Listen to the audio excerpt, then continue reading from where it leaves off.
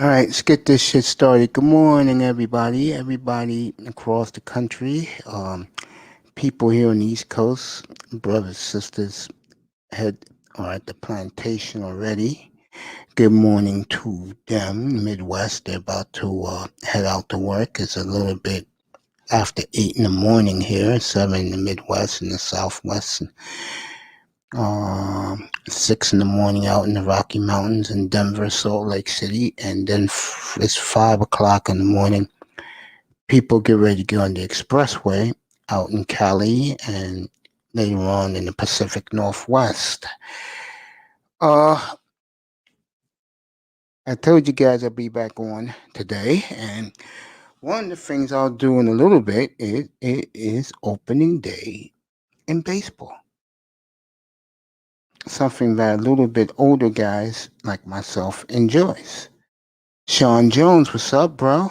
Got off work, get ready to go to bed, bro? What's up, my brother?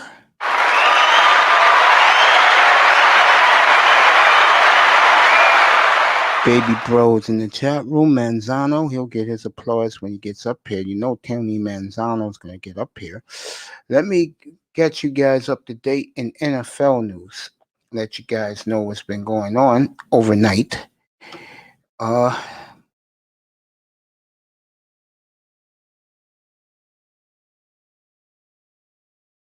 uh, George Kittle's $11.5 million for next year comes through today. As they got a beautiful background of Godzilla versus Kong. Is wallpaper. I would see that next week. I don't like to go early. I wait till the movie sells in. I'll read the reviews.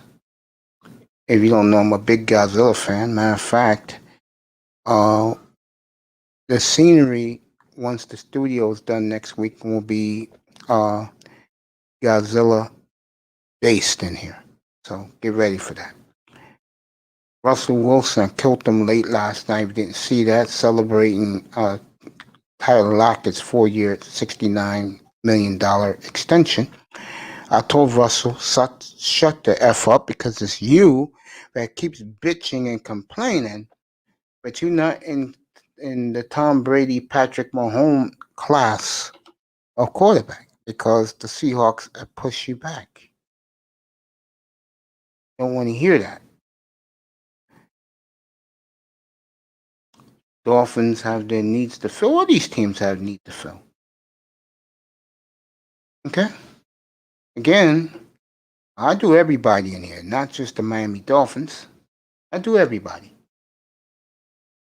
But the Dolphins are the most interesting because unlike the Jets who already tipped their hand, they're gonna snatch up Zach Wilson. Miami already traded out of 3, and they can trade down again and then move the 18th pick and move up or down. They can do a lot of things.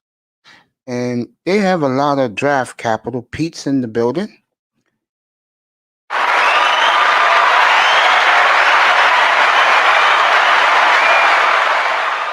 So I'm looking at that realm. It was fascinating to see Brian Flores with Kyle Pitts yesterday and the wide receiver of Florida, and telling Kyle Pitts that he'll call him later this week. And if Flores says he's going to do that, he's going to do that. So this is going to be interesting. That Miami had their 3 brass of people. One, McKenzie and Allen was at North Carolina looking at the running backs, the wide receiver and the middle linebacker yesterday.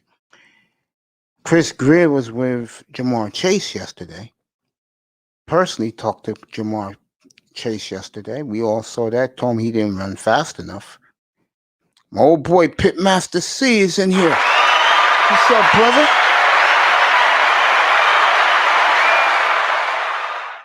Pete's saying he's so pissed off at the Dolphins right now. And word is coming out more out of San Francisco, just to let you people know. Me and iTest talked about this a little bit, that they're going to lean towards the quarterback, either the kid from Ohio State or Trey Lance. they said forget Mac Jones. They was excited about Mac Jones until they saw him yesterday. Let me say hello to all my brothers in the chat room. I know Nice will be here later because Platinum Elite's going right now. Ism's going right now. I'm going right now. Sheila E's going right now. We're all part of the shout out to this great man, the great DJ Cooler, part of his lineage. And we're all on at the same time right now. A lot of people rate Kyler Pitts the best player in this draft. Kyler Pitts may go to Atlanta. And Jamar Chase, who Joe Burrow personally told Mike Brown he wants in Cincinnati, may end up in Cincinnati. So Miami may be left with nothing but Penei Sewell when it's all said and done. All right, let me say hello to everybody. Sean Jones in the building.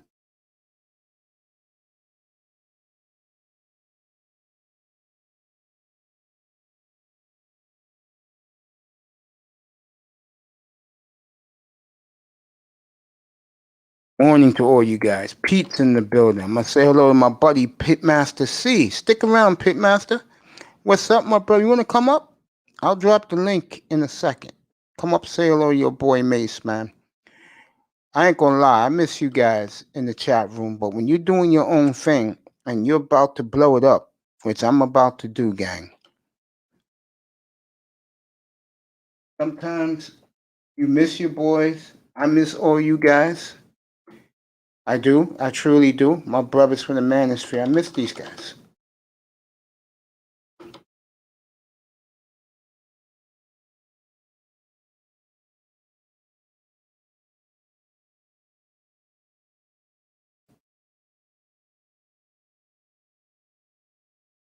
That's my brother in there, Pitmaster C, baby.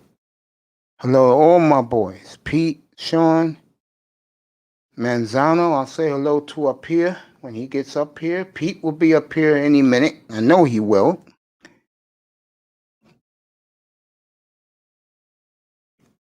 And Pete's upset that the Dolphins are going in a direction. And Pete, I'm not going to lie to you, bro.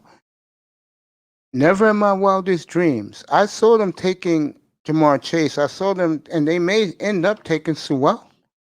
But never in my wildest dreams, I would figure Kyle Pitts would be the pick at 6. I'm stunned too. I mean, part of me say, hey, look, we got to get this kid all the weapons he can get, or whoever the next quarterback is going to be. And Pete, there's still an outside chance they can end up with Watson too, or Russell Wilson. But I'm not going to go there right now. We'll let that play out. Shout out to the people in the clouds.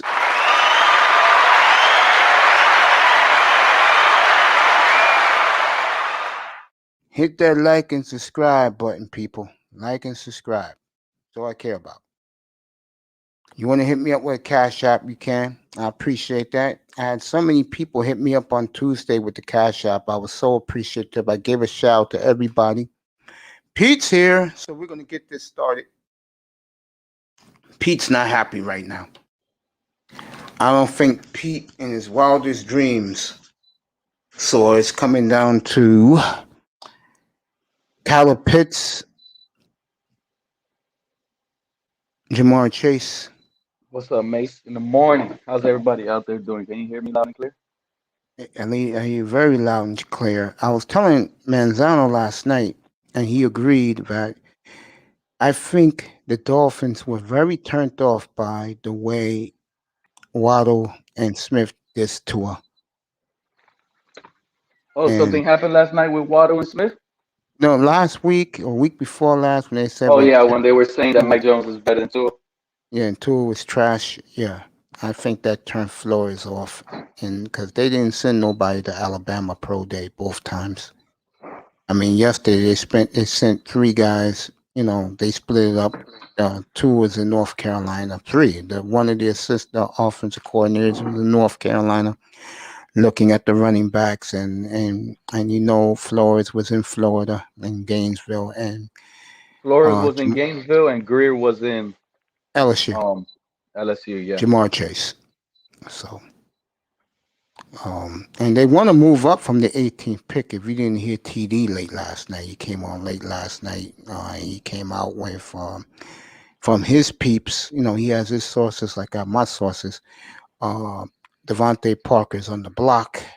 That doesn't surprise me. I told you guys they were going to trade one of them, and they want to move up to get somebody. So with the 13th, with the 18th pick. So that was on TD late last night. I let him get his glory last night. Boy, there was that chat room Yeah, I missed rabbit. it. Boy, yeah, I there missed it was last rabbit. night. Yeah, it was rabbit in there last night. Oh my God, it was rabbit in there. Guys, I never even heard of this. Pumping their fist. They're all talking Pitts equals Super Bowl. Wow. So one tight end is gonna make this team Super Bowl competitive right now. Yeah.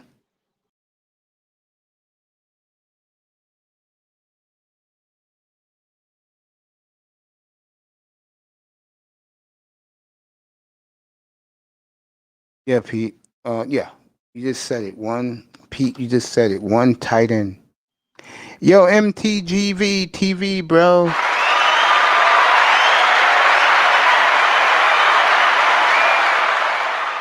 The link is right on top of you. You want So to jump in and so join us? explain Yeah, this. but yeah. Explain this to me, Mace. I Okay. don't know if you agree or disagree.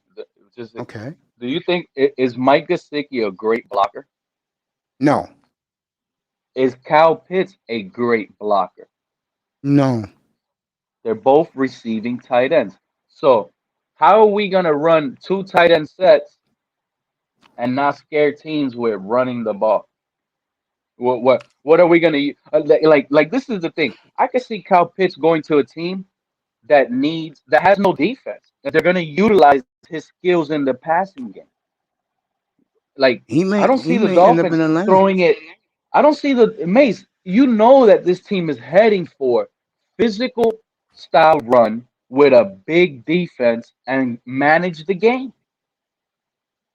How many passing attempts under that script will Tua average a game? Just handing the ball off, playing heavy defense, heavy defense, handing it off, handing it off, handing it off. You're only going to really utilize Cal Pitts with the sixth pick is if you're losing and you're down and you need to come back and you know like what's going on with this sixth pick, right? And is this guy even going to start over Gasecki as a rookie? People don't Kyle understand how Pitts. hard it is.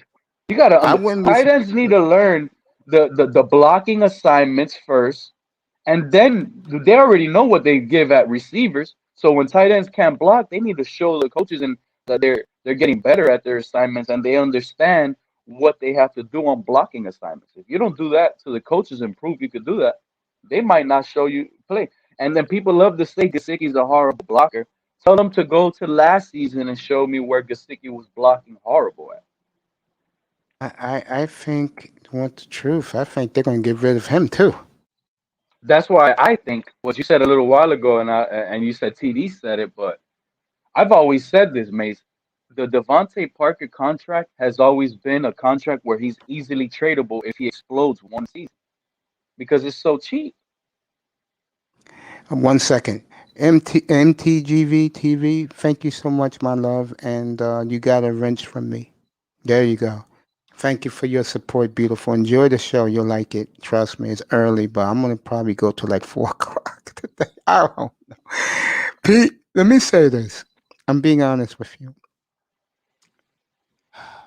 And I said this to you, and me and you have our disagreements, but I love you, Pete. Being honest with you. I know you pissed off right now. I don't blame you. Um, they were all in on tour. I told you guys this, what they was going to be. Word is they may get another receiver if they trade up. That's the word, bro. They're talking to the Giants right now, according to TD. I told you So, guys they was going to so the double down. Dolphins could, so the Dolphins could double down. Six picks, 11, Devontae Yeah, Smith. I could see that. Gotta sell tickets. You got a tight end that's explosive. You got a Heisman wide receiver winner. And oh boy, if Tua has a bad game, it is a bad season, not a bad game. Any player could have a bad game. A bad season. Ba- Oh, Baby girl, put your link of your channel. Put your link of your channel in the chat room, and we'll definitely support it in here. Trust me. Trust me, baby girl. We'll support it. I'll subscribe in a minute. Just drop in the chat room, my love. Just do that. Pete, I ain't gonna lie to you, my brother. Never in my wildest dreams. I thought they are so sold on fucking cow pits. Never in my wildest dreams, bro. I think it's all smokescreen, Mace. You cannot I select a don't tight think he's end gonna like that. be. I don't think he's gonna be there. To be honest with you, I think he's gonna go to Atlanta, and I think Chase is gonna go to Cincinnati because, like, TD was excellent with this point last night. I saw it live. I was simulcasting. If you think Joe Burrow that he told Mike Brown, to take Jamar Chase at 5, Mike Brown's gonna do it, which leaves the Dolphins Yeah, with but here's Sewell. the thing, Mace. Here's the thing, Mace, and people really gotta understand it.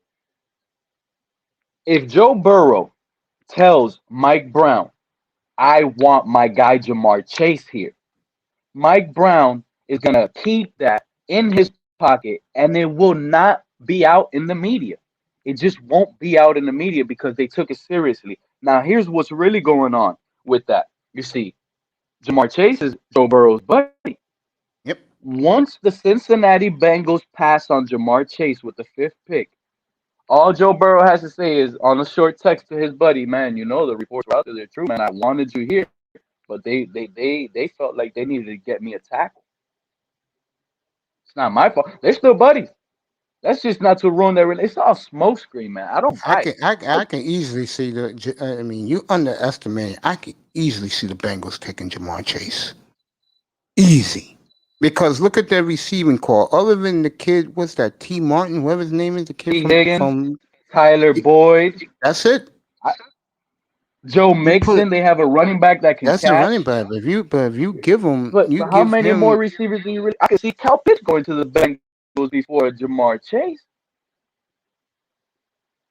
I just But I I really think think they're gonna go offensive line. I'm really set, and it's not gonna be Sewell.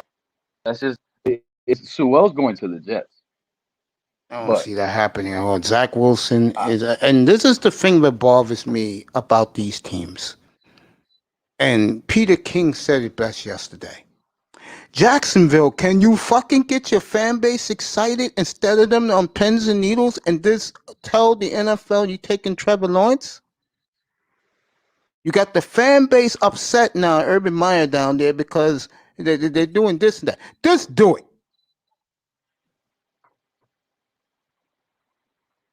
I can understand why the Jets are waiting because the Jets are looking at this as what the fuck they're going to do. Are they going to tell the world it's a month away? Just tell your fucking fan base, Jacksonville, you're taking them and cut remember the how the bullshit. Cardinals were?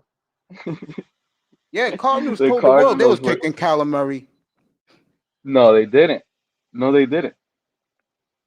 This is exactly what's going on with Kyler Murray now from the other season to what Trevor Lawrence is. It's going on all over again. Let And me say then, this real. The beautiful MTGV said good morning to you, Pete. And sweetheart, I subscribe to your channel. So everybody subscribe to this beautiful lady's channel. good morning, everybody. And by the way, your your thumbnails look beautiful. By the way, real nice, girl. Very nice.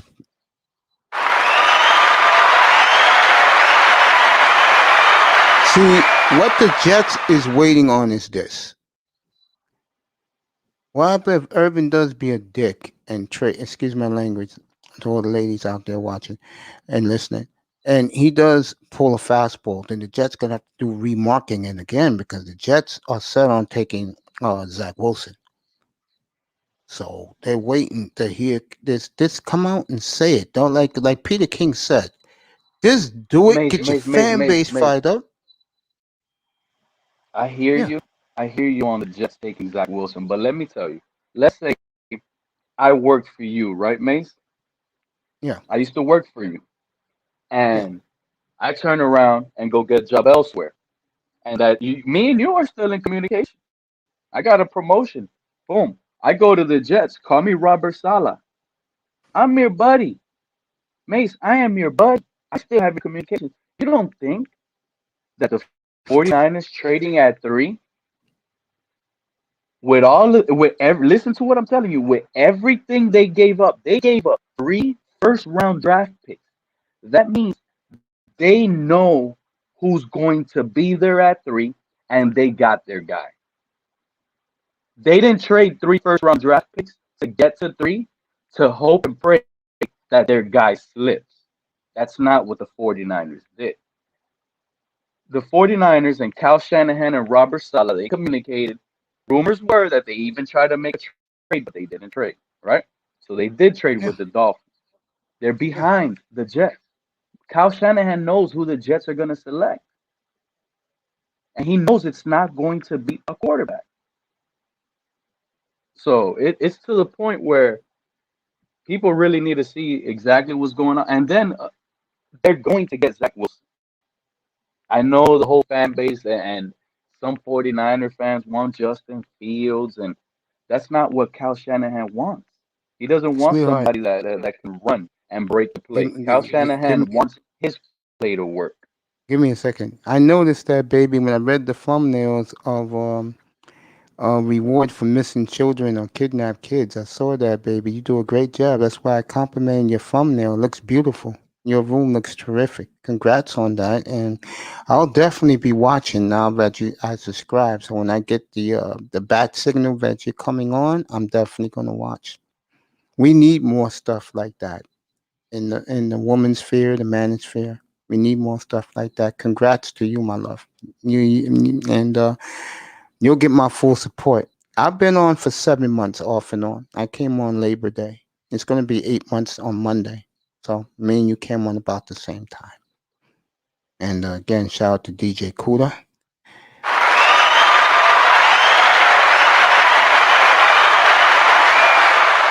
As me and Pedrito do, we disagree. Pete thinks that the Jets are going to pass. I'm going to tell you right now, if the Jets pass on Zach Wilson, and this city, you used to see the tabloids here, man. They call him Broadway Zach. They got another new nickname for Zach Wilson.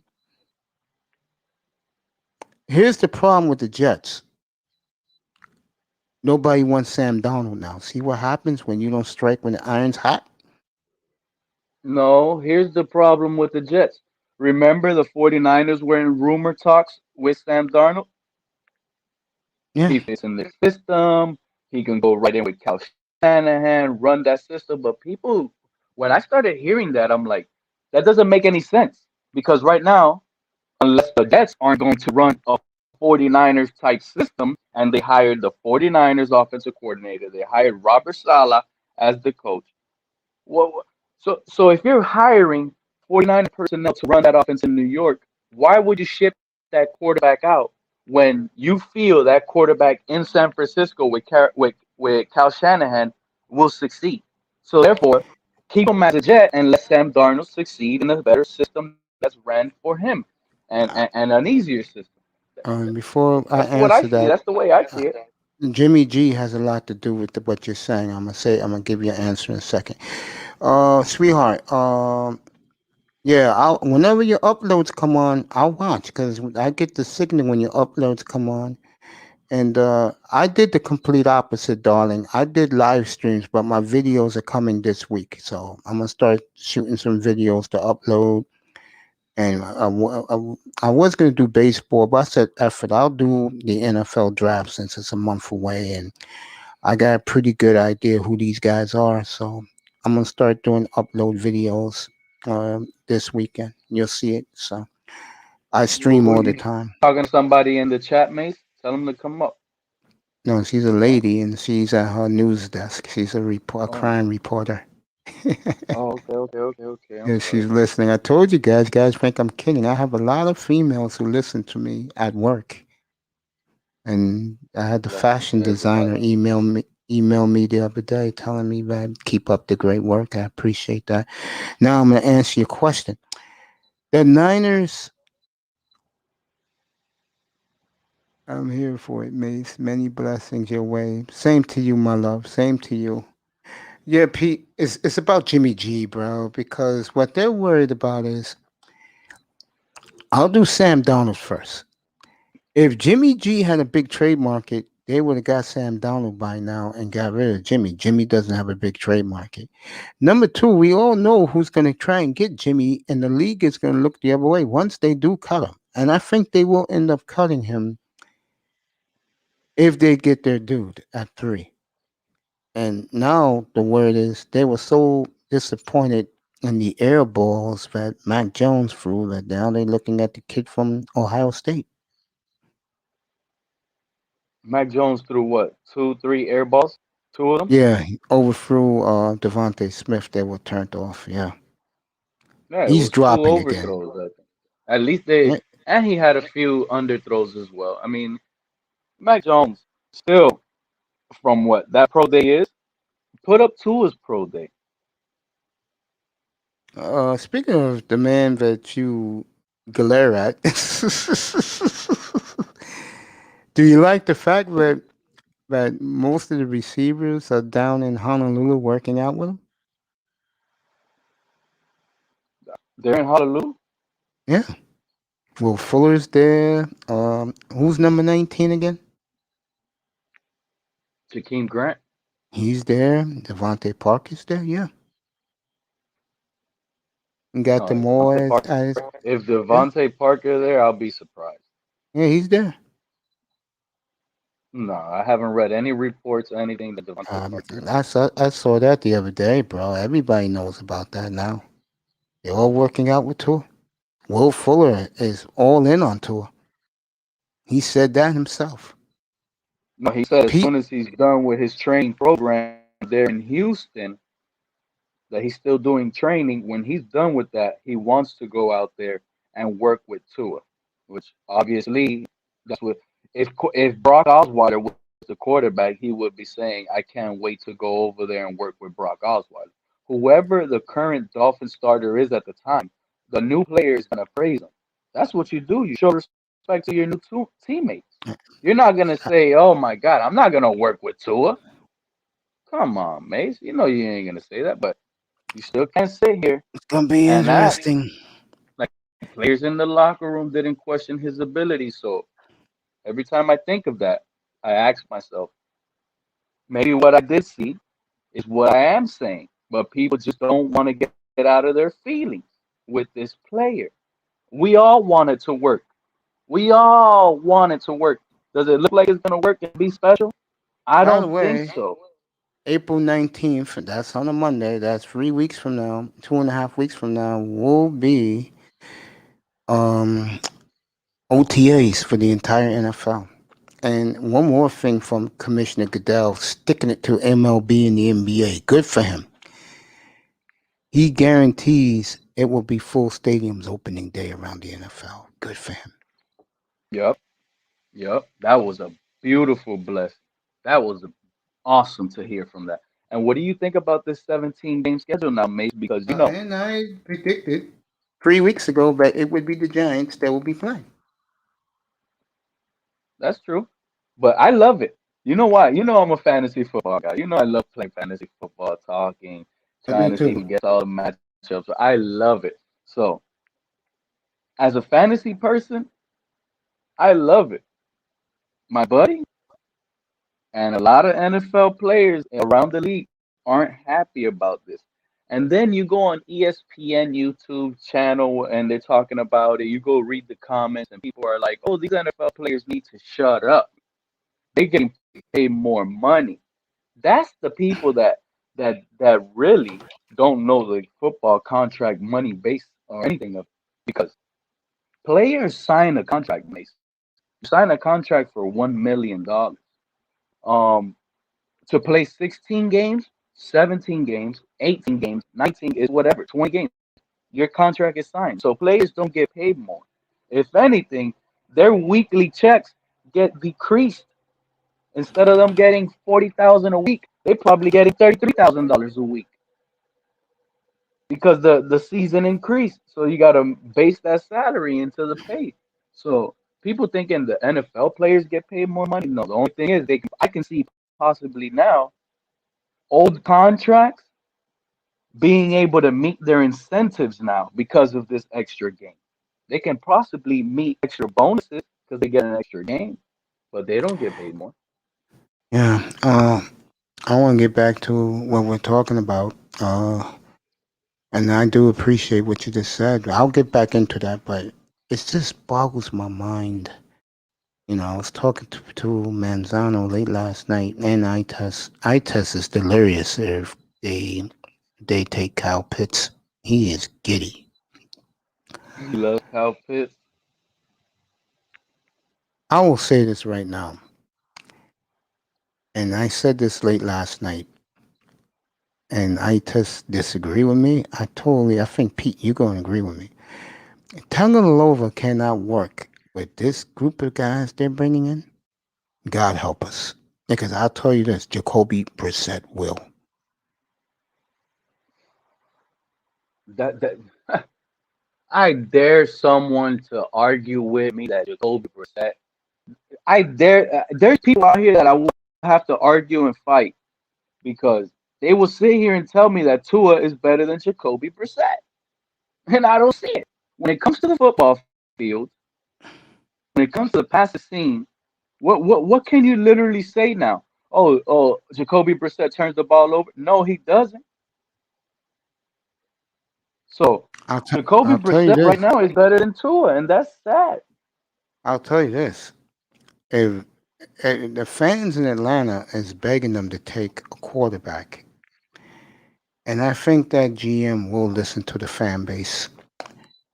You're gonna have 4 quarterbacks go the first 4 picks. I don't see it, man. It's hard to believe that. It really is. Because next year's quarterback crop is horrible.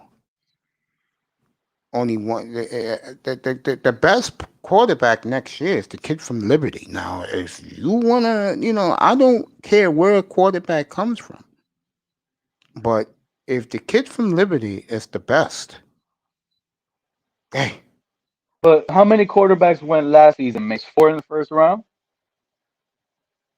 who was last? No, that was the year Bur before last. Four in Three. the first round. Jordan Love, right? No, Then he yeah, go. four. Yeah, Jordan Love. Yeah, four. Four. Okay. So out of the four that went in the first round last season, only one looked special. Only one, and that's Justin Herbert. Joe Yeah, I can Burrow see that. showed some nice. Joe I Burrow like showed Burrow. some nice flashes. He showed some nice flashes. He showed beautiful deep passes. He missed a lot. He had a horrible cast around him. AJ Dalton, who was in that system for 7 years, couldn't do anything with those people there. Then you had Tua, who looked stat wise, I guess people loved it. His Oh, performance they on do. the field, his performance on the field was a huge concern and question mark, and he's probably him and Love are the almost automatic buses you could say as of No, right now. Love is coming on. Yo, Love is coming on now. What I'm they're just saying in saying. Green Bay. That's what they're trying. I'm just saying. They would love to see. That's why they're messing with Aaron again. They would love to see Aaron But just say, "No, listen get to the me. hell out." Listen to me. Listen to me. Out of the four yesterday, Tua and Love look like buses right now. Even Well, though I that's know not it's hard fair. to I pass love. up an MVP, I understand that. But listen, those two look like they. I'm not saying they are. That's the difference. They look like buses. The other two don't. So that's 50% right now. This is going to be almost five quarterbacks in this draft in the first round. They're saying five could go in the first round. 50% what is you can't get 50% out of five. So you have to already say two of them are buses. I think Almost Love two is of them. going. I think Love is going to be great, and I do agree with the Green Bay people. He's coming on now. I don't think they're not worried about Jordan Love. Jordan Love is going to be good for the Packers. I'm not saying I'm saying as it looks right now. He Well, didn't get how to are you going play to say no that about preseason. Jordan? But how are you going to say that about Jordan Love when the MVP of the league is in front of him? That's what I'm saying. So So how it can he doesn't be a bust I'm if saying he's not going to get on the field? you're not understanding, Tua, you Mace. can say that. Tua got opportunities. Love ain't playing until Aaron Rodgers decides to leave or retire. He ain't playing. Mate, listen to what I'm telling you. I'm not saying he's a bust. I said it looks like a bust because they didn't play. The pick was a bust. The player is right now is a bust. They're letting him develop. They're letting him develop, but it's a bust right now. Unfortunately, whether you want to see it or not. Tua looks like a bust too. So it's only 50%. The other two players played and they played okay. They played great. They showed flashes. I would predict And in this draft, 2022, Jordan Love would be the starter of the Green Bay Packers. in this draft, before going the first four pick, two of them are most likely going to be bust. Two of these four quarterbacks going in this draft, if first four go, two of them are most likely going to be a bust. Yeah, this one I don't know. I just believe that, and this one right here, to me, Wilson and Lawrence are going to be good players. I don't know So about those are the your other two. three. The Yeah, other three, I don't my know. two. You know who my two are: Trevor Lawrence and Justin Fields.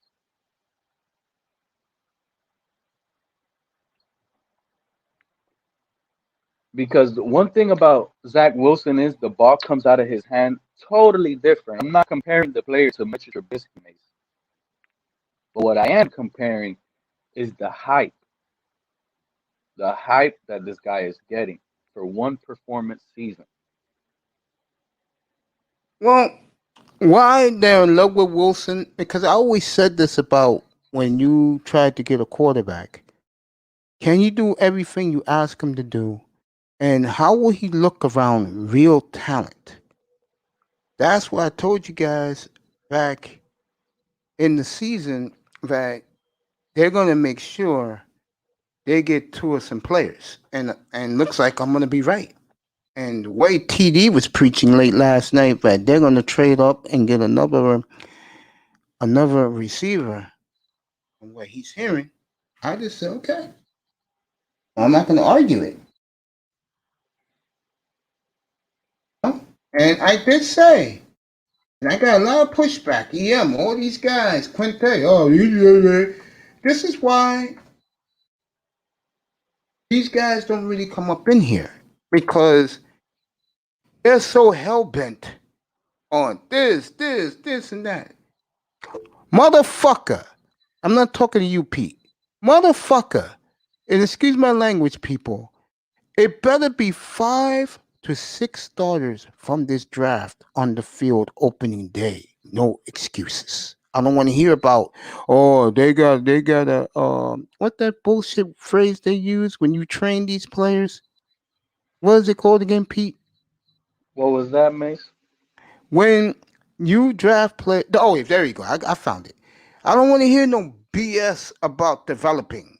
It better be five to six starters on the field opening day. Uh huh. You know how I'm one. I'm if anybody disagrees with Mace, I'll get him. I'll get him on here for you, I, Mace. If I, I better anybody see. disagrees with that. I better see. I better see two receivers on the field. We I look better. a running back. A running back is already. Yeah, We that's got the running three. A back. right That's a tackle starter. is four. A right tackle is Boom. four. An edge rusher is five. And I better A see right a tackle safe, or a center. a right tackle, or even a center too. But I better see it, bro. I do not want to hear BS development. No, hell no. No. I'm not going for the development plan. Bullshit. Right now, I can see us drafting in the first round a edge that can come in and start. Quiddy Pay, Rosario, any of those Miami defensive ends and edge, we can convert those guys. They'll come in and start. Um, Yeah. Linebackers, we could get a linebacker, outside linebacker. Reality, that's the edge as well here. So we could get a safety. They come in and start. If all you have to do is clearly just outperform Bobby McCain, and it's not going to be that hard. You just Well, gotta know. You just gotta be able to know all like be the quarterback of that defense in Bobby McCain's role. That's the first thing. If you show the coaches, you learn that, and you have a lot of people will have way more speed than McCain, better tackles than McCain, and coverage than McCain. It won't be easy to pass up a free safety in Bobby Uh, McCain if you're just a If I good free safety. hear one more about Albert Wilson, see, here's the problem with the Dolphin fan down there and these guys. They think their guys are great. They're not great. And that's one thing me and EM agree. I mean, me and TD agree on. They're not great at all. If they were so goddamn great, you wouldn't have one coach here, one GM here, and another group of staff in another place, all to look at the offense. Those are facts. I, I, I honestly think Devontae Parker is great, and I think they messed up his especially early when I don't know, man. They used Devontae Parker so wrong. They should have been motioning him all these times, creating mismatches, using him, abusing it, and they didn't. So You know I what it guess is about Parker I don't see about him? well, they didn't do that early in his career. But now, at least last year, I saw a lot of that. He was lining up in the slot. He was doing it all, man. You know what I see about him right away? But when I look at him right off the bat, I see this about him, and I'm like, you gotta be kidding me. And I'm not knocking, I'm just telling facts. You know what's the problem with Devontae Parker? You want the truth? His injuries caught up to him. Mm. He's always nagging an injury. So his injuries have caught up to the kid. He's a That's big what I dude. see about him. He's real big. You know, if he, how can I say this about Parker? When healthy, and I'm going back to 2019 when him and Fitzpatrick hooked up well. The one thing I do like about him is you can tell with a real quarterback, he will blossom. Like if you trade him right now to Green Bay for their one, he's going to blow up in Green Bay. You put him with Kyle Shanahan, Sean McVay, he's going to blow up there. And then God Bro, help us if they trade him to Kansas City. if he goes to the Rams, he's their number one. He's starting Yeah, over I Robert agree with Woods. that. I He's agree with starting that. But over he would Cooper be, Cup. yeah, he'll be used differently though with the Rams because They'll move that him guy knows around. how to use him. Yes, exactly. Knowing Sean McVay, they might even use Devontae Parker on the reverse. They'll just Yes. hand it off on the reverse. Here you go. Boop. Just put the ball in this huge guy's Yeah. hands, please. Mm-hmm. Our staff is not creative enough to do shit like this. You get it? This is why Well, I that's the badmouth thing. Tweedledee and Tweedledum, who was the two offensive coordinators. I That's don't the take thing. these. Yeah. Before the season started, we had a discussion on Larry's episode, and it was Yeah. about Jakeem Grant. And I was Yeah. like, bro, we don't use Jakeem Grant, right? I was arguing with them. You know, they down on Jakeem Grant. I was like, if we move this guy in motion, we move him around a lot, use him, and you know, his issue was getting off the line. Everybody would just jam him and take him out to play. But if you're moving this guy a lot back and forth, you know, you could get him in open space quick, get the ball in his hands, and he can make a little play.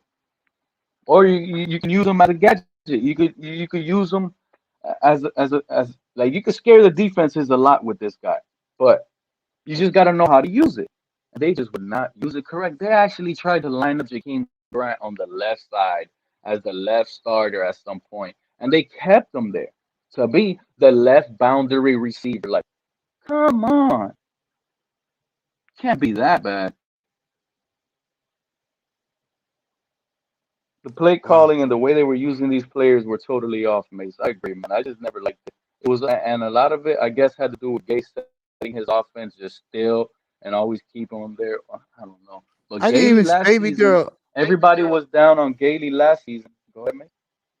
Yeah, yeah. Let me say hello to a couple of people because I was doing business so we can run this platform, me and you, the right way. Shout out to the beautiful. Get them all up here. Y'all bring y'all Uh, conversations. the beautiful mahogany roots and MJ. I will give you send you something in the chat room in a second. Elongo Savage is here, a big supporter of mine.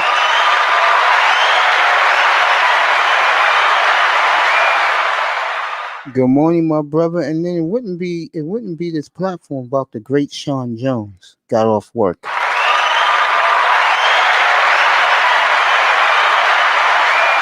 Sean, if you want to Don come up, Jones is probably on Broward Boulevard somewhere right now yeah, driving. yeah, he's up in the 954 as he likes to call it. He loves it up there, living his life up there as a 25-year-old. Boy, what a He's life, probably on 25. Andrews in Oakland right now driving home. See, I'm not South Floridian.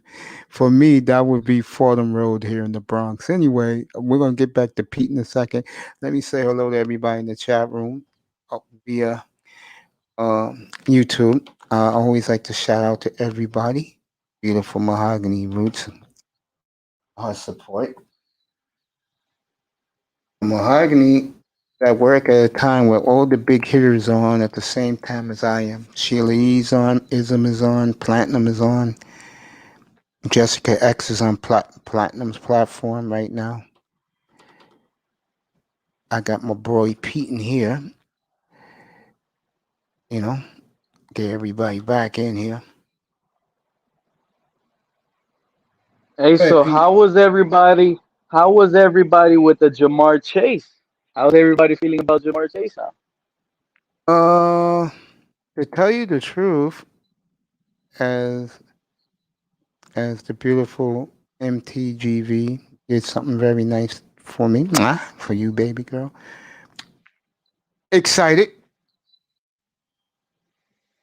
You know how Let Manzano me tell is. you. Manzano, Well, I Manzano. told somebody I had to argue with some people here on this show because about the Jamar Chase stuff. And I kept telling everyone here that he's the number one wide receiver, and it's not even close. People were talking he gets no separation in this community. People were talking, it meant no separation. All he only wins with jump balls. You see, those are the type of people, Mace, that say he only wins with jump balls, that you can tell they're really only going by highlights. Because remember, catching a jump ball and mossing someone, that's a highlight. You put that What the up hell there. they think And he Devontae Parker does? That's what I'm saying. Those are highlights. They act like he doesn't catch the slants and the drag routes. They act like he doesn't. But it's special when you see someone jump somebody and just snag the ball from them. That's what you get paid to do. So I told everyone, you got to be a special wide receiver to be on that right side of the field so long and continue to win. So I saw this guy is not slow. No, He's a physical wide receiver, and he plays the game like Jarvis Landry, he ran in but 4.38 super yesterday. fast. When I And seen it, I'm like, this guy looks like Jarvis Landry on the field. But the you, Jarvis Landry I always wish for, with way more speed. you know what Chris Greer told him yesterday when he ran into Chris Greer? Chris Greer told him, "You didn't run fast enough for me." See, And if Jamar Chase Chris says, Greer told "What?" him that, you might as well say Jamar Chase is our guy with the number 6 pick right now. It's gonna be tough, man, because this guy loves Pitts. The coach loves Pitts. This is gonna be tough. No, The man, running you know, backs is a different story. The running backs, we'll worry about them in round two, but he's in love with this guy's in love with Calvin. He's in love with the receiver too. He talked to I mean, both you of them got yesterday. Jamar Chase looks special. I don't know. I get the You feeling can move that that guy everywhere as a rookie right now. You can I, put him I in the think the slot. way the Dolphins are looking at it is that if the Bengals take him, because he's stomping for him, I'm sorry, and Mace. The you only thing other than quarterback, I'm happy taking at 6 is gonna have to be a linebacker that's special like Micah Parsons. I'll be happy with. Patrick Surtain Jr. It's gonna have to be a star player. Like it has to be someone that's gonna come in and we automatically know that's the guy. And it Everyone, has to be. bel- everybody believes Cal Pitts is the second best player in this entire draft. Everyone. The only reason Yeah, why he's man. pushed down He because of didn't. these How come? quarterbacks. But what records did he break in college? Didn't have to break And we can't records. say quarterback because we can't say quarterback because Kyle Trask is actually being talked about going to the Bears or 49ers in the first round. There's rumors out there. How are his stats? What are his stats looking like? I don't care about the stats. The scouts don't care about the stat. They care about him as a specimen. That's what they care about. Why you think Zach Wilson zipped all the way from who knows to number two? Because of what he can do. No one cares about numbers. Do you care about? Let me ask you this: a year from now, everyone's gonna be saying, "Well, who is this kid from Liberty?" Well, many people believe he's the best quarterback coming out next year. Why? It's not He what I has. care about, Mace. Let me tell you what I care about. What I Yep. I care about us. We already have receivers. We already have that Mm, tight end. They all do what he does. We have look 6'5", 6'4" wide receivers that win the jump balls now. Devontae who Parker and drafted? Preston Who Williams. who Wait, drafted Devontae? No, hold on. Who drafted Devontae Parker? Chris Greer scouted him, gave him a first round grade. But who drafted him? Was it Tannenbaum or was it Stephen Ross No, or no. The was point it I'm making, the no, the coach? point I'm making to you was, this guy never liked him. Joe Philbin didn't like him. You know, Gase didn't like him. The point I'm making here is Flores didn't draft him. Now Flores, with all this draft capital, can get who he wants and get rid of those two because they don't fit Tua Tagovailoa. You gotta get guys who fit Tua. But what is his narrative that Flores didn't draft him? There's every coach in the league has players on the team that the coach didn't draft them. And It's just Pete, what does a lot of those regimes do? Look what Joe Philbin did after 1 year. He got all the leadership players. Get rid of guys you don't want.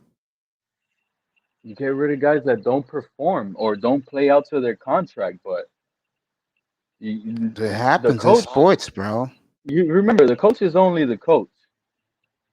The GMs are the GMs who pick the I players. get the feel. I'm telling you right now, if Cal Trask and Javon Chase are both on the board, they're going to take Cal Trask.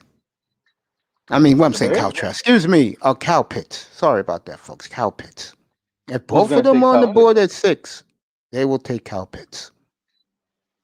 Mm, Let me You said something about blocking before. I said this the other day. The kid they took from what's his name, Smythe. If he is looking better and better each year. If I'm the Dolphins, I'll give him an extension right now. He That's gets another. big. If you feel that, why are Yeah, I we do. drafting a tight end then? Why are That's we who the drafting a tight end to use him as a wide because receiver, Mace? Think again, about that for a second. So how many giants do the Dolphins need that are jump ball winners? Because that's what you really want from him. Throw him up the ball 1-on-1 and let him out muscle the guy. We had that in Parker. He didn't get those opportunities last year. No, Tua didn't throw him up in 1-on-ones. I'm So laughing because this fascination with the Notre Dame, I mean, excuse me, is this fascination with the Alabama receivers with the Dolphins. That's not happening. It's yeah, ESPN bullshit I'm looking at right now. my thing is, I don't know if I'll even select Devontae Smith. Not even touching those guys. I'm not, bro. I'm not. And I tell you guys why. Nick Saban is an NFL ready head coach. playing against probably coaches that don't know the NFL level yet.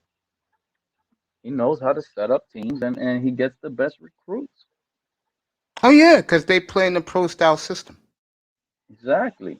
So you're playing a pro style system against other kids that are not there. You're gonna look special. There is one certain team, and I'm just But gonna there's come out one this. thing about Alabama. They get good running backs. Josh Jacobs, Mark Ingram, Najee Harris looks like that next guy. He has everything. What he ran a 4.5 at Yeah, that size? Come on, bro. I That's don't see. automatic. I don't see the Dolphins touching no Alabama players. Those three guys, those three cities they were in yesterday, Carolina, Chase, and Florida. That's where they're going to take their top players from in this draft. They want those physical, nasty type, grimy type players from like probably North Carolina, Yep. all those little. Yeah. Okay. This is for guys like Anthony Manzano. The Mets today, this morning, has signed Frankie Lindor to a $341 million deal. 10 years, guaranteed, no trade. So Frankie Lindor will be making $34 million a year. Wow. I'm looking That's at the so top money. salaries. Trout, Betts, Lindor, number 3. Tatis, number 4. Tatis is a bargain because they're getting him at $24 million a year for 14 years. Harper, Stanton's a bust. Garrett Cole was a good deal. Manny Machado was a steal for the Padres. I'm a little Stanton was a biased. bust. To me, he is, yeah. Here for the Yankees, yeah, he doesn't play a full year. He doesn't do nothing. Gets Oh, hurt. I know he was a So baller Frankie with the Marlins. Lindor, so Frankie Lindor signs the third largest deal in Met history. I know that's going to make undercover grinder very happy. So that's your baseball news. Now back to a real. Well, I love baseball. Back to American sport, football. We'll go around the NFL, folks. So if you're getting bored of Dolphin Any talk, news out here? we'll get off of it very soon and go to another team that really intrigues me is San Francisco. But I'll get back to San Francisco in a minute. We'll do the Jets. We'll do everybody. Uh, and we'll do opening day baseball because it's at 1 o'clock today. I'll show you the introductions up here of the New York Yankees. You'll see that. Um, yeah, I wouldn't. Hey, let me say this too. Kelly Mond is moved up significantly in the draft. He had a great workout yesterday. I can see the Dolphins taking him in the second round. Wasn't he the I, quarterback that started for them at the spring thing? yeah, yeah. He was a At the little Senior mobile. Bowl, yeah. Senior Bowl, yeah. You're not gonna like who they. Well, you like this guy who I they wouldn't compare do it him in the to. second round. I would actually prefer to take the center in the second round, Landon Dickerson, with all the injury concerns over that quarterback.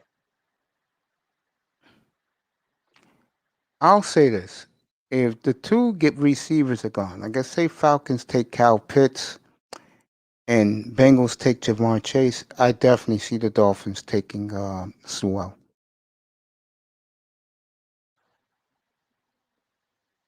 And I'll be But happy with that's that because they'll. that you know well. Pete faded out for a second. He'll be back. We're in our first hour of coverage here, talking sports, the Mace Taggart Experience. Good morning, everybody. Again, it's 9 o'clock Eastern, a little after 9. Everybody's at work in the Midwest and the East.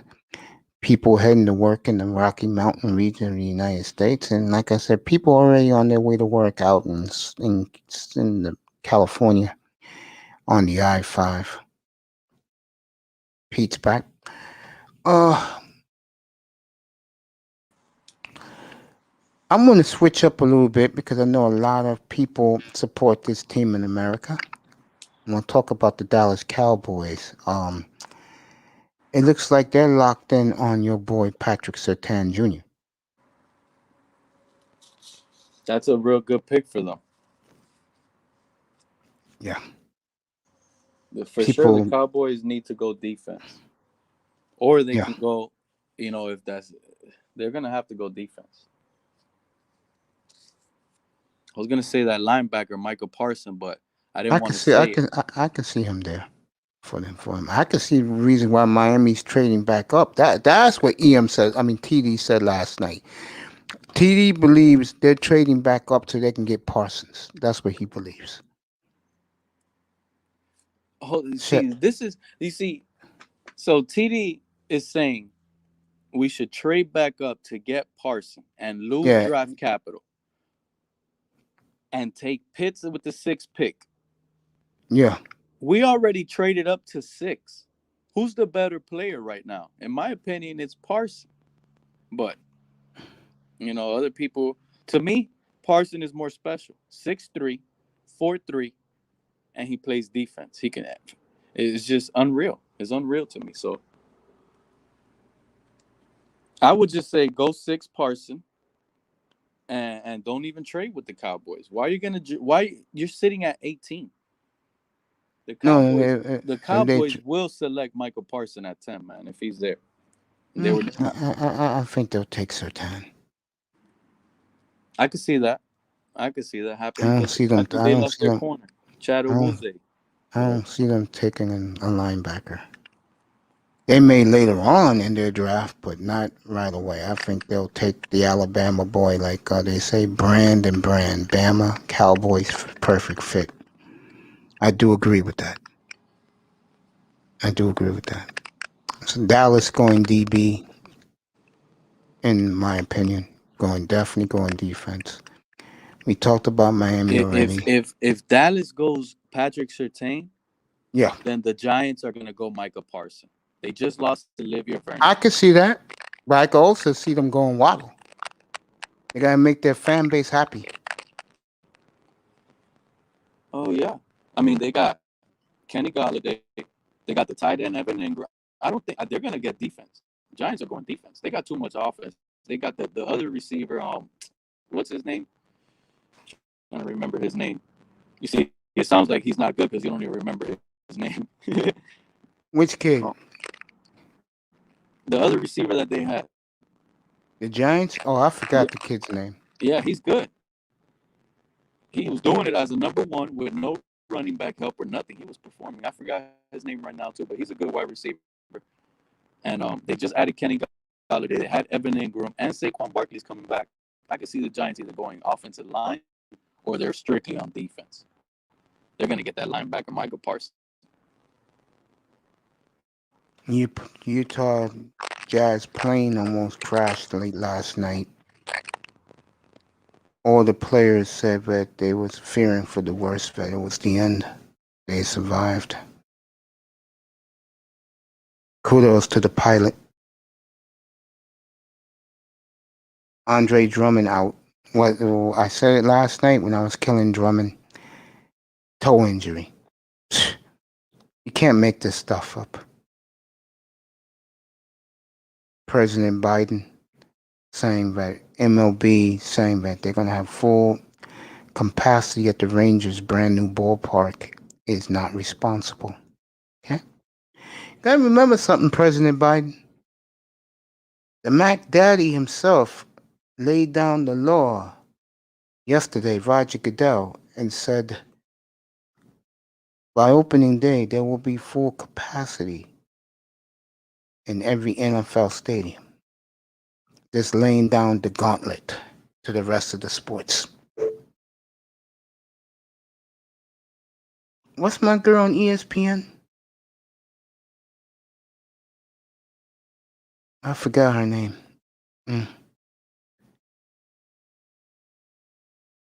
Anyway, she is looking good with her hairstyle.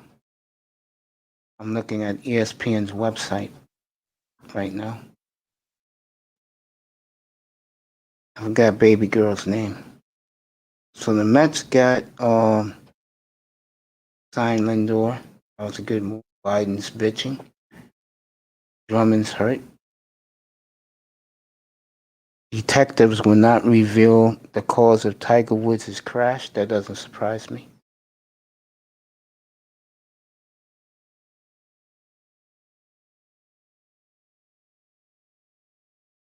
Hey, Pete, what do you think about the love the Dolphins have been getting lately?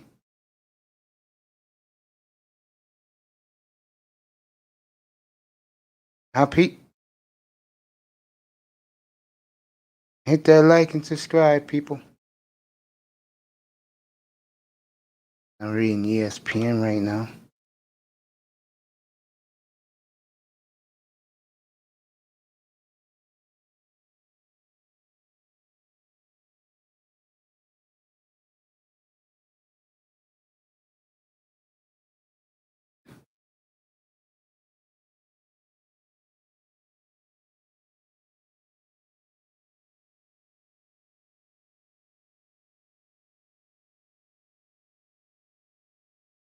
This is something that's not going to make Pete happy. Let me put this article up.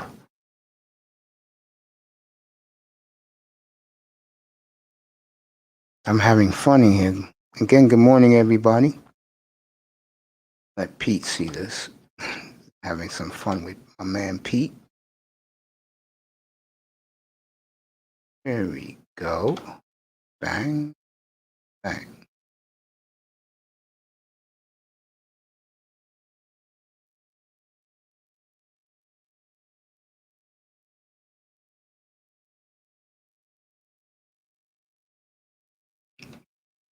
This is to Mike T's point, like the confidence in these young quarterbacks in Miami and Philly. So Jalen Hurts and Tua should feel confident. Now things can change. We still outside of the draft, but that shows confidence. It shows that That's at for 6, Pete. Miami can get the wide receiver. I'm thinking that is the thought process to continue to build around Tua and put pieces in place.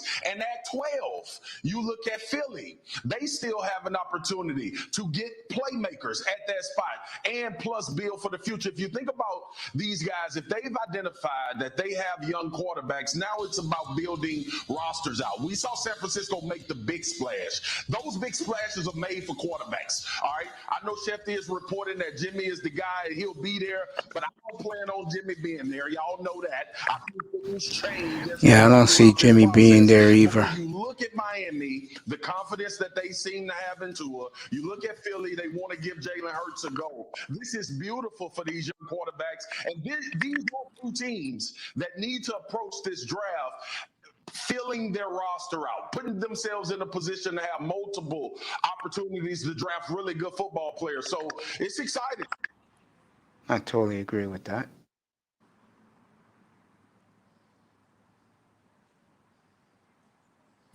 Do lotion and jeans go together? A Nivea breathable experiment. Now they do. Moisturizes deeply with no sticky feel. The game-changing Nivea breathable.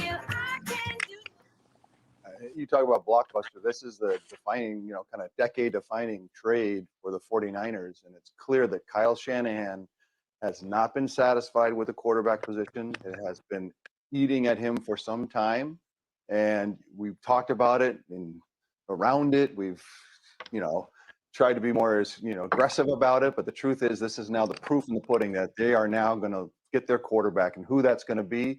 I know they love Zach Wilson. Everyone loves Trevor Lawrence. Where Justin Fields works out, I mean, they're going to get a quarterback, and now what does that mean for the future for the team? Kyle Shanahan's going to pick his guy that is going to define his coaching career, and that's what he always wanted. And I think that this is an amazing, life-changing event for a lot of people in the 49er organization. With all that's going on in this move, Jimmy Garoppolo stays. What do you make of him still being there? I suspect that won't be long.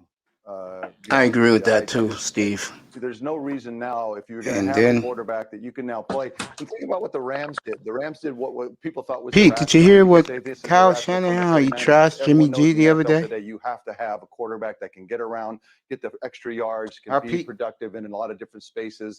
And so in many ways, Jimmy was a guy that Kyle has already decided wasn't that guy. And now proof in this trade that he Hey. believes that. So if that's the case, you got to believe that Jimmy Garoppolo will find somewhere else. Pete. I'm back. You hear me clear? Yeah, you clear. Did you hear how Kyle Shanahan trashed Jimmy Garoppolo the other day? What he said about he likes competition? That he said he gets hurt too much. He told the truth. Not too many coaches will say that. He said it. He said get hurt too much. Can't depend on him. Yeah, I mean, at the end of the day, availability is what matters. So A lot of coaches wouldn't have done that.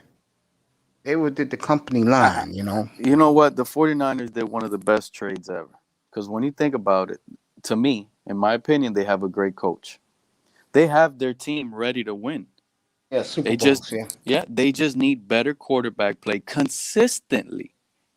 Jimmy G, 5 games, he plays 6 games, he wins 4 out of the 6, and he's hurt. Yeah. You know, he isn't the worst quarterback, but he's a limited quarterback to an extent. You got to do a lot of plays near the line of scrimmage for him, and I just don't like that type of play style. It is still considered quarterback play, but you know, man, I want to see that ball go downfield, and they feel like they could possibly get that more with Zach Wilson, and that those 3 first-round draft picks they traded, they already built their team. They have their roster. They know their receivers. They have that nasty tight end. They have offensive line. Seems to them any running back gets back there and goes up for over 100 yards. So I think it was an extremely automatic. I couldn't believe it when I first read it. 3 first-round draft picks to the Dolphins. I was like, wow. But that's what almost Mace, that's what actually almost gave in that the 49ers possibly had no chance against any other team for the Deshaun Watson trade debacle. But I thought the 49ers were the smokescreen team out of all of them. That's the thing. I felt they were the smokescreen team. And look, they were not the smokescreen team. 49ers are in it to win it now. And they know with better quarterback play and more consistent, they're going to win it. That's what they need. And let's not forget, the 49ers are in the division with the Rams, great defense. The Cardinals, they don't really have, but the Seahawks, they always find a way to get a good defense. Yeah. I agree. So one thing I truly don't understand about this, everything I just said, almost kind of like relies to the Dolphins. I felt like we had a good team and everything, and we just need better, consistent quarterback play.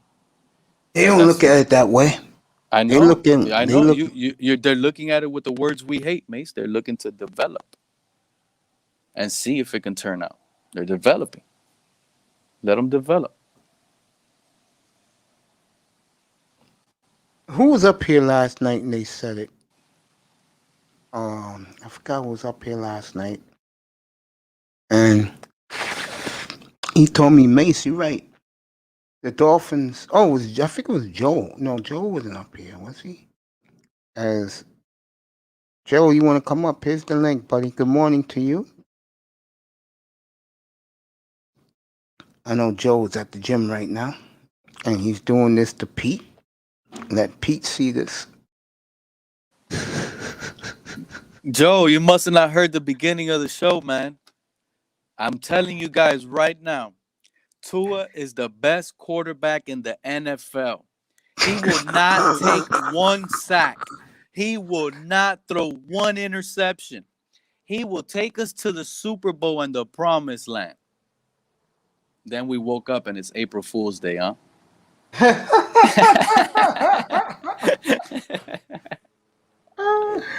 Month is 4 weeks from tonight. Joe's laughing at what you just said. I'm laughing at it. We're 4 weeks away, folks, and we're going to have a good time up here. I will do pick by pick for you, and I'll have some great analysts up here. I feel so confident with the first 6 picks of the draft, Mace. Actually, the first 5 because I'm never right with the Dolphins pick.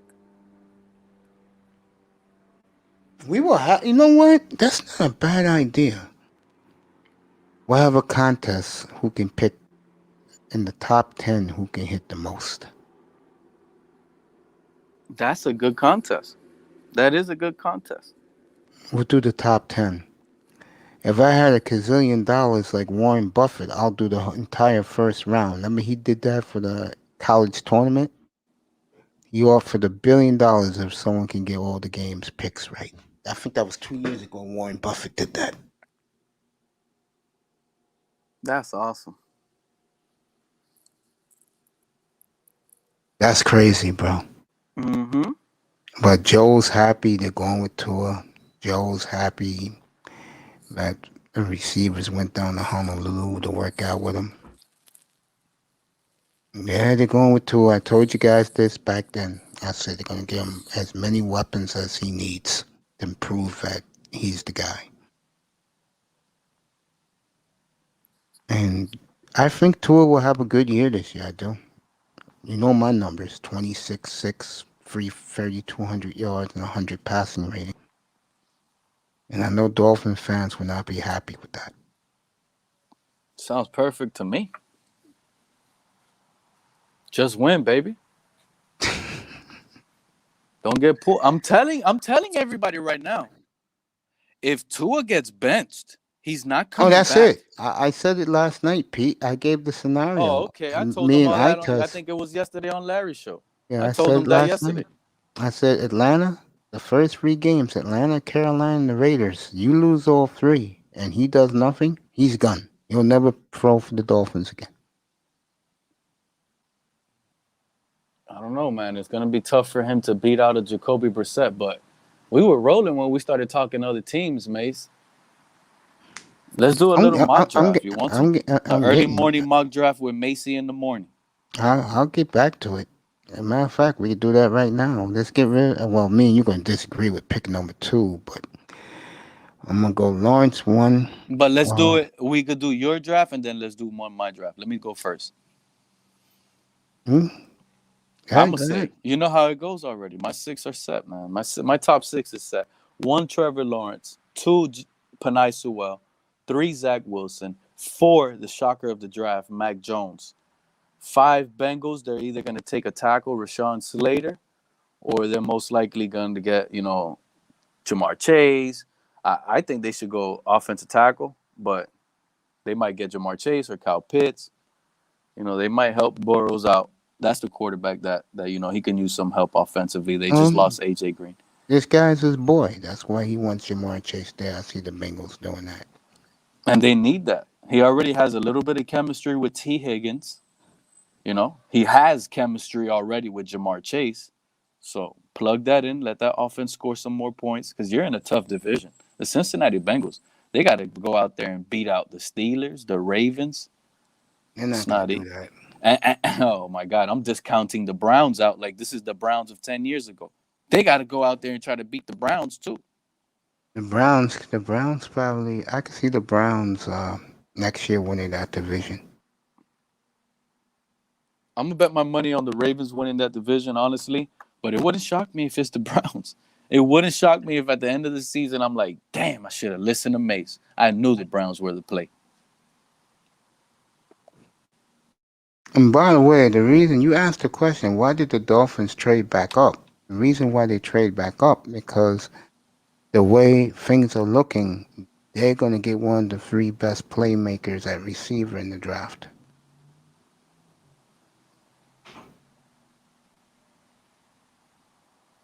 Yeah, man. I mean, I honestly think the Dolphins traded back up to get one of the best players. Like, let's say 4 quarterbacks go. Pete, carry it. I'll be right back. I'm gonna carry that topic. Yeah, go ahead. Like Mace thinks they traded back up to get a wide receiver to help Tua. Tua already got his help in Will Fuller. He has receiver core. They just injury concerns. I don't think the Dolphins traded up to get a wide receiver or a tight end. If anything, the Dolphins traded up because maybe just like the whole world is saying right now, top 4 players are going to be quarterbacks. So that's going to leave the best player on the board for the Dolphins. Pretty much the first pick starts with the number 5 pick with the Bengals, and then they're going to get Sewell, the next generational talent. That's going to leave the Dolphins being able to get the best player on the board as well with the 6th pick. It was awesome. So whoever that best player is going to come in and be a star day one. And I honestly believe it has to be either one of these players like Micah Parsons. It has to be a defensive player. It's not going to be a wide receiver or a tight end. It cannot. I don't see those two positions contributing as much as needed for these other positions. I just don't see it. Not with the roster that we carry, man. I think people are starting to just buy it.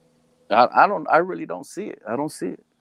I don't see us trading up to get a wide receiver. It didn't happen that way. We either we traded up to get the best defensive player or we traded up to get a quarterback. That's it. That's just the way I feel. To me, if you go back to last season, people were saying generational talent about Chase Young. He went number 2. Who are they saying generational talent this year? That's in a prime position at tackle, Penei Sewell. That's who the Jets are going to get. Jets are going to get, no doubt in my mind, they're going to go with number 2, Penei Sewell. They still got a first-round draft pick. Maybe they're hoping they still got other draft capital. If one of these other quarterbacks that they like starts falling and slipping, they can make a move during draft day. I don't buy it. I just think you're going to go in there and get the best player available that's going to help your team. And that would be the best move right now for the Jets, in my opinion, is just get your right tackle. You had issues all over that offensive line, and you still got time with a quarterback in a new system. Yeah, but here's your problem with that, Pete. Fan base wants Zach Wilson. Yeah, but here's my problem. I wanted Justin Herbert last year, Joe Burrow last year. Um I wanted. Fans want whatever they want. But You here's the want Kyle Pitts difference. and Jamar Chase. I Here's the don't want it. difference. Here's the difference with Miami and the Jets. With Miami, the owner interfered a year ago. He's staying out of it now. With the Jets, Willie Johnson's going to make the fan base happy. And unlike that idiot in Miami, the owner, Willie Johnson already told the GM, it's your decision. You do what you want to do. That's a Yeah. big difference. That's why this year, the owner is staying out of it. No way in hell most owners in the NFL is going to trade from 3 to 12. The only reason why Stephen Ross stayed out of it is he fucked up a year ago. And I'm going to say it right now. If this kid cannot throw to these quarterbacks, if you think I laced into Stephen Ross before, wait till October if he can't throw to what they're about to give him. Now, I think the kid is going to do well, so Stephen Ross will save his ass. The problem is going to be, and I'll say this again, fan base ain't going to be happy with his numbers. Now, if he does what the fan base thinks and they're winning, then hey, everybody's happy. And they got picks in the future, extra number 1 picks. Everybody's happy. It's a win-win for the franchise. I'm happy, Mace, honestly. I know they're going to get I'm happy as a Dolphin fan, bro. I know my backup quarterback could go in and win the game. I know he can. Yeah, he can. Yeah. I've seen it, so I'm not worried about it. Tua, they're gonna give him a chance. Go ahead. Y'all fulfilled it. We put in Jacoby Brissett. If it doesn't look good, and let's go roll the rest of the way with that, and we'll figure it out from there. So either way, and we got future draft capital. Again, I'm not really worried about the quarterback room right now because I'm sitting comfortable with a Jacoby Brissett, who I know can throw the rock, make plays, he could scramble, he could do things. So, quarterback position, the only thing is, I don't think the Dolphins traded up to not select a quarterback. Like I said, Mace, I think the Dolphins know the board. 49ers know that the Jets are not going to take quarterback. That's why they got that pick. And everything is going to fall into the Dolphins' lap, and they're going to be able to select who, in my opinion, could easily. I could see Deshaun Watson all in Justin Fields' play, bro. I really could. So he gets that. We get the quarterback at 6. We traded up for it because we know Flores and Greer knows the board and they knew what was going to happen. That's the way I see it right now. I don't see it no other way because I'm You're gonna be feeling, very disappointed on draft night. man. Kyle Pitts. If they take Kyle Pitts, all I'm gonna say is he better be starting on opening day. If they take Kyle Pitts, I hope or it they ain't Kyle Pitts, Chase, I man. can understand. Chase, I can see. But I don't mind Kyle Pitts, Pitts with the 18th pick. second best player in this entire draft is Kyle Pitts. Everyone said that. The only reason why he's not going to be picked in the top because everybody needs a quarterback. But I still think Kyle Pitts, in my opinion, he ain't getting past the Falcons. Falcons? And I see Chase going to Cincinnati, and then I see Miami taking Sewell at 6.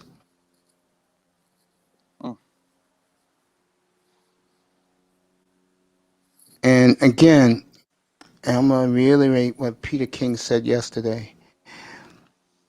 I think the Jaguars should inform the NFL and the media relations that they're definitely taking Trevor and call it a day. Their fan base, those rednecks down there, is getting very antsy because they keep hearing about these other guys. They don't want the other guys. Maybe, just maybe, someone went, gave one of your video clips, and sent it to the Jaguars. And the Jaguars shock the world and get Penei Sewell, and they try to build under Gardner Minshew because he might have it with a better offensive line. They go snag up. They go snag up one of those receivers with the second first round pick they have there. Bomb. They gave Gardner Minshew some weapons. He has his offensive line settled in, and they go build the defense, which is not going to happen. But I'm just saying. You know, in that draft, that mock draft I did the other night, they had Pennell, they had Sewell at 1, and the Corey Lance at 25. If that really worked out for them, that would be sweet for them. But their fan base ain't gonna buy it. What if the schedule Jaguars 2 go weeks come Penei out. Sewell and Trey Lance?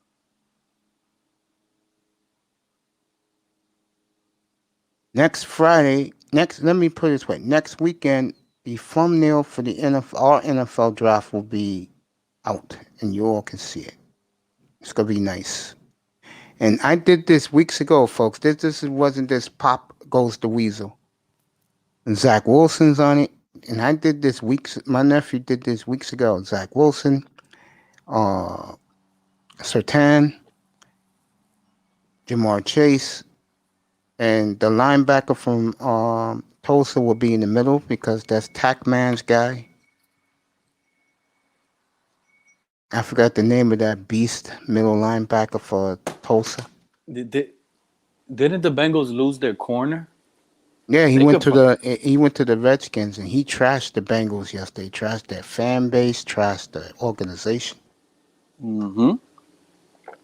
They're probably in play for a Patrick Surtain. That wouldn't shock me either. I think if the Bengals want to keep their hometown kid quarterback happy, they better go take Jamar Chase and make him happy.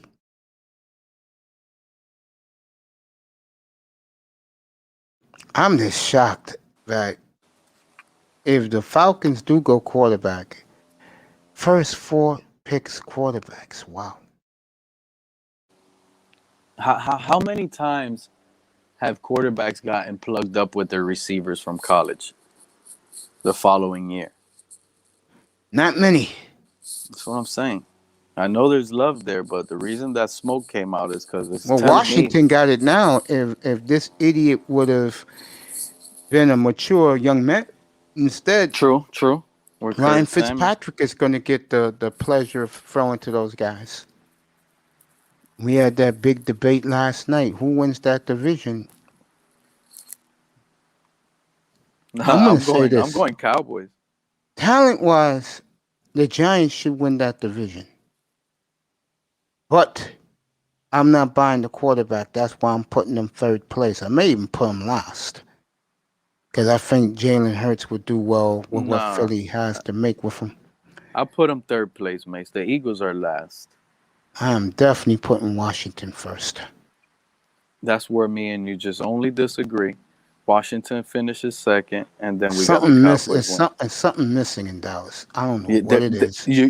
it's just a shutdown corner or a special a linebacker that's going to shut things down. Pete, And Michael for the Parsons. last 25 years, last 26 years, every time you think Dallas is going to do something, they fuck it up. I agree. One of my boys is the biggest Cowboys fan, and I've been hearing it for the last 10 years, right before the season, that the Cowboys are going to go 14-2. It didn't matter if it was Tony Romo or Dak. They were going to go 14-2 every year. So I know how they feel. Cowboys, something missing with them. I don't know what it is. It's like you can put the finger on it, but you can't. It's like it's hiding. Well, But it's I there. think a lot of people need to forget about almost all their teams from last season. In a way, especially the Cowboys. They had so many injuries. And Nobody had more injuries than San Francisco. Yeah, that's what I'm saying. Not even close. So 49ers too. Those teams got derailed early in the season by injuries. Offensive line on the Cowboys. They get all these guys back. They get a little better. Put that practice in. Boom. Cowboys are a dangerous offensive team. That's why I like them, because it seems to me they're going to be able to score points even against tough defenses. So that matters. Being able to put up points. That's where Washington might fail at. They're going to have that great defense, but when they really need Fitzpatrick, he's going to throw that interception. He's going to make a little mistake here and there. I funked the first. First of all, welcome back, buddy.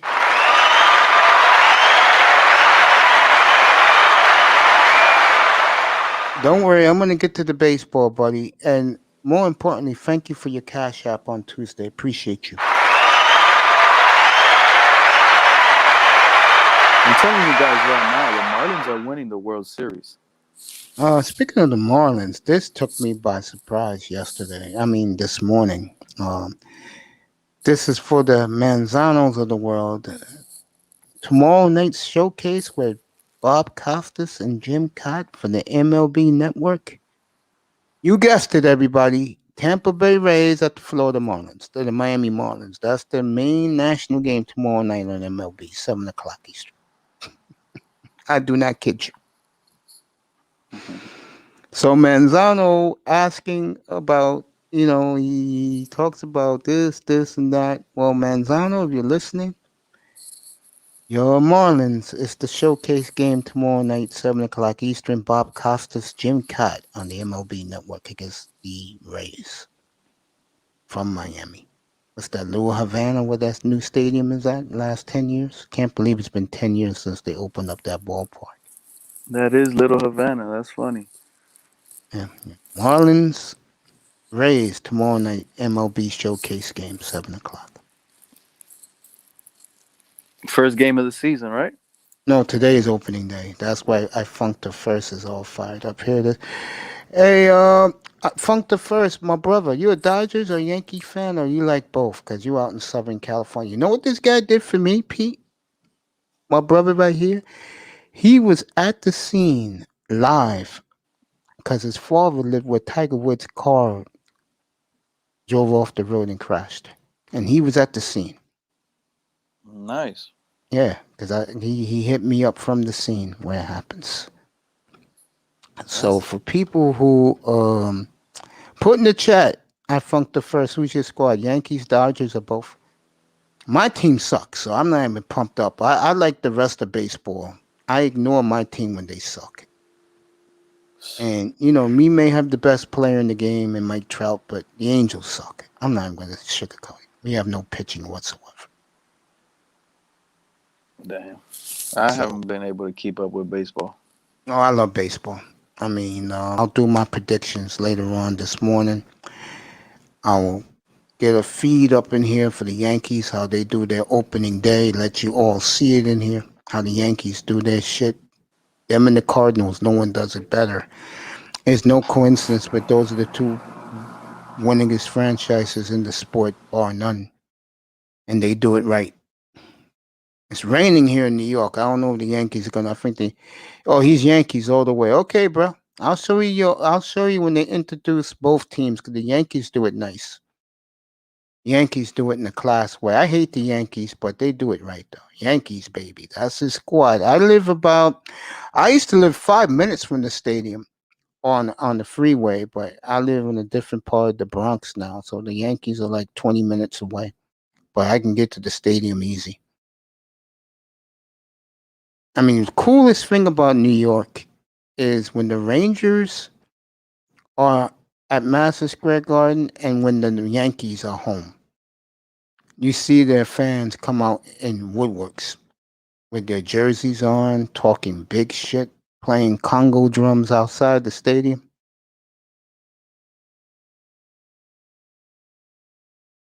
Where I live here in the Bronx, they call this Yankee Universe. This is Yankee country here, baby. They love their Yankees in my part of town. They love the Yankees here in the Bronx. Love them. If you want to get a real feel, and I believe the parade, I think the Yankees, if the Yankees, it's going to be pretty cold. They probably do the parade next week. They do a big parade here in the Bronx for the Yankees, put them in cars and drive them through the Bronx. Let their fans wave their pom-poms for them. They love their New York Yankees in this town, boy. They really do. Here in the Bronx, they adore the Yankees. This is Yankee pride here, boy. They can be robbing banks, but when the Yankees are playing a big game, they stop the robberies and sit around the TV sets and watch the games, folks. I don't kid you. Cincinnati opens today. I wish that boy was here this morning. You know me, I love my son. I'm not a Reds fan, but I believe the tradition of opening day should always be in Cincinnati. And the Reds will play the Cardinals today at 4 o'clock. I'll try to have that up here. That's a big game. Reds Cardinals. Show how the Reds introduce their players. Nothing better on earth in baseball. All right, we did Dallas. Let me see who else is. The Giants are interesting. They got a whole lot of talent, signed a whole lot of free agents.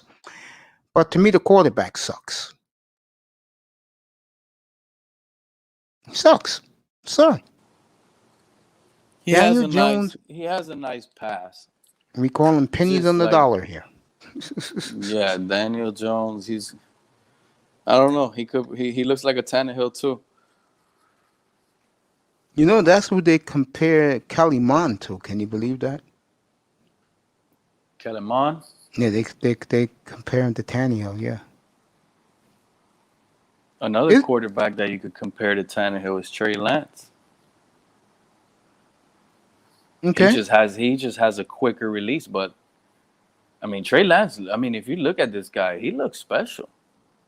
The only negative you can say about him is on film, they decided to run him as a quarterback. You know, they designed running plays for him, and there's not a lot of tape on him. I'll go a step further, Pete. He's never threw an interception. He threw one, right? 19, he didn't throw none. That's what I'm saying. He went 0 in interceptions. That's what got these scouts. It's like the kid right now. I gotta look at this kid from Liberty. I don't know who he is, but oh my God, was they raving about him yesterday? Who? On NFL Network. They were just raving about this kid. Oh, I must have missed that show. Yeah.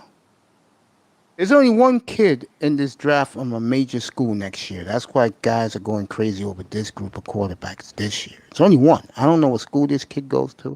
Oh, the USC kid. That's what it is. That's it. The USC kid. But how have USC quarterbacks other than Carson Palmer done the last 30 years? Don't worry, Mace. There'll be someone from Alabama probably coming out next season looking like a star. Well, I know this. Clemson got their kid of the future. That kid looked good when Trevor went out.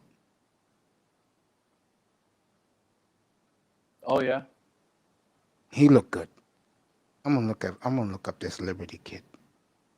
Yeah, because I'm interested to know who that is.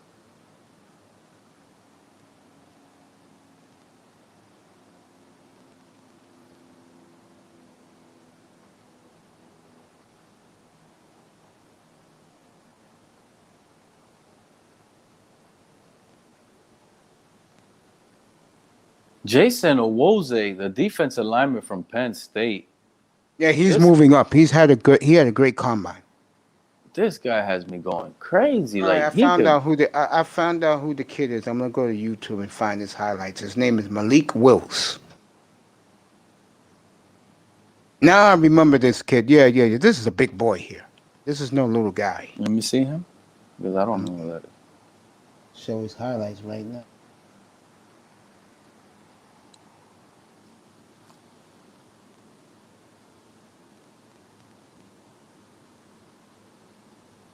All right.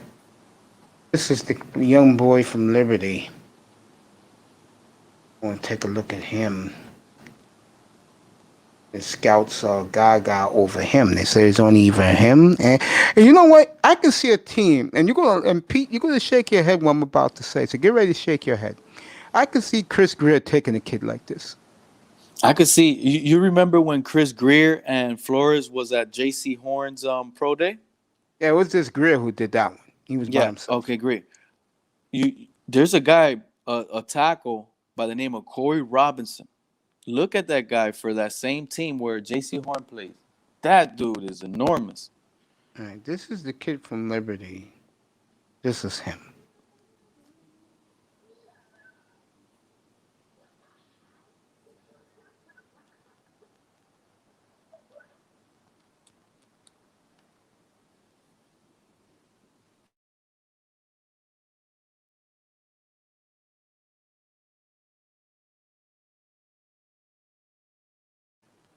No, he plays wide receiver?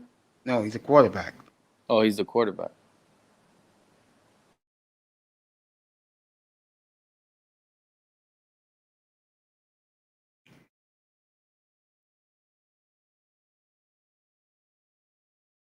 Can we see some froze, please? That's what I'm saying. It's already a concern when your quarterback is highlights. Here we go. Here we go.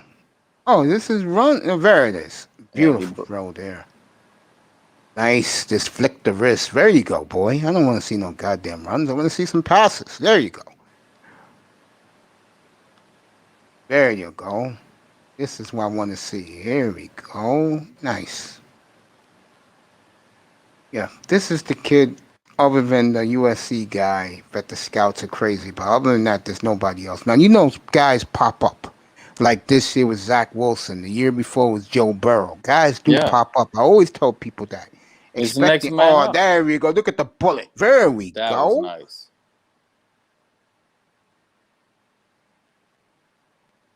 I don't mind his run. This is the type of kid, no joke, that if Tua doesn't work out, Chris Greer will take. It's him right here. He needs to have more highlights of passes and quick passes. Well, he's playing, Pete, he's playing this year. He's not in the draft. He's playing this year, so we'll give him more. Saying. That's what I'm saying. So this is the type of guy, if I'm a Dolphin fan right now, I would get every game this kid plays, because this is the type of guy Chris Greer will take.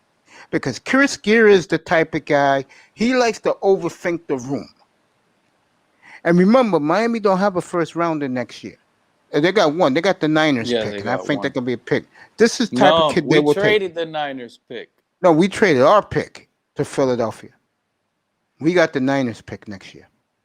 That's the worst thing they did. No, because I'm with the Dolphins. I'm betting on the Dolphins being a 11, 12 win team. Riding with Tua? Yeah, I do. No, bro. It could go You know why I think bad. that way? You know why I think that way, Pete? Because he's going to be a game manager. He ain't going to be balling like this kid is right here. This kid is balling, what we're looking at right now. Tua ain't doing this. Well, I'm going to tell you right now, the 49ers are not going to have a bad record. I know. That's why the Dolphins took a chance, because the Dolphins think they're going to be picking 26, 27.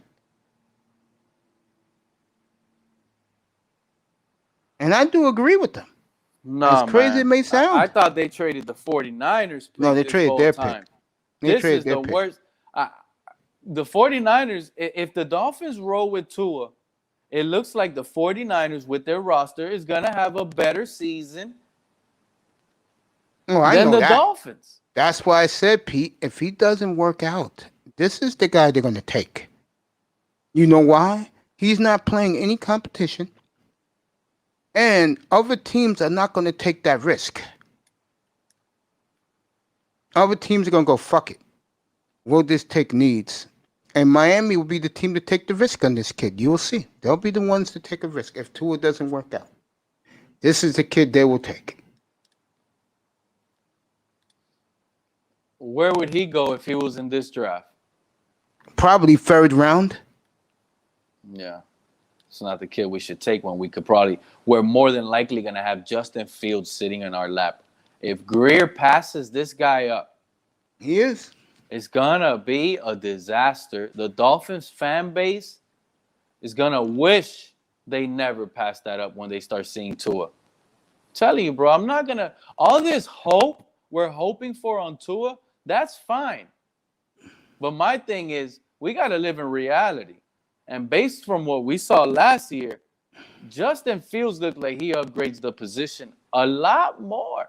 I mean, just put Justin Fields next to Tua, next to each other. Look, Tua looks like a little boy. You may look like a little boy, and I do agree with you with that assumption. But, this is the big but. And it's a huge but. This man, Tua, listen, guys, he missed the game with a jammed thumb. A jammed thumb. Oh, but Pete is on his throwing hand. Guess what? Justin Fields played with broken ribs. Sure did. Still ran the ball. And destroyed Trevor Lawrence. You know what I'm saying? Like this. I think people really not got like. I guess it's just me from the last. I see the Niners taking him. heartbroken. I see the Niners taking Justin Fields by the way at 3. They were going to take Fields or Trey Lance, and the other, if it's Trey Lance on the board, Atlanta's going to take him at 4 because they love Trey Lance.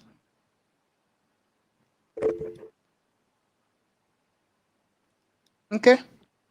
I was impressed with the kid. Remember, he's going to play again this year. So we can wait and see what he does. I'll be following him step by step if Tua is struggling. I'll be following that kid next year for sure. There's only 2 quarterbacks, folks. Him and the kid from USC. Nobody else. But there will be 1 or 2 surprises who will jump in. Yeah. They always do. Works out because there was a backup that didn't play, that he will get his time to shine and show what he got. Always works that way. Always Sure does. That's the beauty of the NFL, folks. You don't know, you just don't know. That's why we love it. Like, I think we need to get the best running back this draft. I love The this best guy, one. bro. And I think they love Javon. I'm gonna say this.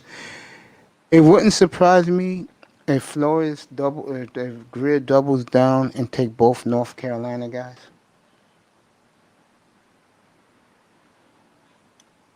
Javonte Williams and who else? Michael Carter. Both running backs. Let me say this. If Michael Carter is the pick, and the only pick, that was a coach's pick, because him and Flores love each other from the Senior Bowl. Telling you, guys like Quinte, they're not going to take most of their guys from the Senior Bowl. What was Michael Carter? But didn't Michael Carter underwhelm in the 40? Didn't he run like a 4.5? I don't know what they did in Carolina yesterday, to be honest with you. I wasn't paying attention to it. Well, either way, if he ran a 4.5, they could take him in the 3rd round. Yeah, he looks faster than a 4.5. I know he does. That's why this guy loves him. Yeah, so we could probably go double running back. Javonte Williams, and then the spell back, if Michael Carter's better than a Myles Gaskin and Ahmad, however you say his name, Ahmad. I don't We figure just out. upgraded the first and second depth in this draft with 2 young premier, running backs. I wouldn't disagree with it. Yeah, TD last night, boy, I tell you, I know he must have went well into the night. What Cause happened? he came on last night like around 11 o'clock when I was about to go off the air. So I played a lot of him last night when he was saying all his preaching, and he said the same thing I said. That he wants Kyle Pitts. I'll tell you that right now. He really wants Kyle Pitts. Mm-hmm. I don't understand. Well, hey, look, I know he's rated the second best player in this draft, but I don't know. Kyle Pitts, bro. And man, Quinte is here. Pop him up. Shout out to Quinte. What's going on, y'all? Morning, sir. What up, Quinte? How's the family? Good. Just found out my daughter beating up kids in school. Oh, yeah. Yeah. I don't mean to laugh, but wow. Is he free? Yep. Beating up the kids? Wow. They called you to go up there? Nah, the lady just, she loved my daughter, and plus my daughter got the only child syndrome. So. Oh, is he the only child? Yep. Okay, I know what that is. I know how that is. See, my brothers were a lot older than me, so my dad treated me like I was the only child. So you were the last one. Yeah, I'm the baby, yeah. And sadly, the last one left from my mother because my 2 brothers died young. One from a tragic bicycling accident, and the other one died of a heart failure, kidney failure. So, and my father treated me like I was the only child. So I know what only child syndrome acts and feels like. Good for you, though, bro. Beautiful little girl you have. We was just talking about this draft, bro. I want to hear your opinion. I heard eye test last night. He's all in on What's Kyle I just Pitts. talking about? Kyle Pitts. He's going. He's going. Pitts. I think Yeah. Kyle Pitts is he's a good prospect, man. But I just Second when it best comes to player the in the draft. Dolphins, I just don't know, man.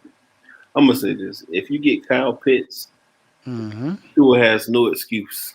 Let me throw this in. TD said, I was telling this to Peter a few minutes ago, TD flew in last night. He came on real late, and he was preaching as always. Yeah. He thinks, but he's hearing rumors from his people that they're going to move the 18th to move back up, try to get Micah Parsons. I don't want to get him. I don't want him.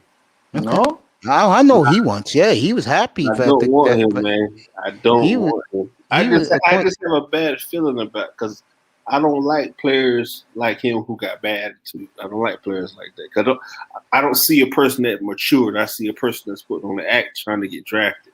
I can see that the way he acted last week and the way they were sucking up to him. What you're saying. You're worried about Tiki Barber. We call it here in New York Tiki Barber that he was a phony. Tiki Barber was a phony. He was a phony. That's what they call it here. He's trying to kick Barber. I just like it's funny that they're twins. His brother's totally opposite. He got a black wife. He got a white wife. Rondé is the face of that franchise. I know it may sound crazy to people, but he's one of the Rondé and Warren Sapp. Yeah, and Derek Brooks and John Lynch. Work done. Mike Allstott. Work done. Yeah, Mike Allstott. Definitely Derek Brooks. Y'all sound like a whole bunch of Tampa fans. No, what it is you respect a team like that with a brother like Tony Dungy. I'm from Florida, man. I'm gonna always root for him. You always support him. Are you going to support Trevor Lawrence with Urban Meyer? I'm gonna support Jacksonville. I'm gonna support Jacksonville. I like everything in Florida except for Florida State, man. Oh man, Seminoles. Believe it or not, I'm from Florida, man. I represent Florida. I don't represent Broward County, Dade County. I represent Florida. If I leave this state, if I go to New York, I'm from Florida.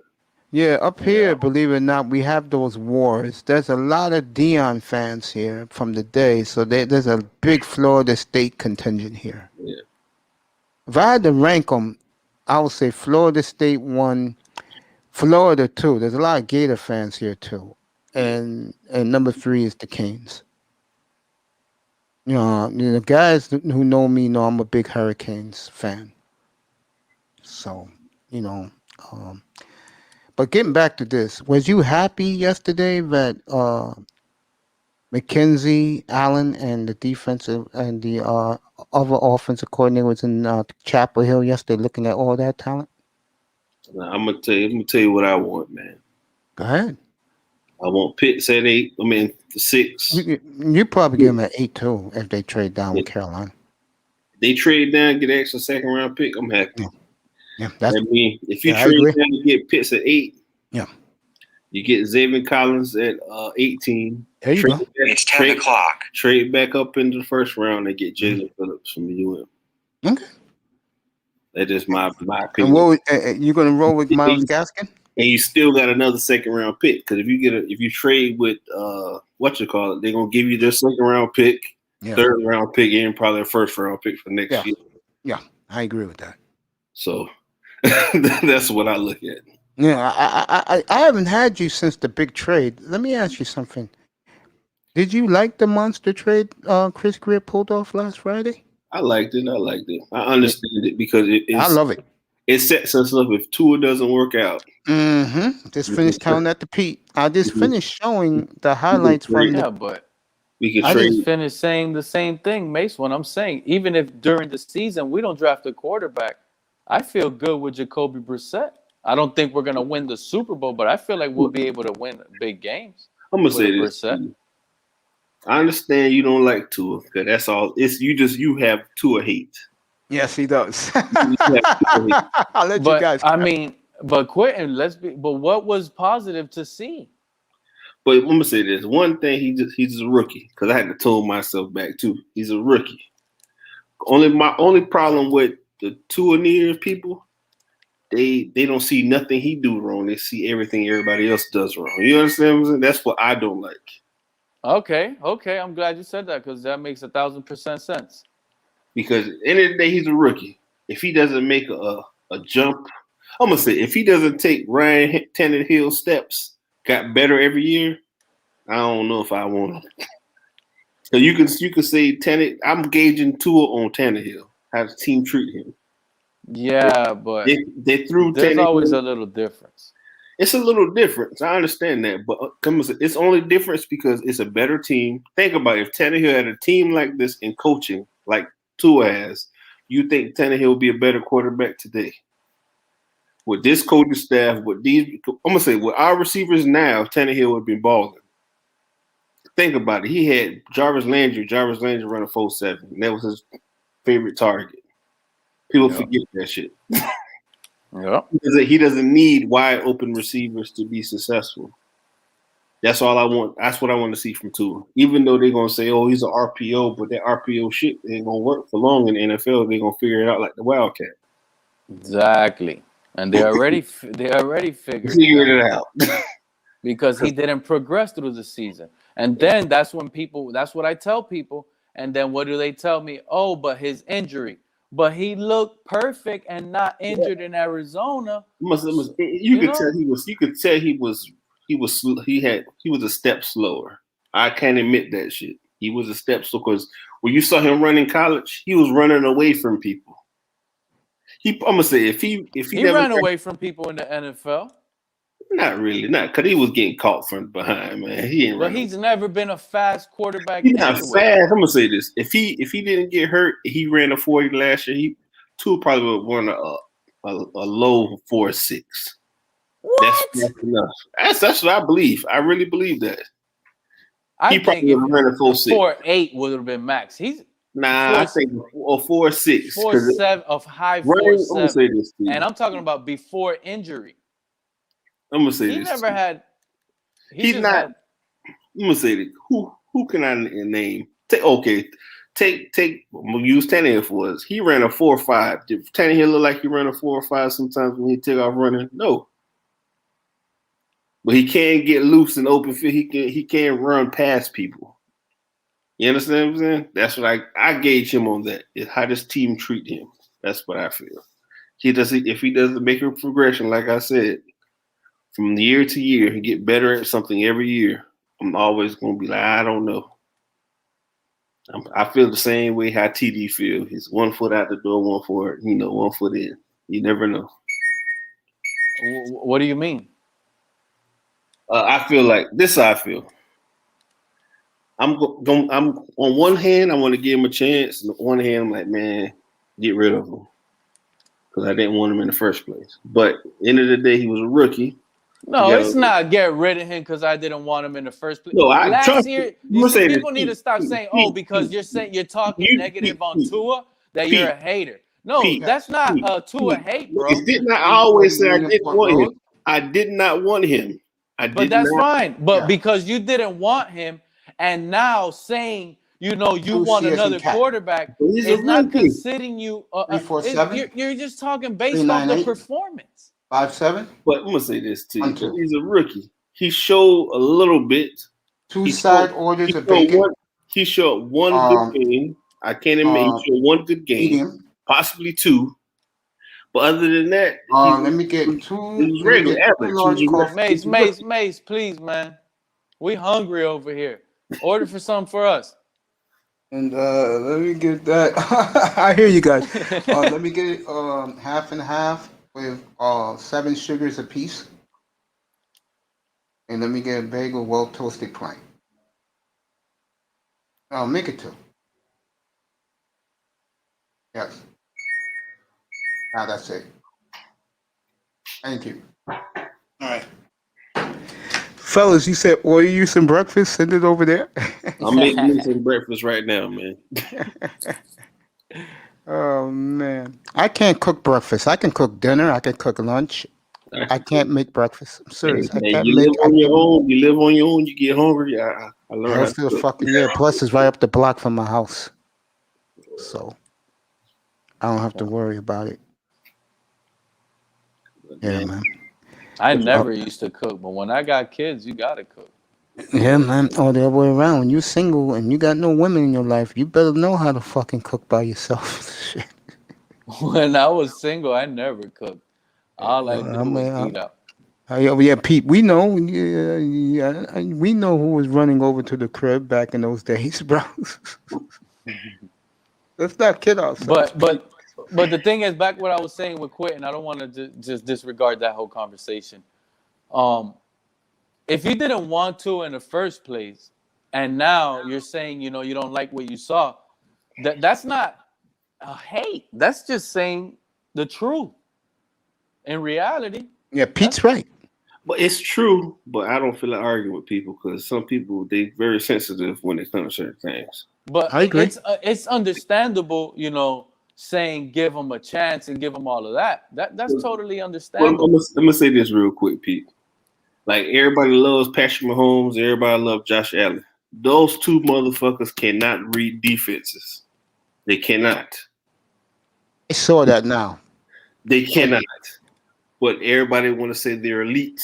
They're the best things since sliced bread now. They cannot read defenses, bro. They can't.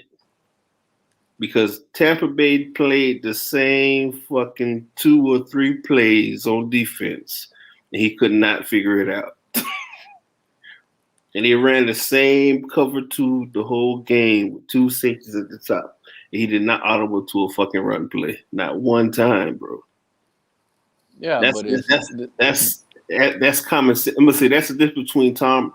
Even though I don't like Tom Brady, but Tom Brady has the mental capacity to play quarterback, great quarterback play. He's gonna know what you're gonna do. He see what defense you in.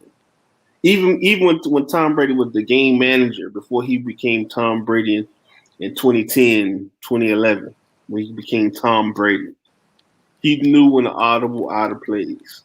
He know when to attack the defense because Tom Brady don't look deep. He looks short to deep. That's what people don't understand. He's looking for the open target to get some yards, 2 or 3 yards here, 5 yards here, 6 yards is first down. That's what Tom Brady, he methodically thinks he dunks down the field. If he see a shot, he takes the shot. I can respect that about Tom Brady. Only thing with Mahomes, he's looking for the backyard. We playing at school in the schoolyard football, looking downfield. Because if he breaks the play and get the run around, it's over. Because somebody gonna be wide open. That's how he plays. He's like Ben Roethlisberger. He's a better Ben Roethlisberger. So Roethlisberger can read defenses, and even though he's a rapist, but still. That's just my opinion. Yeah, man. My thing is the NFL. The NFL is they want to win, bro. They want to win every single game. And the way I see it is you upgrade your team for that season. That's just the way it's been going. And right now, if you even want to start thinking future, the best scenario for the Miami Dolphins will probably be, taking another quarterback. We are just keep taking them.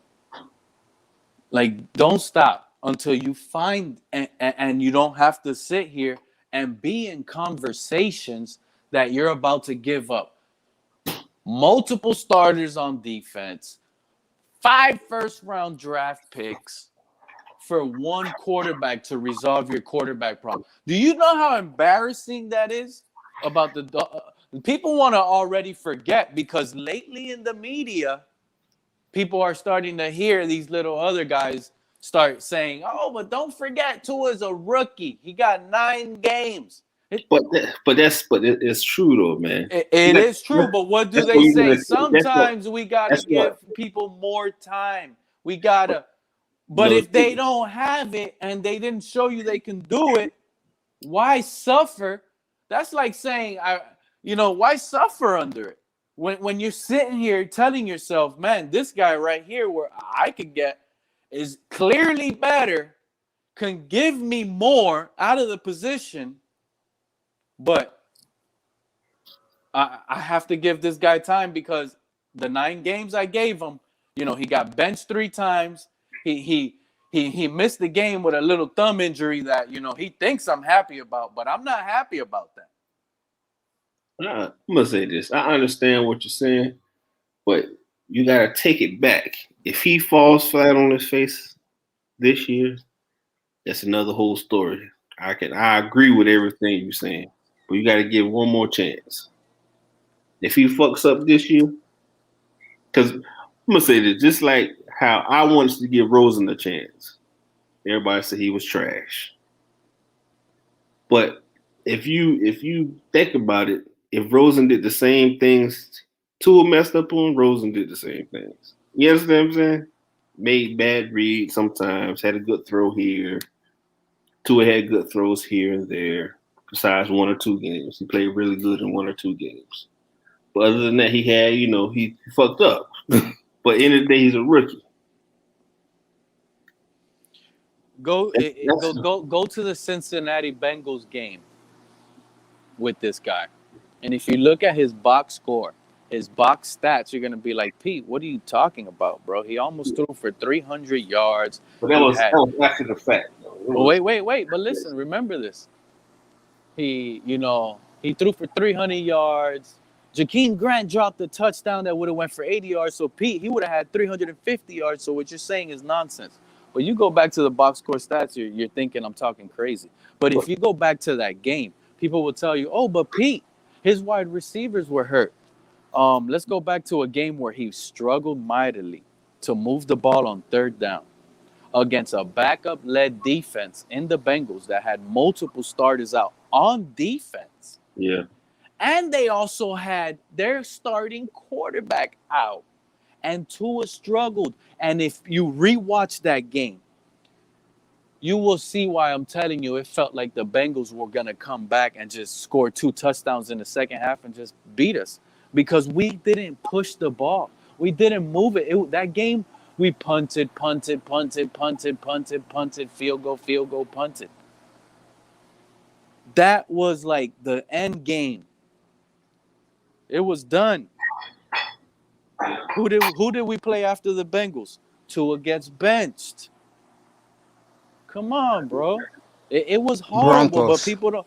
That's what I'm saying. And then he gets benched after a poor performance against the Bengals. This was a team you were supposed to come out there and throw 3-4 touchdowns, no interceptions, because everybody it's a preseason game. Everybody was a backup. The Dolphins had backups. The Bengals had backups. It was off. That turned me off, guys, and it was unreal. And yes, that Jakeem Grant drop sucks, but they were playing so close to the line. He had multiple opportunities in that game to do the exact same thing. I'm gonna say this to you. They a lot of people like to say that Jakeem Grant dropped passes. Yeah, he dropped passes.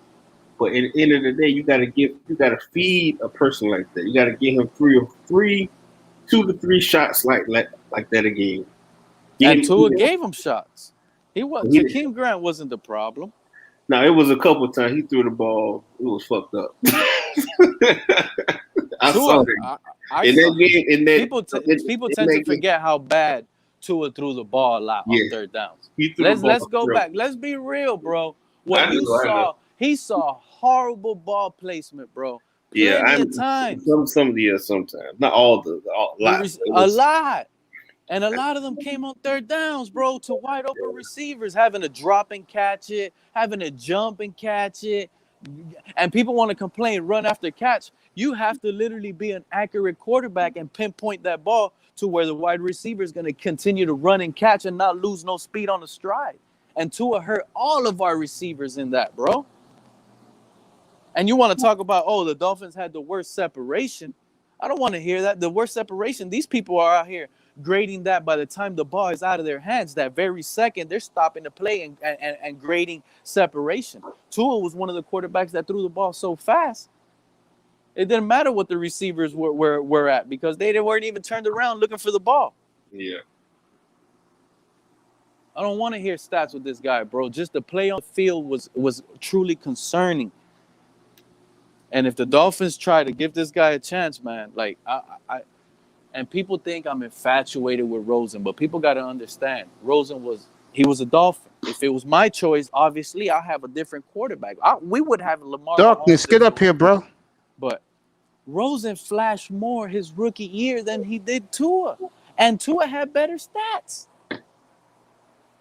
Get some Jet talk up here. Get some Jets talk up here. And I hope he's a Sam Darnold believer because I've seen Sam Darnold do stuff way better than Tua, and this fan base will tell you Tua is better than Sam Darnold. Yeah, they would tell you that. And he's not. You can only but laugh. It's enjoyable, man. Let me put my face up here. It's enjoyable, man. Darkness will join us so I could talk to him about Zach Wilson. Oh, okay, he'll be up here tomorrow. Tomorrow night, bro. Yeah, he'll be up here tomorrow night. Yeah. Getting back to what you two guys are talking about. Yeah. I can't argue it. I'm like Quinte. I got one foot out the door with this kid. I agree with him. I think he will take that leap, but not the leap Dolphin fans think. I do think he'll take the leap. I'm going to say it one more time. I'll say it again. Can you win big with this kid? Yes, you can. Why? He has the it factor. What it factor? That's the issue. He doesn't have an it factor. He knows how to win. That's all that matters to me. And he's accurate. He lost his starting job, Mace. He got benched. Yeah, but I'm not giving him the benefit of the doubt. I'm giving the roster the benefit of the doubt. I'm gonna say it again. If the word is they will double down early on receiver. If they do that, bro, that tells you the guys you had are out the door. And TD said last night that he's hearing rumors they're getting rid of Parker. I've been saying that all along. We've been hearing rumors we're getting rid of Xavier Howard for the last 10 I years don't hear too. about. I really So- don't hear about Xavier Howard. So I don't hear about him. just saying. I hear if TD says it, I'll buy it. And that was his thumbnail last night, just to let you know, Pete. I'll catch up. I watched the first like 10, 15 minutes of it. You know, I see So- the hype. I see the Kyle Pitts hype train. If he's- I'm not. I don't see it. I don't see the Kyle Pitts. I'll take him at 18, but I'm not taking him at 6. I want somebody. I keep telling you guys, this number 6 pick better be someone that's gonna contribute a lot. Because there is no we need an Randy elite Moss. player. There is no Randy Moss in this draft. By the way, underrated. The Mets signed Lindor this morning, 10 years, $341 million. So now you got Francisco Lindor for the rest of his career. When we get Kyle Pitts, right? Yeah. He's our Darren Waller. He's our Darren Waller, right? Exactly. Yes. Yes. He will be towards Darren Waller. Yes. Or if I can do it, Sam Darnold, I don't know how they're going to get rid of him, but they will get rid of him. They're going to go Zach Wilson. Why don't you explain to the audience, in your opinion, Quinte, what does Kyle Pitts bring to the table, in your opinion? That man, he brings matchup problems. You can put him on the edge of the offensive line, flank him out, make a linebacker follow him. That's a mismatch. It is a mismatch right there, man. That's all he is a mismatch. All right, so let me ask your expertise then. What matchup problems him and Gilsicki will give? They don't know who. I'm gonna say the problem is it's not gonna be them two. It's gonna be Will Fuller and Devontae Parker going to have all the coverage rolled to them two. And one more name. Huh? And we got one more name, Preston Williams. Nah, I'm gonna say this to you. It's hurt too much, man. Can't trust that. Yeah, that's his He's problem. going into the season healthy. He's going to be with us in He went into preseason, last season off-season healthy. camp. He went into his rookie year healthy. What happened those first 2 years? But that's fine. That's still not got- fine. That's okay, damaged goods, bro. Okay, so you can say the same thing about Parker. Him too. That's why TD put it in his thumbnail last night. That rumors he may be going. If you guys are scared of the injured, I mean, this is a physical sport. Everybody gets injured, Has but I nothing could. to do with afraid of it. I believe it when these guys are healthy, like Tua, who in this fan base was the only one saying Tua is healthy, he better start week 1 because he better pass up. Wasn't Ryan me. Jernigan. I know that. I didn't want It him was there. me. It was me. Oh no, but he's coming off an injury. He better. No, bro, this man is cleared to play. Tua said it out of his own mouth. If this guy was gonna play week 1, he's ready to play. Ready to play. He just didn't win quarterback competition. That was it. I'm not buying it, bro. To me, it was poor performance. Y'all could call it hate all y'all want. I'm not happy with the quarterback the Dolphins currently have. And go around the league. Go to other YouTubers. Tell them, hey, I'll trade you Tua. They're going to tell you, get out of here, bro. They'll block you. They don't want to hear Tua.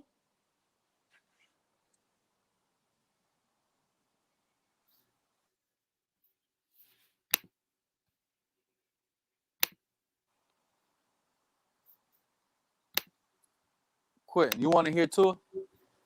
What happened? You want to hear Tua? Why? Because it's crazy to me, man. I don't see the Dolphins winning with this guy, and I don't see how.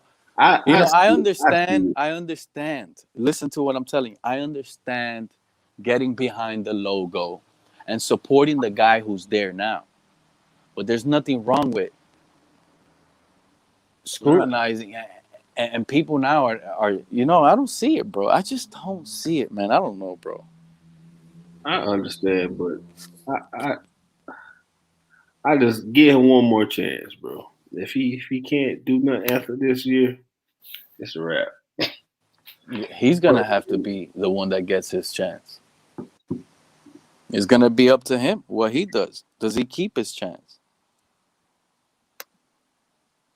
Tell you right now, man, with Tua, it's gonna be looking like boring football. passes near the line of scrimmage, a lot of screens.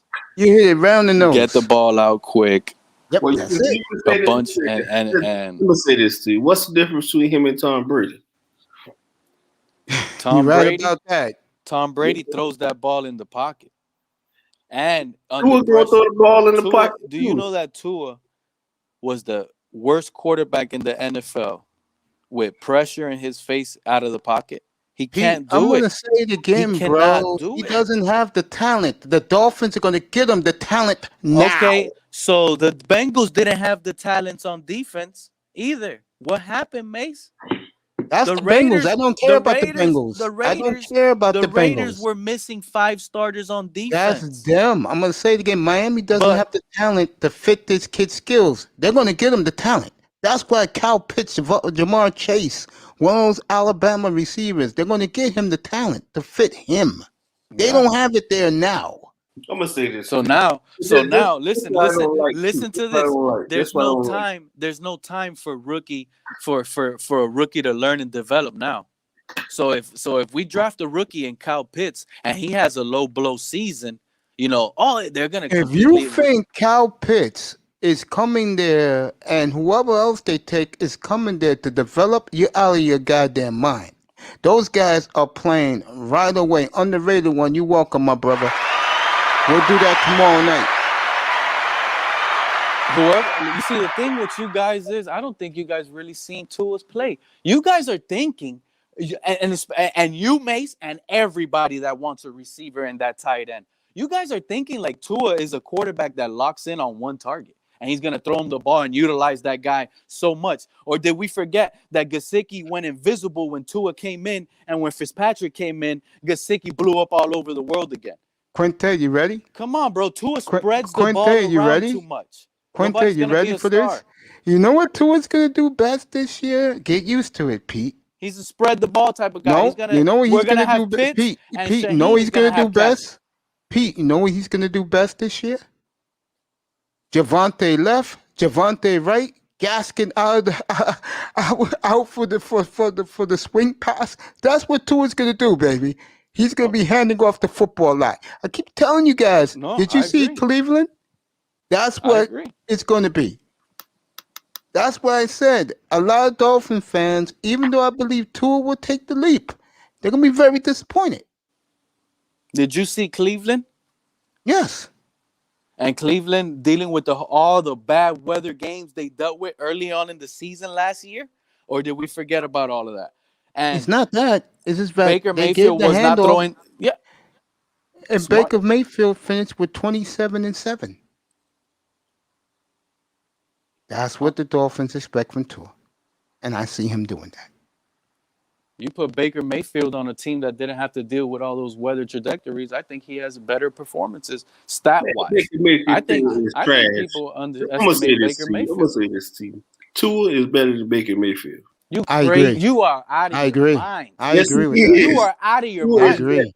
Tua is better than Baker Mayfield. You are out of your mind. I agree with you. I agree with you. He's an interception machine. If the ball... That's why they took the ball out of his hands. Hello. When Tua was going to be in position, hold on, Quentin, because this is completely. I can't believe I'm hearing this. Hello, one quarterback takes chances. On his team. One quarterback takes chances, sits in the pocket, and throws. The other quarterback that didn't throw interceptions didn't throw. It's gonna be a big difference this year, Pete. With who they're getting them, you're gonna see it, and you're gonna be pissed off. I'm telling you, there'll be a lot of pissed off Dolphin fans, bro. I'm telling you. I'm telling you, there's gonna be a lot of pissed off Dolphin fans. This draft is gonna shock everybody, and I honestly believe it's gonna be Rosen 2.0. We better hope and pray Tua has a first round trade value, because it's not gonna happen. I don't see it, Pete. I think you're gonna be very disappointed, bro. And when you see the numbers, and like Quinte, I asked him this question a couple of weeks ago. I'm gonna say it to you. I told him on Thanksgiving Day, Tua's numbers are 17, 4, 1,800 yards, passing rating of over 100. And the team, I'll be fair here. The team is 10-3. You happy? Yep, I'm happy. Pete says he's happy. He's not happy.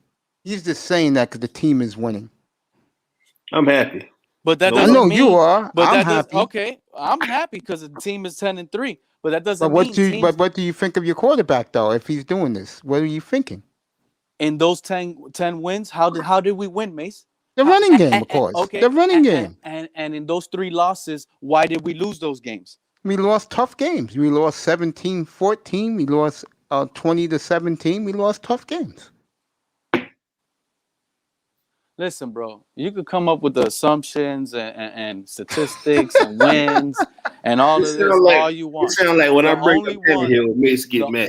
That's what it sounds like. Listen, the only one that's gonna have to prove himself Quinte, and I shut apologize me up about is that, by the actually way. Tua. I do, The seriously. I hope, I apologize. understand the hope. I do. I wish Tua would have not looked so bad because we would be talking upgrading this team and a more pop. There's people out here that think Tua ain't it, and I'm not the only one, bro. Pete is missing the whole point of what I'm saying. Yeah. I'm not missing the whole point. Pete, yes, you are, Pete. Pete, let me ask you a question. Pete, let me ask you an honest question. But Tua, those numbers, don't answer my question, please. Those numbers I just said, is Larry L's contingent and TD contingent in his chat rooms and his panels happy what I just said about Tua doing that? Are they happy? Yes or no? With 3 games left in the season, are they happy? 10-3, the whole fan base is happy. I totally disagree with you. Some people I totally disagree with you. I totally disagree with you. Were we happy even with poor quarterback performance heading into week 15, 16 that we were going to make the playoffs? Yeah, because the reason why the fan base was happy was because we haven't been this far in a long time. We weren't happy because we were seeing stellar quarterback play, Mace. We were happy because we were winning games as a team using all 3 phases. Was Tua doing stellar quarterback play? Defense most of the games. Was Tua doing stellar quarterback play? Yes or no? Because if you say yeah, then thank you.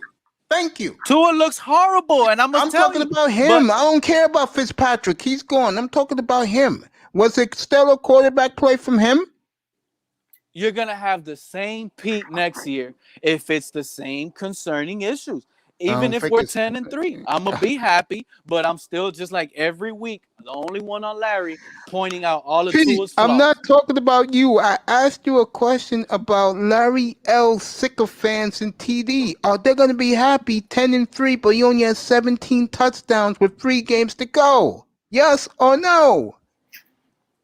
I can't answer that. I think they're going to be happy. I know the answer is TEM. Get up here. Here's the link. I think they're going to be happy. They're not going to be happy. They're going to be going, yo. Man, they're going to be happy. All right. He has 17 touchdowns. Mace, he has 17 touchdowns. 4 games left to go. 17 touchdowns. Aren't they happy now, Mace? And no, they're not. No, they're not. They the only reason why they're happy because they're giving him another chance. No, they're happy now, Mace, because they keep saying it all over my face. All right, here we go. End of the year. 6-3 as a rookie. End of the year. End of the year stats: 24-7, 2,800 yards. Are they happy? And we went what? We won the division? No, we didn't make the playoffs. 10-6. Are they happy? Oh my God! I'm over here making skit after skit. I'm dissing all of the ass. Every panel. A matter of fact, me and Mace gonna be up here screaming and hollering, telling y'all ass that he ain't nothing better than a game manager at most. Pete gets it. Now Pete gets it. Now he understands where I'm coming from. If Tua Tagovailoa over, if they go 13-3, win the division, and Tua goes 24-7, those motherfuckers in both TD's and Larry L's rooms are livid. They are livid. They might be livid because I'm up there snapping on all of their ass. And this is what they're going to say. And this is facts, but unfortunately, they're going to be wrong with this. They're going to go, oh, how can we compete with Lamar? How can we compete with Mahomes at quarterback? Am I right or wrong, Quinte, if he put up those numbers? Which to me and you are great numbers. But to them, no. Man. Am I right? Yeah, you're right. There you go. I know this fan base. If Tua goes 40-7, nearly 5,000 yards, but the team is 6-10, they're delirious.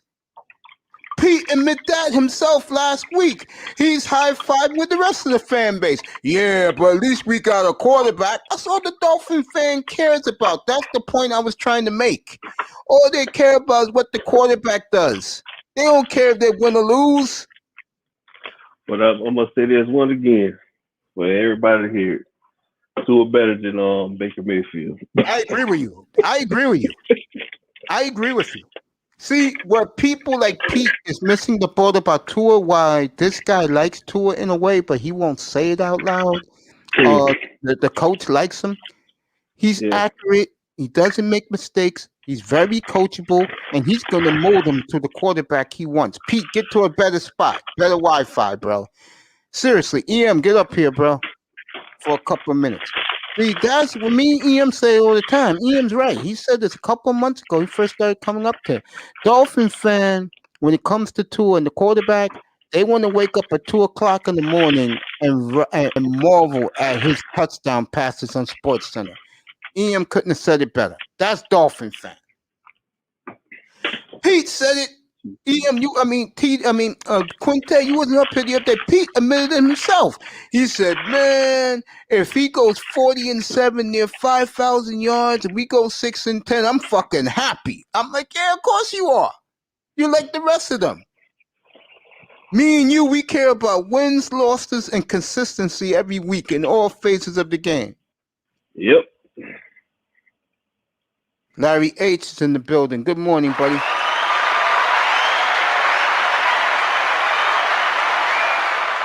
Exactly. Larry H, you're right on point. Bingo. Me, you, Quinte, we're the only ones seeing this. Everybody else is giving us pushback. Yes.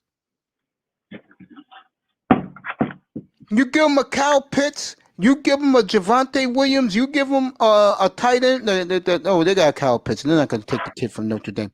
And you give them one more deep threat with Will Fuller. Yes. To me, that's what the offense is missing. They're missing a very good slot receiver. I agree. That's what they're missing. I agree. Pete, find your signal. Yeah, me and you. Yeah, go ahead. With the addition of Will Fuller and Devontae Parker, that's a mismatch. The extra is Preston Williams, if he can stay healthy. But if you get Kyle Pitts, you got all these trees and the little short, fast dude, man, that's eating. That means you don't have to rely on Jakeem Grant. Jakeem Grant, the big plays he give you, that is extra. The plays I would get rid of Jakeem Grant myself if I was. Huh? I would get rid of Jakeem Grant. I'm gonna say this. I like Jakeem Grant for what he does. He's a special team player. It's hard to find a quality return man. Yeah, everybody messes up. You understand? But of course, it's human. Not everybody's what's his name? Devin Hester. That's what everybody wants. Or Dante Hall. Remember Dante Hall? Bringing back some great memories, man. I love Dante Hall, man. Chiefs. Yeah, man. Those were still good. We need a guy like that, though. Like Jakeem Grant can be that. Is that for us? He does a good job in returns. But the thing is, with Jakeem Grant, he's like the type of player you got to give him a little bit of volume, give him a couple more targets again. I totally agree. I think Tua is going to take the leap.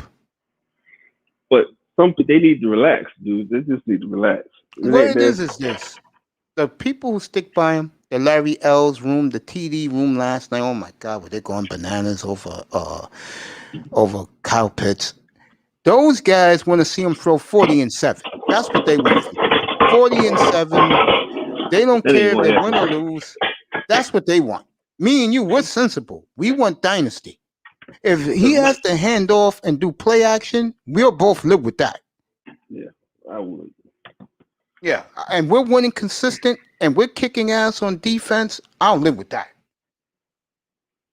I said that last year. The only one who agreed with me was Vinsanity. She was the only one who agreed with me. I said I'd rather have a championship defense and a power running game. That's what I wanted the Bills. Exactly. I mean, what the quarterback, the Larry H hits it perfect. Larry, good job by you, my friend. Well, perfect. Those is what they're trying to do for Tua Tagovailoa. And if he can't do it, I was showing Malik Willis earlier before you came up, the kid from Liberty. Yeah. He's the only good quarterback with the kid from USC next year. And I told people, it's a couple good quarterbacks coming up. You like Malik Willis or no? I never even heard of him. Yeah, he's from Liberty. I was showing his highlights. You got the dude from Cincinnati. You got the dude from Oklahoma, the JT Daniels kid. Just a couple other quarterbacks. They're not on the level, I guess, to receive the quarterbacks coming out this year, but they got some quality quarterbacks coming in next year. Somebody gonna move up for him. Yeah. Yeah. Don't forget about Sam Howell. Sam Howell. He's raw. He's good. USC kid? Nah, he go University of North Carolina, the quarterback. Oh, okay. Yeah. They like him too. He's another one that like I said, if he doesn't do it with this group of talent, he's not gonna do it. Because the Dolphins are gonna give him an arsenal to throw to. I told you guys that a couple months ago. Everybody gave me pushback. I said they're gonna make sure that this boy shines. Yep. Quinte, now you understand why for the last couple months you've been coming up here? I'm so excited about the draft, bro. Hey, man. All I want to see Cal Pitts, I want to see Xavier Collins, and I want to see Javonte Williams. Javonte Williams. I want my Najee. Najee. I want mine. He's in great shape, by the way. He showed. I wouldn't mind having a healthy Arian Foster. That's what I see when I see him. A lot of people want to say he's. What you see when you see Javonte? I see a bootleg on Ricky Williams. There you go. There you go. You know, I can honestly say that Ricky Williams is one of my all-time favorite dudes, bro. I love Ricky that much. Ricky, put like this: if Ricky never retired like that, Ricky would have been probably a top running back of all time. Yeah. Yeah. Because one thing about Rick, and people don't understand this, not only is he a good dude, but he is a great football player. Yeah. He is a phenomenal football player.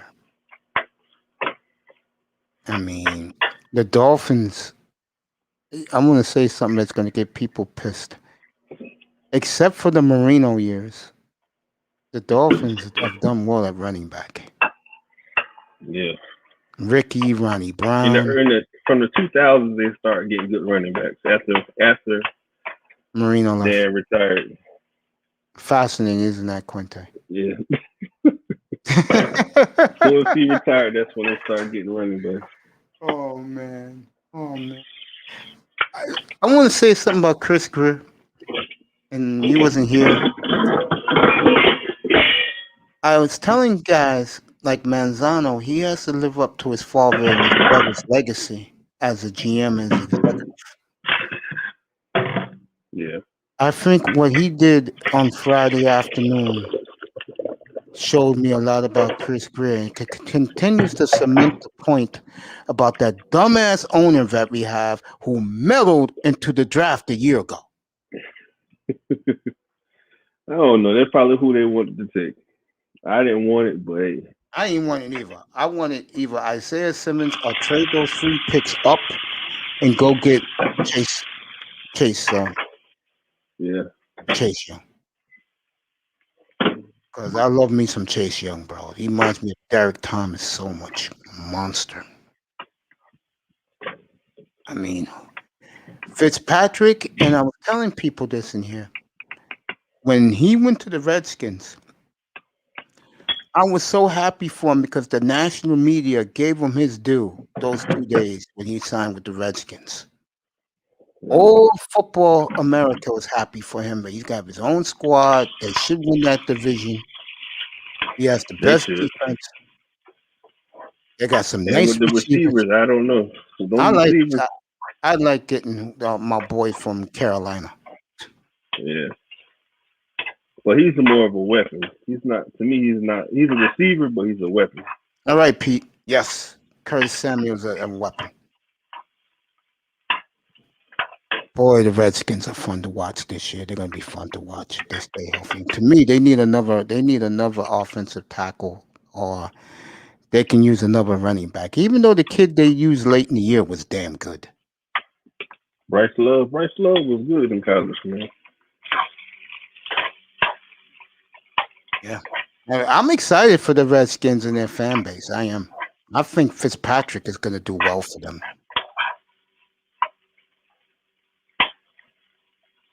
They should easily win that division.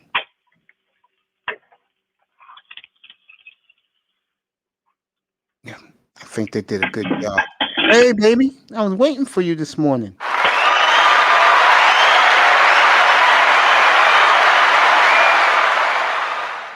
Yeah, Pete loves the Cowboys in this division.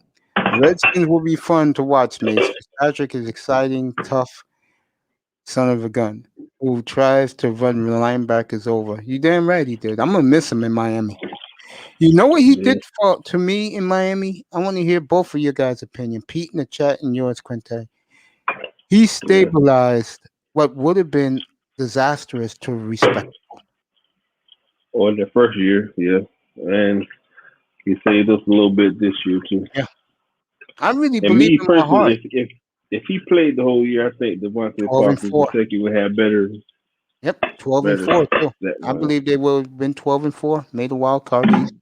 Yeah, but if things happen, I'm happy for Fitz.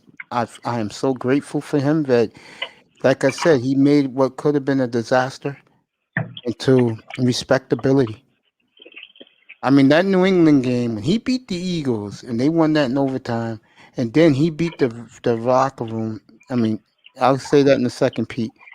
When they won in Foxborough and the Patriots really needed that game, he beat Brady. Yeah. I said, this coach got these players playing. And when I first came on my channel, I told the Dolphin fans that. I said, the players will kill for him. And they thought I was crazy. I said, look at the reaction of the San Francisco game, how happy there was for him. Look what happened against Kansas City, where even though they had to me, they had chances to win that game, they gave it away. They gave it away. That defense played. Yeah, their defense played out of their minds for that coach.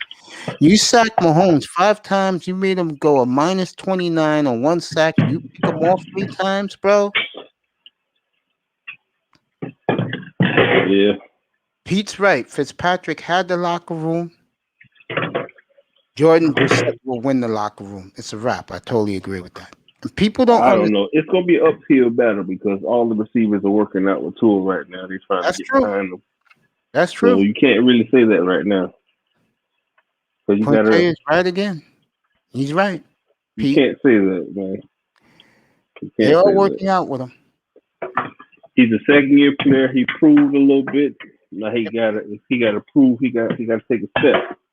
For me, for Will Fuller to go down to Honolulu to work out with Tua, that says a lot. He just joined the team. I know Pete gave me some pushback earlier this morning. That says a lot, in my opinion. It does. Yeah. That Will Fuller went in there. Pete just like the people on Facebook saying. Oh yeah, I don't do Facebook. I only do my room, and I check out a couple of others just by looking in the sky. I used to be in TD's room, but I got my own platform now. But I was looking at that last night.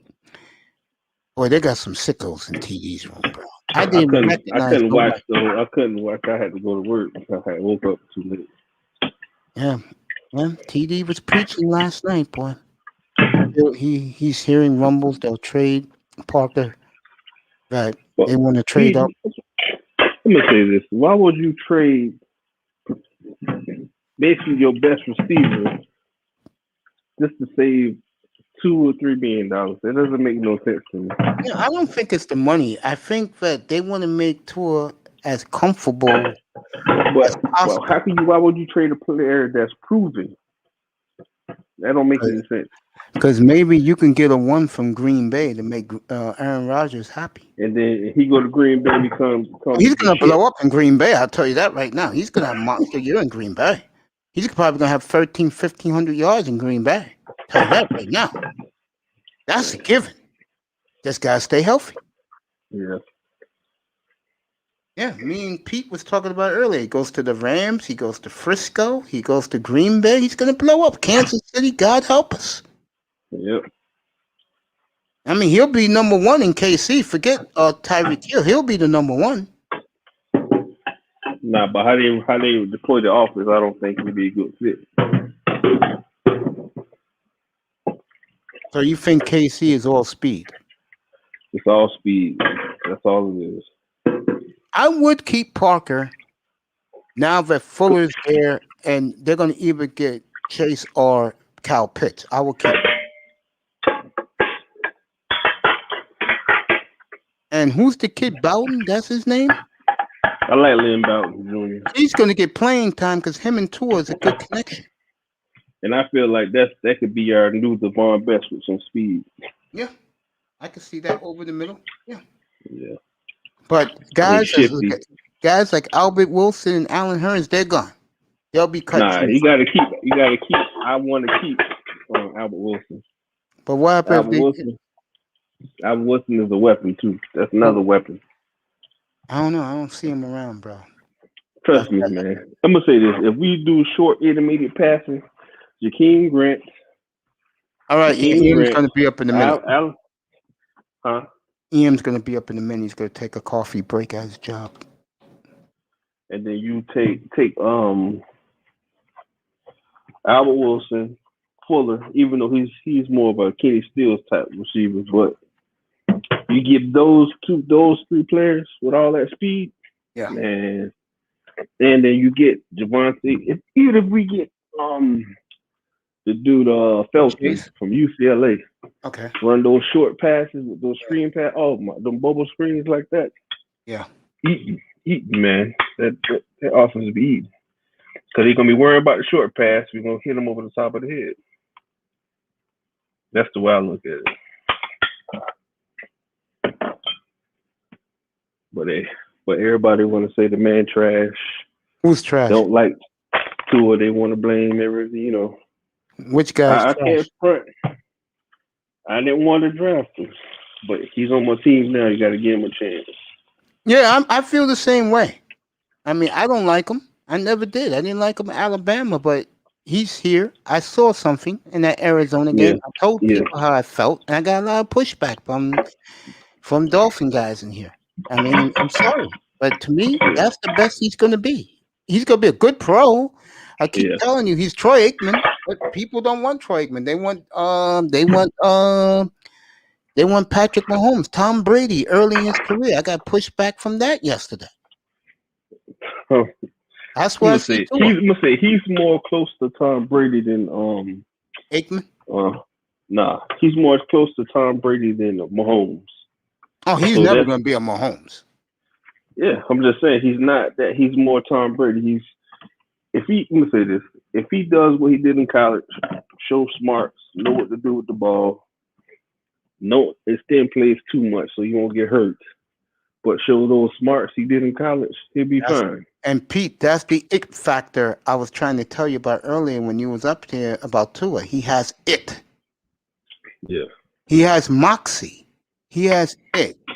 My boy out in BYU, he has the total package. Trevor Lawrence. I'm scared of that. I'm scared of that pick, man. I feel sorry for whoever picked him. Which guy? Wilson? Yeah. You don't like him, do you? I don't trust players only have played really one season, and I don't trust that. So you're a big, like myself, a big Bill Parcells believer. You have to play amount of games. Yeah, you gotta play. You gotta play. So I don't know about that. That's why Parcells loved Jacoby Brissett so much. Yeah, Yeah, because in college he played over 50 games. Yeah. That's why Belichick took him. Parcells told Belichick to take him. He took him. Who? Jacoby Brissett. He's Parcells' boy. That's why Datsby and Flores, they love him because they had him in New England. They love the kid, Parcells.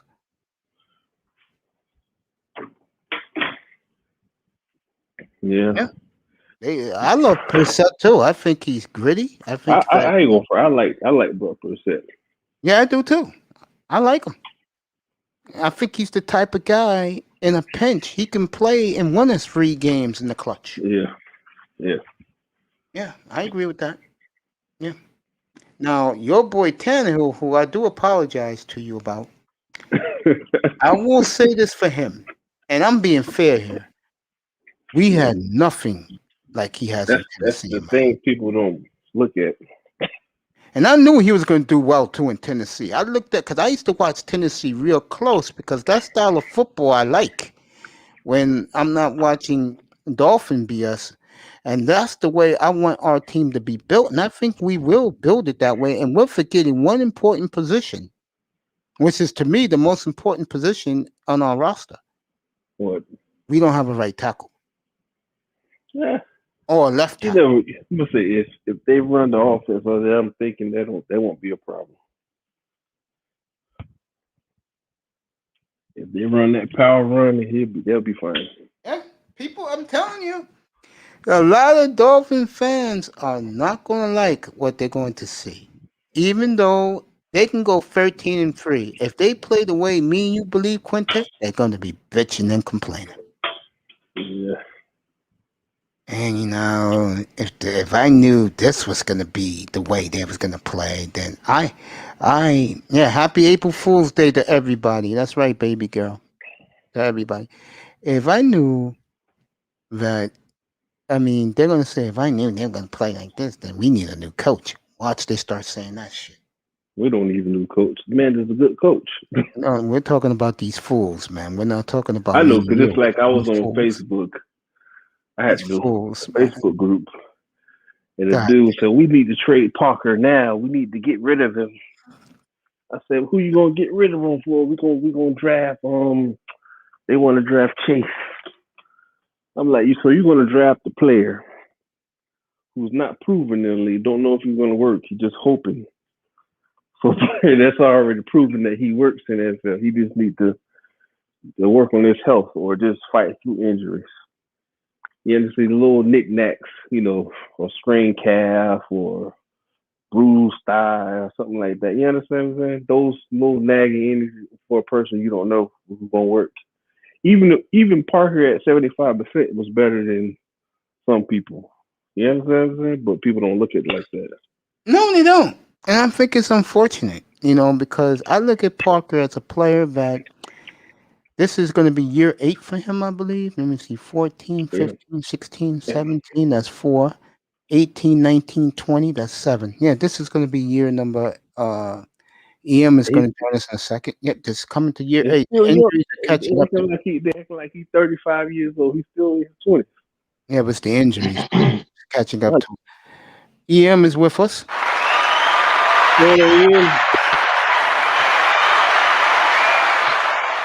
Mace, Quinn, what's going on, fellas? Good morning, sir. How are you? Let me say this to you. I'm good. Let me say this to you. It meant the world what you said to me late Saturday night when we both left, bro. And I appreciate that, EM, so much. That was coming from you, what you said to me about how I give you guys what you want. I let you guys flow. That's what's up.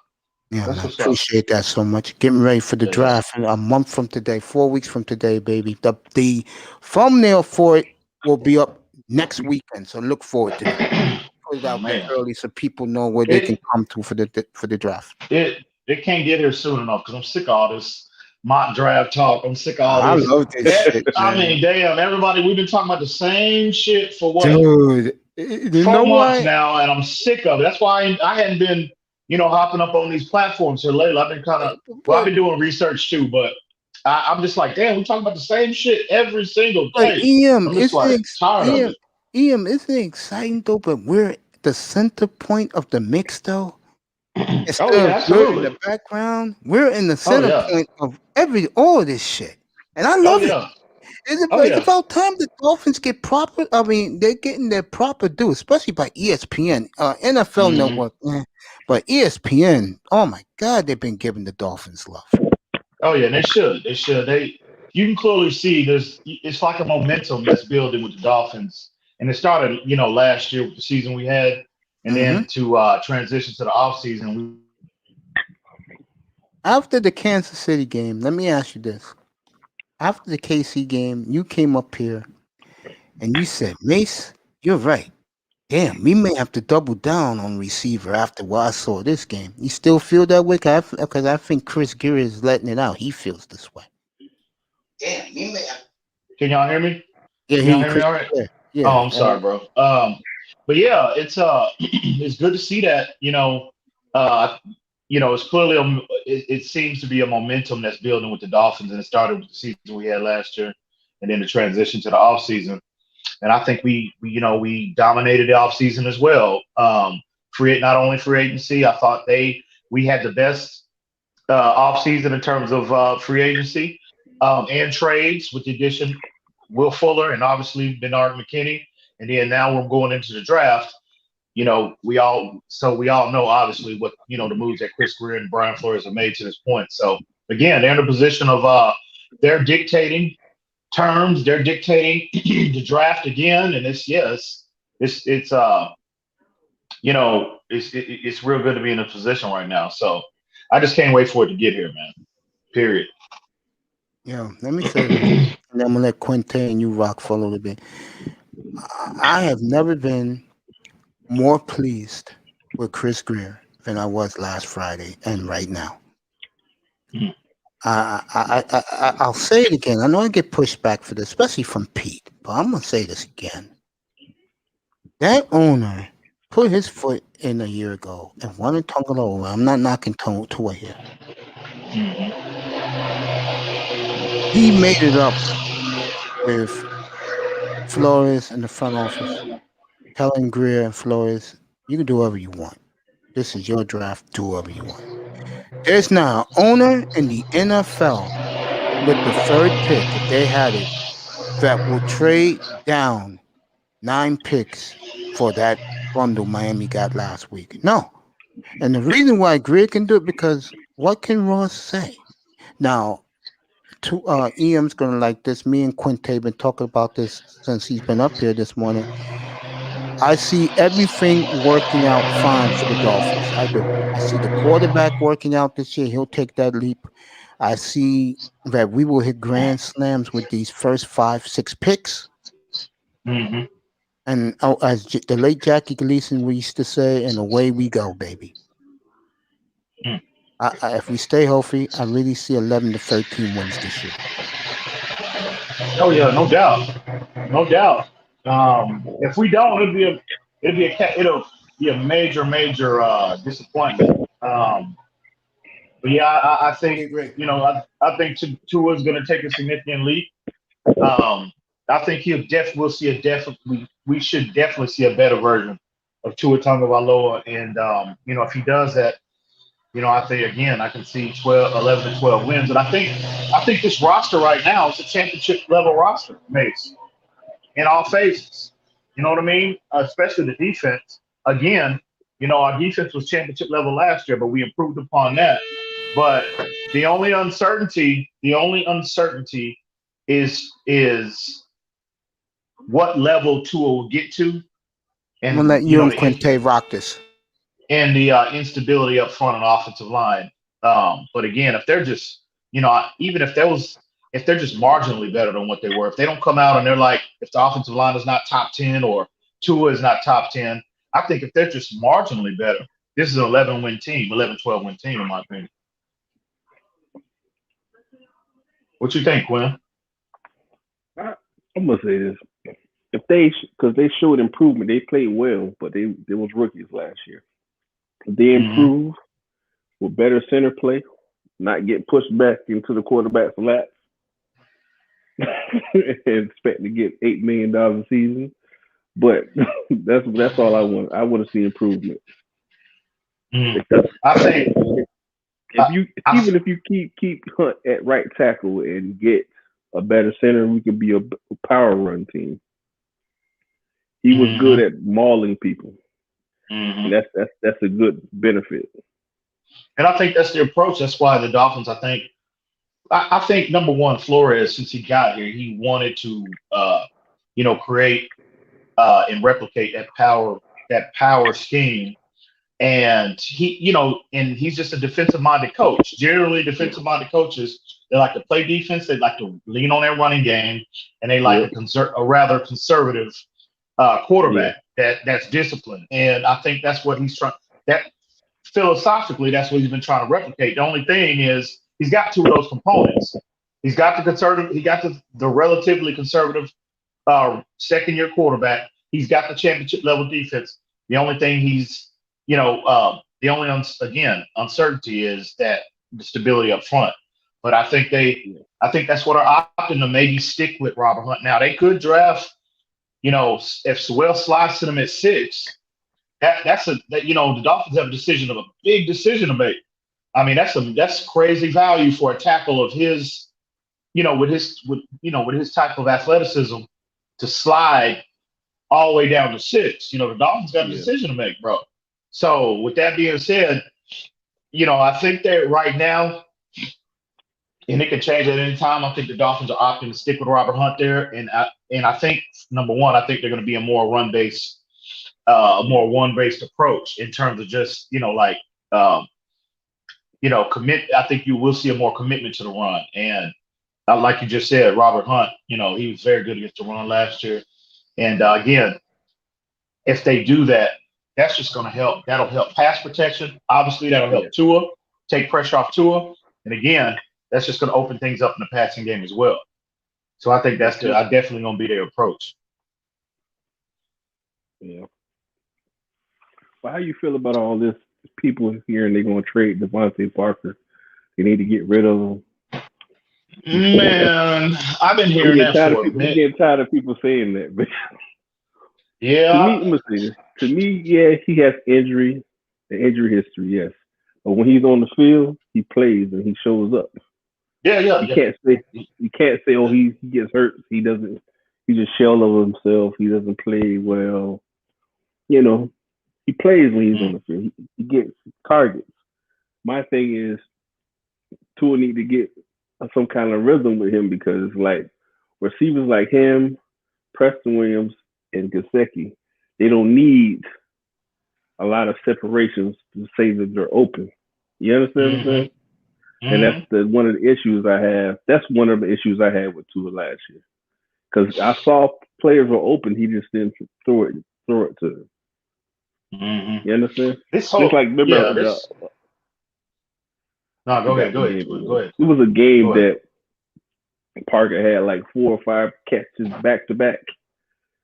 Parker went in the huddle and said, "Hey man, I'm open. What the hell wrong? I'm open."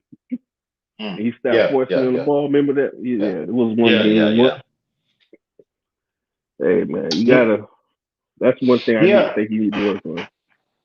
Yeah, I think this separation narrative, bro, is a little overblown. Yeah. I think, it's just like, bro, you look at Dolphins Twitter, you look at these platforms, they hopped all on that, trying to sell this narrative. Oh, separation. No, bro. Listen, Devontae Parker will never be in the top 5 in terms of generating separation. That's not his game. That's not Mike Gesicki's game. More than likely, that won't be Preston Williams' game. The thing is, this is what I said all along. Tua, and this goes along with Tua getting completely acclimated to the NFL game. Yeah. These guys have proven they are proven playmakers. They have been. Now, again, the durability is a big issue, but they have been. One thing they have proven also that when healthy, they can make big plays for this team. So you don't just get rid of players that have that kind of production because Tua is not used to that style. That's ridiculous to me. You know what I'm saying? It'd be one thing if Tua was a 10-year veteran, 6-7-time Pro Bowler. That'd be one thing. Tua's done nothing in this league to warrant that kind of cachet, bro, and that kind of, authority. There's no way you do that. He has to acclimate to them. And I think Tua will. And I think a lot of that may be early on, especially early on, was the fact that Tua wasn't taking the majority of number one reps. It was Ryan Patrick. Yeah. So that might have something to do with Tua's growth, Tua's development being delayed somewhat in terms of rapport with the receivers. But I think Tua will, he's too, again, it goes back to what I said, Tua is too skilled with the football to not be able to, get accustomed and develop that rapport with these receivers. So yeah, this narrative about getting rid of Parker and Preston Williams and Gesicki just because of they're not that quote unquote Alabama type receivers is ridiculous. And I've been calling that foolishness out. I've been calling that foolishness out for months now. It's ridiculous. So, it's what it is. But we'll see. I think Tua will be fine. But now I will say this though, they addressed it with Will Fuller. Will Fuller is a vertical threat. I think they addressed it. I think Lynn Bowden is a player that I think our fan base is forgetting about.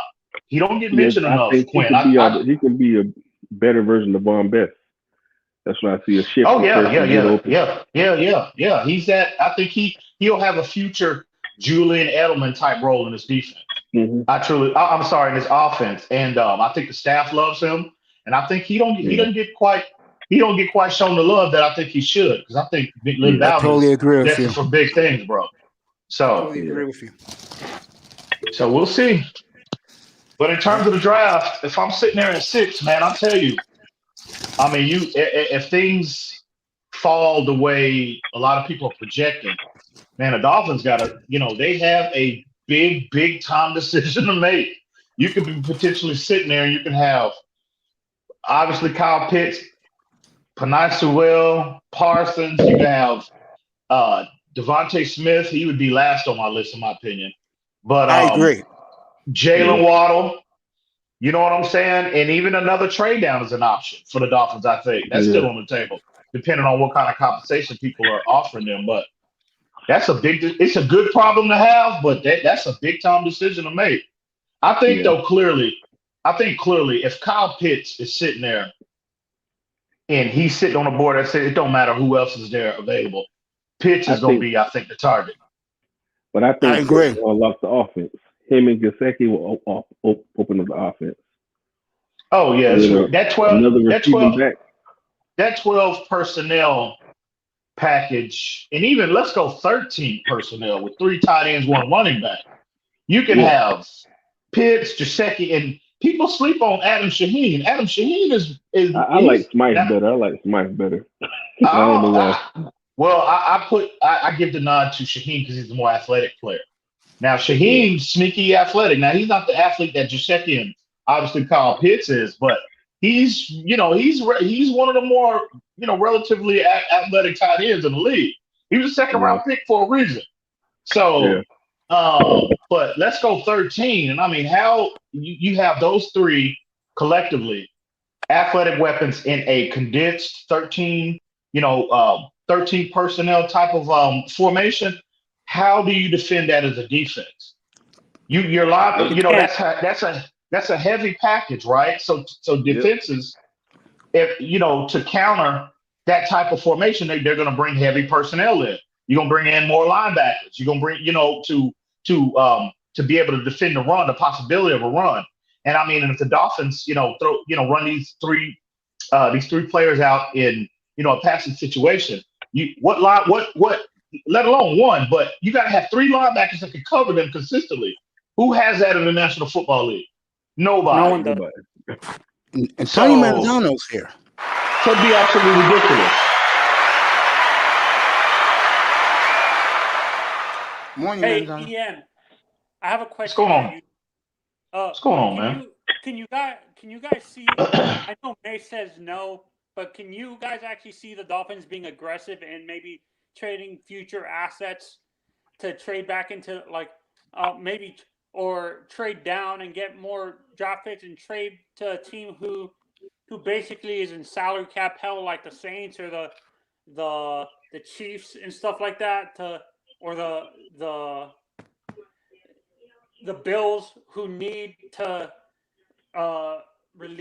get salary cap relief and stuff, trade back into the first round and maybe draft a safety or something like that, or an extra linebacker like a Jamin Davis or something like that? I think it will. If that, based off your scenario, I think linebacker is more an option as opposed to safety. I think I think the Dolphins hit on something. What we saw the last couple of years with converting these cornerbacks, that we already have on a roster to potential safety prospects, as with Bobby McCain and Eric Rowe. And I think that's going to be something we see from the Dolphins, now and into the future, because they have a high level of success with that approach. So I think the next, in terms of safety, I think Needham is the next one up, in my opinion. I just think his skill set translates. You guys agree with this? I can see us drafting Keith Taylor from Washington or McWamu from South Carolina and Trent, because those guys have hip fluidity problems. Like, they're not going to be able to stay at the safety at corner, so they might have to transfer over to the safety position and stuff like that. Do you think the safety position is changing where that's actually going to cause more of a problem, where you rather have a defensive back who has good hips now with the safety position? Well, it depends on what type of defensive approach that you. If you're a heavy man team, yeah, absolutely. You want guys that are able to, transition in and out of the breaks. To have that hip fluidity. They don't necessarily have to be to the point where they can cover consistent number ones and number twos. You know what I mean? But you got to be able to, you have to be able to cover these tight ends and in a lot of cases, these dynamic running backs. And again, the Dolphins have a heavy press man approach, and that's relative to cornerback as well as safeties, because we're one of the more highly pressurized teams in the league.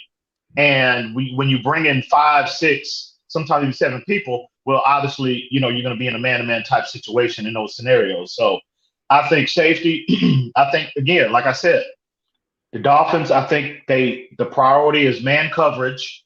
And when you're trying to identify targets, potential players that they could select, they're going to have that, that versatility. They're going to have to be able to tackle well. They're going to have to be able to cover. And the Dolphins, those are the priorities at those positions. And I don't see the Dolphins, getting away from that. That's what I'm wondering. Do you see is Woodard, Trayvon Woodard, a man cover safety, or is he more of a zone safety when you look at his tape? Actually, I haven't. To be honest with you, Anthony, I hadn't seen much on him, bro, to make to make that determination. So, hello, can y'all hear me? Yeah, I can hear you, but so you haven't seen a lot of tape. Can y'all hear me? Can y'all hear me? Hello. Yeah, we hear you crystal clear, bro. I know I do. I hear you perfectly. I just want. Can y'all hear me? And a guy like Trayvon Mulrig, do you see them as man cover safety, or are they more zone safeties when you look at their tape?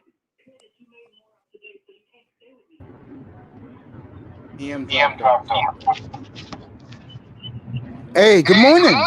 Hi, good morning. How are you? Huh? How are you doing? I'm good. I just wanted to pop on here since you invited me earlier. I said if you were still on, I was going to come on and meet you.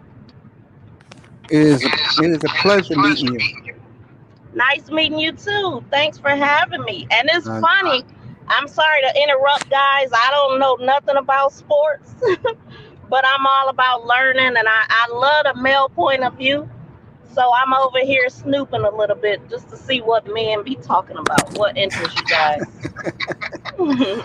Well, in here, I have a big Miami Dolphin fan base that comes up because I like the team. So that's what we talk about a lot. But I talk about everything. You talk about everything? Mm-hmm. Okay, so I just happened to come on a sports day. Well, that's Yes, okay. ma'am. I still support you anyway. And if anybody else have a channel, I will support you guys too, because it's all about building the community for me. There you go. I agree with that. All right. Well, nice meeting You you, too, mate. baby girl. Stay beautiful, And okay? I'm not, huh? Stay beautiful, okay? Oh, thank you. You was calling me beautiful before you even seen me. Don't worry about it. I'm this type of way I was raised. Just to be nice. Okay. Well, thank you guys. All right, baby. Stay safe on the road, all right? Thank you so much. And I will definitely watch your next video, I promise. Huh? The beautiful. I said I'll definitely watch your next video. Okay. Thank you. I'll be All right. going live probably soon. So you might All still right, be baby on. girl. I'll be there, I promise. Okay? Okay. Bye. All right, baby. Have a great day. Bye-bye.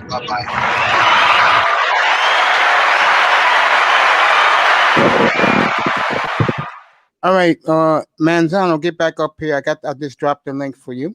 That beautiful lady. Subscribe to her channel. She does broadcast news, which you don't see on YouTube these days. So, My bad, Davis. I don't know. I had a bad connection or something, bro. Yeah, that's okay. Man. I apologize for that. I'm gonna let you guys continue to rock. Manzano was asking you about. I heard him say. I think it was Trayvon Mulrig. Yeah, he likes that kid from TCU. Yeah, I think Mulrig. I think he. To me, I think he's more of a strong safety. I think as opposed to free safety, and I don't think the Dolphins would make, especially a high first round pick. He's projected to go in the first or second round. Bottom of the first round, maybe. Definitely not. At the top of the second round. So I don't see the Dolphins making any investment on any of these safeties that's coming out this year. Because again, I think I just, and I could be totally wrong, but I just think the philosophy that they have to that relative to that position. I think they're very good on converting these cornerbacks to that position. I think Nick Needham is the next man up.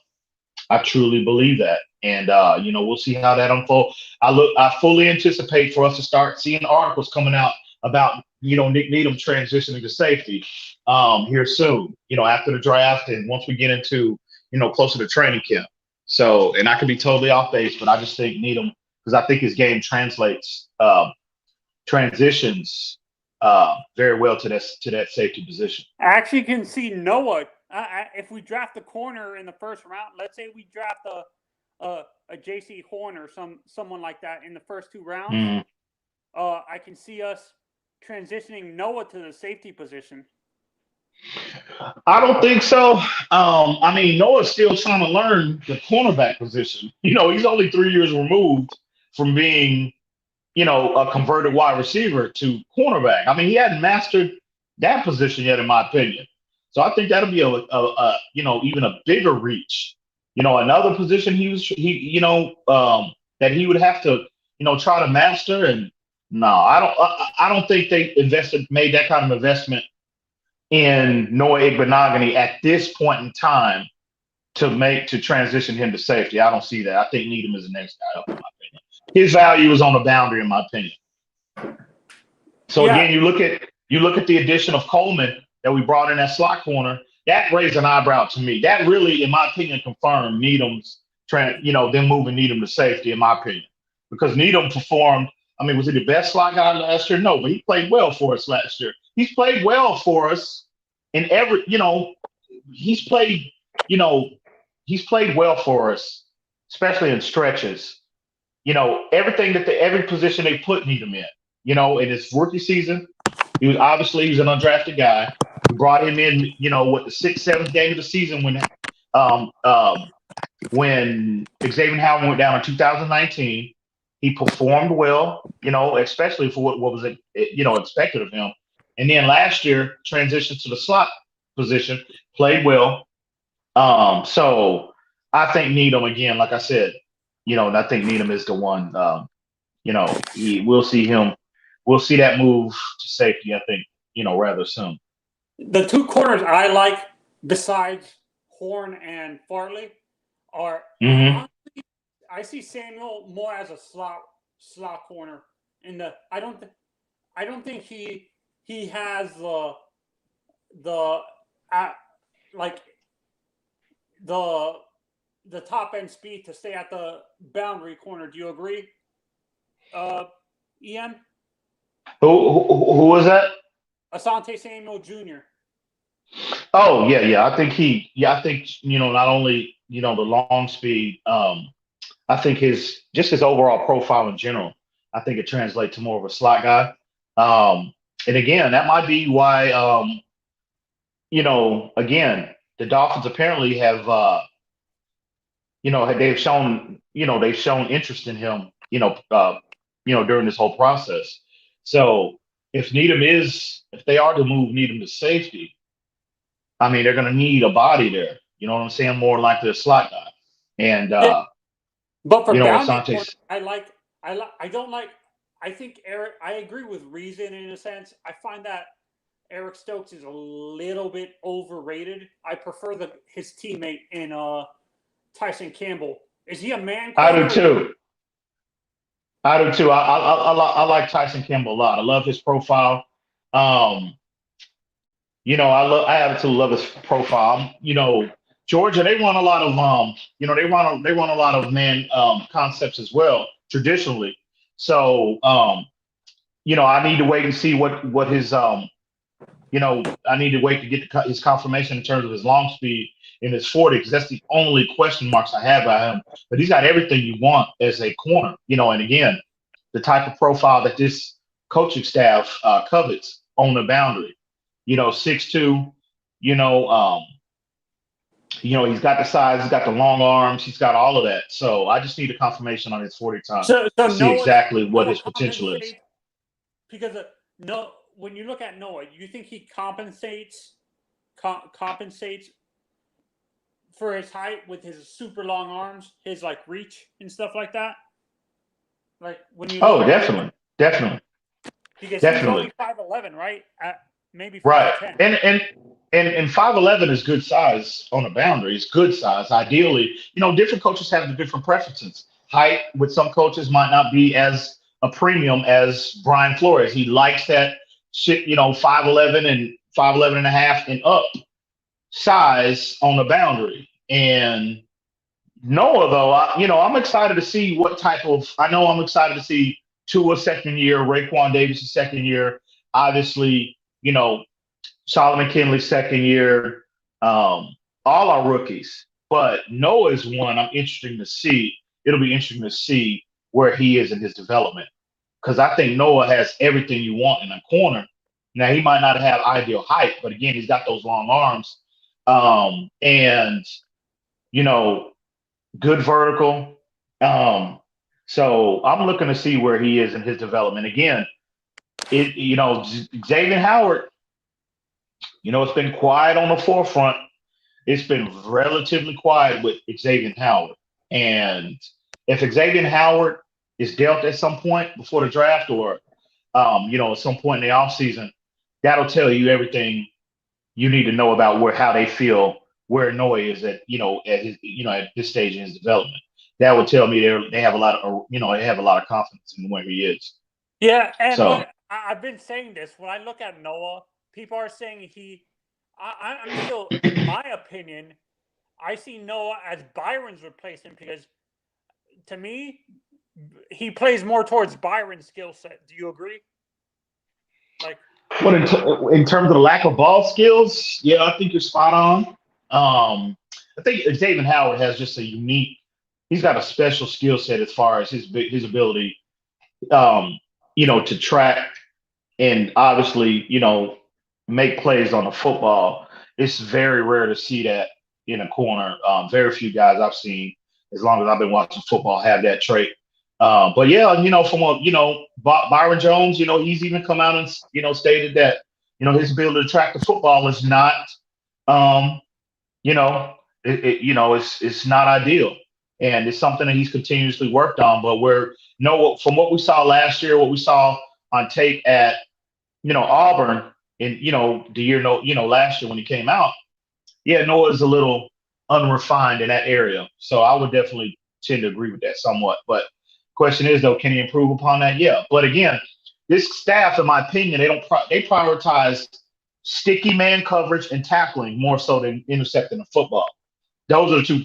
Intercepting the foot and taking the football away, that's third on the list, in my opinion, with Brian But Byron, Flores. so X, what you're saying, X basically has something icing on top of the cake when it comes to the interceptions, is what you're saying. Yeah, 100%, 100%. Now I'm not, and again, I'm not minimizing. I'm not minimizing. I'm sorry. Go ahead. In this year's draft, when it comes to tracking the ball, besides J.C. Horn and Caleb Farley, is there anybody in the second round that you see has that elite level ball tracking skills when it comes? I look at when you look at Asante Samuel, I think. And again, I don't think he's a boundary guy. I think he transitions more to the slot, and I think he's more of a zone-based guy. But in terms of instincts, he's very instinctive as well. Now, is he to the level of Xavier Howard? No. But I think Asante Samuel, has a lot of those instincts. But again, like I said, I don't see him being the boundary guy. Not at this level. Let me ask you this. And Quinte, if you ready to pop back in, you can answer this too. I get the feeling that I can see the Falcons throwing a snowball, EM, and taking Pitts at 4. Man, I hope not, bro. I ain't gonna lie, it took me a while. I ain't gonna lie, Mace. It took me a while to warm up to Kyle Pitts. I said that this morning about myself. I'm still not warmed up to this. I'm serious, man. But, bro, it took me a while to warm up to this prospect, but I tell you, I've been quiet for a reason. Like I said, I've been, burned down in terms of all this draft talk, number one, and then two, I've been quietly doing more research, right? Mm-hmm. So now, with that being said, Pitts is one of those players. I've been looking more at his tape, and I tell you, this kid is special. And I mean, his measurables are off the charts. But that as impressive as his traits are, yes. Again, you look at his ability to change direction, to sink his hips and transition in and out of breaks. You just don't see a man that size being able to do that. Not against linebackers, not against safeties, but against corners. You don't see that. And that's a special, special, rare ability. And people are watching. This is the same man that on New Year's Eve, I asked him about Zach Wilson, and he told me, Mace, he's the truth. And ever since then, I've been on Zach Wilson. So if he says it's about Kyle Pitts, I feel now a lot better about Kyle Pitts. Quinte, I guess, is eating his breakfast. He'll be back in a little bit. He's high on Kyle Pitts. Well, you, Manzano, you high on Kyle Pitts or no? You think this is going in the direction? I'm high on Kyle Pitts, but I'm honestly agreeing. I'm watching Good Morning Football, and they were saying that it wouldn't make sense for I understand Joe Burrow is banging the table for Jamar Chase. Yeah, he is. Like that, but it doesn't make sense to draft him. You should protect their quarterback who is coming off an injury, serious injury like that, by drafting Penei Sewell and stuff like that. It doesn't make sense to draft a receiver. No, they said no matter how many weapons you have, if you can't protect your quarterback, your quarterback can't get released into his murdered. release. I know what you're saying, Manzano. You're right. Let me ask you this. This is for EM. If both those guys are gone and they end up with Sewell, would you be happy? I mean, yeah. I mean, that's not my ideal scenario, but that, if Sewell falls to at 6, bro, that is crazy value. And again, I said this a minute ago, the Dolphins have got a huge decision to make. If that man is sitting there at 6, right? That is, man. I mean, I don't envy Chris Greer, bro, and Brian Flores, because, man. Oh, how historically in the draft, tackles are at a premium, and how do Thank you you. pass on that? How do you pass, considering all the moves that you made, the additions at wide receiver that you made in the offseason? Yeah. How do you really, from a football perspective, how can you sit there and say no? But if they select him, I think the Dolphins are rather high on Robert Hunt, and they want to continue his investment, at right tackle. But man, again, I mean, that's a lot of value, bro. That's I'll tell extreme you, value sitting there. if that's who we end up with, I'm not gonna be upset. I ain't gonna, I trust will me. be celebrating up here live when we doing the draft, and I will come out and say it. Steal of the century, bro. And the only one that if I'm gonna be upset about and not be happy, if the Dolphins are sitting there and Devontae Smith is there at 6, I'm sorry, I'm gonna be I'm gonna be Me too. relatively I don't want disappointed. nothing to do with Alabama guys. I can deal with the running back, but not the rest. And I hope I'm wrong. If they opt to go with him, I have to lean on the football, the mind of Brian Flores. I have to lean on that and concede. And we just have to take a wait and see approach to see how he develops. Hopefully, he develops into the player that wants a 6th overall pick.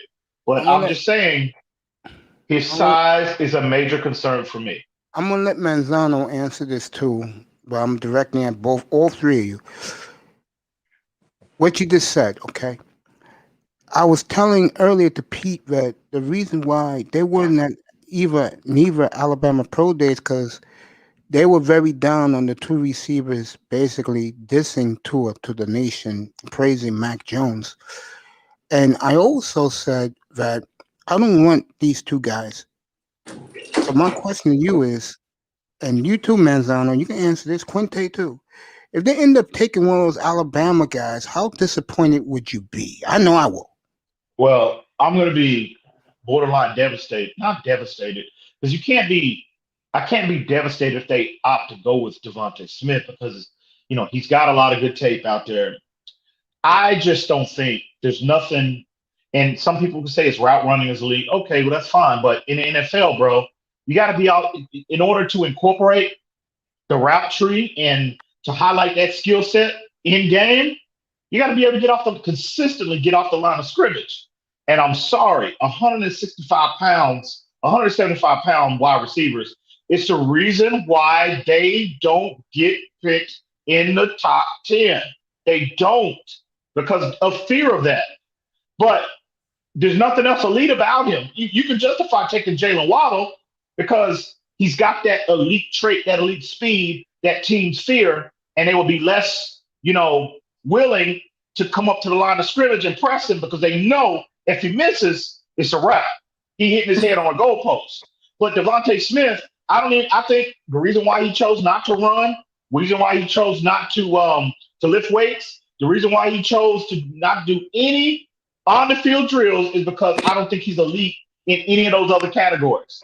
And 4 or 5, I'm sorry, at the NFL level, that does not put the fear of God in defensive backs. I'm sorry. That's just the way it is. And I get his tape. His tape is what it is or whatever. But doing it in the SEC and doing it at college is two totally different things than doing that consistently in the NFL. So I'm sorry. If it's me, if we got a pick of Chase, Waddle, Smith, Pitts, I'm going Pitts 1. Because again, if you go off trends, Flores has displayed that he would rather prefer the big body types at his skill positions. He's done that. That's what he's done since he's been here. Pitts fits that profile. But if and Jamar Chase, if I'm going number 2, Jamar Chase will be second. I don't want to draft any of these wide receivers in the top 10.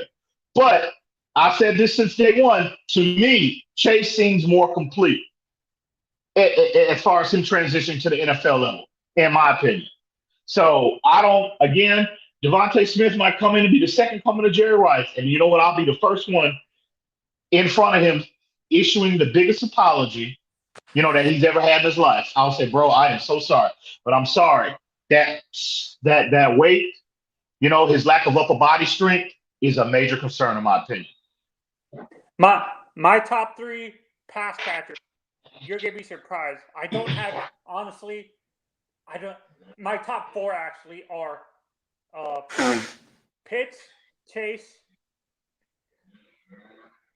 Rashard Bateman, and Terrace Marshall. With how he performed at his pro day, I don't have Waddle. They're too toxic for me in the locker room. I agree. Toxic. Yeah, Toxic, man. What they said about 2 weeks ago was uncalled for. What? You talk. Oh, what about them preferring Mac Jones? Yeah, that to me, that's uncalled for. How? You go where they're paying you. Keep your mouth shut. Go work out. No. They're just being. Look at Waddle and Devontae Smith. They had their most success with him, with Mac Jones. So you know they're going to say that. It'll be different if Judy and Henry Ruggs was saying that about Tua. Now that would be eyebrow raising, in my opinion. But no, I expected them to say that. Yeah, Devontae Smith reminds me of John Ross, doesn't he? No. John Ross is a track star masquerading as a wide receiver. Yeah. No, he's much more. I mean, when you're comparing the two, in terms of route running, they're not in the same stratosphere, bro. This is how Yeah, go ahead. Now Ross is a much faster player. Don't get me wrong. Ross has that dynamic 4.2 whatever speed, but he's another one that has routinely, since he's been in the league, because he's considered a bust, a massive bust. At this point, he can't get off the line of scrimmage and he can't run routes. So no, that's an unfair comparison. If I'm the Dolphins, this is my order. I don't care about the Alabama guys. Here you go. Sewell 1, Pitts 2, Chase 3. That's how I would go.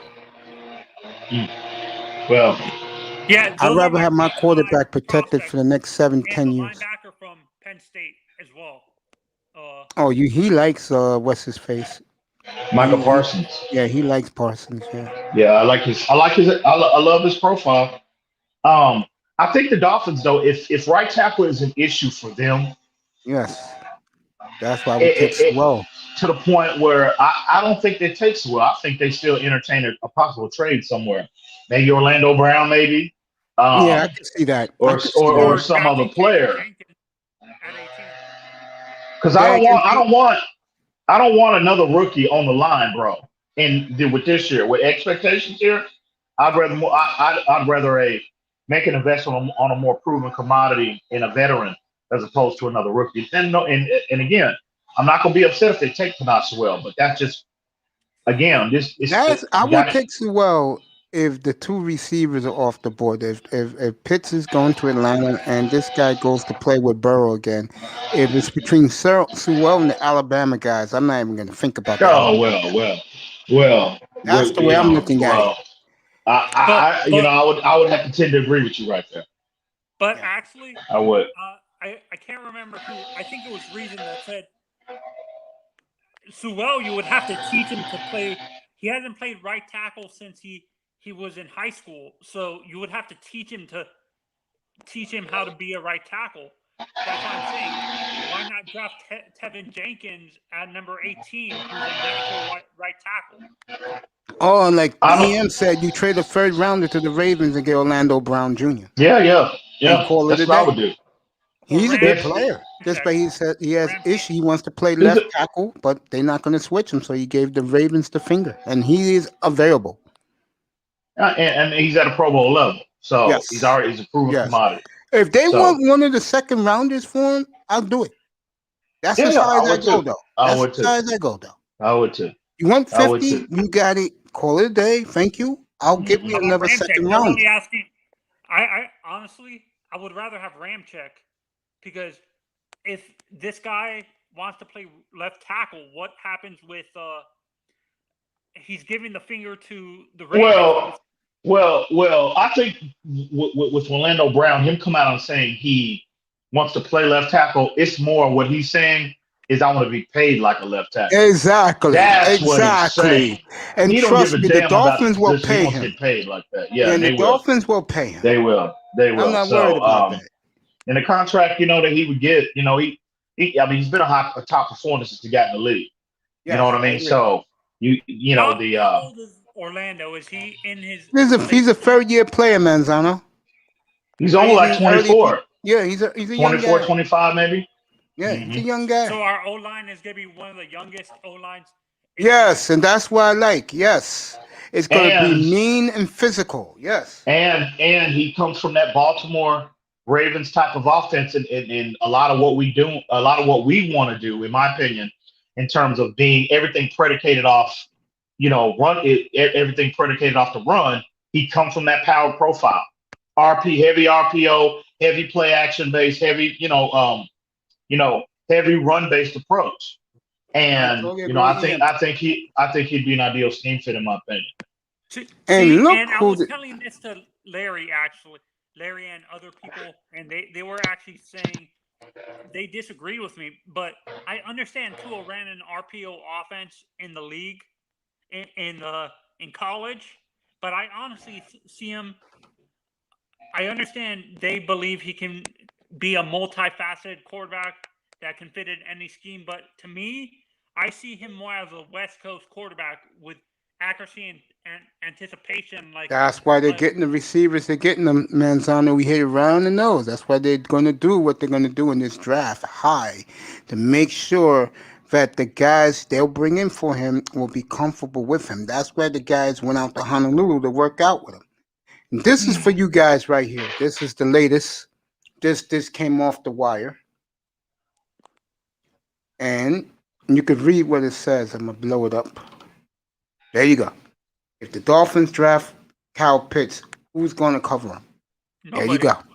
There you go. That's where the Dolphins are looking at him very hard. He goes to Atlanta with that personnel. Who's going to cover him? Yeah, good luck. Yeah. See, if the Dolphins love him that much, man, they might have to trade up again to 4. They might have to trade up again to 4, bro. They might have to talk Atlanta out of taking him, because that's what it's all about. I think if they're going to entertain a trade up to 4, Atlanta is seriously consider taking. No, Atlanta is what worries me, to be honest, because you really don't know what they're going to do. They might draft. You're right about that. They might draft the quarterback to be sit behind Matt Ryan, or maybe draft Sewell to help their offensive line, because they have. That's true. They have offensive line issues and stuff like that. Or they can draft. You're right. They can go a number of places just like we can. I think the move to make for Atlanta though is maybe pronounce well, because the instability on the offensive line. But again, you can see them. Drafting you can see them drafting Chase. No, they don't want Chase. They got the receivers. They already got Calvin Ridley and Julio Jones. And the kid on third down, I forgot his name, was very good. I think he wears number 81. That kid is real good. He's their slot back. Julio's slowing down. Julio's starting to slow down. You're gonna need a replacement for him. You can Manzano, you can always get a blue chip receiver. It's hard to get a franchise QB, bro. The reason why the Dolphins are doing what they do, because it's urgency to see what they have and tungle over. It's one thing that EM thinks highly of him. It's one thing that I already made a decision on him. But the bottom line is Chris Greer. I don't know what to think of. I'm in the middle too. I'm not one of these like Pete who I'm in the middle. I already gave him the game manager tag. But I'm going to say it again, EM, don't get uptight. You can win championships with him at quarterback. I said that already. Nobody wants to listen to me, though, because EM, you say all the time, they want to wake up at 2:30 in the morning, clicking on ESPN and see his highlights. And if they don't see that, they're going to be very, and I told that to Pete earlier, to Quinte, when Quinte, before he went to have breakfast, I told him too. If this is how sick the Dolphin fan base is. A lot of them, okay? If he threw 40 touchdowns, 7 picks, nearly 5,000 yards, and 110 passer rating with 6 and 10, they're all high-fiving. They're fucking doing handstands. And I will go to them. You do know you went 6 and 10, right? Yeah, but we got a quarterback. I mean, that don't make sense. Yeah, it's about winning. EM, I agree. I have a question for you. Since we're a team that's going to be competing for a playoff spot, realistically, for a rookie quarterback, you usually give him 4 to 5 years. For Tua, do we cut down that window to evaluate him fairly? Like, since we're competing for playoff spots, do we give him 2 to 3 years at the most? Well, first off, because the haters gonna try to twist my words like they always do. Let me say this, because you know how a lot of people are. They get in their feelings, but again, I don't give a damn. I don't give a damn about your feelings. Mm-hmm. I love Tua Tagovailoa. I am not advocating for the Dolphins to move away from him. Only if there's a potential player like Deshaun Watson available. Russell Wilson. Anything less than that, I'm not entertaining that. With that being said, I do think Tua, and it might be somewhat unfair to him, because Tua, he's in the perfect situation from a team standpoint of what he potentially has around him, but it might be a little unfair because we don't know where he is. The circumstances. We don't know what stage of his development that he's at, because Flores, and I've been telling y'all since last year, if you go back and look at the tape on any platform, they truly believe they have a championship roster. I think they thought they could win last year. That's what I tried to tell these guys. So you have going into another offseason with the surplus of resources in terms of what they brought in free agency, what they have available at the draft. That has accelerated the expectations of Tua Tagovailoa. Now, that might be fair, it might be a little unfair, but it's reality. And we're sitting here today. I am telling you right now. It's true, bro. If Tua don't get it done this year, if they stick with him, I think they move away from him next year. If they don't see significant improvement. And that means numbers with wins. And what I mean by numbers, I know EM will give me a little pushback. 26-6, a little over 3,000. Team is 13-3. He did his job. That means that our running game is unstoppable. And it's all about where we are as an organization. I've been telling y'all since day one. Yeah, they think they think they can win now. And if you look at our roster now, bro, it's championship caliber. You cannot give me five better rosters overall than the Dolphins right now. Wow. It's tough from to do the that. starting 22. From the 22 starters, I agree. Josh Lugo, and then what's up, my brother? That's for you, Josh. This is what I see happening because of the circumstances and with Tua. Let's say, I know it's unfair to not. You're evaluating the situation that he's in, not the specific player, which is kind of unfair. Don't you agree, EM? Well, yeah, I just said that. It's a little unfair to Tua because, again, a typical rookie, you're going to want to, if you're picking a player in the top 5, generally where you are as an organization, you're in the bottom half of the league. So you're in a quote unquote rebuild or reset. And generally, when you have teams that are in that mode, when they select a quarterback that high, they generally give that quarterback 2 to 3 years because that's typically how long a rebuild or reset takes place. Yes. But we are not in that. That's not the situation anymore. in Miami. We passed That's not the situation. No. So, and again, but it's a little unfair to Tua somewhat. But at the end of the day, I love the approach that Flores is putting him in. They're throwing him out. They're putting him out there in the water. Yeah. Either you're gonna sink or you're gonna swim. That's it. I love that aggressive approach with Flores, and he's like that with every position on his roster, bro. And let me add and you have to love that from a fan's perspective. Yes, and let me say this. Pete asked earlier, and I want you to explain it to him, what it factor Tua has. I know what it is. I want to hear it from you. His it factor. He does have an it factor. It factor. Yeah. I mean, I would say me, based off his Alabama tape. Man, you fell in love with him for a reason, bro. I could say it for you. Based off. No, go ahead. Based off his Alabama film, I loved his vision.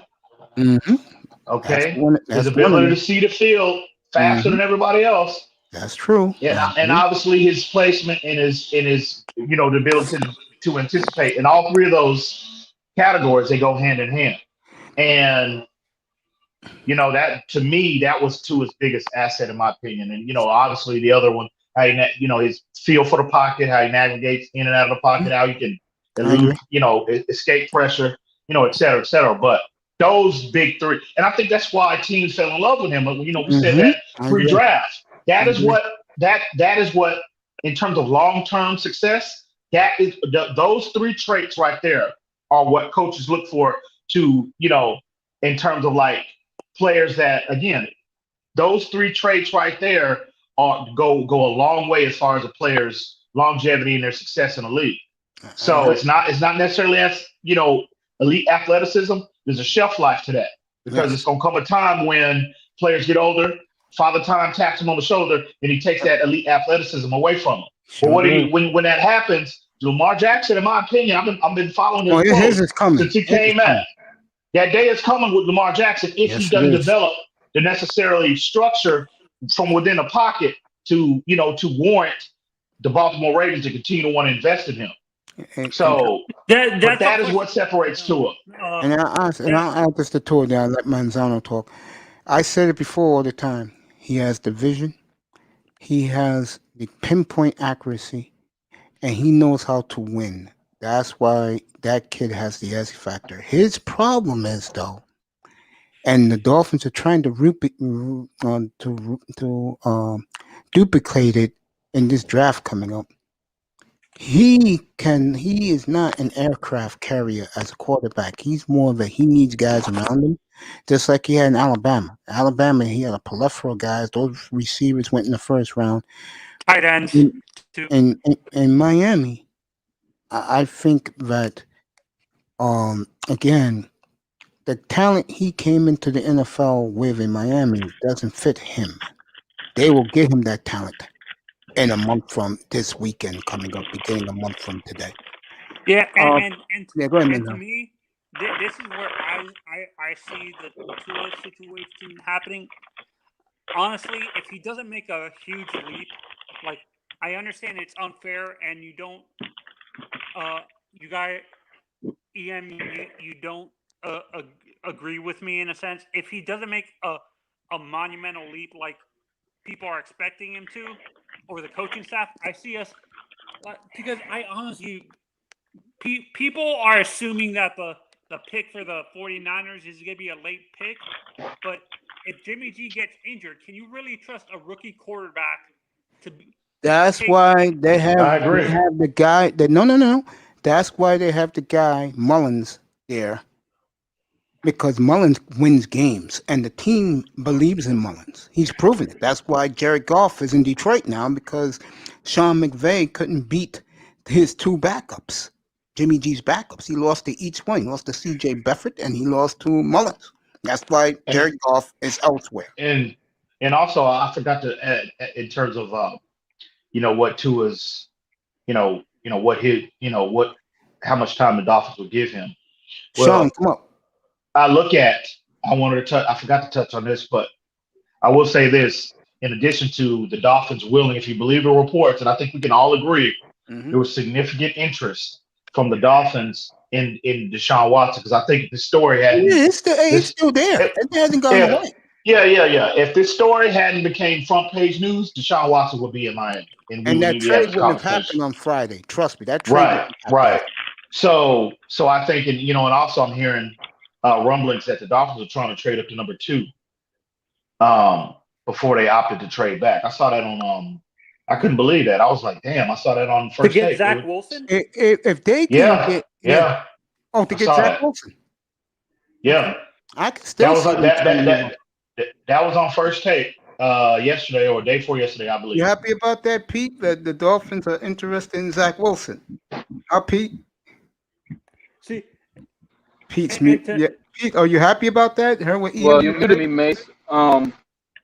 I, it's not that I'm happy about it, Mace. It's that I keep telling everybody the Dolphins being and Deshaun Watson wanting a better quarterback doesn't mean if the Dolphins don't land Watson doesn't mean they don't want a different quarterback. I don't know what else to try to tell people.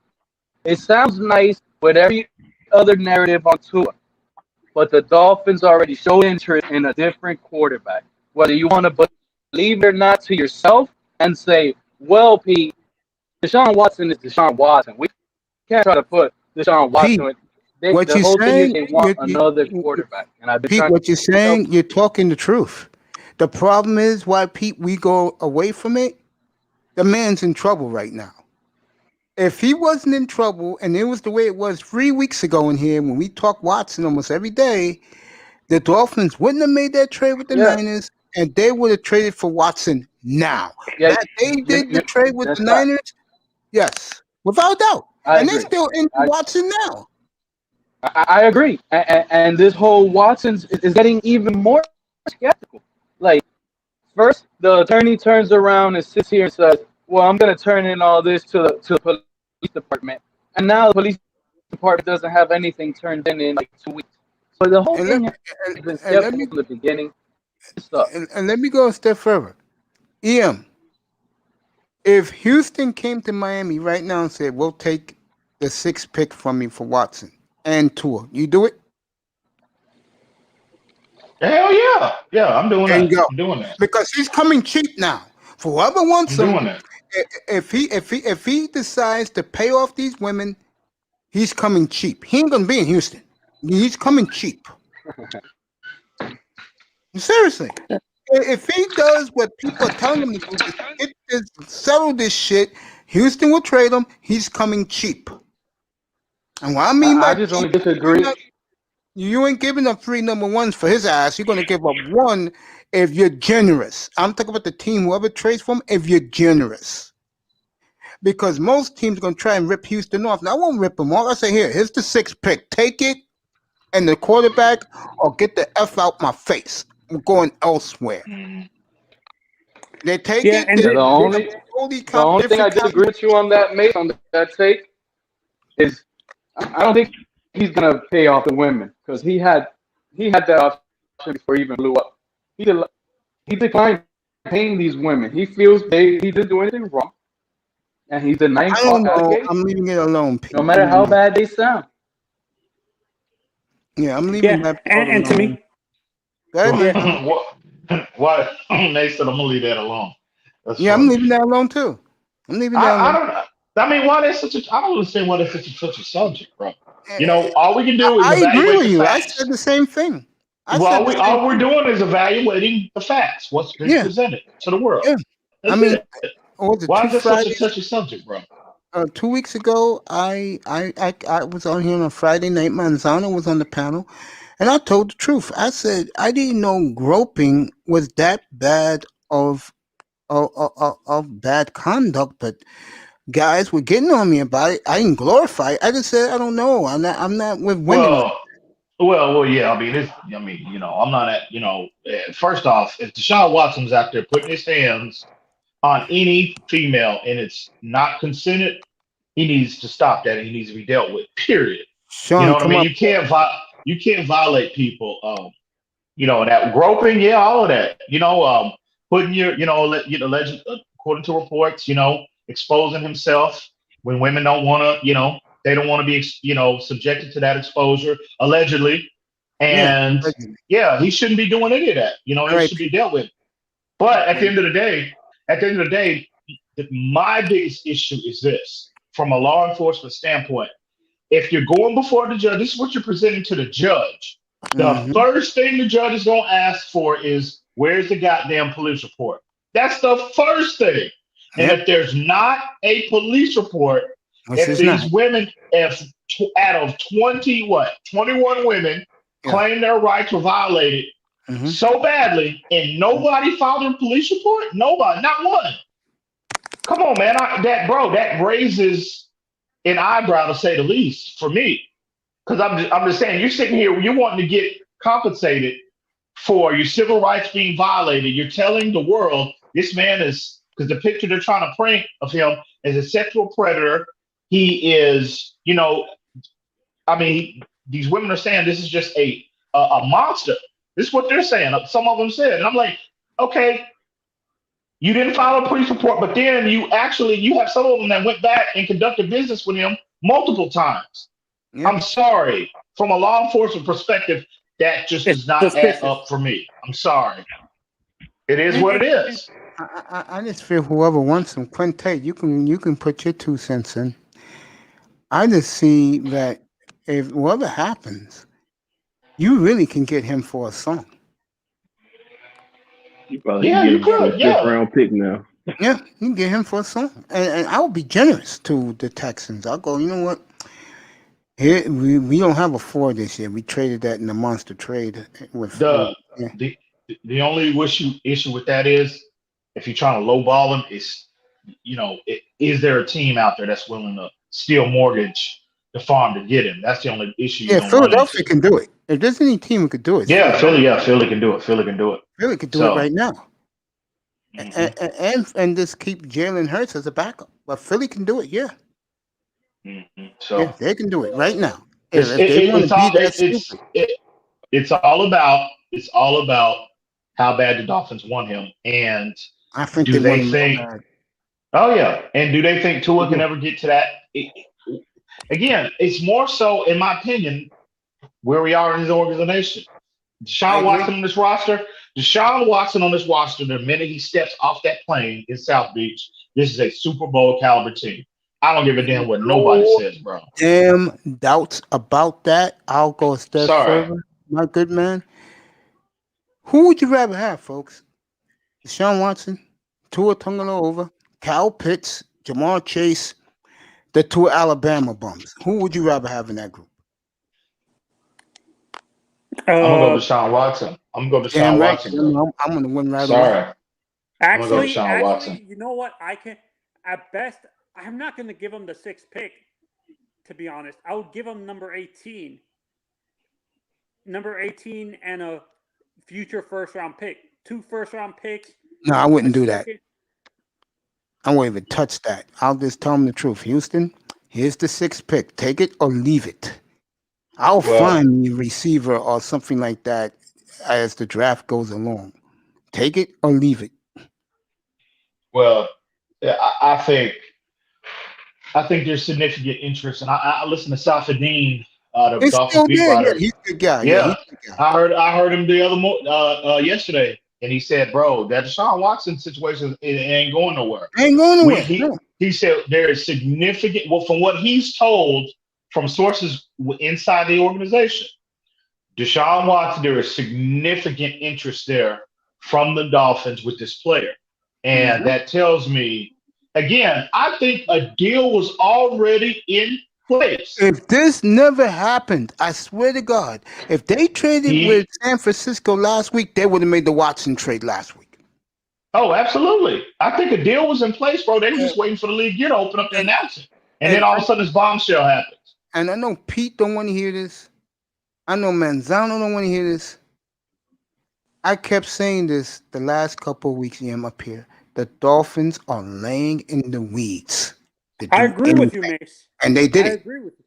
last week when they got the free number 1s. I kept telling these guys that the reason why you don't hear nothing from them is because the national media wants the Jets to do something good because they like the Jets. But now that Miami had the courage to do what they did, now ESPN can't do nothing but sing Miami's praises.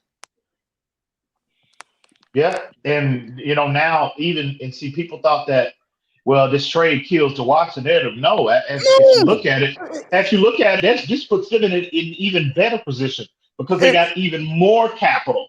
You know what I mean? To go get him. Yeah, let me go a step further. I just said a minute ago, I want Quinte to put in his 2 cents. You give them 6, they're going to take it. You give them 18 maybe, because it could be a team like Philadelphia that will give more. But if you give them 6, no one's going to touch that for him. No one. Well, all of a sudden the Falcons are going to go, okay, we'll give you 4 for him, and you could take Matt Ryan off our hands. They're not going to do that. Matt Ryan got too much money. No. Miami's the only team that could do anything, again, as we speak. Anything. And also, we are the team. We are the apple of his eye. He came out and said that the Dolphins are my desired destination in so many words. Josh Lugo's on point this morning. Excellent observation by you, Josh. Yeah. Philadelphia's still in it. New England's still in it. San Francisco's still in it. If tonight Deshaun Watson, the word is he's going to do a payoff, all those teams are on the phone again with Houston. I think teams are just waiting, and the Dolphins included. Exactly. The Dolphins are the head of the pack. You can believe that. They're just waiting to make sure that there's no possibility of any kind of criminal charges that can come out of this. And I think once they feel comfortable enough that that's not going to happen, I'm telling you, man, I do believe that the Dolphins, again, according to sources, the trade was already in place. Yeah, I know. Already on the paperwork was already drawn up. Yeah. They just had to sign off on it and file it. You don't get that close. You do not get that close of consummating a trade. And again, I get this explosive situation. The only reason why a team would just completely abandon it is because unless he shot somebody or they found 3 bodies chopped up in his murder freezer. charges, or he abused the woman physically, and they had the picture. Right. They had a video or something. That's different. He didn't do that. That's why the Ray Rice situation is what you're saying, EM, right? The situation? Yeah, if it was Ray Rice situation, that video, or they had pictures, he's done in the league. But because it's just, and again, ladies, if you're listening out there, I know it's lunchtime. What's up, sir? Ladies, I know if you're out there listening, believe me, I'm going to sound like a doofus and a lame, as the sisters call guys like me, a lame. But I'm being honest. I did not know that men could get in trouble for groping women. I don't do it, ladies. I'm just letting you know that. I'm just talking here. But that's a form of sexual harassment. Yeah. Hell yeah. You go to jail for that. You was up here, EM, 2 weeks ago when we talked about this. And Manzano, I didn't know. And I got a lot of pushback for this. But I don't know these things. Okay? My life is sports, music, and books. Okay? And making money. That's my life. That said, on a serious note, if this is the case with Watson, that's all he did. This is going to be hard for me to say, but I'll say it. I don't believe, unless the man has a predatory personality, if he's just a guy groping women because he's a multi-million-dollar athlete and he feels he's entitled, that's totally different from a man that does this as a predator and is stalking the women he's trying to do this with. It's like night and day. I have not heard nothing. And I'm not defending Watson, ladies, okay? I'm not. All I'm saying is that if I am Deshaun, this is me, I would just pay these women off, let bygones be they don't want no money. Yeah, that's what they've been saying. That's what they've been saying. They don't want no money, Ian. All the women said they don't want to pay out. Well, what's the goddamn purpose for a civil suit then? If you don't want money. This is what I'm trying to get to, my Stop man. it. The women, according to Busby, he said the women don't want money. Stop but it, there's man. a civil suit. Like, man, that makes no sense. Stop That's it. contradicting your own statement. That's ridiculous, man. Ladies, excuse me. I'm sorry, girls. I didn't mean to laugh, but it's listen. I don't it's know. A weird, I don't believe again, none of it. Anyway. I don't believe any of it. I feel listen, I'm not trying. Texas did that. I am not saying Deshaun Watson did this or didn't do this, or the ladies are lying. I am going off of what has been presented, and I am just saying You sitting up here saying you don't want any kind of financial compensation, right? That's according to him. According to your lawyer, we don't want money. We don't want money. Well, what's your motive then? Well, okay. Well, then, if you don't want money, where's the police report? Why aren't you down and picketing outside the Houston PD? All 21 of y'all. Why are y'all not doing that? That makes no sense to me.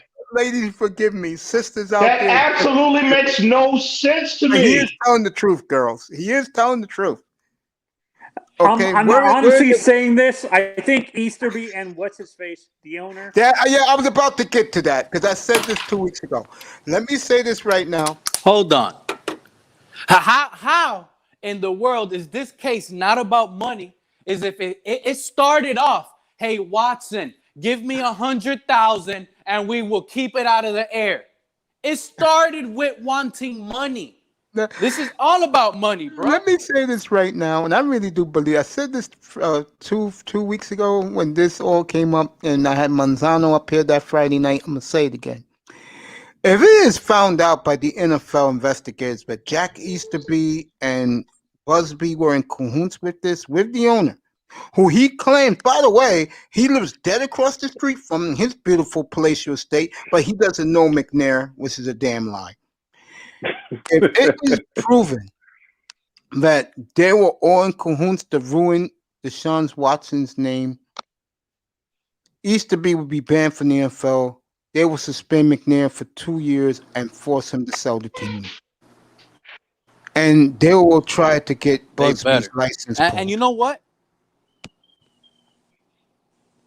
Yeah, Deshaun Watson has not even came out yet and spoken. He hasn't even spoken yet. Wait till he has to come out and speak about what he has been dealing with the owners himself. Wait till that happens, because it's going to happen. But I'm with EM 1,000%. I made the video like a week ago, and I said it. It's skeptical. It's all about money now that they're trying to sit here and twist it up and say it's not about money. That's what they they don't want money. Man, stop, man. Come on. Exactly. Well, no, that first EM hit it on the head. Say that. They did say that at one point. They said nobody wanted no money. Man, come on, bro. Stop. That's bullshit, bro. And it's still saying it right now. The lawyer went. You work for law enforcement, EM. Where are the police reports? Isn't that the first thing you're supposed to do? I am telling you, the judge that's the first thing that he's going to ask when all parties meet. When they sit down and say, well, when they present their evidence that they have, the first thing any responsible judge, the first question they're going to ask is, where are the police reports?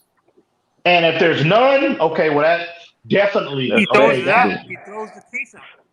A lot of cases he does. A lot of cases he does. And that's why I'm saying, if it comes down to he say, she say, bro, you can accuse somebody all day, but you gotta have something factual.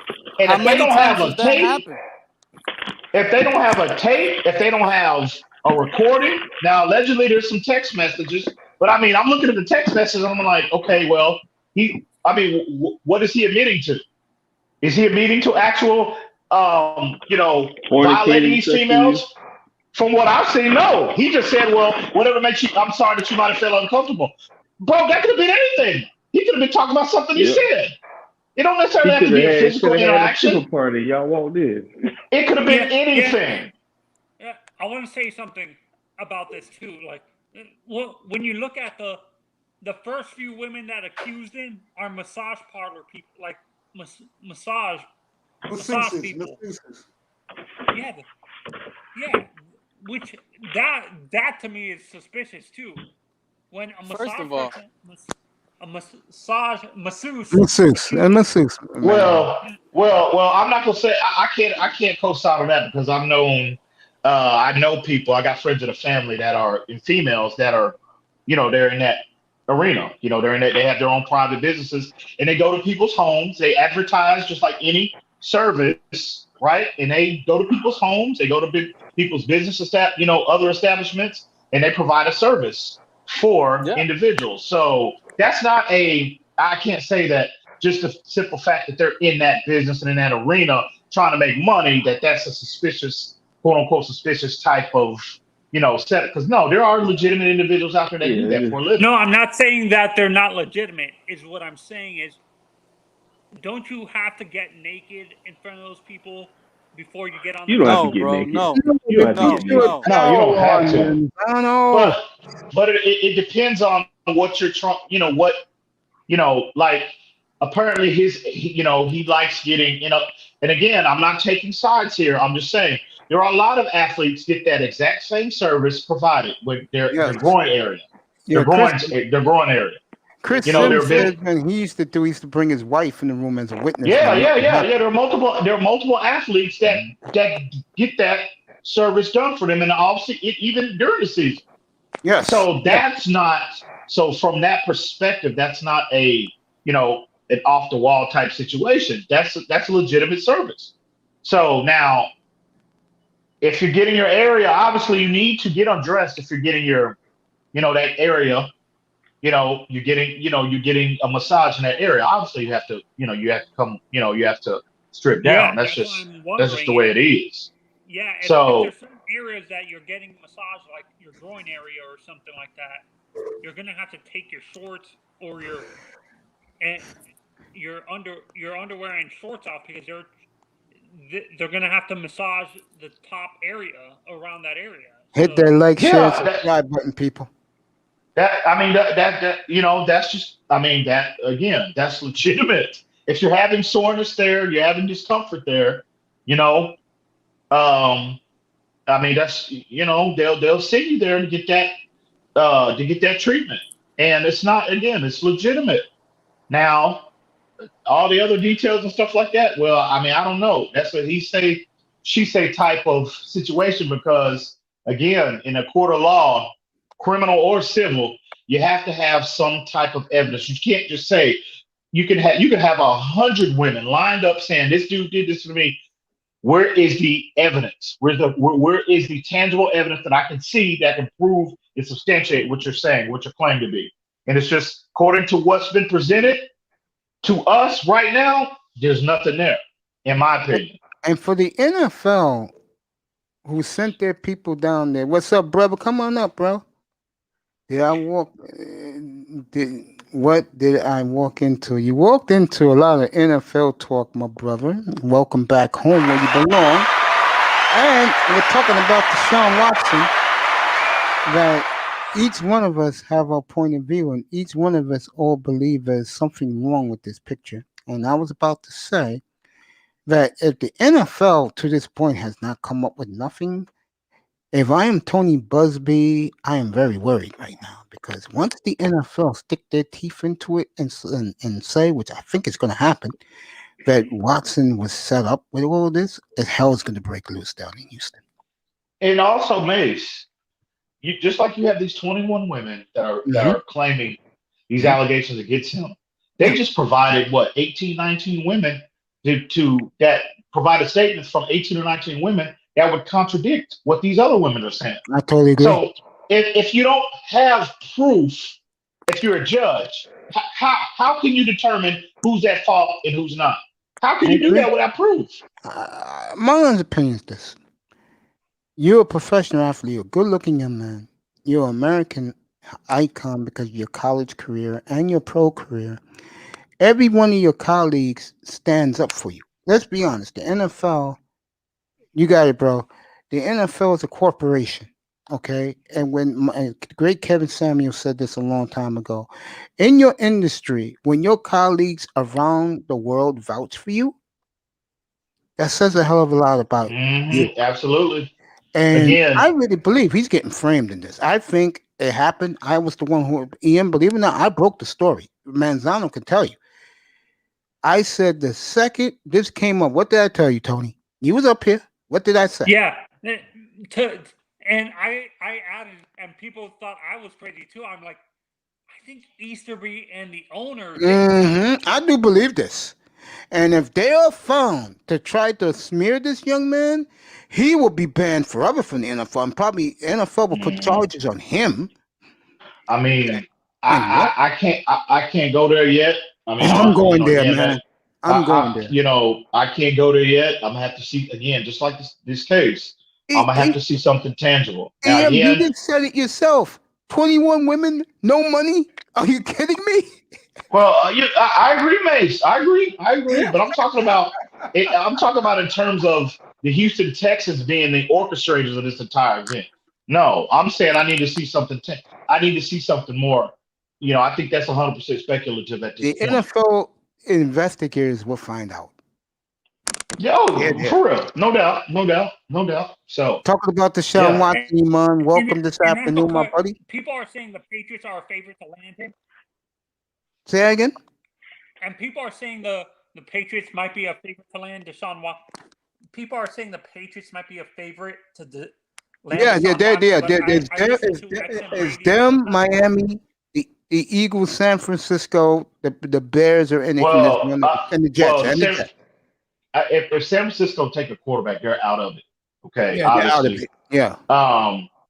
But again, the Dolphins are the front runners. They've been the front runners.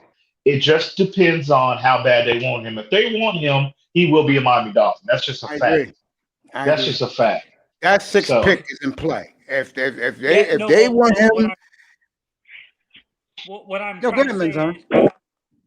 what I was saying, EM, is I listen to XM radio, and the two guys I listen to a lot are Bill Polian, the former president of football operations for the Colts, and Gil Brand, the other Hall of Fame GM that works for them. And they say when they look, and other former scouts that work for them, they're saying that Deshaun struggles in cold weather games, like cold weather and stuff like that. But most of his games going to be in warm weather, Manzano. Yeah.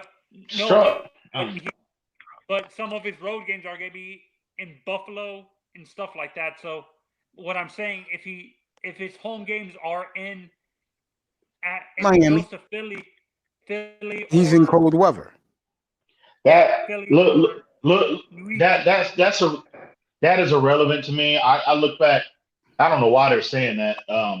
But I mean, the man on the road against Kansas City, 2 years ago? He had his team 20. He had his This is the AFC Championship game. He had or the divisional round. I'm a little cloudy. Right. Yeah, I know what you're talking about. He had him 24-0, had him 30 minutes away from getting to the Super Bowl. Did he struggle in that game? No. Go put that Foxborough tape on. I think that might have been his rookie year when he, in my opinion, outdueled Tom Brady. Yeah. You know what I'm saying? No, that's ridiculous. So you don't trust you don't trust the evaluation of a Hall of Fame general manager like Bill Polian from my neighborhood. Bill Polian is the one that said he would not draft Lamar Jackson as a quarterback. He would make him a wide receiver. That's what Bill Polian said. That's a Hall of Fame GM that ain't that statement, and this kid he's been a league MVP. So what does that tell you? And trust me when I tell you, both of those men you bring up, I love. Seriously, I'm a big Bill Polian's from my community. He went to high school here. He did, Polian's from here, so I like Bill a lot. I respect him, and I love Gil Brandt. But the bottom line is this. That's right, Josh Lugo, who's been outstanding this morning. Yeah, boy, Josh. Hey, Josh, listen, anytime you want to come up. Seriously, anytime you want to come up and join this party, this is the type of room I love. I got great minds. Quinte is here. Ian, of course. Manzano, even though he asks a million questions like, who wants to be a millionaire? He brings something to the table. So come up anytime. And in a sense, like I said, let's say the Dolphins, we back off the Deshaun Watson. I understand you guys think it's going to happen.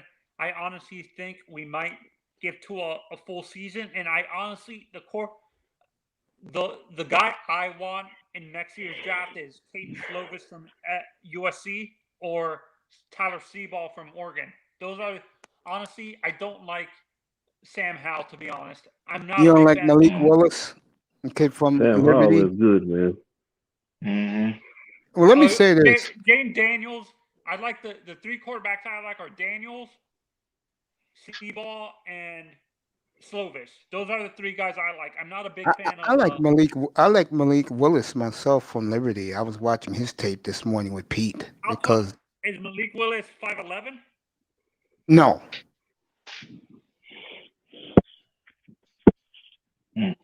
Let me say this. I'm gonna stick to what we're talking about here. Josh Lugo is right.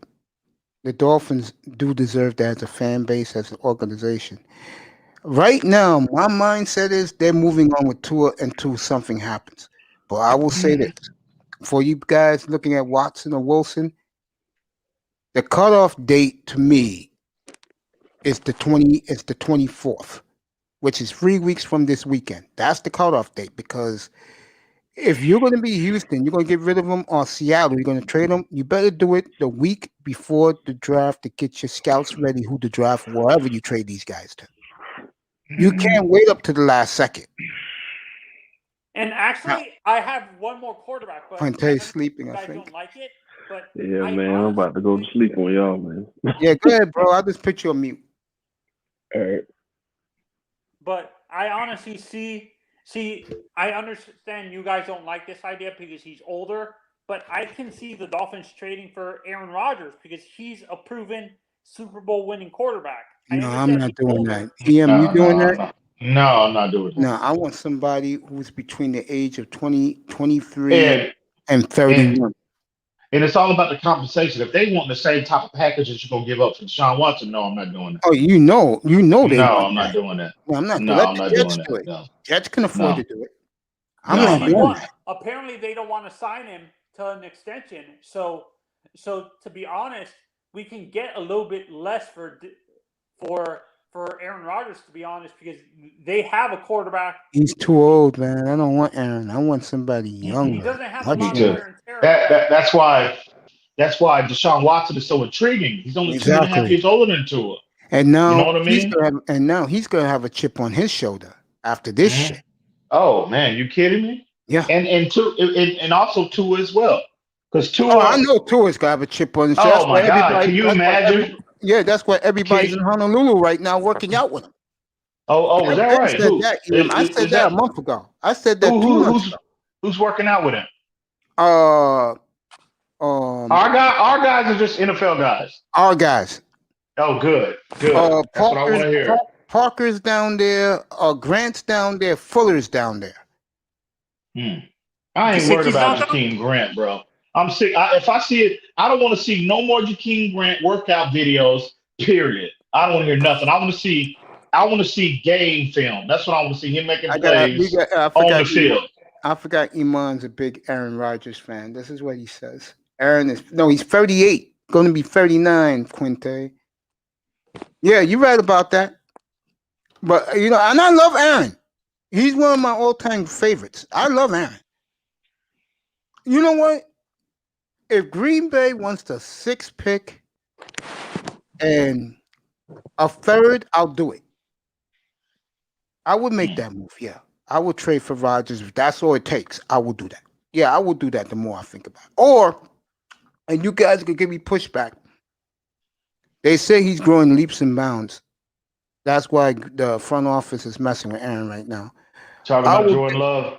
I will give the Packers a 2nd for Jordan Love.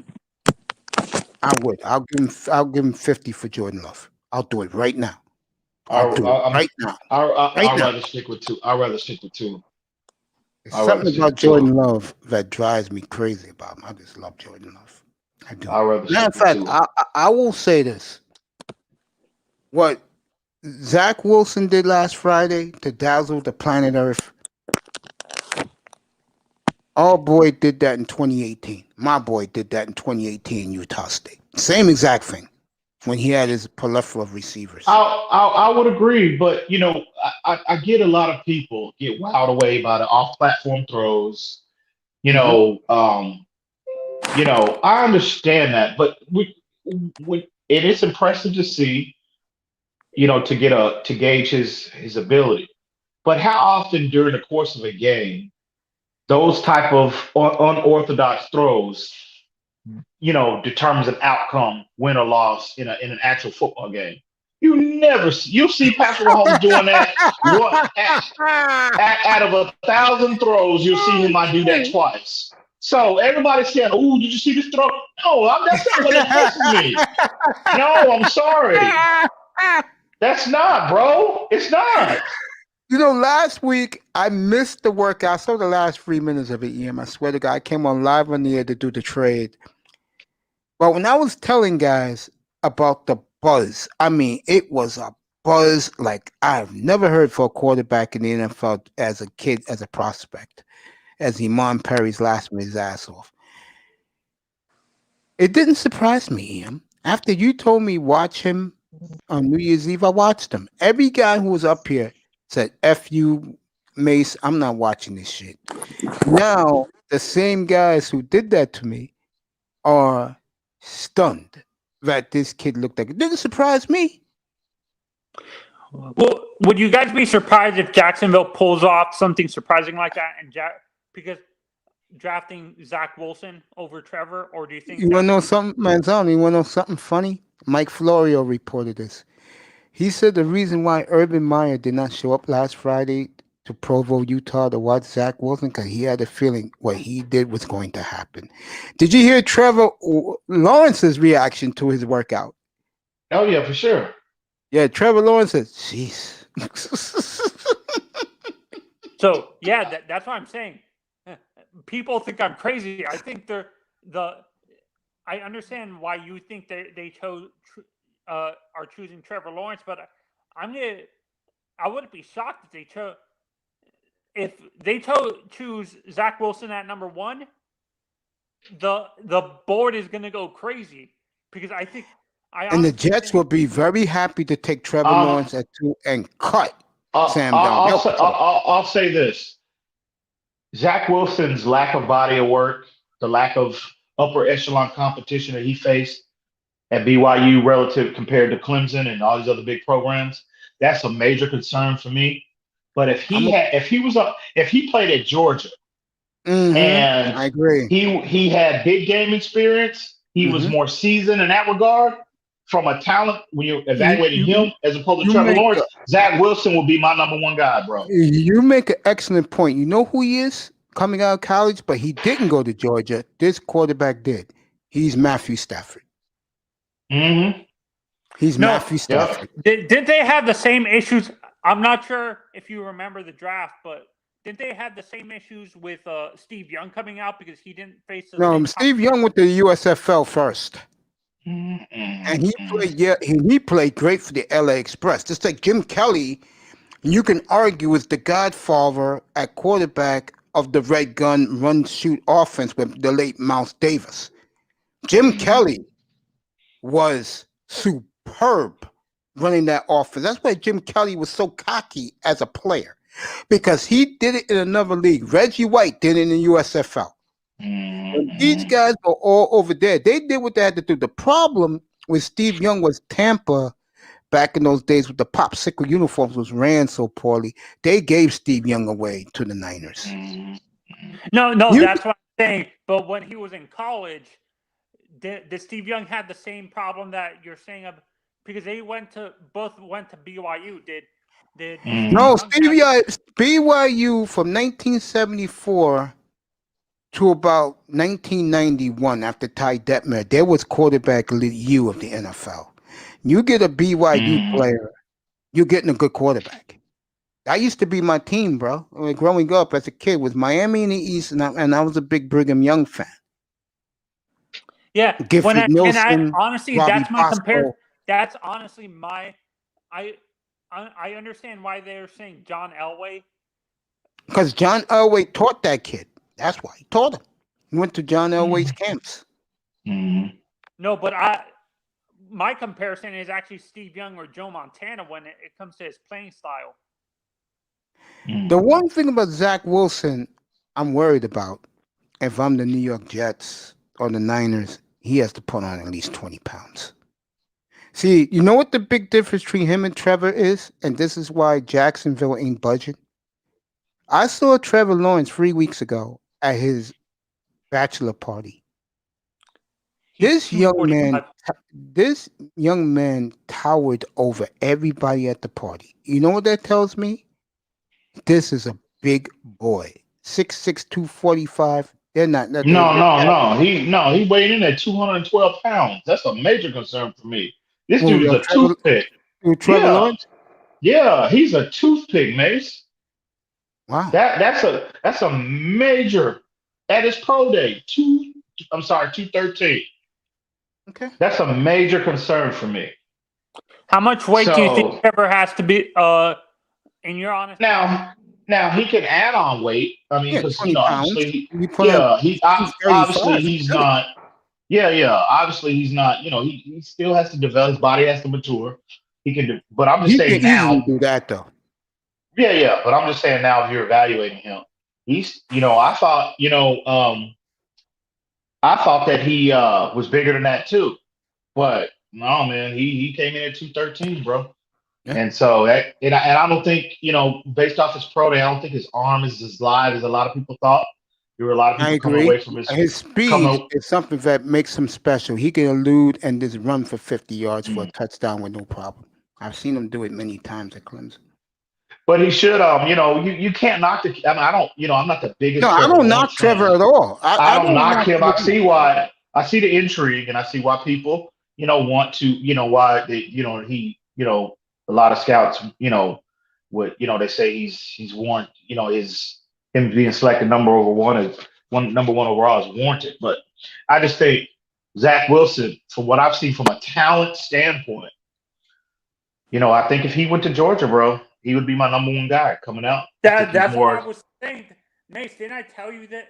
Didn't I bring this subject up to you with Trevor, Zach, and Trey Lance? Let's say they went to Georgia or Florida, or what was it, like an Ohio State or something like that, or a Michigan, and they got more eyes on them. They would Trey Lance would have been a top. He would have been a certified top 10 pick. I agree. No ins. Maybe and even what's about it? Yeah, and maybe even I'm even saying this. Maybe even a top 5 pick. Like,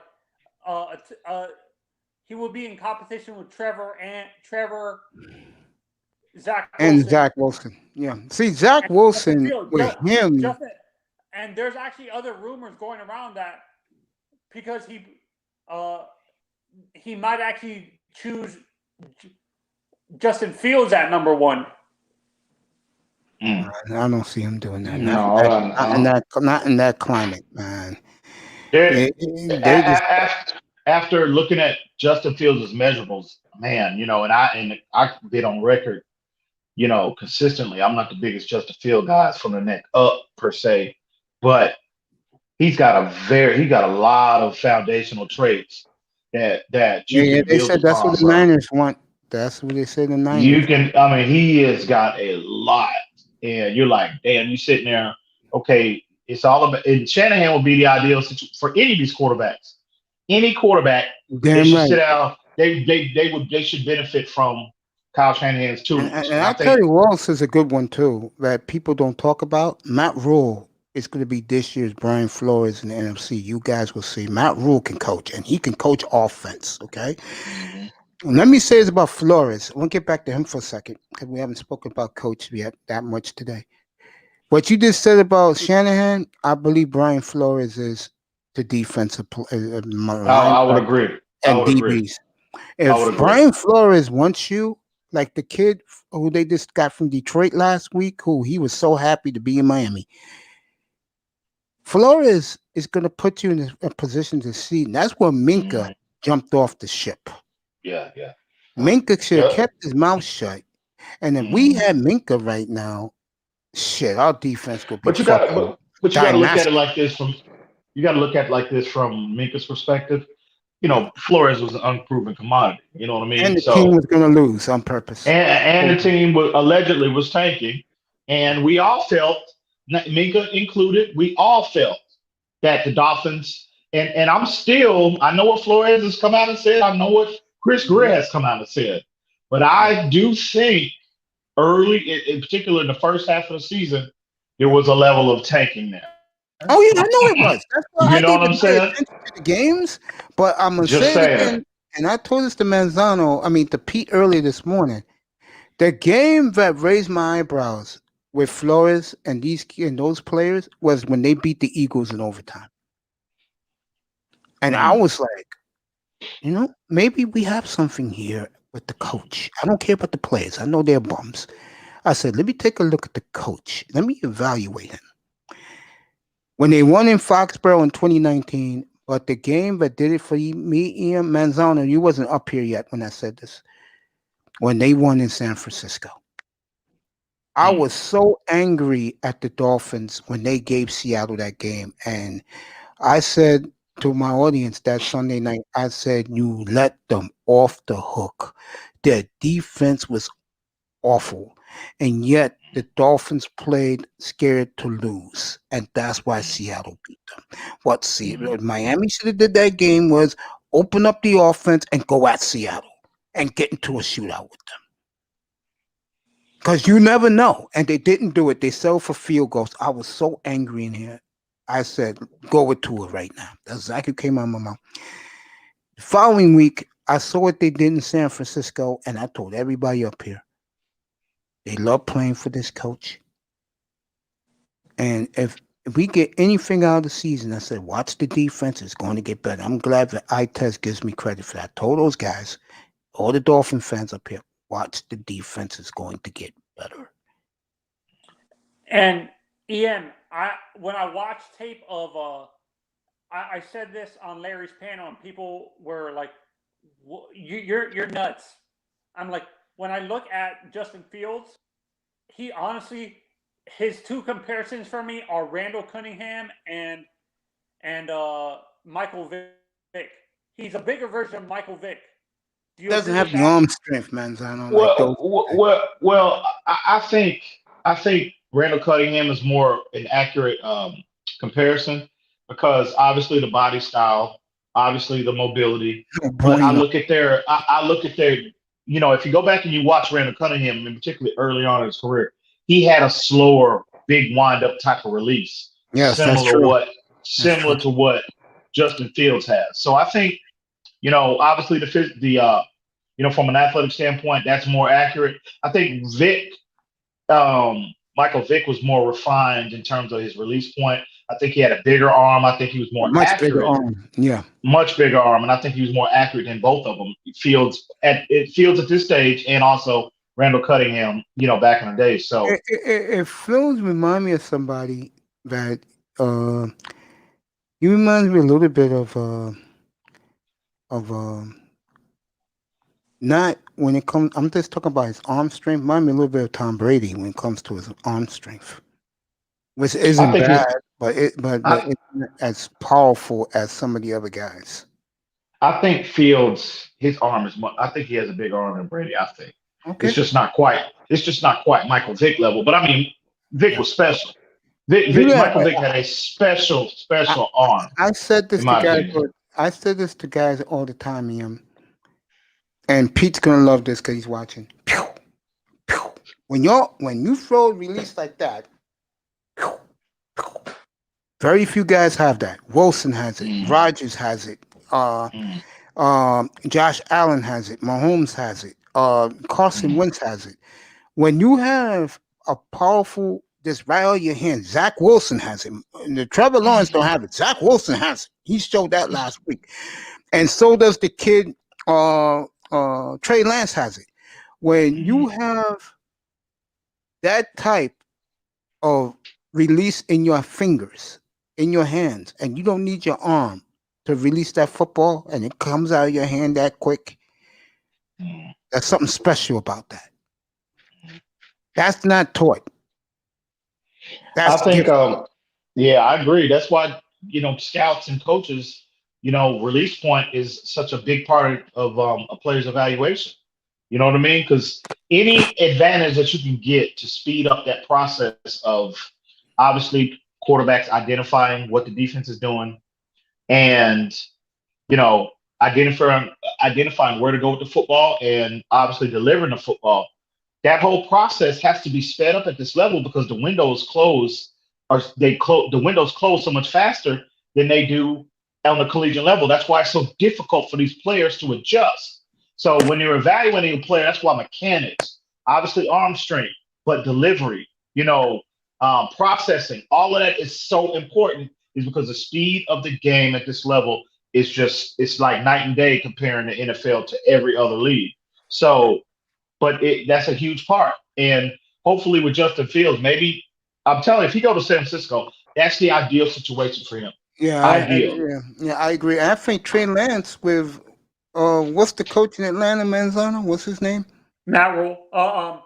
Matt Rule's Carolina. Arthur Smith, something like that. Yeah, Arthur Smith. I think him sitting behind Matt Ryan. I'm talking about Trey Lance for a year or two. I think that will help him. I think it will. EM and Mace, since you guys watch football for a long time, is there anybody that you can say has the closest release to a Dan Marino type release, where it's that up and out release where it was right out of the Mahomes. That up Patrick and out. Mahomes has it. Yeah, Mahomes has it. I would say to me, I would say Rodgers and I would say Michael Vick. Michael Vick was just a left-handed version, but Michael Vick had that flick of the wrist. The ball was in the air on a laser, 60 yards in the air. I would say those two. No, what I mean by release, EM, is when you watch Dan Marino's tape and you looked at how he released the ball, it was up and out. It wasn't like, how people extend their arm then throw it. That's your boy Justin Herbert, by the way. He does it what you just said. Adjust his arm and throw. That's Justin Herbert. Listen to what I'm telling you. Herbert does it well, though. Listen to what I'm telling you guys. EM is correct with a little arm motion on Justin Fields. But you know who that reminds me of? Justin Fields is going to be the next Deshaun Watson. Watch. Just let it sit and happen. 2 years, 3 years from now, the next Deshaun Watson is Justin Fields, bro. So if you love Deshaun Watson's game, you see the little arm angles. The little arm angles everybody's complaining about, that it looks long and slow. It's mostly on run throws. And every quarterback on the run has a different arm formation of throwing. It's whatever the body at the time is going to allow you to do at the position you're standing. So in the pocket, Justin Fields, he throws a beautiful quick release throw. Justin Fields in the pocket, he tries to stay there. That's what I love about the guy. He wants to be there.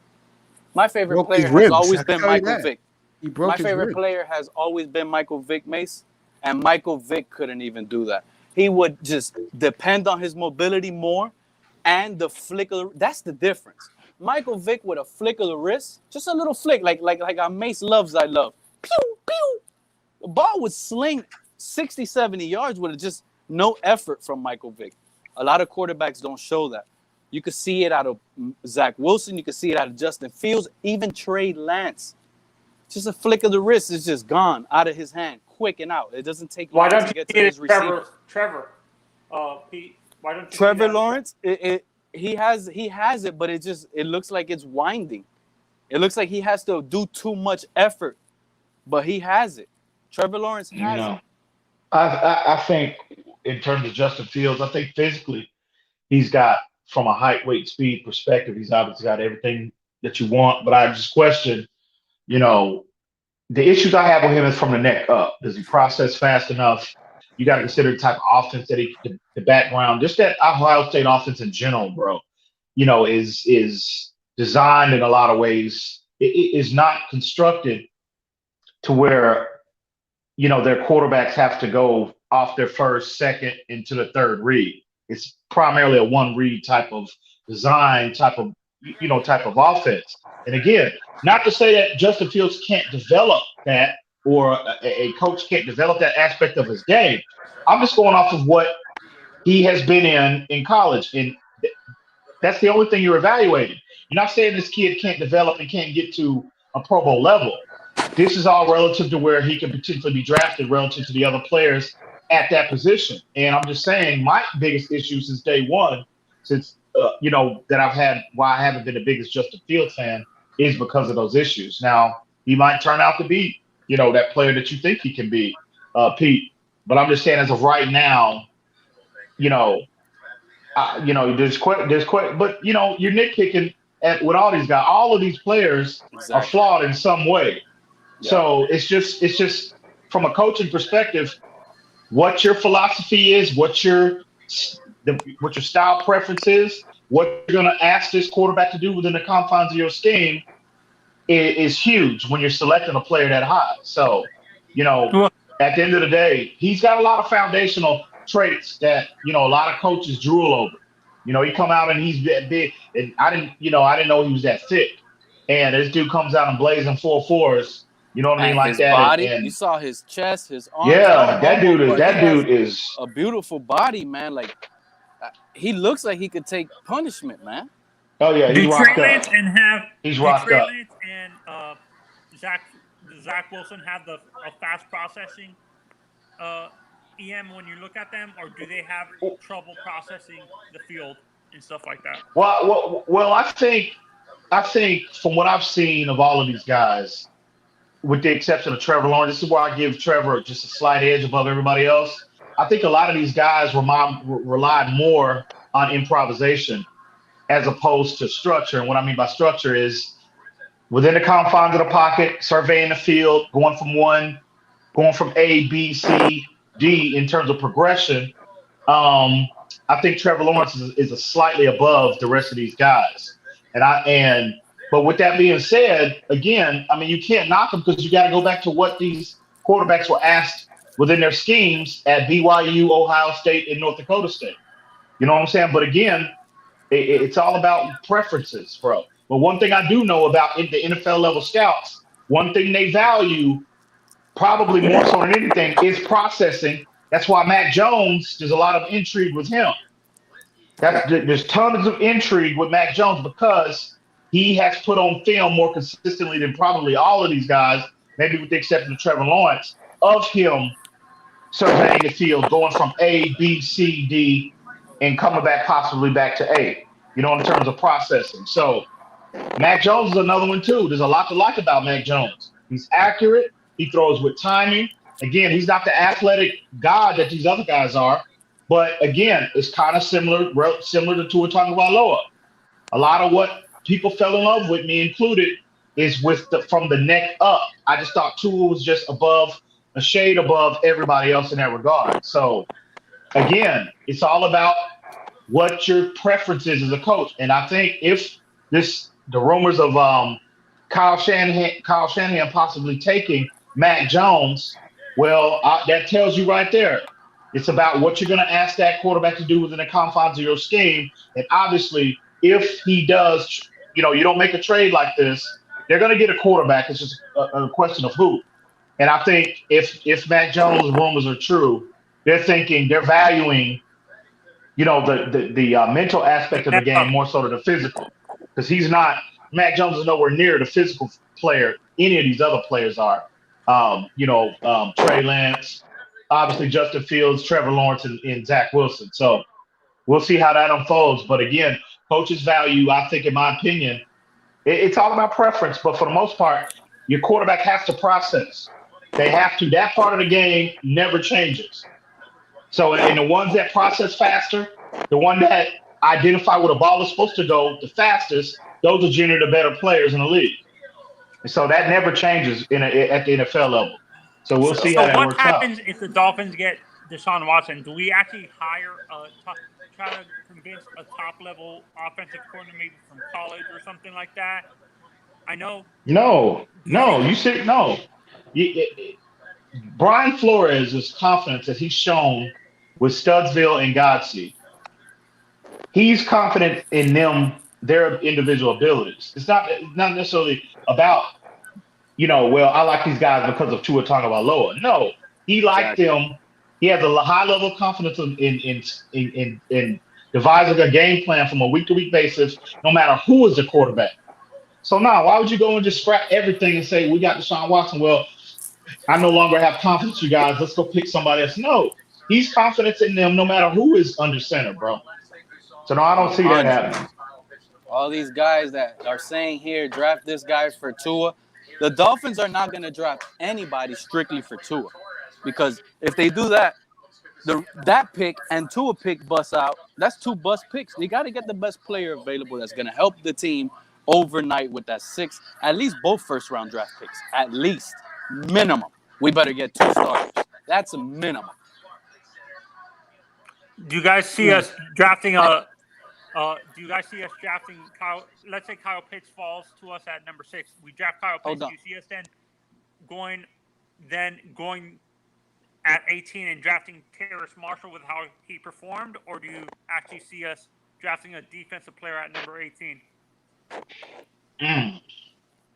Well, again, I think, considering what we have on the roster, again, I might be in a minority.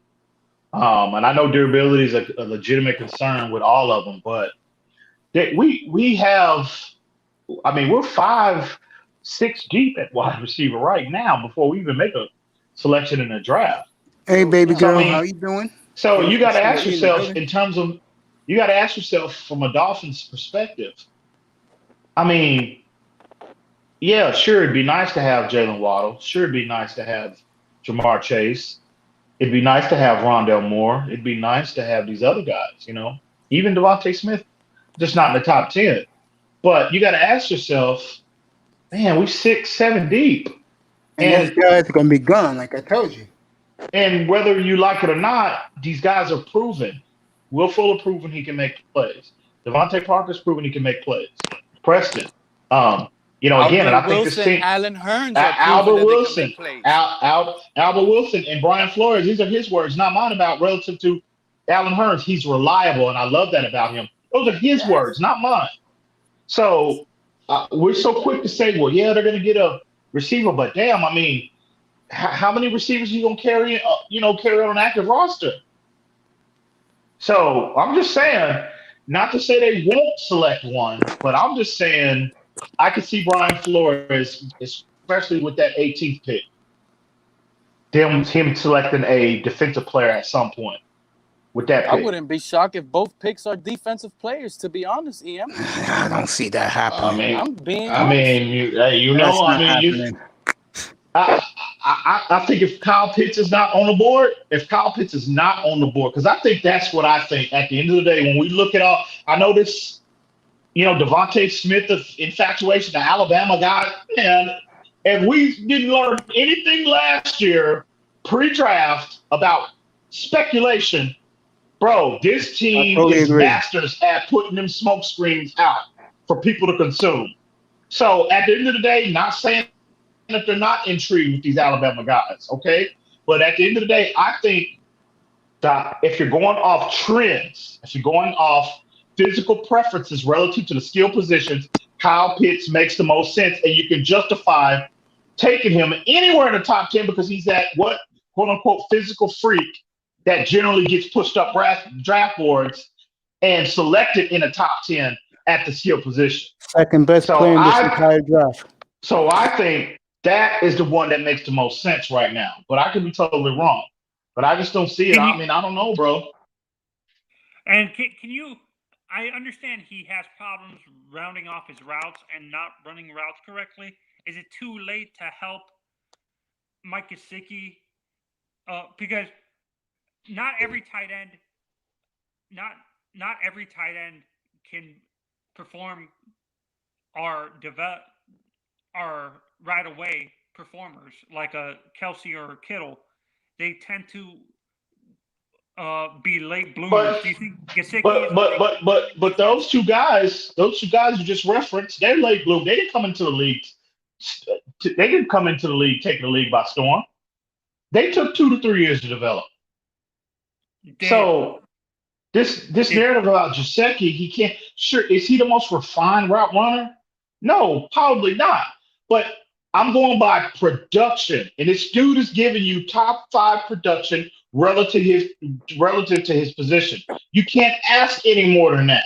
There's only one Travis Kelce. There's only one Darren Waller. There's only one Kittle that can give you 1,000 yards at that season.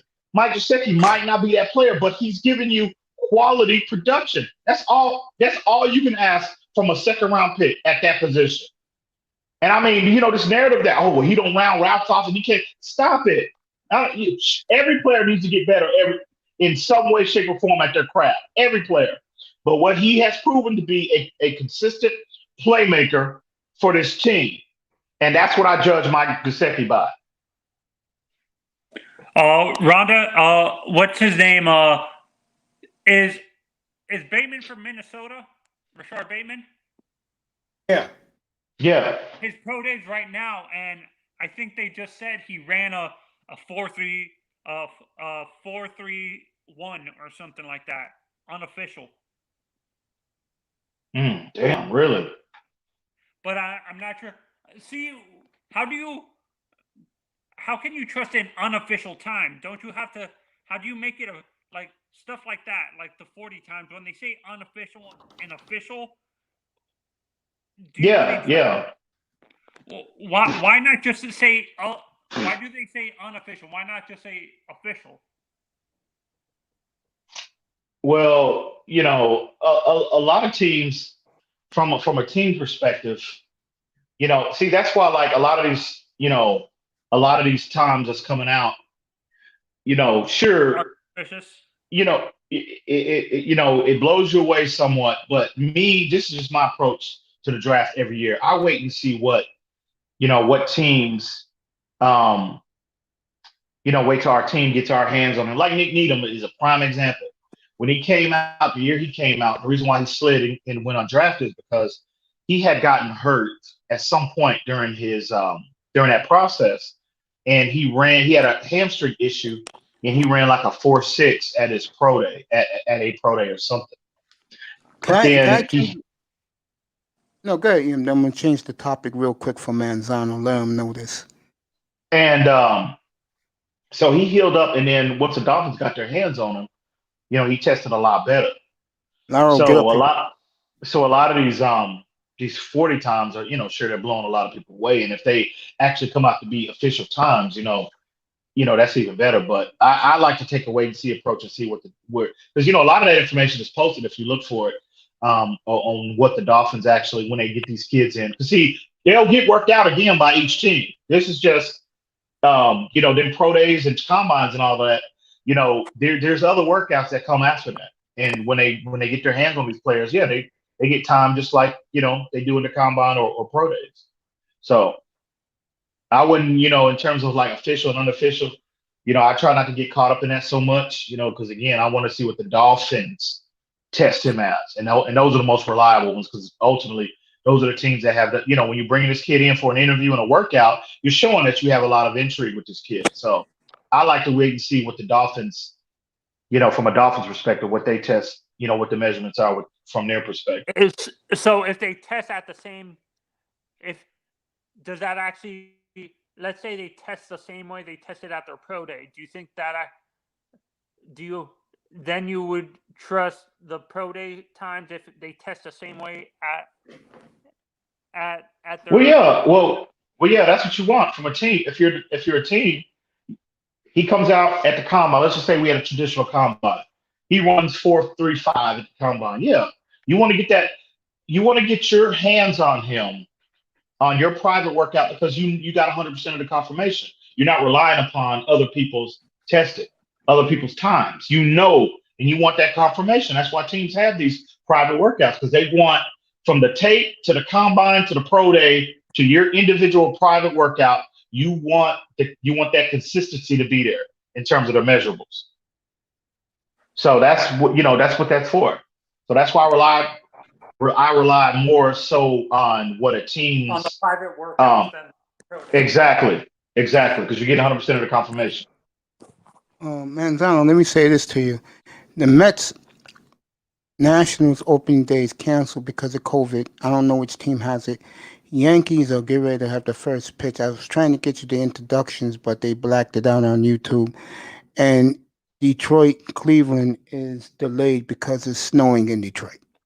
There you go. Oh, hey, Mace, did you see that the extension they gave, the Mets gave to what's Lindor. I reported that this morning. That was the first thing I did.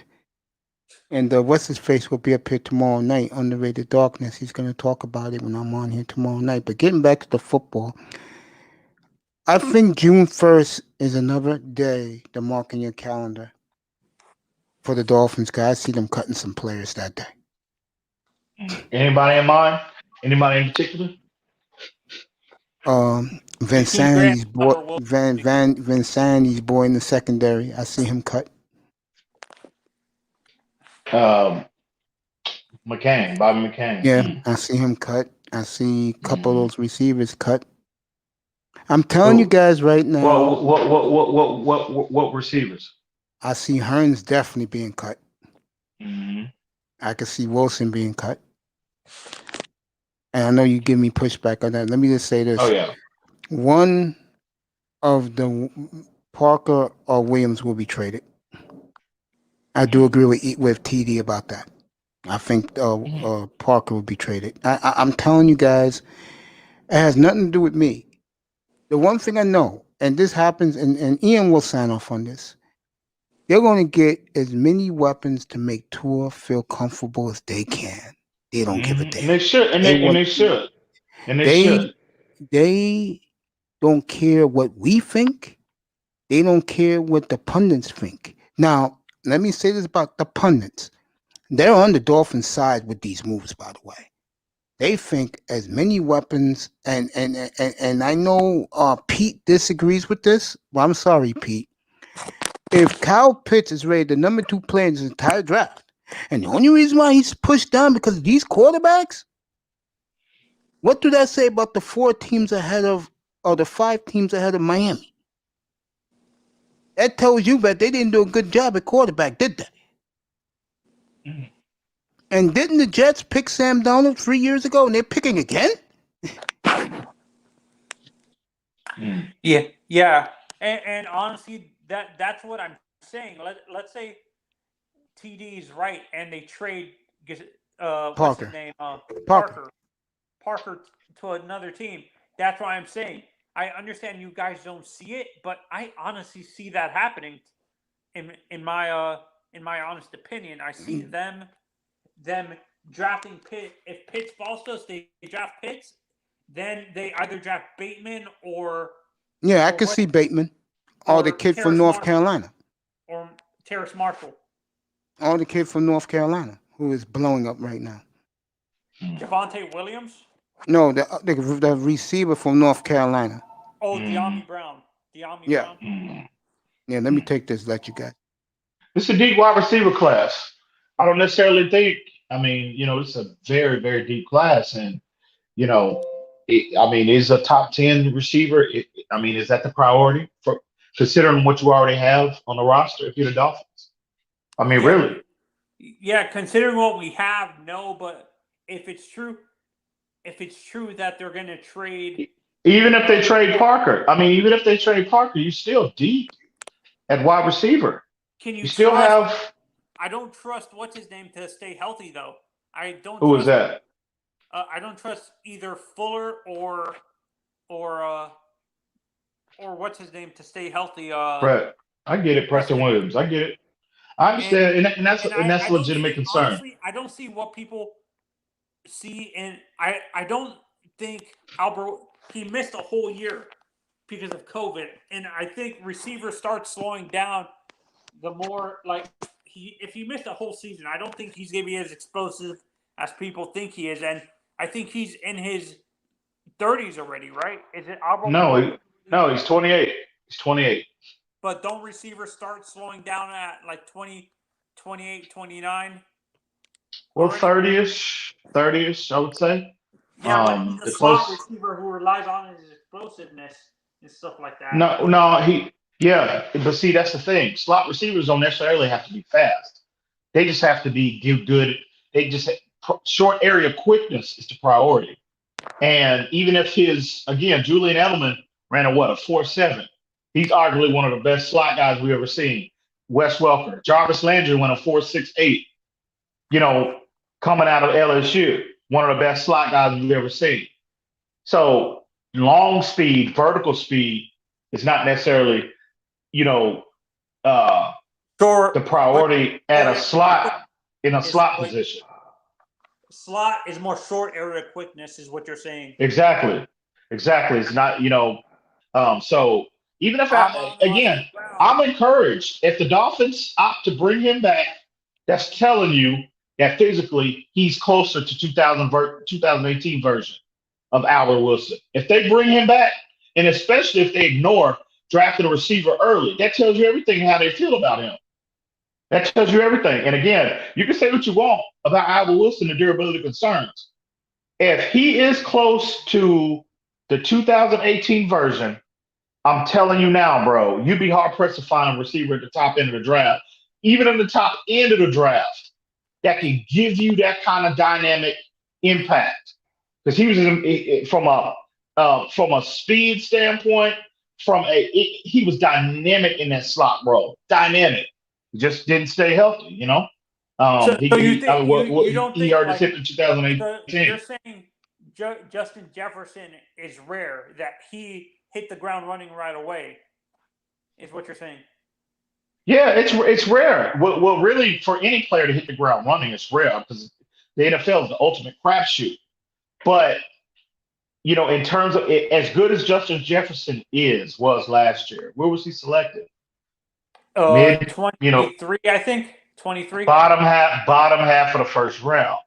But see, there's a reason why receivers, in terms of, and I don't care what people tell you, it's all about physical traits. That's what coaches desire more than anything. So the bigger, stronger, faster guys get pushed up draft board. I don't necessarily agree with it, but that's just the nature of the draft. And I'm telling you, the reason why these height, weight, speed freaks at the wide receiver position, those are the guys that are generally picked first. And the other guys and the other guys are picked later. You know, they're talking about, in relative to Devontae Smith, they're talking about Chad Johnson, they're talking about Marvin Harrison, they're talking about all of these other guys. They're saying, yeah, that kid, he was better than me. But where were they picked? And I get it's a different era. I get it, but generally, even in this era, that formula in terms of related to the draft, it don't change. It might change somewhat marginally, but it don't change by much. And I'm just saying, if you go historically, look at the receivers last year. All three of them we're talking about didn't go and get projected up into the first round. All of them are going off the board early, and all of them slid. All of them, Justin Jefferson included. Yep, 25th. And when I'm just saying, I could be shocked if the Dolphins select even, at least with in Devontae Smith. And I might be biased because I am, because I'm telling you, that lack of size concerns me. I don't blame you, bro. That high.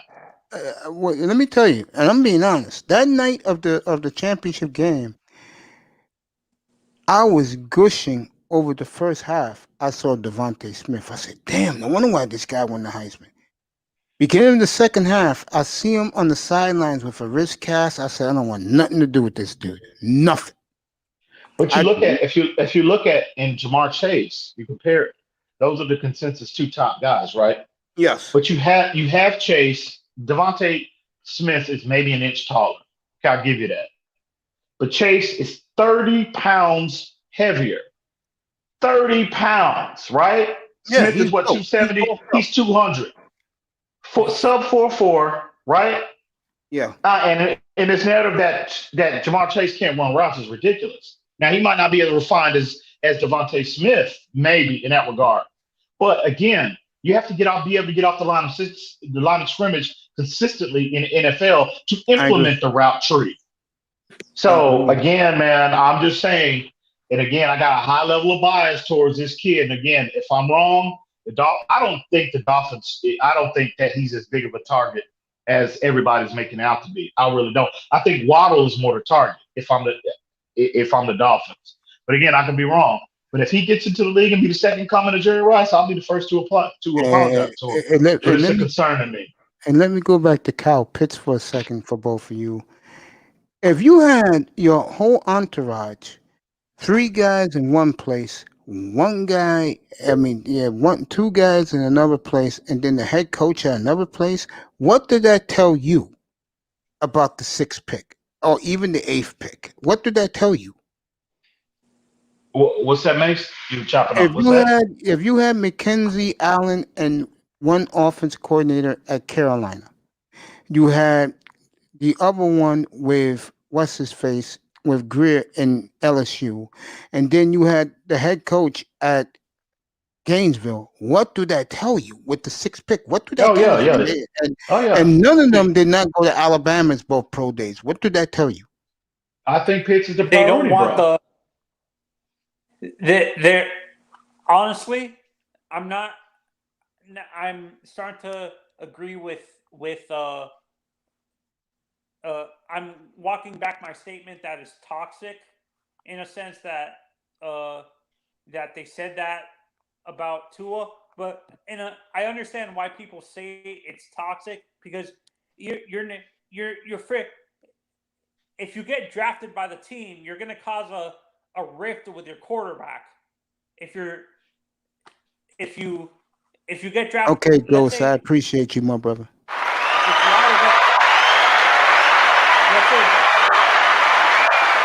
Manzano, I apologize. I was saluting somebody. Say it again. What you just said.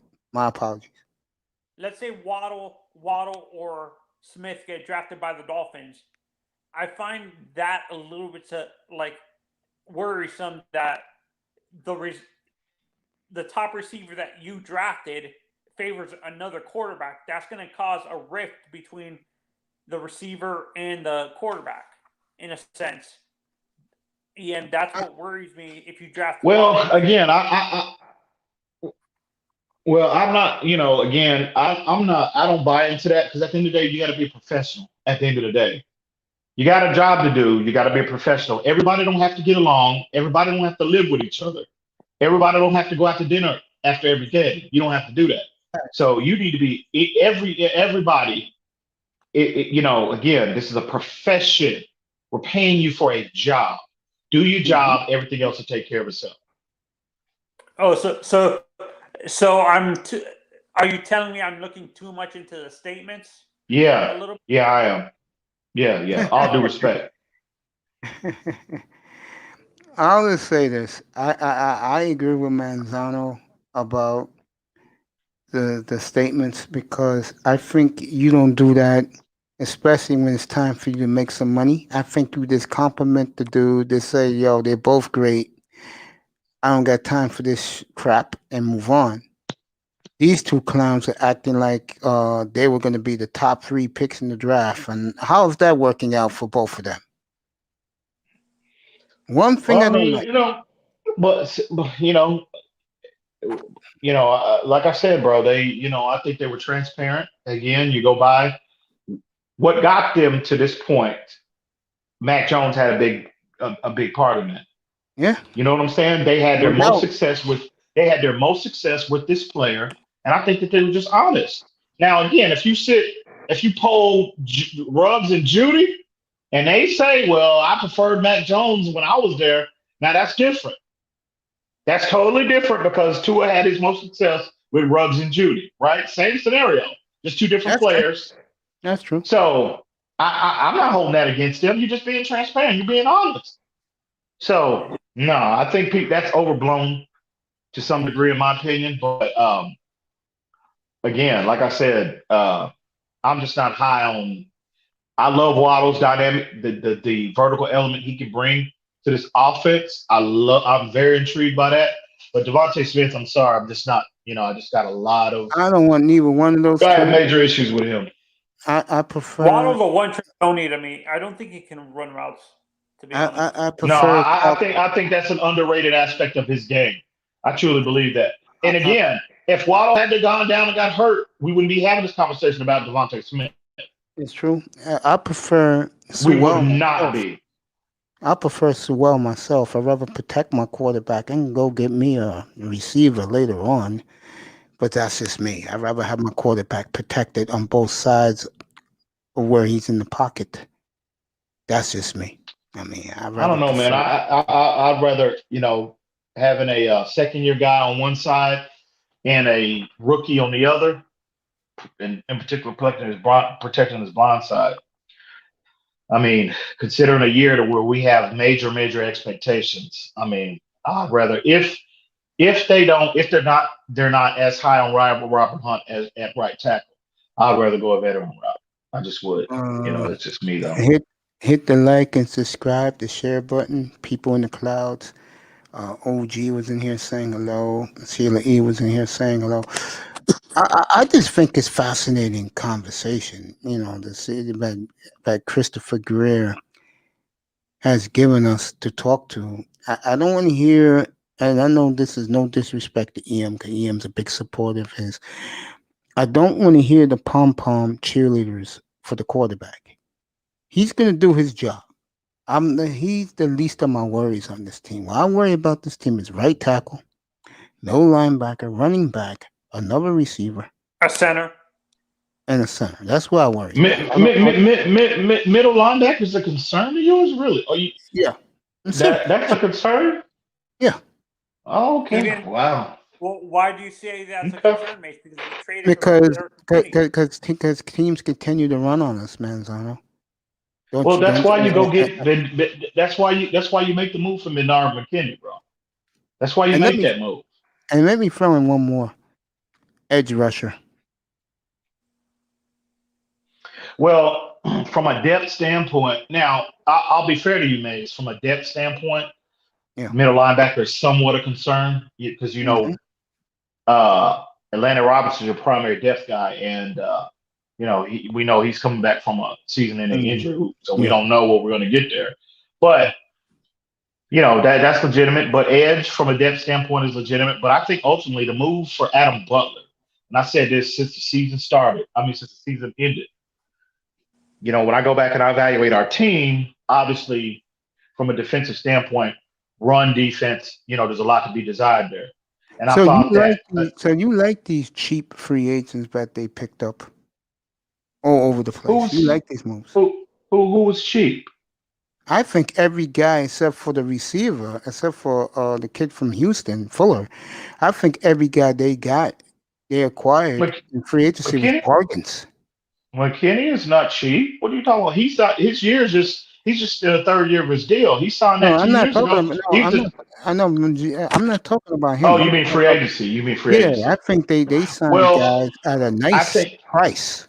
But again, Adam Butler, I think the move to get him. See, he's not going to wow you in terms of statistics because again, this is not a defense scheme wise. Him coming from New England, the same thing. That individualizes players. He's the prototype. Yeah. Now, I think what's going to happen with us, like a lot of people were dinging him in terms of his ability to impact the run game. I think Adam Butler was played out of position due to lack of depth in New England last year. I think the true zero, the zero technique is not his natural position. I think he's undersized. I don't think he has I don't think he's the player. He has the anchor to be able to consistently lock down that position. But if you slide him over to a 3 technique, that's totally different. This kid's got the prototypical size, prototypical skill set, hand placement to provide you, to excel in those 2 gap responsibilities. And what that will do is, if you go back to the tape, I said 2 objectives with the Dolphins. Obviously, the run defense, middle linebacker, down to the player, Menard McKinney. And I said the other objective is to get Emmanuel Agba out of that interior role primarily and deploy him primarily as an edge player. And I think those 2 moves the Dolphins tip their hat to me. That's exactly what they're going to do. To see if you're going to make that kind of investment in Emmanuel Agba, which it's going to be a massive deal. You want to put him in. He's our best pass rusher, so you want to put him in a situation where you're maximizing his individual skill set. Sure, he can play that role. He has the size, he has a girth, he has a functional strength, and the technique to be, to flourish in that role as a 3 tech. But that's not the strength of his game. The strength of his game is impacting the passer. And if you put him in a situation primarily on the edge where he has even more opportunity to impact the quarterback on first and second down, as opposed to him, being relegated to rundowns on the interior, that's the move to make. That's the move to make. And I think the Dolphins just did that with the addition of McKinney and also the addition of Adam Butler. And do you see us drafting a No, a pure nose tackle in the draft like a Tyler Selvin, or I forgot the other guy that we've been talking about a lot.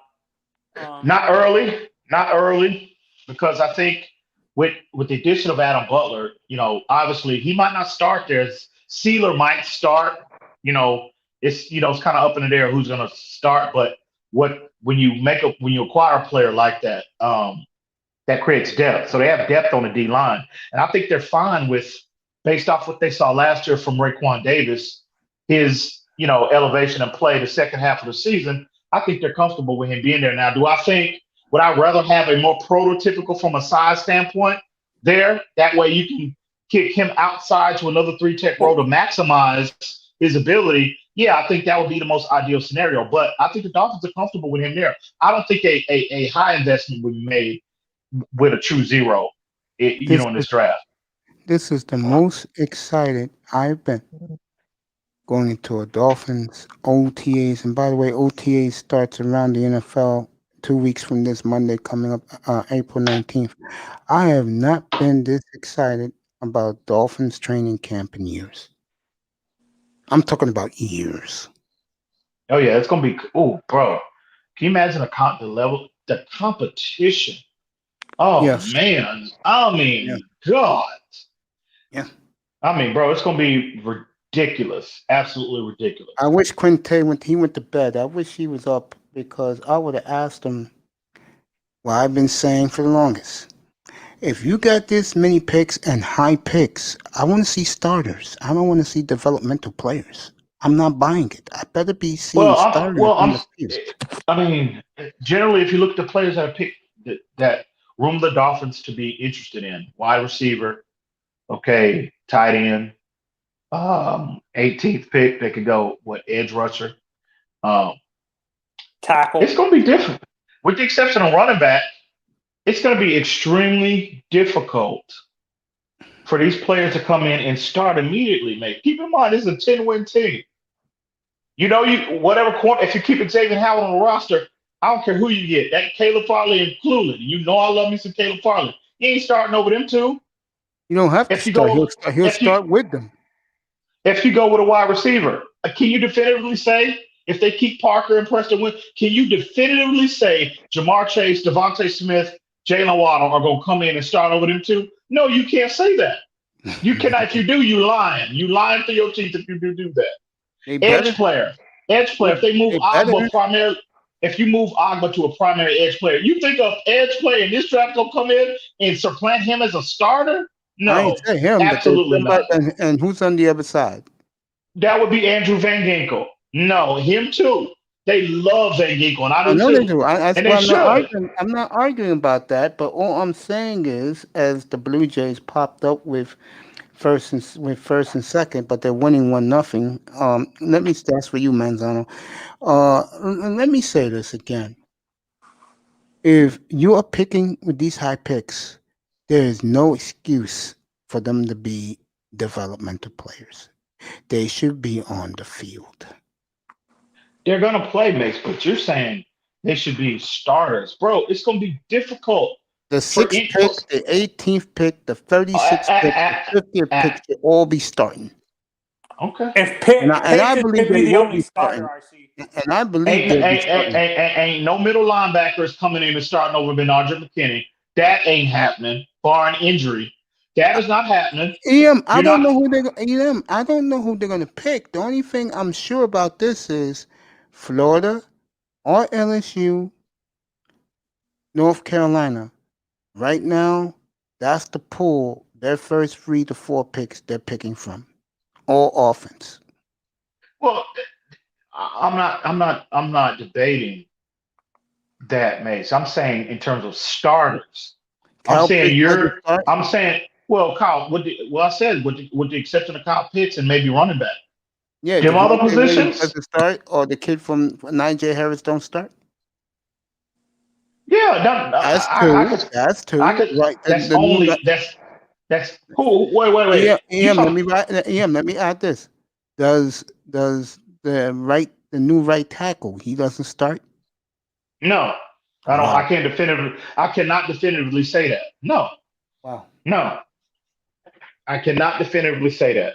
And the only two positions that are up in the air in terms of, well, you can say, well, yeah, there'll probably be a starter, is running back and tight end. Every other position, edge rusher, tackle, wide receiver, You look at corner, this team a little bit more talented safety. when I see this team. I see this team as you getting players that high in the draft, they could start for me. Okay. I'm not into the guys they have now at those positions. Van Ginkel, I love. Him, I love. Van Ginkel, I love. And you don't love Emmanuel Ogba, really? Okay. I love Ogba, but I don't know what the hell the coach is gonna do with this. But I know one thing. I know one thing with the coach. I can tell you this. If you don't think him and the GM are not licking, I'm about to do it in a second, LT man. I'll read the ad. If you don't believe that Greer and that group of men in the front office and the coach ain't salivating where they're picking, and these kids, whoever they pick, are not instantly in the lineup, I don't know what me and you're looking at. I think those men are licking their chops. I'm just saying you cannot, other than those two positions, you can't definitively say, yeah, that kid is going to start from day one. Yeah, that kid is going to start. Kwity Paye, who there's room to be a lot of intrigue. I disagree. Based off hit. Okay. Kwity Paye is. Go ahead, Manzano. If we draft a receiver, let's say we draft a receiver, and what Mace is saying is true, and TD is saying is true, that we trade. I'm saying, barring any trade, if Devontae Barker is brought back, he starts. No doubt about it. No doubt about it. Even you cannot tell me that. You can't tell me that. But what I'm saying to you, EM, is this. This is what I'm trying to say to you, sir. That when you're picking that high, forget the 81st pick. 6, 18, 36, 50. They should be in the starting lineup. Well, you got to consider, Mace. Generally, teams that are picking that high, bro, they're not coming off a 10-win season, bro. That's true, but here's the thing. You know what I mean? So what I'm trying to tell you, sir, is this. This is where me and you disagree. I think they're winning, especially on defense, because of the coaching. I'm not buying the talent. That's why I always tell these Dolphins fans who come up in here, except for Howard, Ogba, and you can throw in Van Ginkel and the kicker, and I'm not joking about the kicker, and the kicker, that's where you got a 5-year extension. I don't see it. So you're talking about from a talent. You're saying Parker too. You can throw Parker in there. You can say Devontae Parker guys. After that team to me is a bunch of decent players, but is coached up. No, bro. From a talent standpoint, go look at Mike Gesicki's combine numbers. We're blown away by Kyle Pitts, which we should be. If you're going by combine numbers, go look at Mike Gesicki's combine that he put up. I'll bet you this. I'll bet you this. Hang on. Preston Williams was projected by Mel Kiper Jr. to go in the first round if the off-the-field stuff did not transpire. So I think you're selling these guys short from a talent standpoint, bro. They're big-time talents. I'll bet you this. Okay. Players picked in the top 50. I bet you. What's your favorite candy, bro? Snickers. I'll send you a case of Snickers. If the top 4 guys they pick are not in the starting lineup opening day. Okay. Well, I hear you, man. I'll say this, bro. Listen. Yeah. I think you're shortchanging this team, the talent level, with all 3 of our skill positions. Well, let me ask you a question. Guys. All right, let me ask you another question. I want Manzano. I want your input too. Can you honestly say, right now on this team, that they have a bunch of ballers, or do you think that they got some good guys and other guys are just there because they're coached up? Or do you feel this is a team of ballers? I think at the skill position, I think they have ballers, bro. It's just that, man, the dudes just got to stay healthy, bro. All right, let me go add to play devil's advocate with you. Would you admit, even at 81, that the 5 potential kids they can take, that they're taking ballers with the first 4 guys they can take in the top 50? If they do it right, they can draft ballers who can Yes. ball right now for them. Well, Yes. Manzano said yes. relative to the draft status, yes. Yeah. But again, I don't know what these kids are going to project to the NFL. Nobody knows. You could say how many players that we put that label generational. These players that can't miss. These players that can't miss, and they Right. get to the NFL and they bust out. A lot of them miss. But what I'm trying to tell you is, I think Greer and Flores, unlike last year, this year, I believe they're going for ballers. That's why you heard Flores in love with Kyle Pitts. They're going for ballers. Oh, absolutely. I hear Past you. Dolphin Absolutely. regimes would never talk to a Kyle Pitts, never talk to a Jamar Chase. No, they would probably they probably would went for a guy like the kid from Notre Dame, not the linebacker and the offensive tackle. But Mace, you're coming from what you're not paying much attention to is the position the Dolphins are in. They're coming from a position of strength. Based off the record, there's no glaring holes on this roster. Sir, that's the point I'm making to you. This is the chance to get ballers right now that will really elevate. You wasn't here last week. You wasn't here last week. When the Patriots did all their moves, I was telling the guys up here how angry Woody Johnson was at Joe Douglas, but he didn't do that. But I told the guys, the Dolphins are not paying attention to what New England does. The Dolphins are going to do their own thing. And when they do, they're laying in the weeds. I got a lot of pushback. Pete pushed me back. All these guys pushed me back. And what did they do last Friday afternoon, 144 hours ago? They made their monster trade. These guys, Pete was pissed because that told Pete they wasn't getting a quarterback. He was mad. He left. But everybody else who was up here, they was excited. And I told them this, and I really mean this. Don't be surprised that if Carolina or Denver comes calling at 8 and 9, they're going to trade down again and get more capital. Well, I think if Kyle Pitts is staring them in the face, they ain't gonna. I don't think that they'll trade back at that point. I think I think there's a lot of intrigue with this player, barring him sitting there. Yeah, I think trade down is in play. But I think if Kyle Pitts is sitting there looking at them, they take that player. Bro. Yeah, but don't you think you can get Kyle Pitts at 8? Because I heard the Detroit guys are in love with the Alabama guys, which is crazy. But hey, that's Detroit. Well, I don't think the Dolphins would want to play around. They already did it once. They already did it once with the initial trade back. So you're saying they're not going to play with fire? Pitts is gone, which is an opportunity. If Pitts is gone and Chase is gone, you could see them doing that though. Oh yeah, absolutely. Yeah, because one of the Alabama guys, unfortunately, or Sewell is going to be there.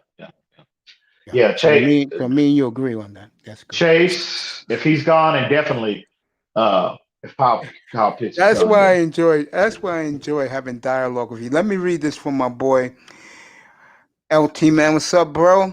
Afternoon to you in Chicagoland. Hemp for Fitness is used for if you have nagging back pain, nagging knee pain, arthritis. This is pure ingredients, no supplements, no funny stuff. This is pure class top A ingredients that will leave the pain. It may not take all the pain away, but it will leave it. Go to this site right now. If you have back pain, knee pain, hand arthritis pain, go here. Use the discount code T/Tube10. You get 10% off. And if you mention the Mace Taggart experience, you'll get a special gift. Do it right now. He's legit. I'm ordering me some stuff next week. And I'll plug this man all day. Okay? I'll plug him all day. It really works. Guys have told me the thumbs up on his product. He does a what's great up. job. As a shout out to my brother LT Man, Chicago. Chicago fans, let me go here with you real quick. I'm gonna switch it a little bit. Chicago fan base has given up, and I believe Ryan Chase and the coach will be fired. They'll be the first to go. And I want to hear your opinion about this. They promised the fans a shock the world, and they sure did it, getting our good friend Andy Dalton. How much of a disaster that is for the Chicago Bears PR department and front office? That they couldn't get Russell Wilson? Or Deshaun Watson. And they said they were going to shock the world. Oh, they did it with Andy Dalton. Yeah. Well, I mean, if you're a Bears fan, obviously it is disappointing. Yeah, stunning. But the thing is, here's the thing, though. I mean, damn, they were playoff team last year. I mean, from a fan standpoint, again, I understand the quarterback position is still, there's a lot to be desired there. I understand. I get it. But damn, you were in the playoffs and you had the Saints on the ropes. You had them on the ropes. I remember they sure did. And Mitch didn't play too bad. So from a fan standpoint, I mean, is that really catastrophic? It'd be one thing if you won in 15 and you whiffed on that, but damn, you've been in the you made the playoffs. You're coming off a playoff victory. I mean, a playoff season. I have killed those two clowns on many occasions, and I had a young lady up here last week, and she's a big Bears fan. She was just dumbfounded how they got that whole city fired up. MGTV, what's up, baby? Mwah, that's to you, baby girl. They had the whole city fired up, and 2 weeks ago, and they had a big letdown with Andy Dalton. And this is what happens when your organization clearly don't want a black quarterback. That's why they never interviewed Deshaun Watson. And now it's too late, Rich. You played yourself trying to get Wilson or Watson. It's too late. You could have had Mahomes too. It's too late. You blew. Yeah, it's too late. Then you gave San Francisco picks to move up one spot. What the hell was that about? From Mitch Trubisky? And see that? Yeah, go ahead. That is what, when you talk, that is the catastrophic move.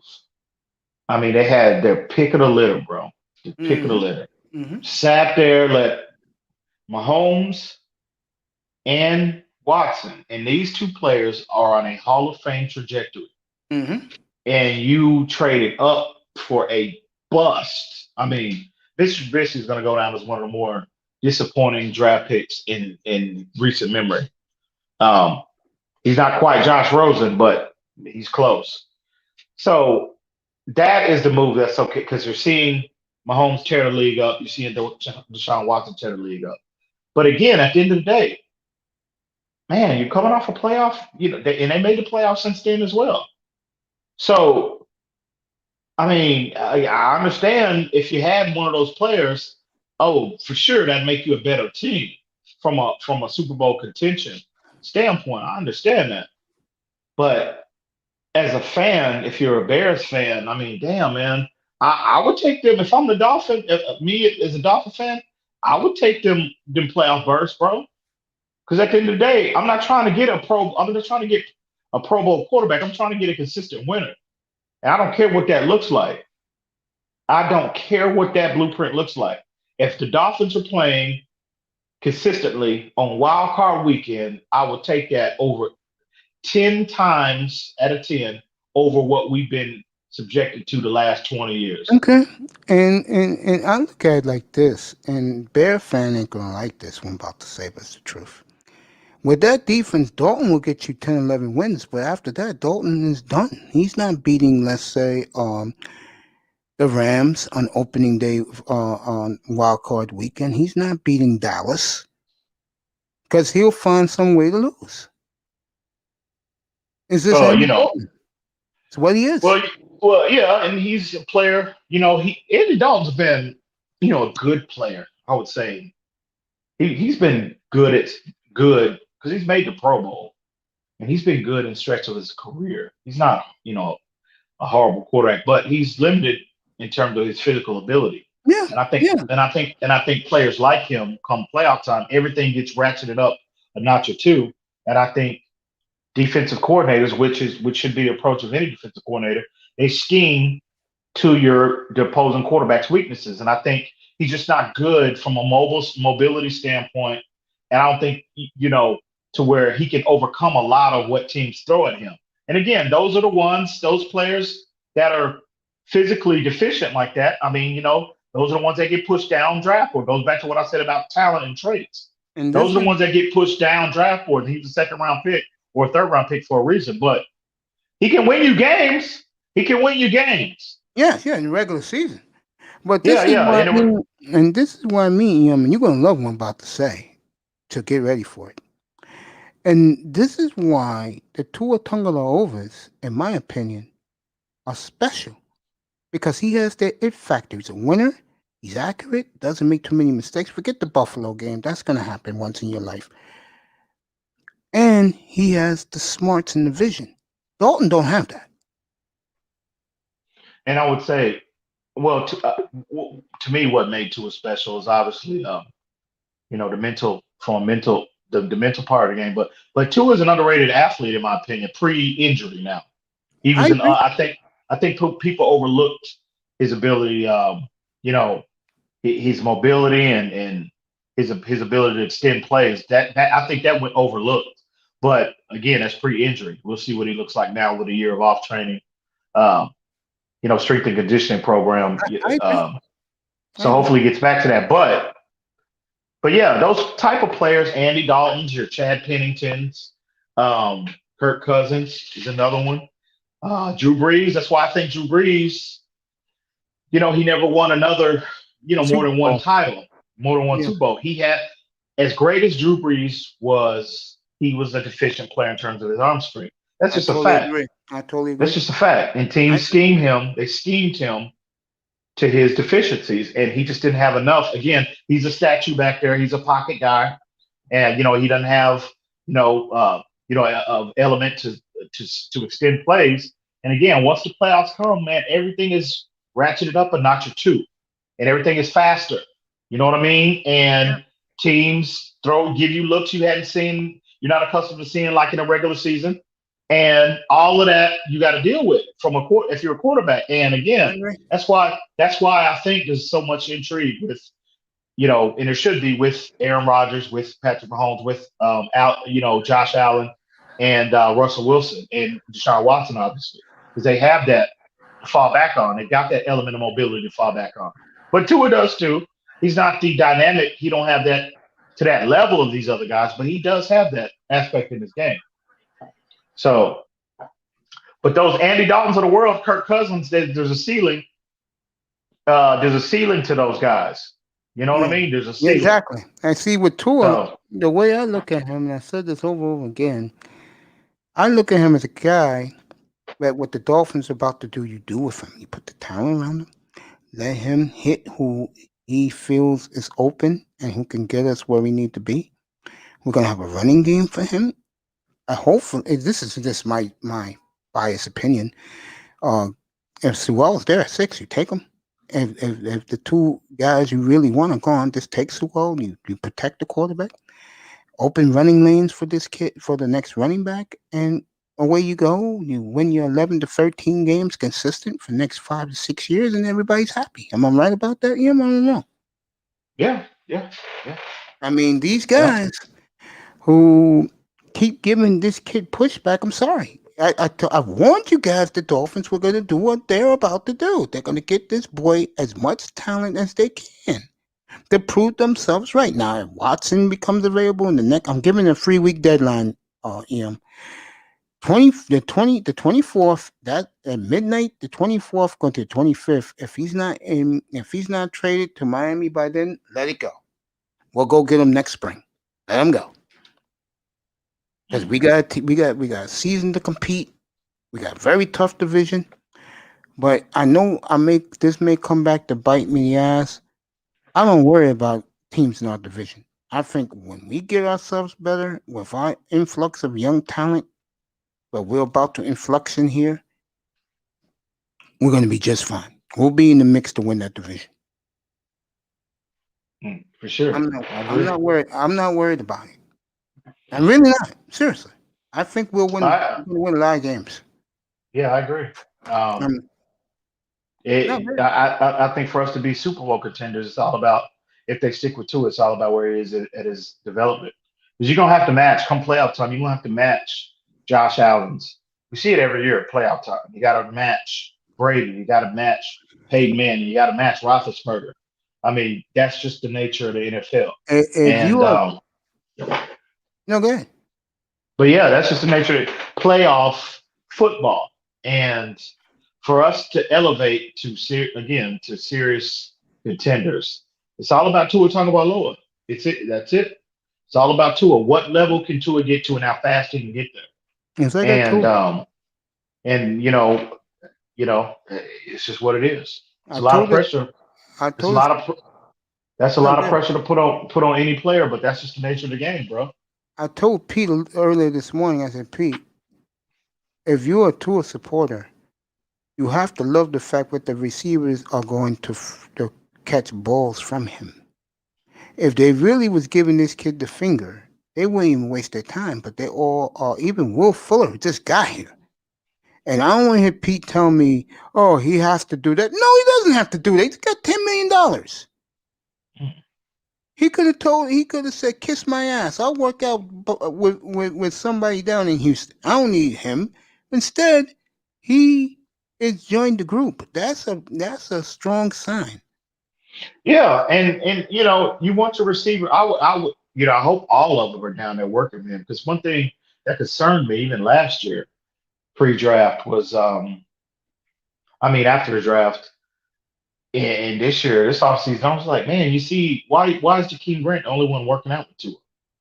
Where's Parker? Where's Preston? Where's Gesicki? Where's all these other skill position players? Why aren't they? All of them should be there, just like Jakeem Grant. And I get people have different schedules in the offseason, and I understand that.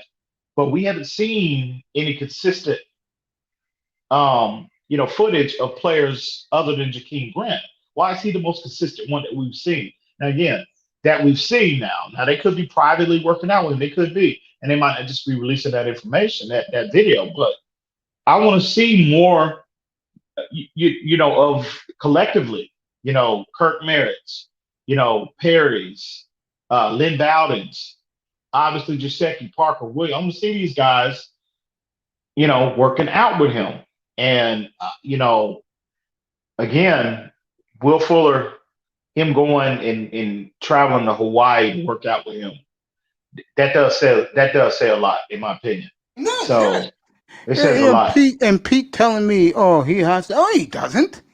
He can tell fucking he can say, hey, F him. I'm staying in Texas. Or wherever Will Fuller's at. Yeah, I'm not gonna go down there. I'm not gonna work out with him for what? Instead, he said, yo, I'm working out with my quarterback. Yeah, that says now, a lot. you don't want to be a fool. Who's the guy? This is why guys like who the Jets took from Tennessee is an idiot. What's his name? The receiver they took? They signed from Tennessee. Is it Davis? Corey Brown? Was it Corey Brown? No, it's Corey Davis. Corey Davis, yeah. This idiot 2 weeks ago was bragging to the media about Sam Darnold's going. Now, with most likely they will take Zach Wilson. He looks like a fool. What did he say? What did he say?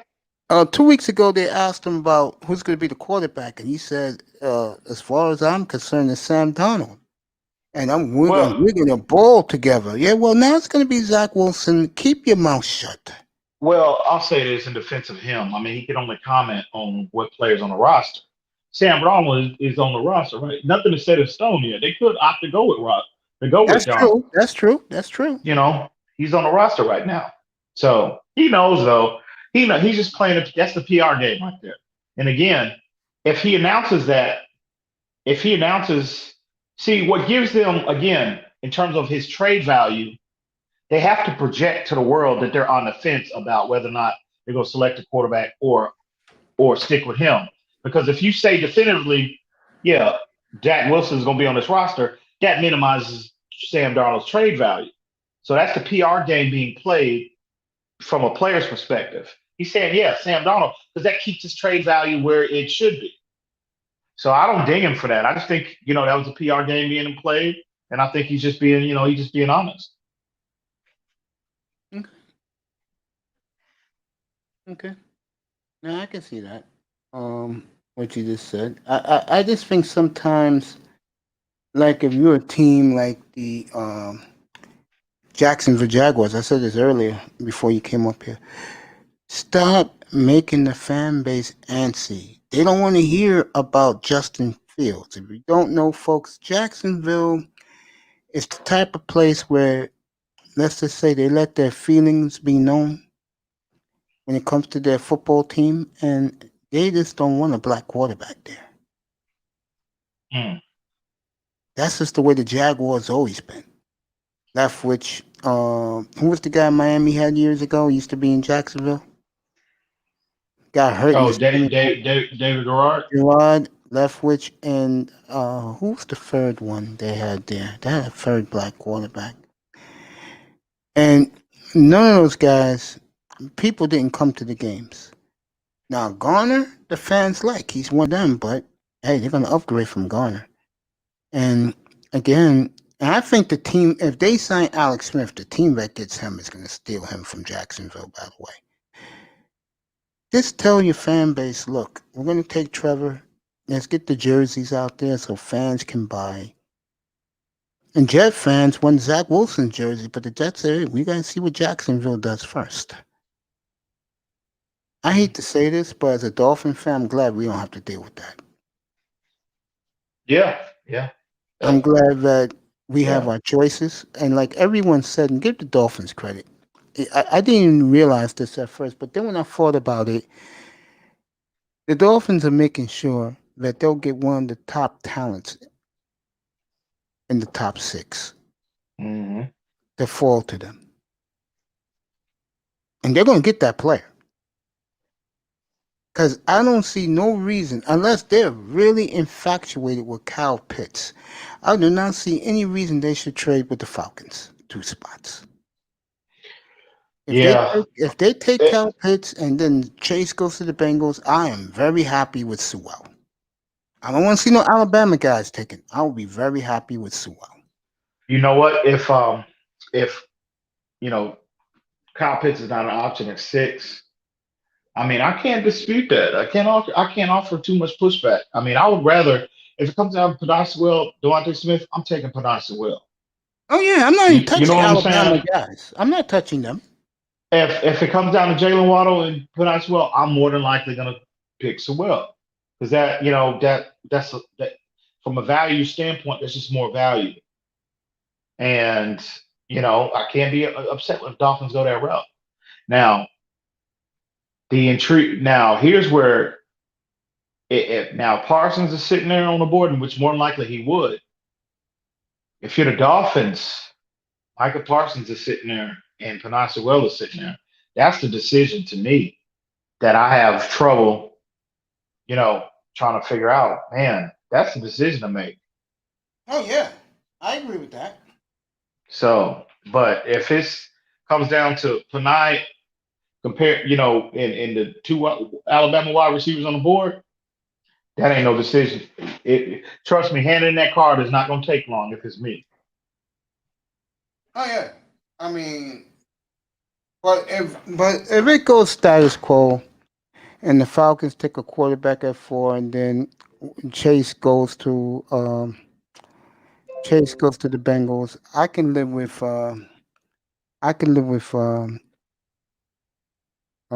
the kid from Florida going 6 and the Dolphins take him. I can live with that. Hell yeah, I would love that. If Pitts is sitting there, I'm running. Again, I keep telling people he fits the profile that the Dolphins prefer at the skill position. I agree. The prototype. I agree. And in addition to what they've already added, 2 vertical elements to the wide receiving core. And Robert Foster, he might be an afterthought, and to a lot of people's minds, and that's fine. but you're bringing in Will Fuller as well. Alfred Wilson offers that, element as well. So you've injected speed into this wide receiver room. Yes. But then and then you go with, if Pitts is sitting there, I mean, you can do so many things with him. He's so versatile. I agree. I don't get, if you're the Dolphins, how you pass that up for a Devontae Smith or a Waddle or even Jamar Chase. How do you pass that up if he's sitting there? All of them are available. If he's sitting there, there's no way you pass that up. I don't think so. I don't think. Man, I'm fighting it, but I'm gonna have to get back to work, bro. I gotta finish up. Hey, I appreciate you so much. Thank you, sir. Yeah. Appreciate Always a you. pleasure, homie. All right, bro. Look at that, folks. EM gave us a great 3 hours. TonyAnthems.com was in the house. The beautiful MTGV. Subscribe to her channel, everybody. She is a crime investigator. You don't get that on YouTube. And she's bringing it to you. Every other night, she's going to start doing live streams. Baby girl, you keep up your great work to you.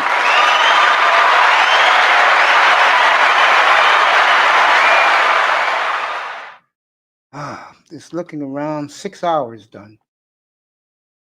Great 6 hours done. You guys have been great. I may stick around for a little more, then I'll be back tonight for the nightcap. And we'll have some fun in here. This is the purpose to me of doing this.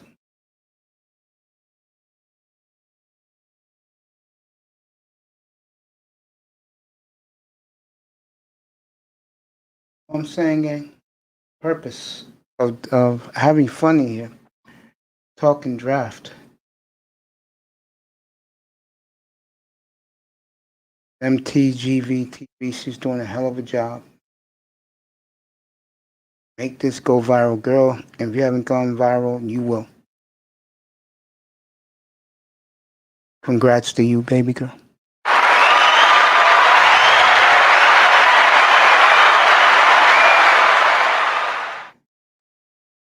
Oh, man. What can I say, boy? I'll go a little longer with you guys.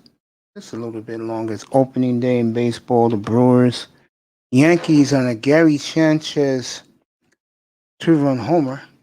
Yankees lead the Blue Jays 2-1 in the fourth. That game is going briskly here in the Bronx. New York Yankees are playing right now. Mets were canceled because of COVID. Mets are nationals. It's snowing in Detroit, but the Tigers are winning 3-0.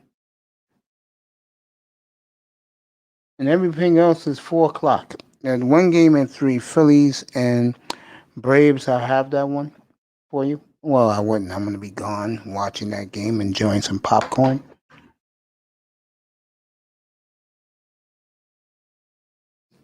Know what I'm saying? Hit that like, subscribe button, people. You people have been great this morning. So,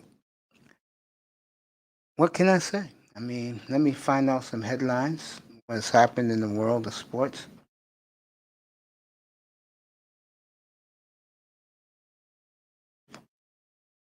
I'll give you a little NBA too.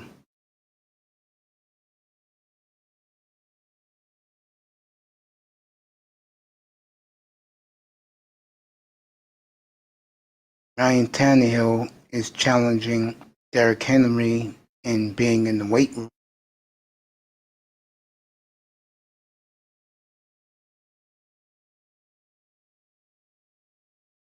A lot of people believe that Michael Parsons was a workout warrior. That means that he did a great workout. But would that translate in the pros?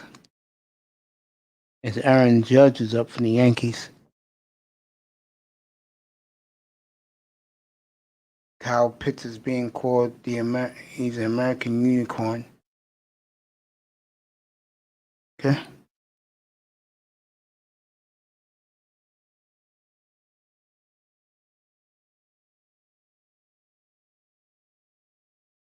Looking at all this stuff. Good day. Good show. Had a great platform. Thank all the guys, EM, Quinte, Manzano, Pete. The beautiful MTGV. Check her out. Subscribe to her channel. She's a crime investigator, crime fighter. Beautiful, beautiful site she has, by the way. I was just in it. Congratulate her.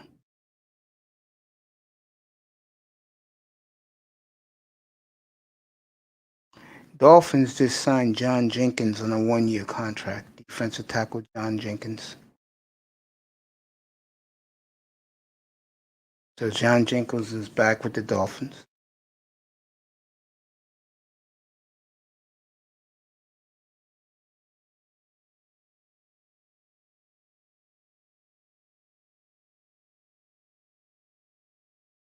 Okay. Aaron Judge. Rounded out. 2-1 Yankees after 3. Going to the 4th inning there. So John Jones is back. Yeah, defensive tackle. I just said that, bro. Want to come up for a few? Here's the link. Let me plug LT Man's site again. All natural ingredients.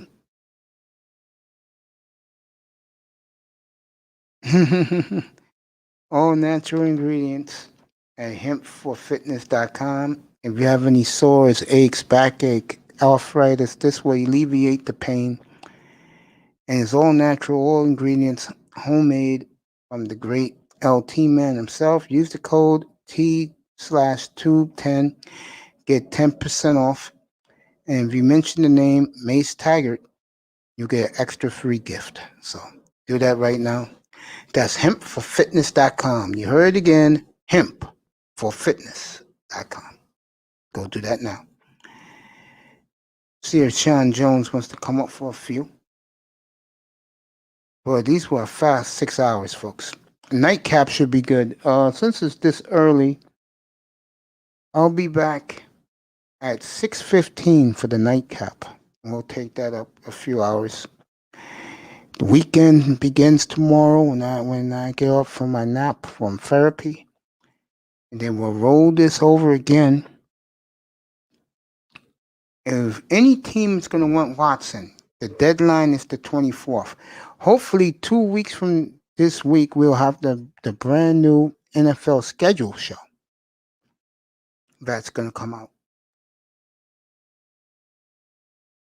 And next weekend, look for the NFL draft.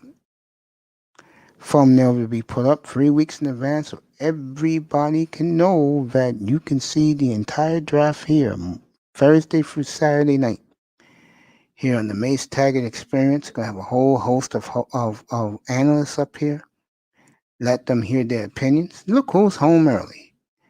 What's up, little bro?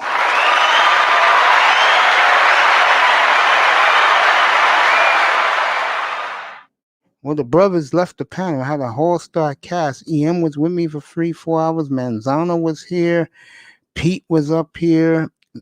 Sean Jones came up for a little bit. He was here last night. Quinte Riddle was here. I had a whole group of guys up here. I had the beautiful MTGV. Subscribe to her channel. She's a crime investigator, a crime reporter, and she fights crime. And she's done a hell of a job with her channel. Shout out to that beautiful lady. And she is gorgeous, by the way. Yo, get up here, bro. The link is right there. Get up here for a quick minute before I get the hell out of here. Our fashion guru is here in the building. Babe Blotter. Yo, Coffee, do me a favor, bro. Seriously, we have to do this, bro. I will send you an email right now. I expect to see you up here Saturday afternoon, my time, morning, your time. Let's do a one-on-one. Let's talk about fashion. Let's give these people, these men out here, how you should dress when you style and profile. I'm gonna send it right now to you. Oh, he's here, so I could talk to him myself. Our fashion consultant is here in the building.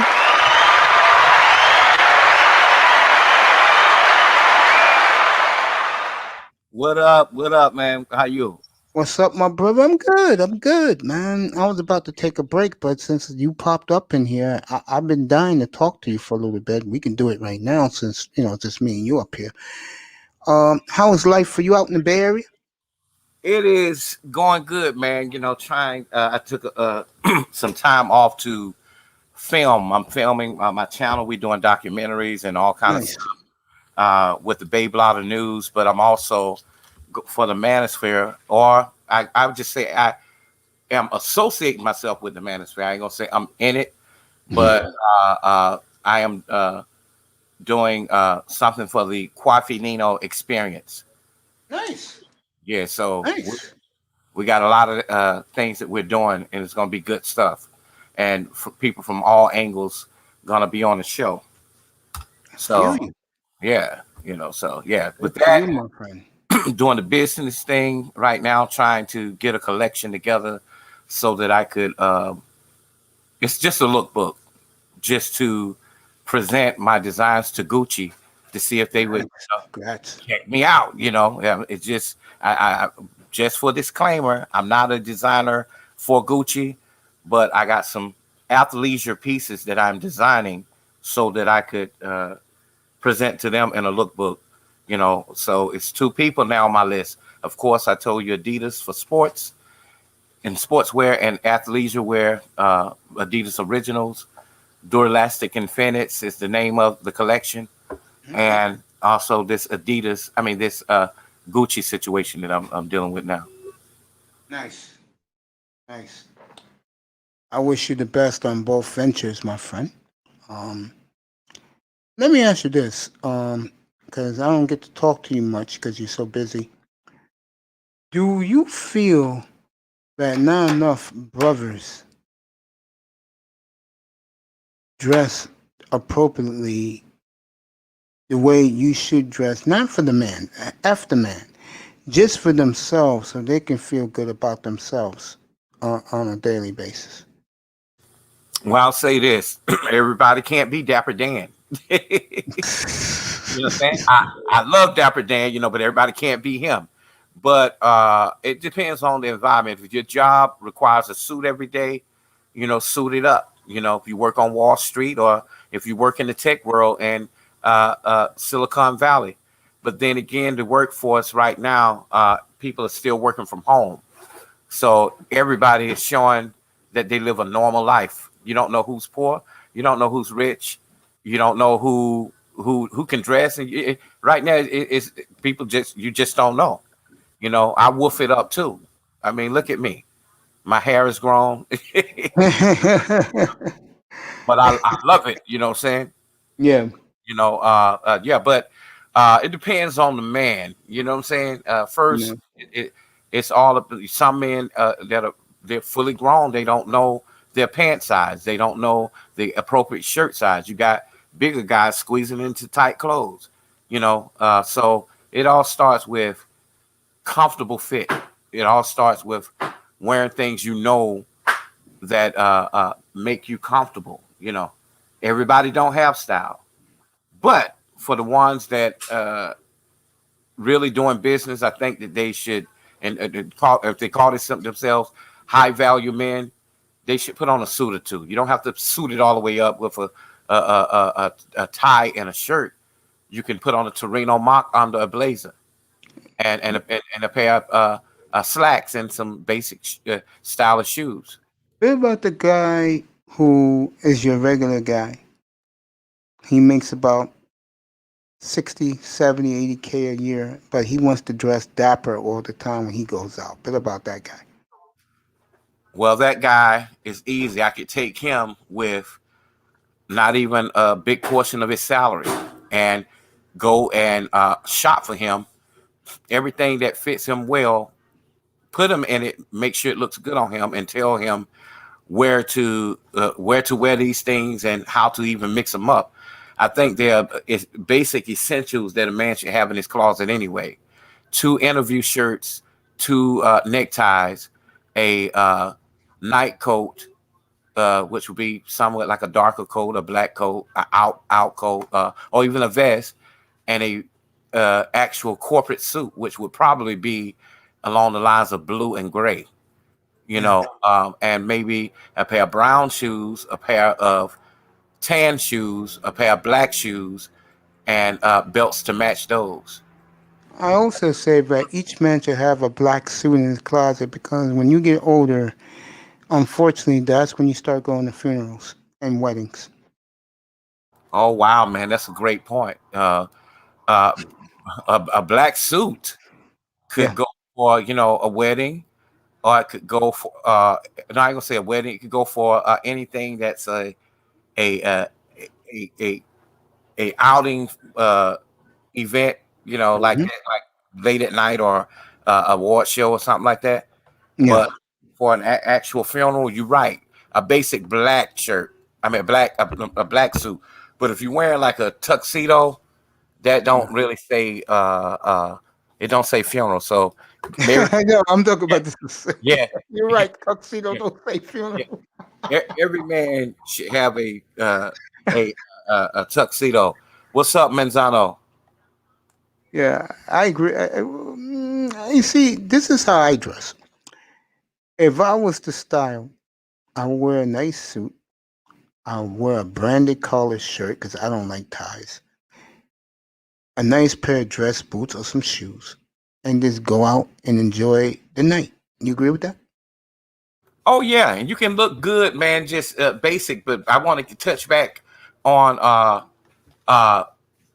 for the man who make no more than 60,000. That's okay. You'll be surprised if you go to the white people Goodwill, way out somewhere else. You know what I'm saying? You can find the things that they donate, the same things that be in places like Neiman Marcus, Lord and Taylor, of course Macy's and Bloomingdale's. A $200 shirt. I found one by what's that designer? Yves Saint Laurent. I found a tie, and plenty of people will look at those things and think, "Oh man, it's just basic."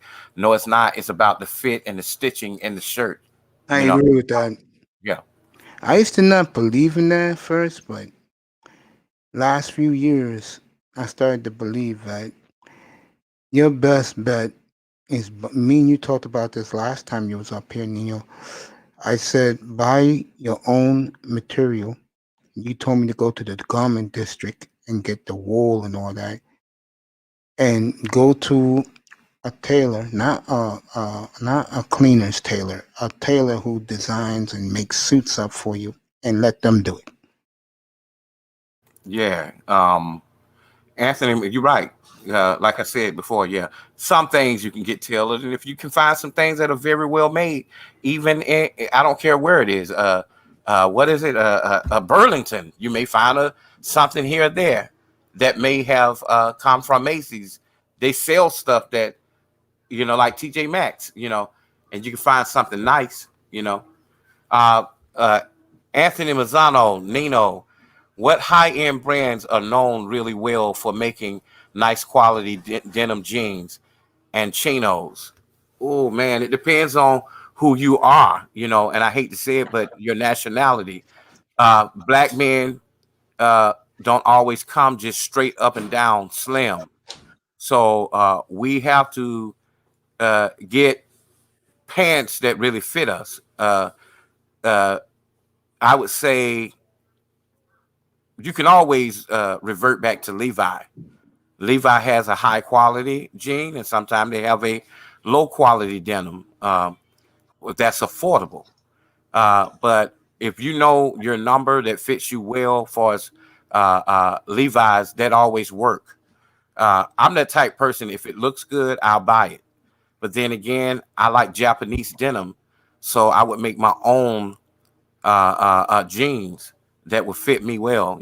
I'm not a big guy. I'm a thin to medium built guy, but I know about, that there are not enough jeans that fit black men, because sometimes they may say 38, 40. And when they put them on, guess what? They tight. They're too tight, because they are the Italian cut, or they are the more like cut for people that are Asian, or and or even white men. Like True Religion wasn't really made for black men. That's why they have to Yeah, you order. said that last time. Yeah, yeah, Hispanic men too. Yeah. And what jeans are catered for black men? I would say Sean John. Yes, that's what I figured. I would say uh, INC and Macy's. Ralph Lauren, they cater to a lot of different, people. If you're an older gentleman and you can find a little bit of stylish jeans with Perry Ellis, that'd be great too. Sometimes you'll find a nice pair of jeans in Burlington, or and it'll be name brand too. Sometimes name brand don't work. Yeah, I used to buy my rocker wear from damn, I forgot the name of that store now. It's like one of these like side stores.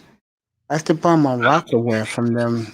They have a lot of specialty shops where they sell really nice sneakers. Where they would sell some jeans for black men, really nice, and they're designers. Jeez, come on. Yeah, go ahead, Neil.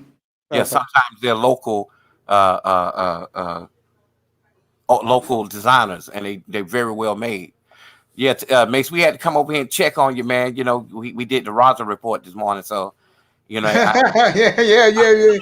Usually when I get a day off, like on Tuesdays and Thursdays, I do my own thing early in the morning. I miss Roger today. I know Sheet was there, of course. No, because I'm gonna start getting back into it and start, like I told you last time you was up here, start getting my clothes custom made, like my jeans. Hey man, I have a question for you, actually. Yeah, go ahead. It's weird. My for my jeans and my like my nice stuff, the stuff I wear for a suit and stuff is a different size. Like my waist for my slacks and stuff, and my stuff that I would wear for a suit is a different size than my regular normal day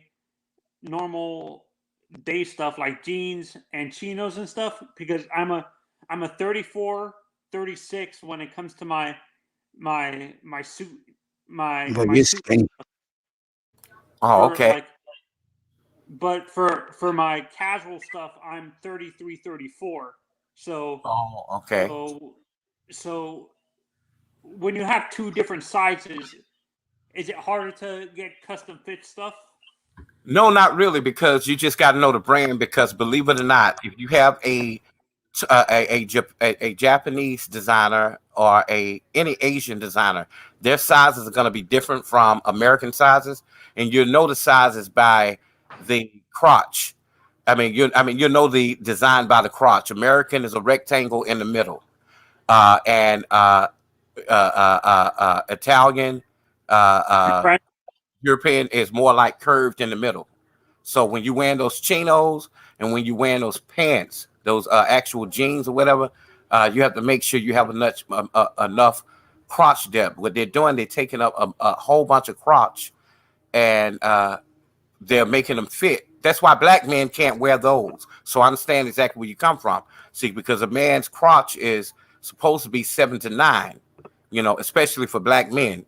But when you wear those jeans that you're talking about, they are catered for unisex, where they're like the crotch is 3 to 5, which is a woman's size pants.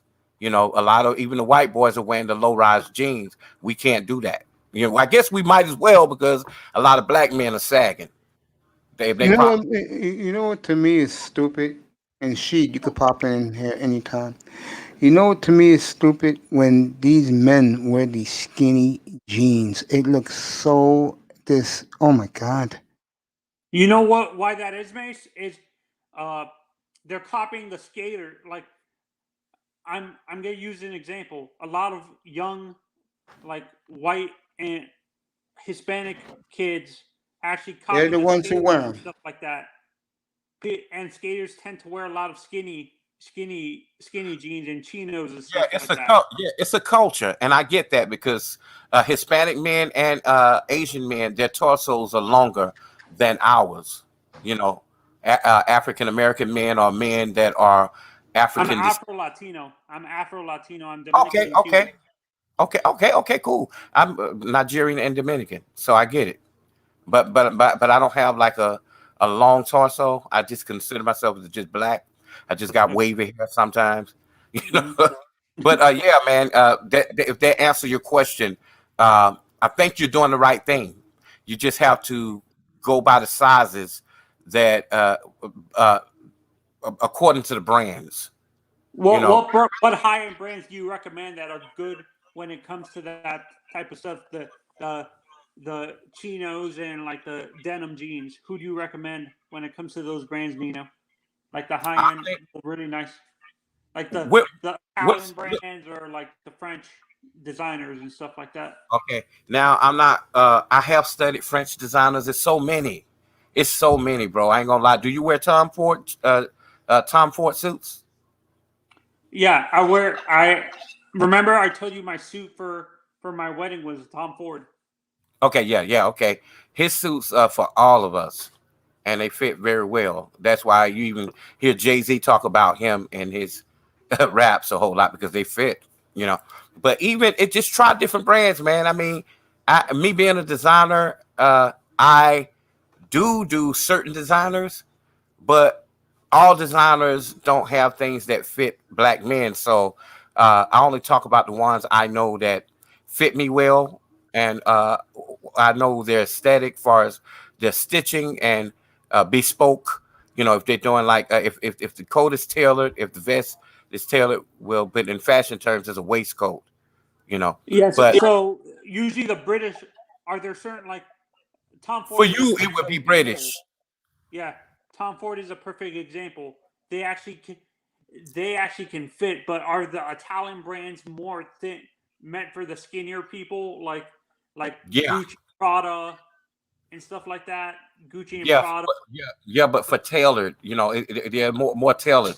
But I would tell you this: even black men will buy that, but those suits are limited, so they have to buy them in the bigger sizes. If you ever go in stores where they sell designer things, most of the bigger sizes are gone.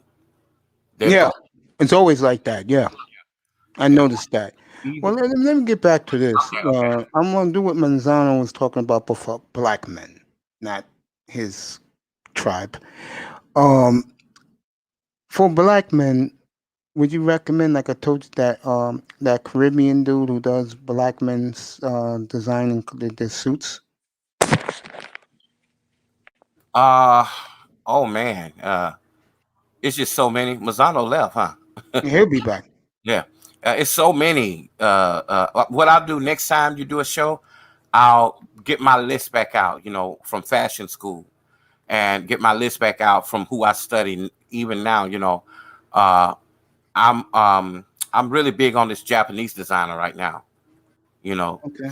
And you think Japanese do good for us, or more for the white man and the Latino man?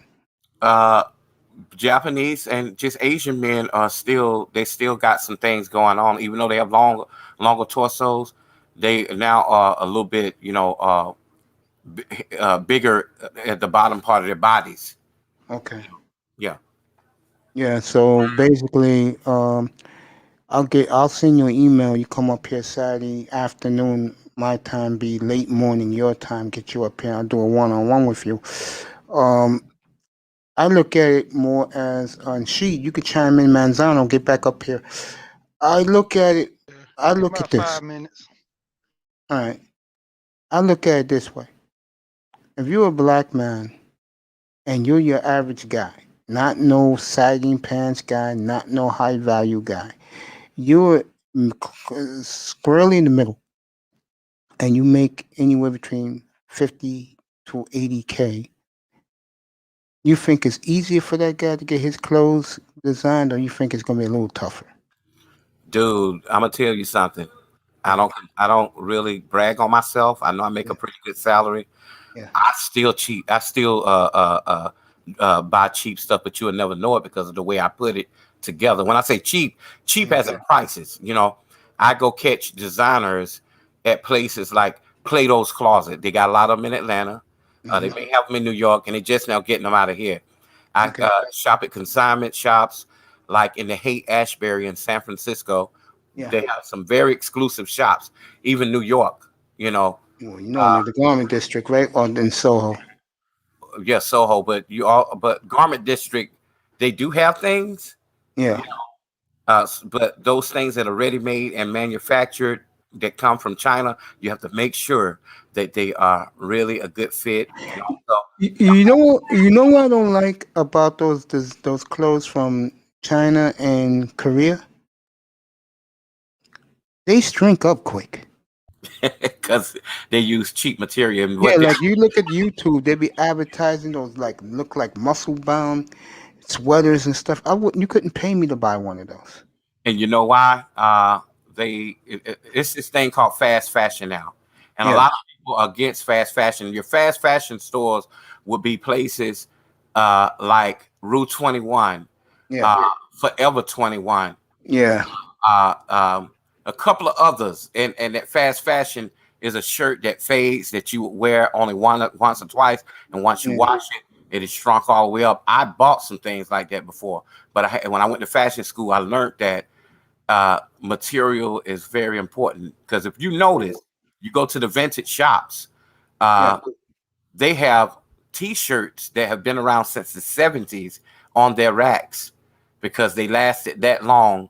Far as the cotton is concerned, addition to the print, the screen printing on the T-shirt, and that would be considered a designer T-shirt.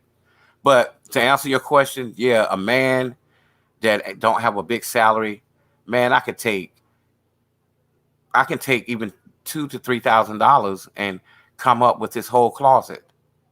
And sometimes new stuff, because it depends on where you are. If you just want, if you want to do an athleisure wear, I can go find him some nice loafers, whether they are in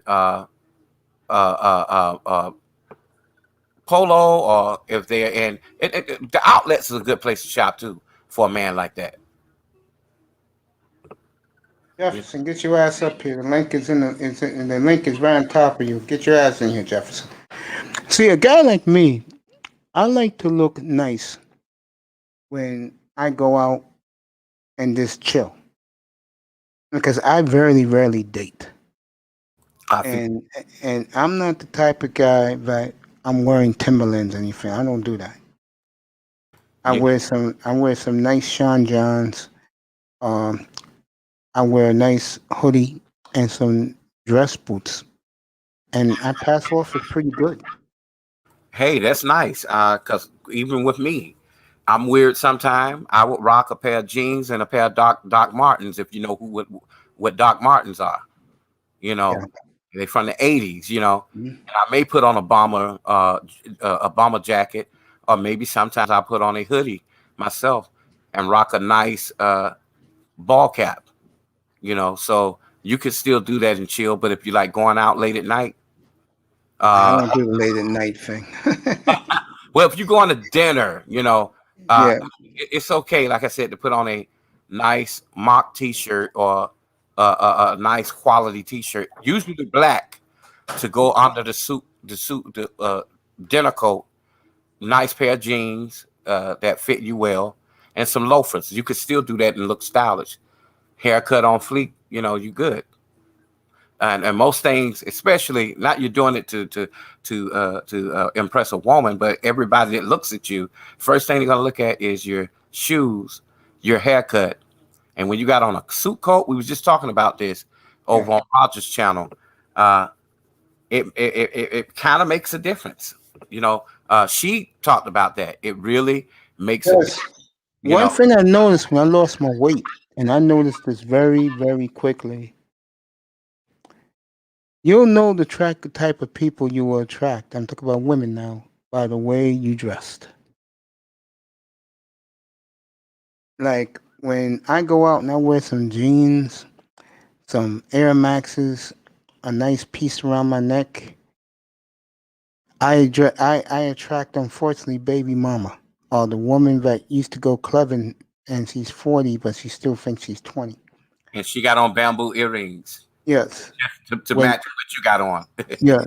And when I put on a sports coat and some nice dress slacks and some shoes, I shouldn't say this, but I'll say it. I attract nothing but white chicks and Asian chicks, bro. Hey, and ain't nothing wrong with that. Let me say this before you let the other brother come in. Mace, you're very interesting, man, and I would love to even come to New York and do a documentary with you. We filming now for my channel, but I would like to have you on a segment of my show where you cover more of the sports because you are the guru for that. I appreciate that. I love to. I would like to have you on there, like maybe once or twice a week. That way it'll bring people over to your channel as well. I can do something even better. I can do sports fashion with what the ball players wear when they're not in uniform. Yeah, that's cool. And show it off on your channel what these guys be styling with. And we would even want to talk about which jerseys are valuable because a lot of guys are very. I would love to do that, no doubt. Yeah, I would love to do a lot that. of guys do trading with special edition jerseys. They have a whole Nike club, Nice. Yeah, all of that. I'd love to do that for you and do that on your network, no doubt. I'll be happy to do that with you, man. And especially for that segment, even if they decide to super chat, Yeah. during that time while you're on there, all that super chat will go to you.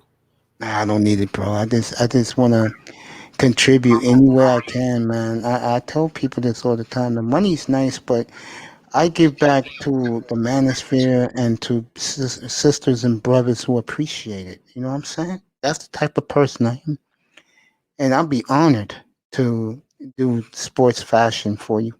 No doubt. Hey, sports fashion and also tie in, curveball it with some actual sports stats. I'm not a sports person all the way through because people don't play like they used to. I'm a Green Bay Packers. I'm learning about that. Green Bay Packers. My brother, he loves the Dallas Cowboys and he hates the Falcons. You better not let Sheet hear he hates the Falcons. Speaking of Sheet, very he just mad. He just mad that the Cowboys ain't. Well, I'm sorry, Cowgirls ain't did it.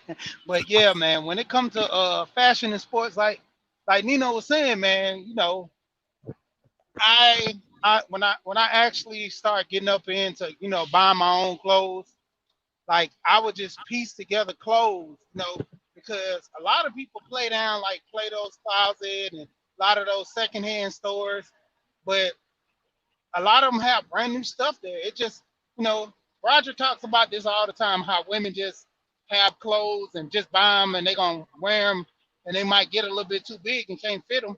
That's the same thing with most dudes.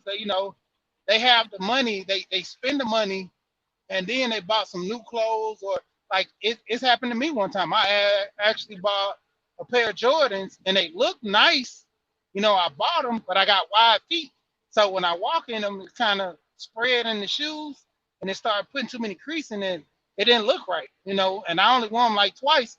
I gave them to one of my cousins, like I was a real trendsetter when it came to like shoes back in the day. The clear Nikes that they had, the exclusive limited editions. I had those plastic ones. I had the green ones with the laces, but they were all clear in the front. You can see my socks. So I wore real nice socks to go along with them.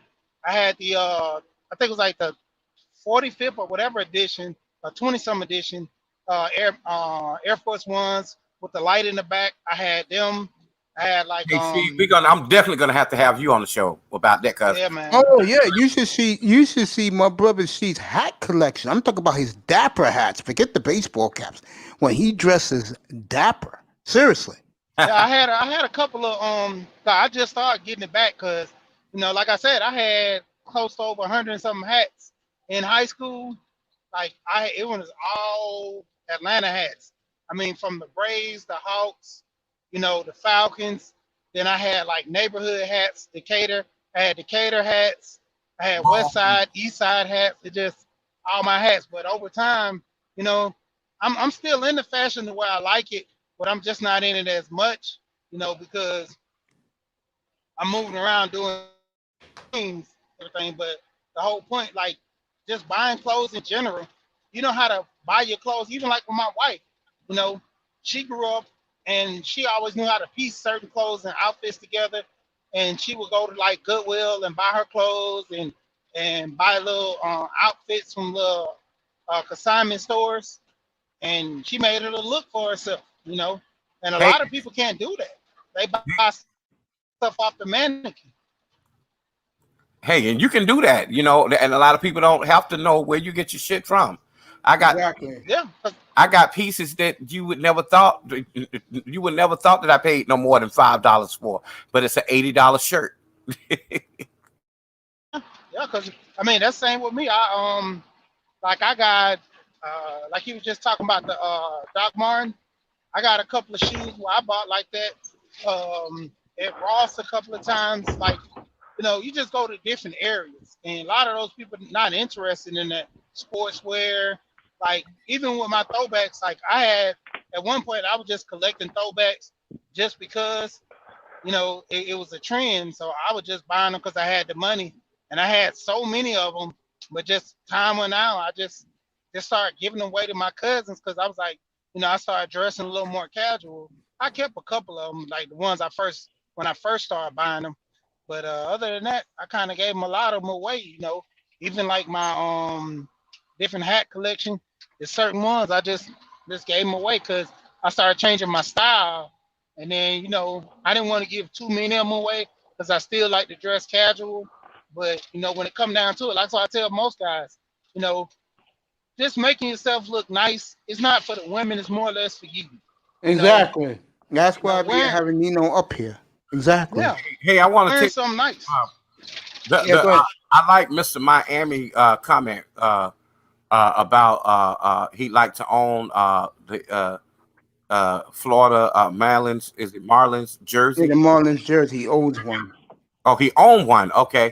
Yeah. I'm shocked about the breaking news too. Not to cut it off. I know the sports channel, so you probably want to get those. No. I got. And see, this is what I do, my brother. I check things first. So far, I don't see it, but I take my brother's word for it. But I gotta see it to broadcast it because that makes my channel legit. I get it. I just cannot run out there and say something like that, and then it's not true. Yeah. Look, I don't do this often, but I'm gonna turn the camera on to show she. This is what's in right now. Oh, man, nice. How much they go for?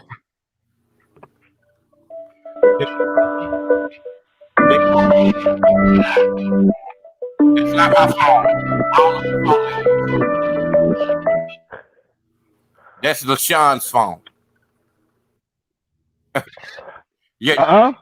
My alarm starts at 12. I overslept. Yeah, but these shoes they're Calvin Klein. You would not believe. They normally go for about $150. I bought them at Burlington Coat Factory for no more than $39. Do they come in size 17? Hey, they do. And they have had some that were 13 to 17. But these shoes next time, they'll be transformed. I'm getting a shoe artist to color them and do something different. You said size 17. I'll get me a pair. Hell, I'm rough on shoes. My feet don't give no mercy. Damn. I had a pair, like the high top Air Max. Yeah. I forgot the name. I forgot the name of them, but it's a name they call them. But it's look like high top Air Max. And I actually took a pair of those. And back in the day, I got the painter markers, like the you shake them and it's like a pen in there, like a spray can, but you draw with them. And so I actually drew on one shoe. I drew a bottle of Hennessy, Patron, and Grey Goose. And the other shoe, I drew Heineken, Budweiser, and another beer. I think it was Corona. Because all I did was bought the beers, sat down and drew them on the labels and stuff on the side of the shoe, and then in the front I put drinking partner. Actually, if I find a picture, I'll show it to you guys. Like I wore them shoes a couple of times. I ended up giving them to my older brother. I would love to see those shoes, Sheik, because right now I'm into these shoe artists who are transforming plain shoes. Like you can go buy all white Air Force and all white Adidas, and he transformed those shoes, man. You would not believe it. And I'm gonna have a lot of those guys on the channel as well. Yeah, I mean it's a good thing. I mean back in I want to say 09, 2010, they had some young guys. They got a deal with Nike for doing that because they were taking Air Force Ones and they were putting the football teams on there. And they had, the Raiders, the Falcons, any kind of shoes you want, they would customize them to your liking. I'm like, it paid off for them in the long run, man. They had a successful career doing it. Yeah, they were doing pretty good for themselves doing that. Your microphone is. There you go. Once to me, what you just said is cool, but I think when you're an older dude, like once you hit 40 and you're moving up the ladder, you have to change that, and you have to be like the way you are, Sheed. You have to be a little bit more dapper. See Jefferson with his cool hat. With your style of hats, you gotta be a little bit cool like that. Now, me, I don't wear hats anymore. So like when I go out, Coffee said it best.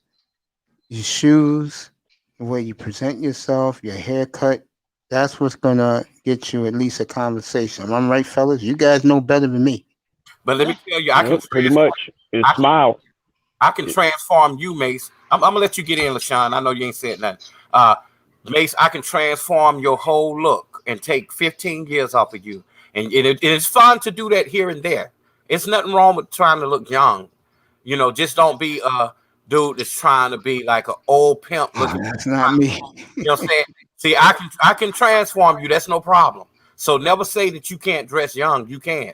No. I didn't say dress young. I think it's good for a grown man to style like that, not like some OG, but just be normal. Yeah, but you look good looking normal. And like you, because you are a sports guru, you're a sports person, you would look good in some of those shoes with your favorite team on them. Really? Yeah, I would love to see you with them on. And grown women will go for that. Yeah, I mean, because you gotta understand, it's a style. Fan. It's a style. Okay, put it like this. Yeah. Just like I showed you how you remember I showed you my Lakers jersey with the blue hat and the blue jersey, and I had the blue you was jacket, pimping that night, boy. The that, Miami Dolphins, but you was all that. Yeah, and it comes down to it. It's the like Pop say on Friday. You got to coordinate. It's the way you coordinate. You make stuff look. I mean, women do it all the time. Like of course. My wife. At one point, I used to always buy her some real nice clothes. Like I bought her like a turquoise ring for Marshalls one day, and so but I didn't just stop at the ring. I bought the ring. I bought her a turquoise pair of shoes. Nice. Then I bought her a shirt to go with it. And I knew I really didn't know her jean size, so nice. I knew with women it's kind of tough for them wearing jeans. But I knew like buying a nice shirt, and it was a medium size for her. Bought real the ring, nice.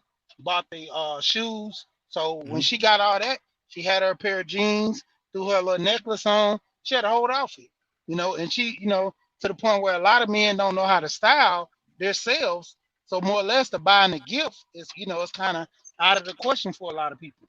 You know what I think it is with brothers, and I had this conversation with Black Euro up here the other day when he was here. Brothers, especially that Coffee, and I want to let Jefferson go next.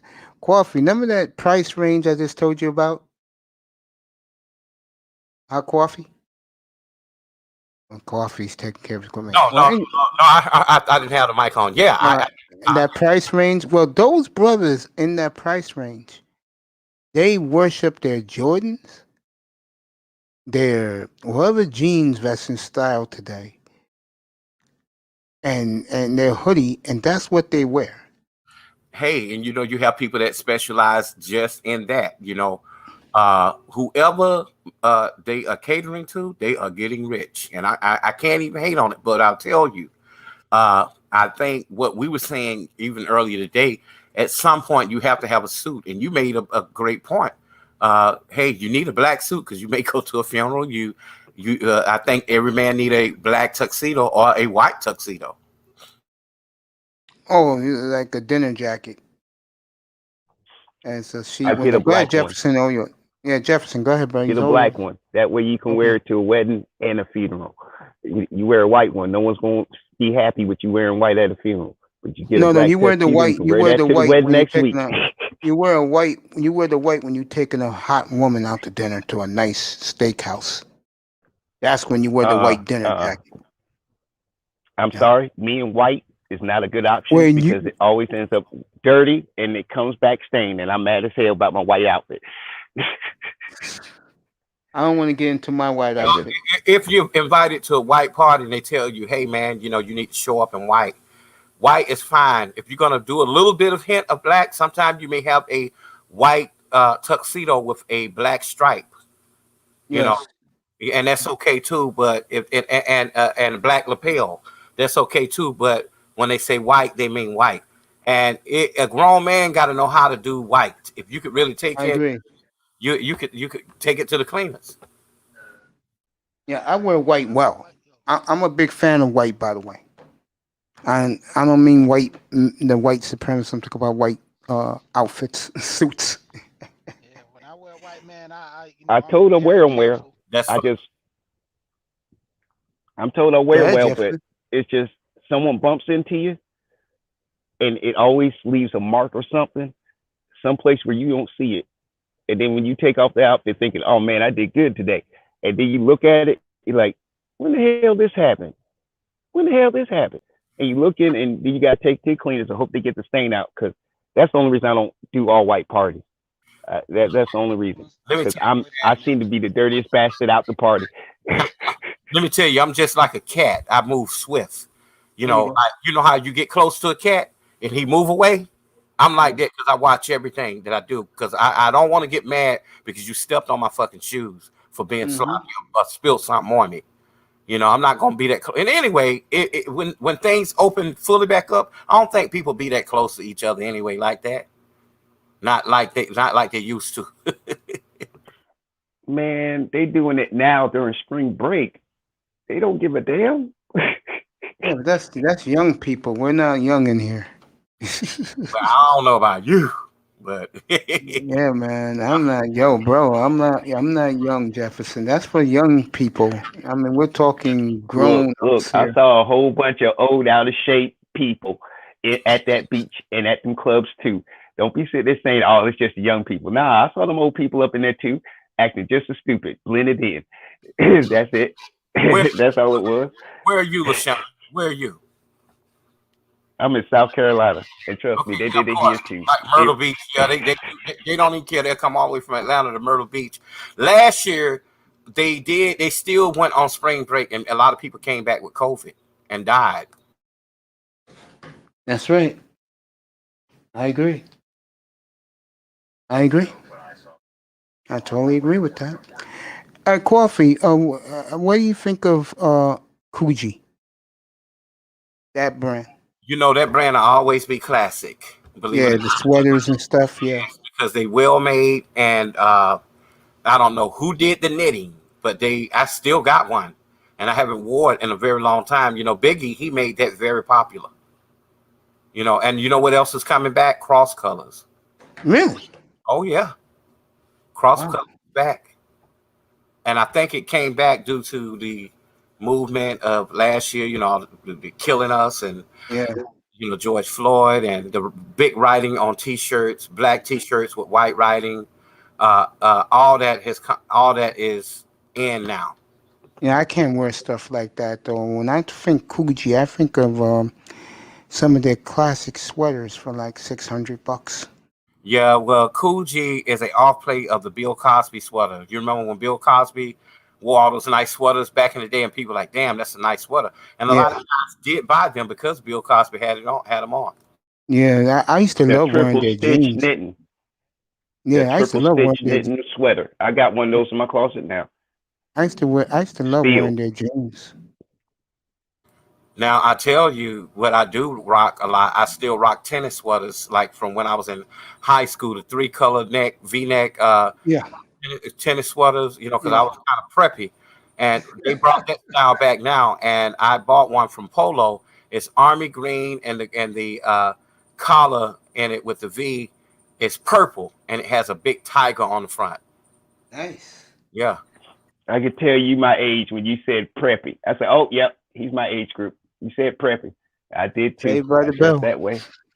Zach Morris, my man, to call him Mario Lopez to call him Preppy. Yeah, I was in a group called the Original Preps in high school where we dressed like preps. It was more like a fraternity, Mm-hmm. but showing that black men could dress like how the white boys would do in the preparatory schools, and Like Carlton. yeah, well, not like Carlton now, but a little bit more stylish. Yeah. But with colors, Carlton did basic khaki pants like the white boys, and maybe a solid polo shirt, and he tied the damn thing around his neck. Yeah, yacht club shit. Yeah, and ain't nothing wrong with that. You get a lot of people like Michael Jordan that did it when he tried to do the golf thing. Of course, Tiger Woods do it. Who else do that style? That's in sports. Oh, LeBron does it sometimes. Cam Newton, which is very weird sometimes. The NFL football player, he's like Good Morning America now. And stuff. Michael Strahan. You know who I'm talking about. Michael Thank you. Him, he did too. Oh, I never thought that Michael Strahan did that because I always saw him in a nice suit. I never even thought that he would change up and do something different, because I think it probably was because of, that man went to school for journalism originally before he played ball. And that's why all these guys need to have something to go back to. They could fall back into sports medicine or sports broadcasting. And the thing is, it seems like you got a person like Mace that know more than they know should be on the damn panel with them. I appreciate that. I'm one of these guys, but maybe my biggest downfall is I lay low too much. I don't really put myself out there. And that's okay. And you still can, Mace. And it's okay if you don't, Exactly. That's what I think. It's okay if you don't. Being low key is okay, because I'm gonna tell you, I know what almost getting to a whole bunch of fame is. I know what it's like to be sitting right across from some superstars and talking to them. You know what I'm saying? I know what it's like to be friends with them. I know what it's like to be in that limelight. You're talking to a man that had a record deal that sat on the shelf for 2.5 years. Been to so many different award shows. I know people right now, but I'm thinking, look at all the hell that they have caused. It's a very uncomfortable life. So being in the background is okay sometimes. Oh yeah, but you know what?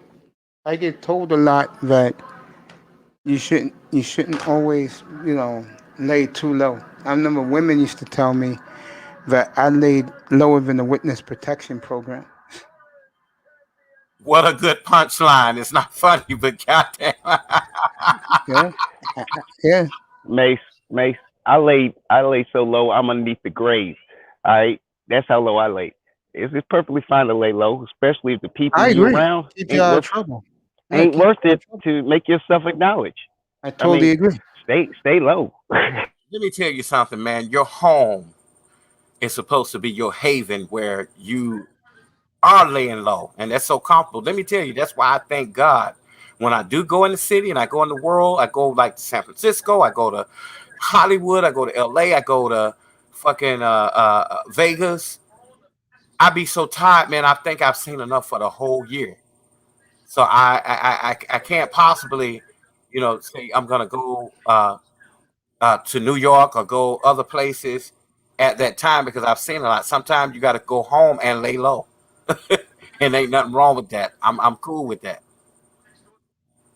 I agree that you can buy the Sean Johns, but I think also it's cool to have your buy the material and let your your tailor make you a jean suit. You agree with that, Coffee?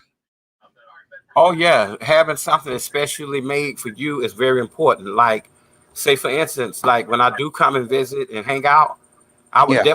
I would definitely take some of the things that you have already that you think that fit you very well and make a set of patterns that are strictly for your body and your body only.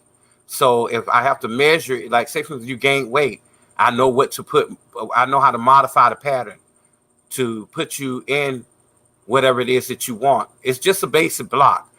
Those are called slopers, where you have the bodice front, the bodice back, the bodice back, the actual sleeve, which you attach. Uh, you have so many. What's important is your natural waist and your comfortable waist. See, believe it or not, men don't know that their natural waist is at their navel. You know, that's why those men like Cab Calloway and all those men back in the jazz era, big band era, and show tunes and all that, when they wore those nice suits with the suspenders, their pants, the proper way to wear those pants is up. But now that we're in a totally different generation, or just, well, it is, how can I put it? It has changed over time. But I like wearing my pants at my comfortable waist. I'm not gonna wear them jacked up to my navel. But I'm just making a point. Yeah, I agree with you. Yeah. I believe that for any man it's better to have your clothes custom tailored to you more than go to and buy them off the rack. What do you think about that, Sheet? Yeah, I mean, because it's think about the way a suit feels, even with clothes. Like I only had one kind of tailor, and it was just just the pants. I actually have a suit right now that I bought, and I got to get tailored. So I mean, just in general, the feel, you won't even want to buy stuff off the rack. I mean, even with a lot of people tell me it costs a little bit to get some custom jeans and certain little shirts, but depending on your style and the way you dress, it's worth it because it, it's more comfortable sitting in clothes like that versus you just buying off the rack. I totally agree.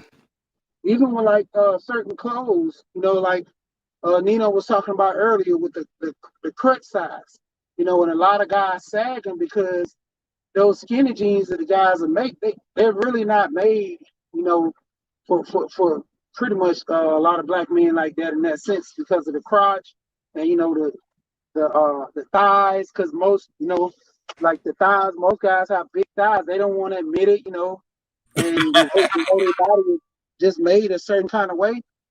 A lot of guys, they get, I don't know what the word I'm looking for. It's kind of like self-conscious about their weight, and then when you wear certain clothes, it makes you look even bigger. Like the old saying, the camera adds 10 pounds. So you can wear certain clothes that can make you look real slim, and other clothes that can make you, almost look like you tipping the scale. Color palette choice is important too. You got to know what color you like. Me and you, Sheet, we brown to dark skinned men, so we know the colors that look good on us. I used to gravitate more toward natural earth tones, but I had to learn that I need a pop of red there. I need a pop of yellow and green, brighter green there, to complement my style. And on a darker skinned man, your hair automatically comes like a off black, and you want that hair to be jet black. So I always tell guys before they get their haircut, don't use the Beijing. Don't let them put that Beijing shit in your head, because the Beijing causes cancer. Don't let them spray that shit on your head to do your line, because if a barber cannot get your line there naturally, he's not a real good barber. But in order to get that, gray busters or a jet black natural hair color is a good color that shows your face up, and it also show your clothes. Really? Yeah, but yeah, she like you was talking about we talk about the pants ordeal all day. A lot of guys don't want to admit it. Some guys are shaped like women, and that's just it. You know, they got big butt like girl, thick legs, thick thighs, you know, all of that, and they feel funny. But that's more enough reason for you not to be out there sagging. You may not be gay, but other dudes are looking at you to the point where you know gonna try to holler at you because you you're doing it like that. I've seen it. I've seen guys stare guys down, you know, and follow them in the grocery store. I'm gonna leave that alone, bro. Yeah, that's funny shit, you know, but I've seen it. But and then the thing is, you'll never know because you thinking that you look good and you think your clothes a certain way, and a lot of people are critiquing what you're wearing. To the, you know, you don't have an issue with your clothes, but then you're looking, other people are looking at you, you know, preferably like you say, with men, you know, and it's the way you carry yourself and the way you look. Hey, you don't even know. You gotta admire. thing is, you can't help for the way God designed your body, but at the same time, you dress for your body type. Yes, I agree. You know, you have to know how to cover up. I don't even think some African men know how to do that. You know, I've seen them wear all kind of shit. But you do have those who are of high status that know how to wear their garments without putting themselves in bad situation. Now, what African men do, they don't care how ugly their feet is. They're gonna wear a pair of sandals. Yep. They sure are. They're gonna wear a pair of flip flops now. Yeah, it sure is, ashy and all. Yep. You They know? don't care. They really don't. But for the men that are listening, make sure you know your pant size. That's very important. Don't go to the store and just work on the shirt because you want the shirt to be comfortable, a comfortable fit. And how you know you have a good t-shirt is by the sleeve. If you go buy a shirt and it's all flopping out, you know, on both ends at the top, that's not a good t-shirt. You want something that's gonna be that's gonna look good on your arms too. And never forget, Kevin Samuel said 2 years ago that he pays $120 for his t-shirts, and boy, did he get a lot of pushback from the brothers. Hey, and I'll tell you why. Because maybe Kevin Samuel's t-shirts are made out of bamboo cotton and they never shrink.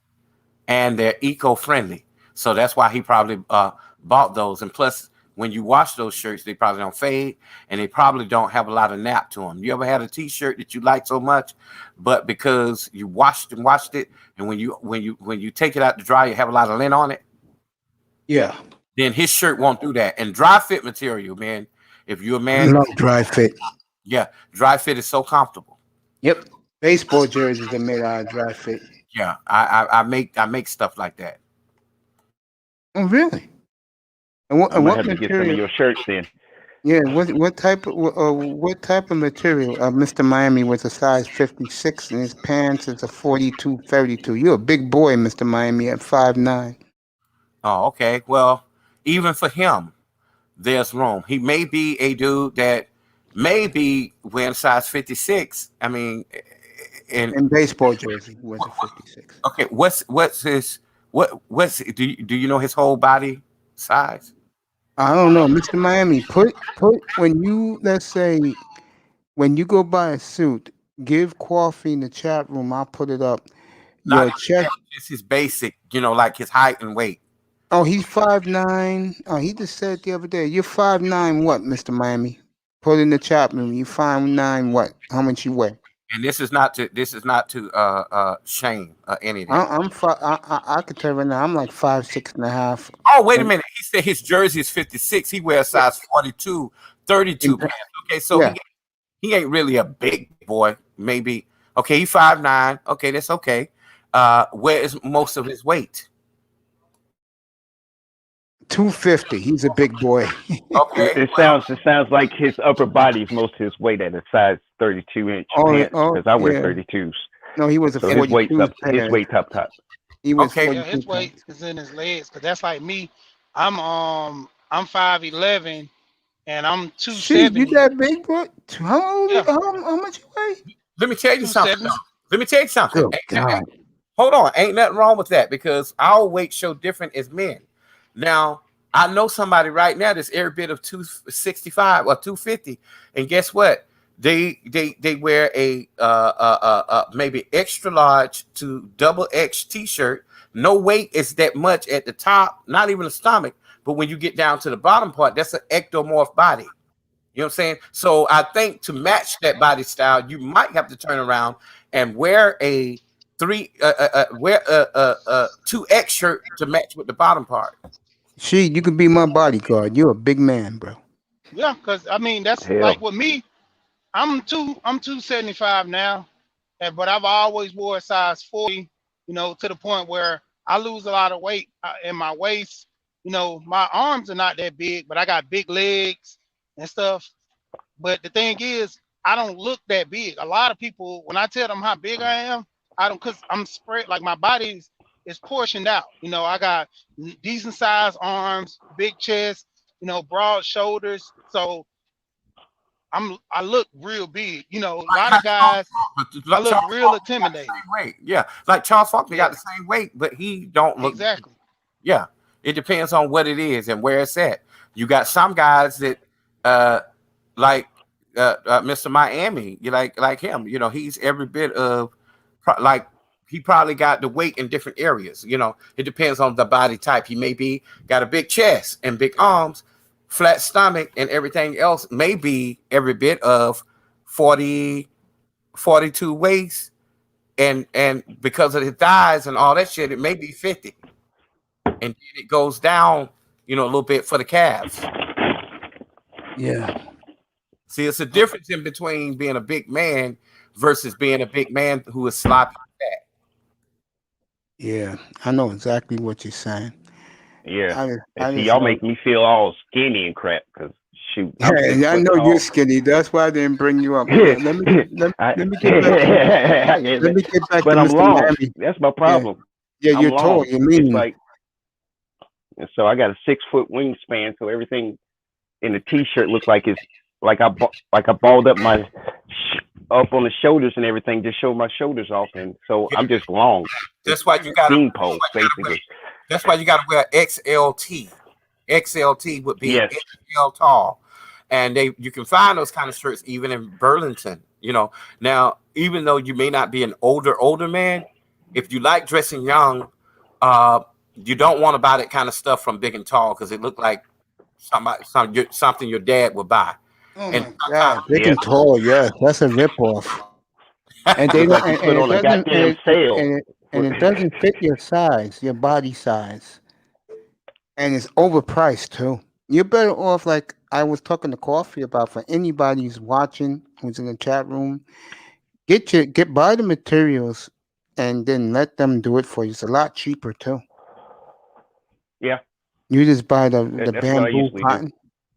Hey, Coffee, is bamboo cotton good for the summertime or all year long?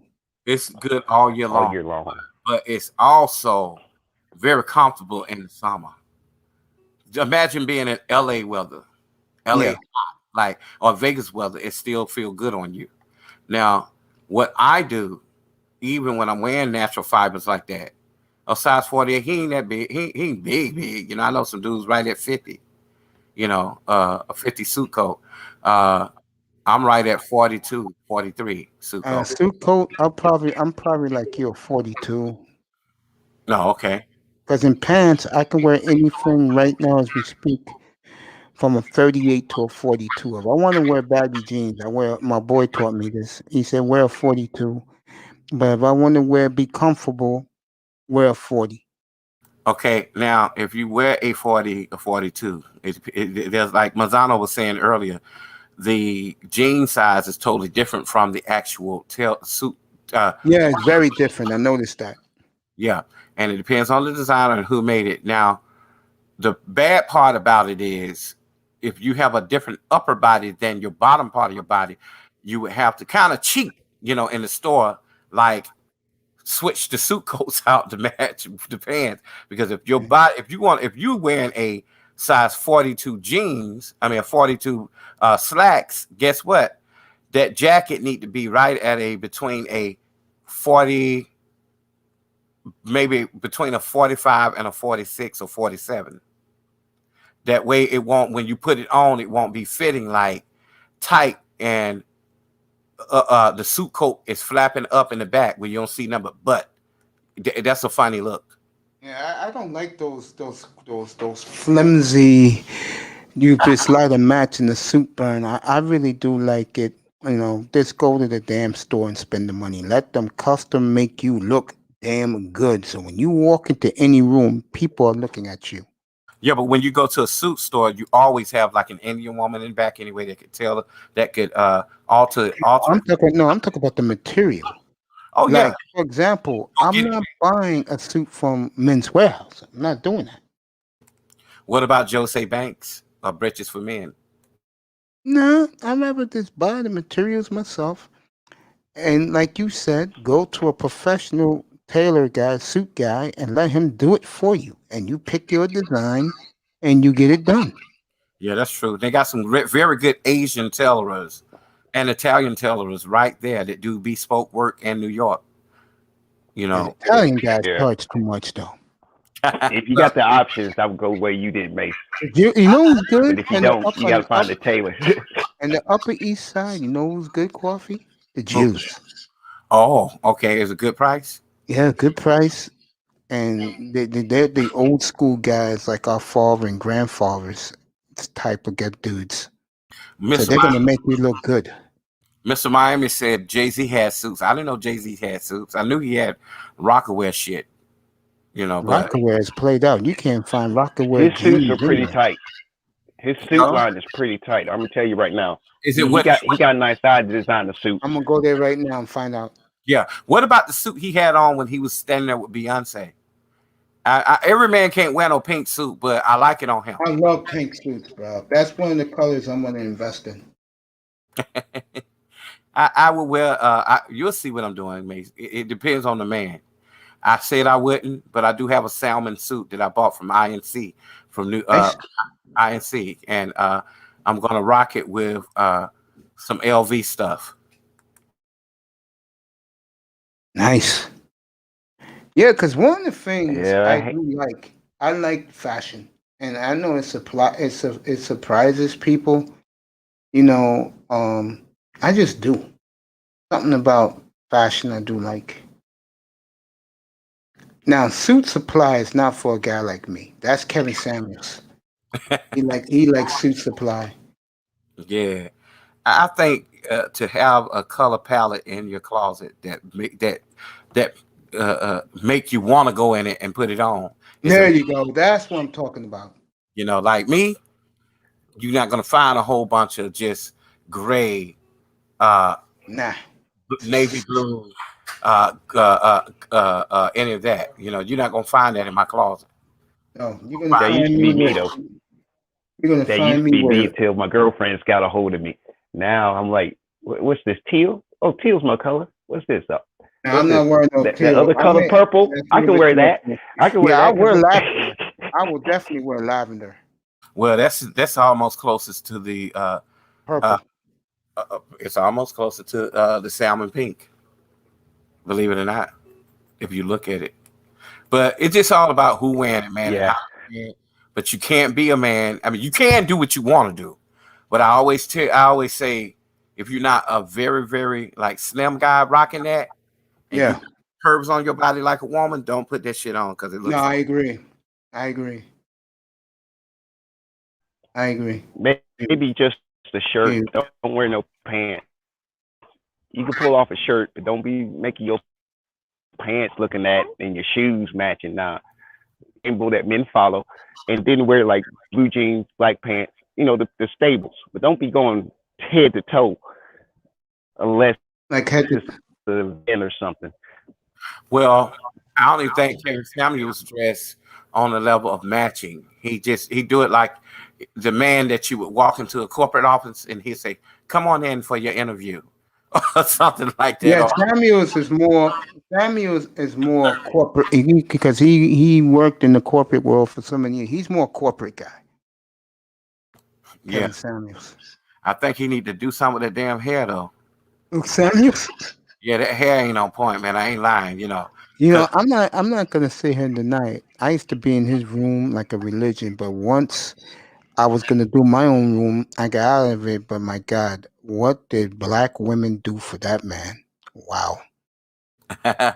My God, black women put that man into a different stratosphere. And you know the sad part is, he tried to do that for black men. They didn't cooperate. I was there every night, bro. They did not cooperate. They wanted to wear their Jordans. They wanted to wear their hoodie. And I hate to say this, and I'll say it anyway because it's in my platform. The best of women ain't going for that style.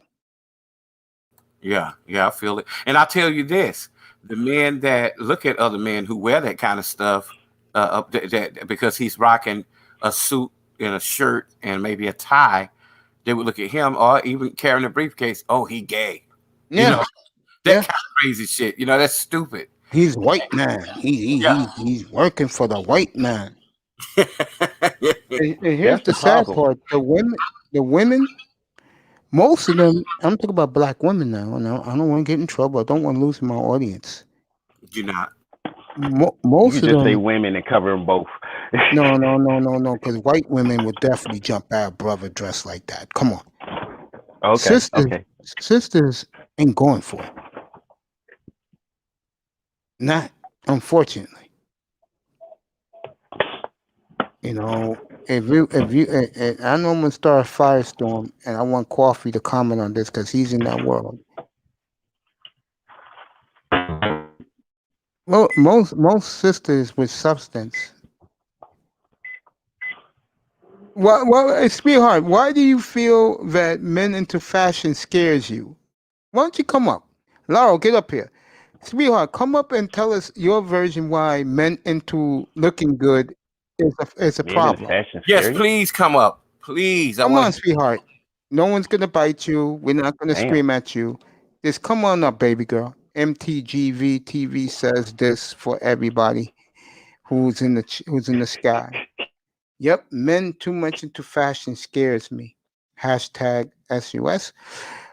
We're gonna let her explain that. I put the link in the chat. She should come up for a few minutes. Airline, but you know, I'm curious to hear me this. looking good in the t-shirt, stuff like that. Yeah, that's good.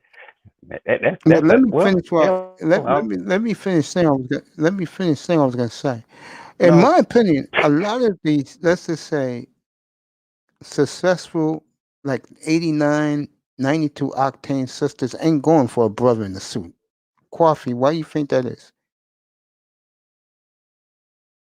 Well, because they have it all mixed up. They are going for the actual toxic masculinity type male. And when they do that, they end up, excuse my expression, they end up with a fucking sissy. Because the dude is not really who he say he is. What you don't know what that alphabet lifestyle really looked like. You know, and that's the issue. They thinking because this dude is the hawk spitting, Tim wearing, shit talking, disrespecting her type dude, that he's a man. No.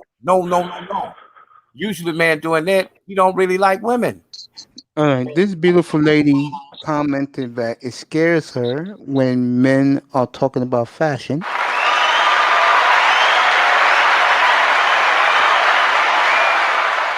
Welcome back up here, ma'am. Why?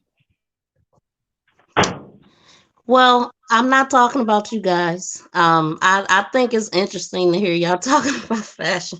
Like, I mean, not y'all. I'm talking about, like I said, I like listening to men's point of view. I like hearing y'all talk just to see what y'all be talking about. But what I mean by that is if I'm too much into fashion, he might be suspect. If he likes picking his wife's clothes, I'm telling you, I know somebody. I have a friend that was married. This guy was very much into fashion. He picked out her clothes. He did everything a woman would do. He like, she would come home and the whole house was changed, brand new furniture. He cooked. He did everything, and then come to find out, he was gay. Okay, Wow. but sweetheart, let me ask You you this did. question, Jefferson. I'll let you get it next. I'm gonna answer this question. If a guy like me want to look good and presentable, living here in New York City, when I want to go out at night and chill and have a nice no, I don't drink, but just chill out and look at the scene. And my brother Coffee here is a fashion designer. Jefferson looks dapper, living in the Carolinas. I don't see anything wrong with brothers talking about what it would take to make them look presentable and look good. I mean, Oh no, it's nothing wrong with talking about it at all. I just know a person, and I actually know a couple of men that's very much into fashion, and they are suspect to me. okay, Um, no problem. but one of them I know for sure. He was gay. He was Okay. married. His wife Mhm. was a cover up. Okay. And what I mean, I'm not talking about guys that get dressed occasionally. I'm talking about the ones that dress like that every single day. They take longer to get ready than their women.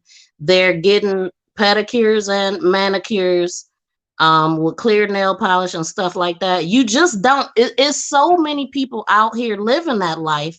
When you see somebody with feminine like tendencies, it's scary because you just don't know. Okay.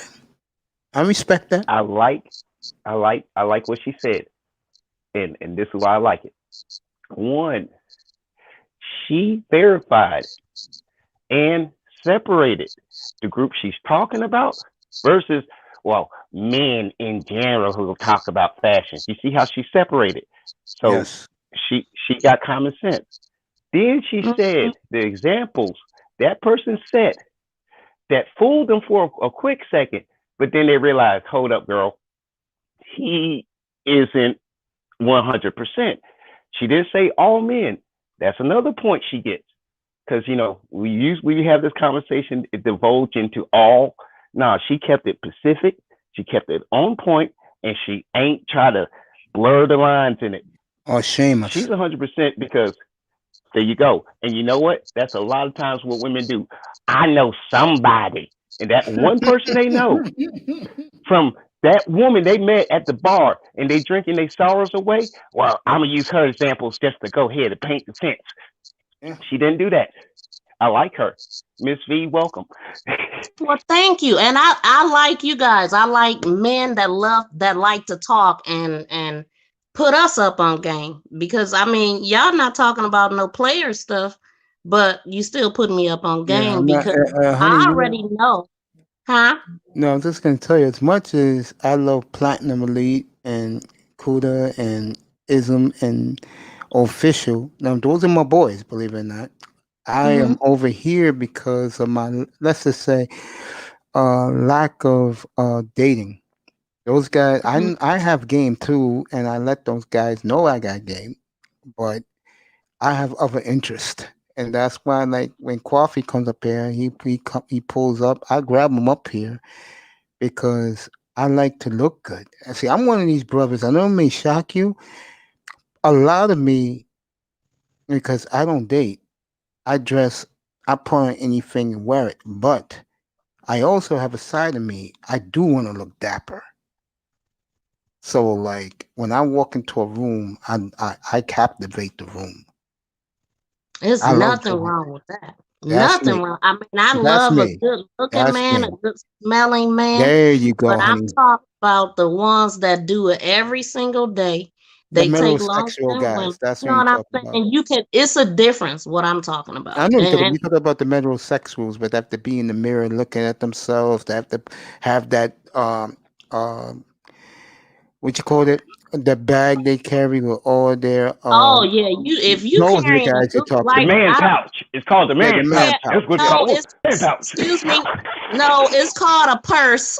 Yes, The yes, man okay. pouches are the fanny packs. If you got on a Gucci purse strapped around you, that's gay as hell to me. And I think you guys were talking about a guy that they were like comparing to Derek Jackson. Is that who you guys are talking about? No, we was talking Sam about Kevin Samuels.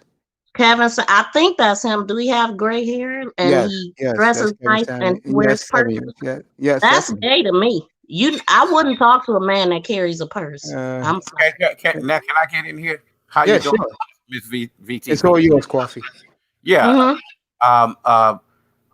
Where are you? What is your location? Where are you located? I'm in Ohio. Okay, yeah. Okay. See, she live in a more conservative type situation. That does make a difference, yeah. Yeah, it does. Just hear me out. Just listen. Just listen.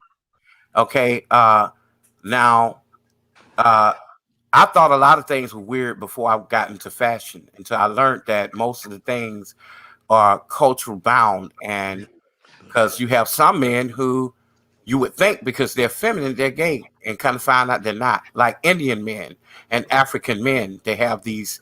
They hate anything that's gay. Trust me, they straight up red pill, straight up pro heterosexual.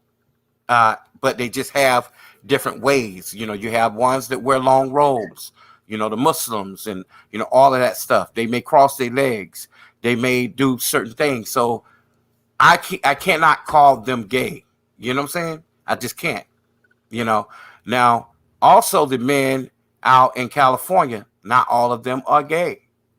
I did not know that there was a punk rock scene where black men have painted their nails black and they ride skateboards and they have girlfriends, but I think most of them have white women. So it could be, it could be that too as well. I've never seen a whole bunch of men who wore pink. A lot of men wear pink and most of them are straight out here. I'm like, damn, he really wearing some pink shorts. It's crazy, but and I think it's also a generational thing. But there is a such genre of fashion that is called androgynous wear, where you have more women that are androgynous than men, and they can wear unisex things without anybody saying anything. A woman can put on a suit and tie, and nobody won't think she's gay. You see what I'm saying? So I just don't look at a person and say, okay, they're gay or look gay, unless, gay to me, I don't know. Is it a look?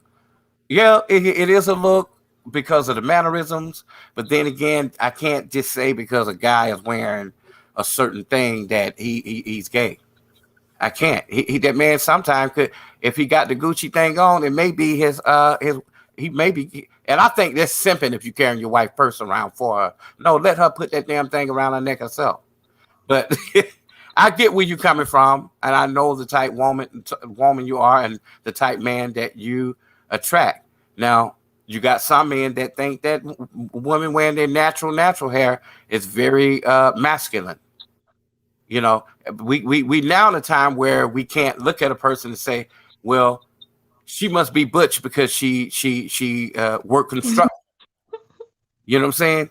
We can't say that, Like even me, I ain't gonna lie. Me being a fashion designer, receiving my master's fine arts, fashion arts, I ain't gonna lie. At times I did felt like I was the only motherfucking man in that classroom. But there were 3 of me, that did only men's wear. I don't do women wear. Y'all got enough people that design for y'all. But what was surprising to me was the men who were designers, who were feminine, and they mainly was with the women on the other side. They went over there with us, the men that are straight and the men that are doing men clothing. And it was surprising to us. They are men and they don't know the male body. They don't know how to make men clothes, but they can boss it up with a woman. I'm like, damn, but they making money. They making a whole bunch of money because they can put you guys together, and this shit is inside of Vogue. They do wedding gowns and everything, But you know what? Yeah, go ahead. That's a good point. How are you gay? You make women's fashion. You chase after men, but you don't recognize what a man's body in clothes should look like. And the crazy part, the crazy part is they go and buy the clothes from the rack for themselves, and most of them they just wear all black. They can make something, but if they make it, they will make the neckline look like a woman neckline, and they would wear it because they don't know how to do men clothing. It's crazy. I don't understand how you not know your body. How? And I do agree that like different cities have their own fashion, and some people, like you said, or whoever said, the preppy look or whatever. I'm just not into that type of thing. I don't like guys in tight pants and tight suits and high waters. I don't like that look. So it just depends on, you as individual. But for me, it reads suspect. Just like, to me, if men do hair and makeup, they're probably gay. No, not really. Yes, really. But listen. There's now time repeats itself. The Beatles started that look that these guys are wearing now with the high water pants and the suit. I think it's, if you're a big man and you thick and you got a body like a woman, you shouldn't wear that.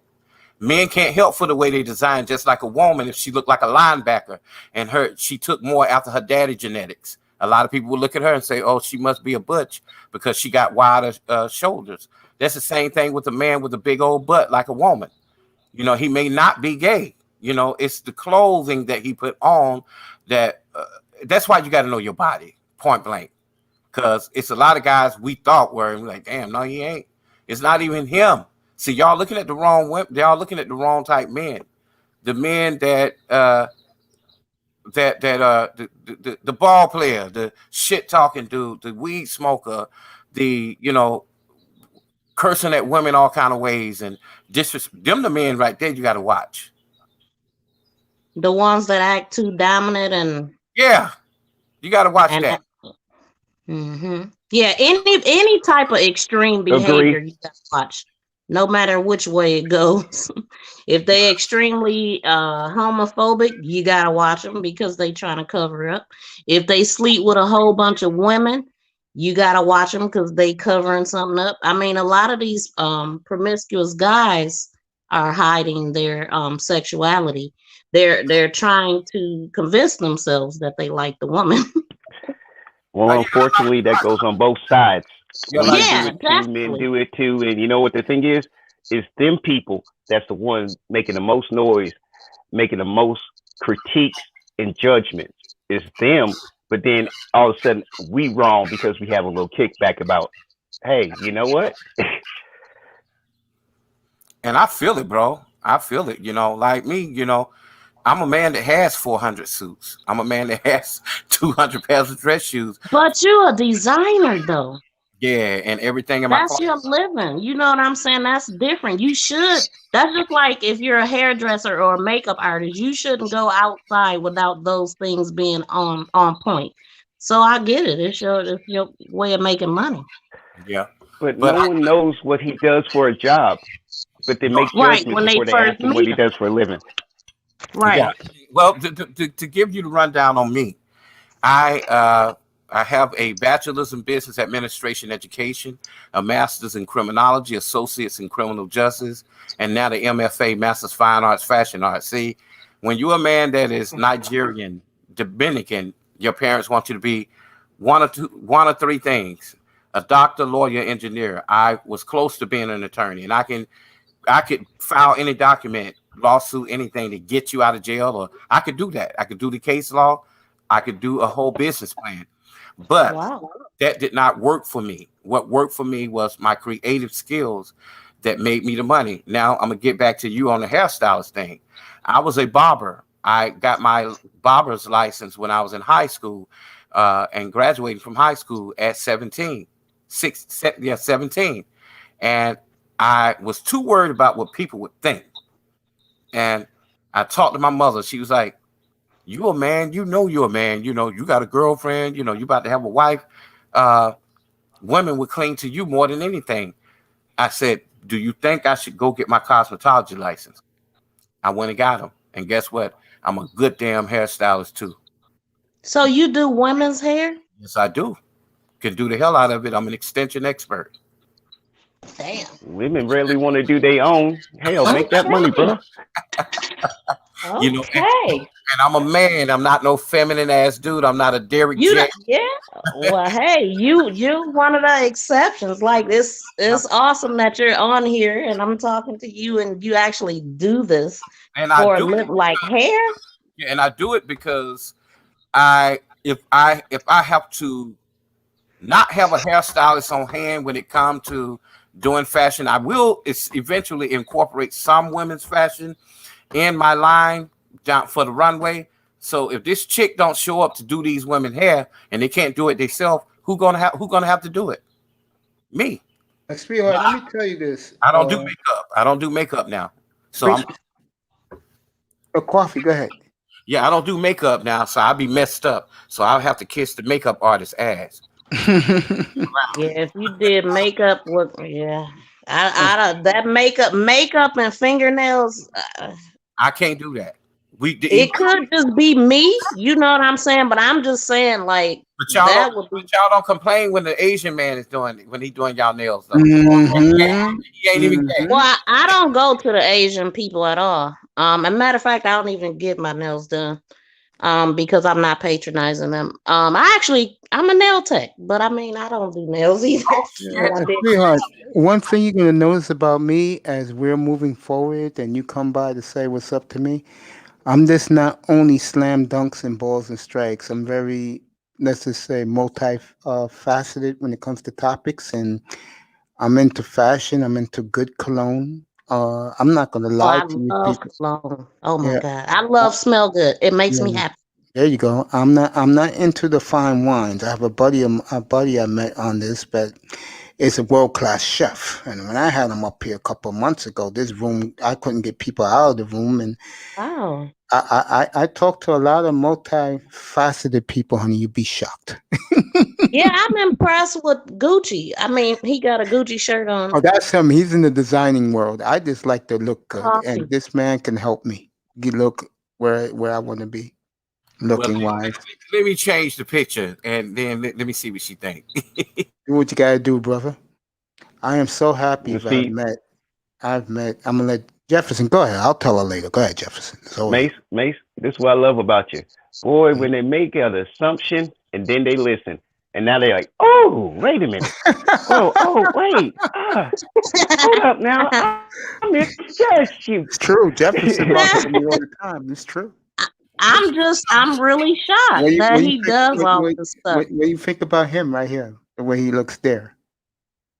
I like it. I mean, it's just a bow tie. I don't think that's feminine, but I don't see the rest of it. His face don't look feminine, you know?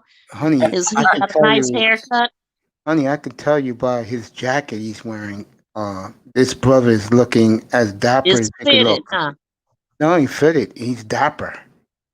Right. So dapper, are your pants over your ankles? What do you think about him right there? Look, that bow tie that's nice is too. tied. It ain't a clip on. That's how I know he's on point. Yeah, that's all him. I like the bow tie. I do like that bow tie look. That's a nice look too. See, he's from my brother here, Coffee. He's from my city, even though he lives out in the Bay Area now. This is how when you look like that in New York. Trust me, they'll all be dropping their business cards and some their panties at him. There he goes. Yeah, I don't see feminine when I look at him. Honey, let me tell you something right now. I'm gonna be real with you. Even Jefferson, you come up on this panel, you better be a man's man, or we'll light you up. This is a man's room, girl.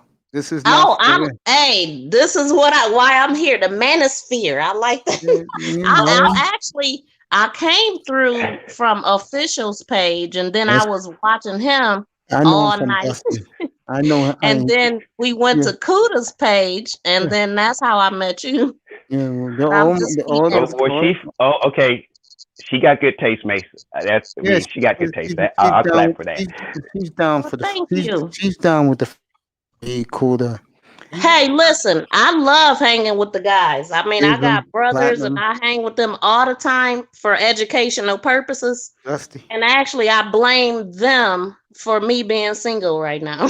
Well, check out Sheila E. and Let me ask Jessica X and no, I give Melody the game changer. That's his baby. But I love Melody. Shout out to her. I like Melody too. Let me ask you a question, Miss V, MTGVTV. You can call me Miss V.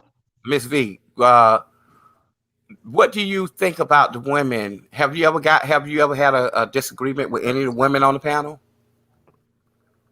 No, because I'm new to YouTube. I haven't had any arguments or anything besides a person Let talking. me go a step further with you to answer Kwafi's question. Have you been on a panel yet? Or is this the first time you've been on a panel, being up here with us? No, I've been on a panel before, but not like extensive. Have you ever been in a confrontation with another woman? No. Okay, you're good. Okay, now let me tell you, the thing is, they probably won't approach you in this space if you're a woman that's in the space with another woman. But if you get on other channels, they would say that you're out of place for being here, and you would be considered a pick me. Yeah. What? So if you want to get if you want to, yes, ma'am, he's not lying. If you want to say that again. Go ahead. You want me? Go ahead, Quan. They would say you have a lot of masculine energy because you're here and you're trying to be a pick me. Either two things: you got a lot of masculine energy, or you are trying to get a man from this space. Mm-hmm. Wow, no. Pick me. That's what they thinking. Really? Yeah, most women do. So they will light you up. You got to be careful. Mm-hmm. Okay, well, I don't know. I mean, I don't know what I'm just new to YouTube, period, and I haven't been in any beefs or anything like that. I'll explain it to you what pick me means. Pick me means that you're a good girl, you're a normal black woman, and you want a man to settle down with and possibly marry. If you're on the other side, you're either going to chase white men or you just don't like black men, period. That's the other side. That's where all the women are. Oh, wow. I'm actually none of those things. Okay, that's good for you. Yeah, I'm actually none of those things. I'm actually in a learning phase, and I actually always have like listening to men talk because I learn that way. I already know what most women think and how we think. You know what I'm saying? There you go, girl. There you go. What men think. And I'm glad you don't think like most women, but I got to tell you this: you gotta tone your gaydar down because everybody is not gay. You do have some men in this space that do talk a little bit different, you know. You don't want to deal with that. But they have been tested here.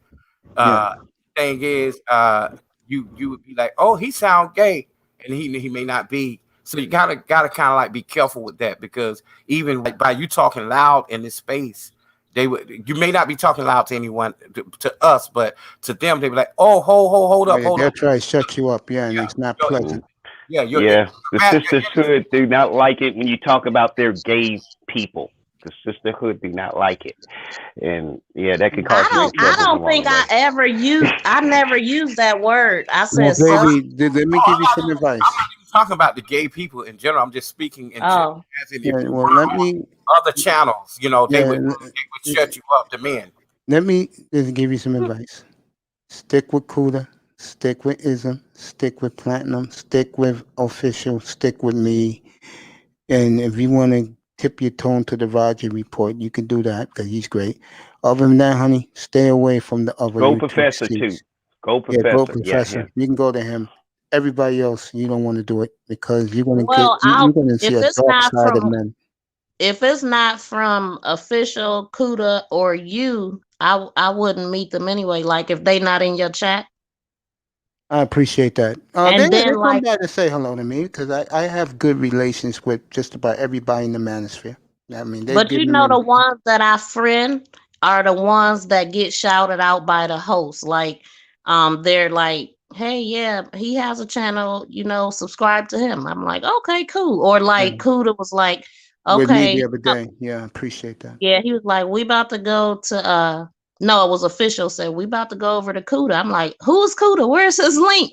And I went right over there. So that's why I'm here now. Those guys consider themselves the game brothers. They stick together. They talk game. They have beautiful women in their platforms and their chat rooms.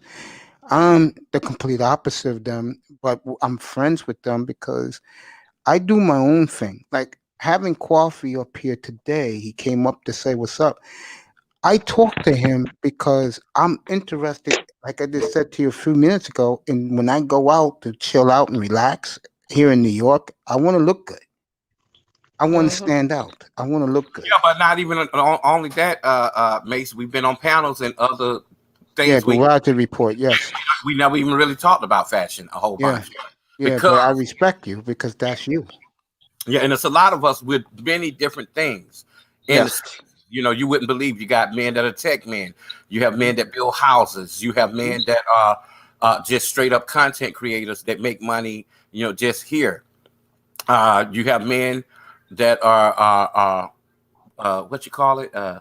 Interior designers, but they are men. They're not women. They don't cater to women. They cater to men, black men in particular. It's all about black men here, honey. That's what I like. I'll give you credit. That's who I'm trying to learn from. Black men. There you go. There you I'll go. give you credit, miss. You are not taking the stereotypes given to you. You going out there and figuring out what it really is. And on that one, you deserve much respect. And if you want to know, we'll gladly share it with you. Yes. Yes. If you really want to know it, baby, stick with you. Hit the right guys you want to stick around. You don't want to be around outside of that realm because outside of that realm, it can get very toxic, especially towards black women. Yeah, I'm not interested in being in no type of sectors at all. I mean, you could you're glad you didn't catch me on a day where I'm pissed off at the women, and I think they're all laughing. But they earned it. They earned it though. But yeah, exactly. But let me say this: I killed the brothers too. But the point with me is, ever since the sisters have supported me, I've cooled down on it because I'm a fair person. I'm not a biased person. So if a woman like you, honey, you want to come up and you scope me, which you did, I appreciate it. You know, because I'm not going to call you all these names and tell you get out. To me, now you're part of the family. You stay. I brought you up on the panel. No one's bitten your head off, have we? No, I mean, there you go. I didn't even know I was into some scary stuff here. Like I'm just hanging out, like naive to everything. This is sports and today fashion. Since my brother came up here for an hour, I'm loving this.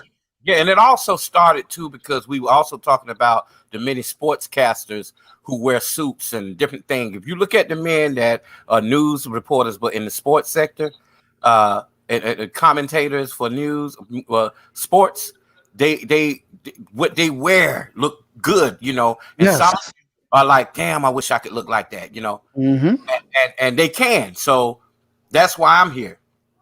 Now I will tell you this. Just whatever you do when you're in this space, just don't put your personal feelings or opinions on what it looks like because it may not be, you know. Yeah, I mean, just be careful. Right.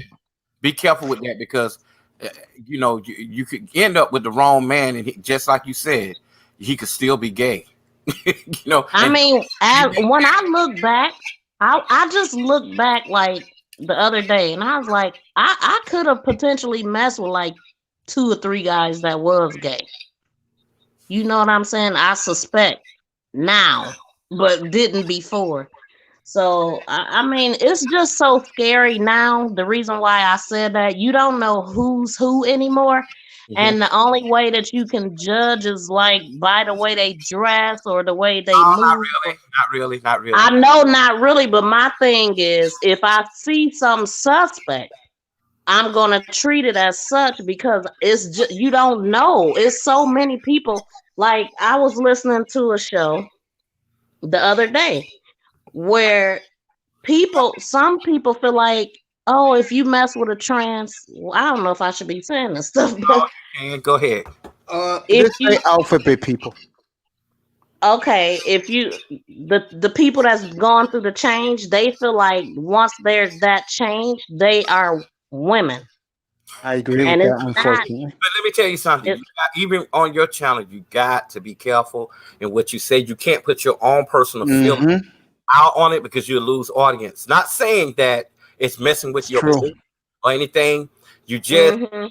you can't, because the thing is, so what if they're gay? You're not checking for them and they ain't checking for you. Exactly. It's just And all. No, I that's was talking about the way that they think though. They think that you're not gay if they've gone through the change. You see what I'm saying? I don't think like that. But you can't tell that to them because you know no what? If problem, Juan. you go on other people's channels, like this guy named, I like him. You know, he is a I don't think he's a man or woman, but he got a beard and he got long hair. You know what I'm saying? But he's a person that speaks very well, and the name of his content is Conscious TV with a Z. Go look him up. You know, and he got a lot of women that support him. He got some straight men that be over there as well, because he's going to the history of things. He's not talking about being a man or a woman. You get what I'm saying? But he do have trans people that are open. And if you came up on the panel and you said what you said, they probably lied to you. That's not me. I don't get her agree point. like that. And see, the thing is, remember how women used to say we couldn't say it? Now women can't even talk about it themselves. I get where she's going with it, and she is correct about the assessment because that's exactly what that side is saying. That's what they want. So, I mean, she isn't like berating or belittling anybody. She's just saying this is what they are saying themselves. And I'm just repeating what they're saying themselves. So it ain't Yeah, her personal that's opinion what on this one. I can give her a little room, but she is right. There are places that won't even let you have a moment to make a point to see where you're going with it. Exactly. Oh, yeah, I agree. I don't think I really. Yeah, but I think that a man, if a man is he's still a man, regardless to what he have done. But if you look like a real woman, if I did not know it, hey, I guess you're a woman. I treat people how they treat me. I don't care if their preferences. I don't care about this and that. Me too, Mason. I'm not into that. I don't care what you do. That's your bed. I'm not sleeping in your bed with you. I'm not. Exactly. And you know, I get called a whole bunch of names, stereotyped, because I was saying to Coffee earlier that a woman said I lay lower than the witness protection program because I don't really hang out. I don't really socialize. But like I said, when I want to go out, I want to look very, very dapper. That's why I just line up here. You know how to approach a woman too, and it makes if you want to, but you Yeah. just chose to not at this moment. Yeah, exactly. I mean, I'm not going to wear a warm-up suit like a lot of these 6'3", 260-pound brothers do and get some stupid person's attention, which they do, as crazy as it may sound. That's not me. I want to look very nice, very presentable. I got a mouthpiece. I'll be fine. Just, But you know, Coffee, even when I'm reporting news, I try not to put my opinion in it, so I get what you're saying. But those people are very opinionated themselves, and I'm not going with the new wave. I don't agree. Yeah, I don't agree either when it comes to. I like her. Yeah, I don't agree either, but there's nothing I can do about it. When it comes I to, like you guys too. but hear me Glad I out. like. I like you too. I appreciate you. But hear me out though. What I'm trying to do for my channel, I am a part of the manosphere, but I'm trying to see if there is room for other black men that are just like us, that are real men. But you also may have those who have a different life thing going on with them, you know, that they want to feel comfortable to come in and still have talk. There's one guy named Dr. Cleo Monago. You would never know anything about his bedroom. You know what I'm saying? Because he is talking about things that bring the community, black people back together. I can care less who he loving and who he with. It's not my fight. You know? But honestly, everybody should be like that. I mean, I shouldn't be able to look at nobody and tell what they do in bed because I don't care. Yeah, Neither do I.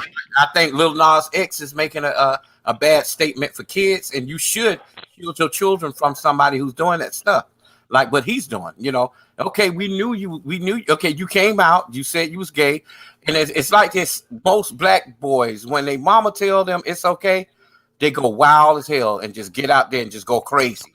My mama. It's true. You know what? You know know, what the crazy thing is? Yeah.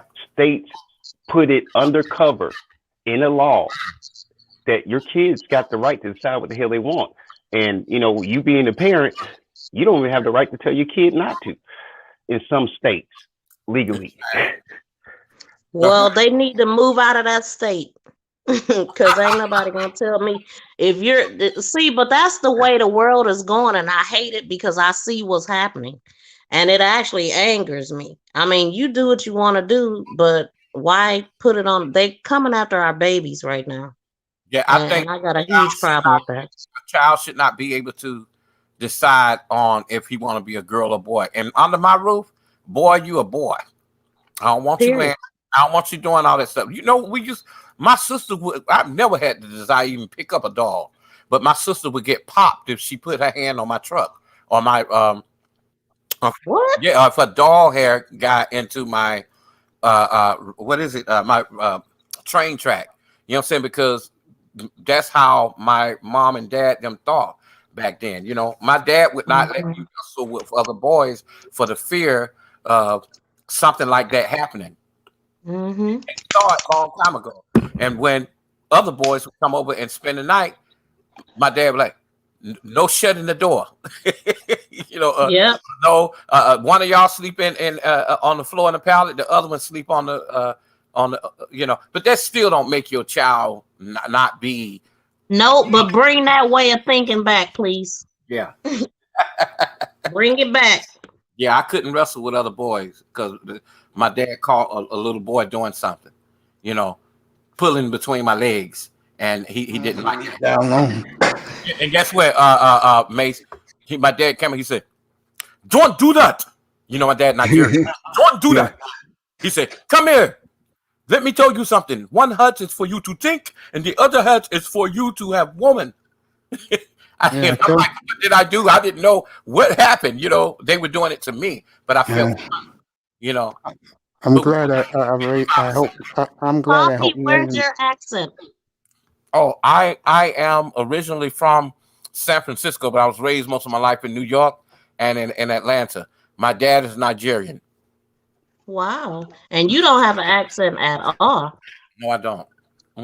Not even a New York one. Because I've been in Atlanta. Well, not even a Southern one. Yeah, it's different. It's more like Southern California. Yes, Bay I know Area. that. I know that very I'm well. a subscribe to you too, Coffee. Lee Sean, do you have a page? No, I'm just a guest because Mace told me to get my ass up here. But my phone's about to die. Sports. Did he just Jefferson, I love you, bro. I'll be back for the nightcap. Don't worry, I'll be back tonight. No, I'll probably be back. I'm gonna let my phone charge. It's on the quick charger. But give me about 10-15. I'll probably pop back up. But everybody, enjoy the conversation, Miss V. You were a bit of fresh air I needed today to start out my day. I appreciate you jumping on, and y'all keep it going. I'll be listening in the background to this phone charge up a little bit. That's what's up, Leishan. Thanks. And if you haven't subscribed to me, please do. Yeah, I did this morning, by the way. Yeah, Thank you. I will subscribe. I'll look you up. I'm gonna drop the link. Y'all be safe. Drop the link. Take over the floor, sir, if you need to. Jefferson, be good, bro. Thanks for coming. All right, Jefferson. Oh, go ahead. Oh, I'm sorry. Go ahead. Test. What's up, bro? What's good, man? I'm talking to you. Yeah, man. What's good, man? I'm good, man. I was talking fashion for the last hour and a half. You were talking fashion, nigga? Yeah, that's me, bro. Yeah, my design is right here. Coffee, nigga. Yeah. Coffee, let my boy know what we're about. You wear Skechers and Levi. Coffee, let my brother know what we're about, bro.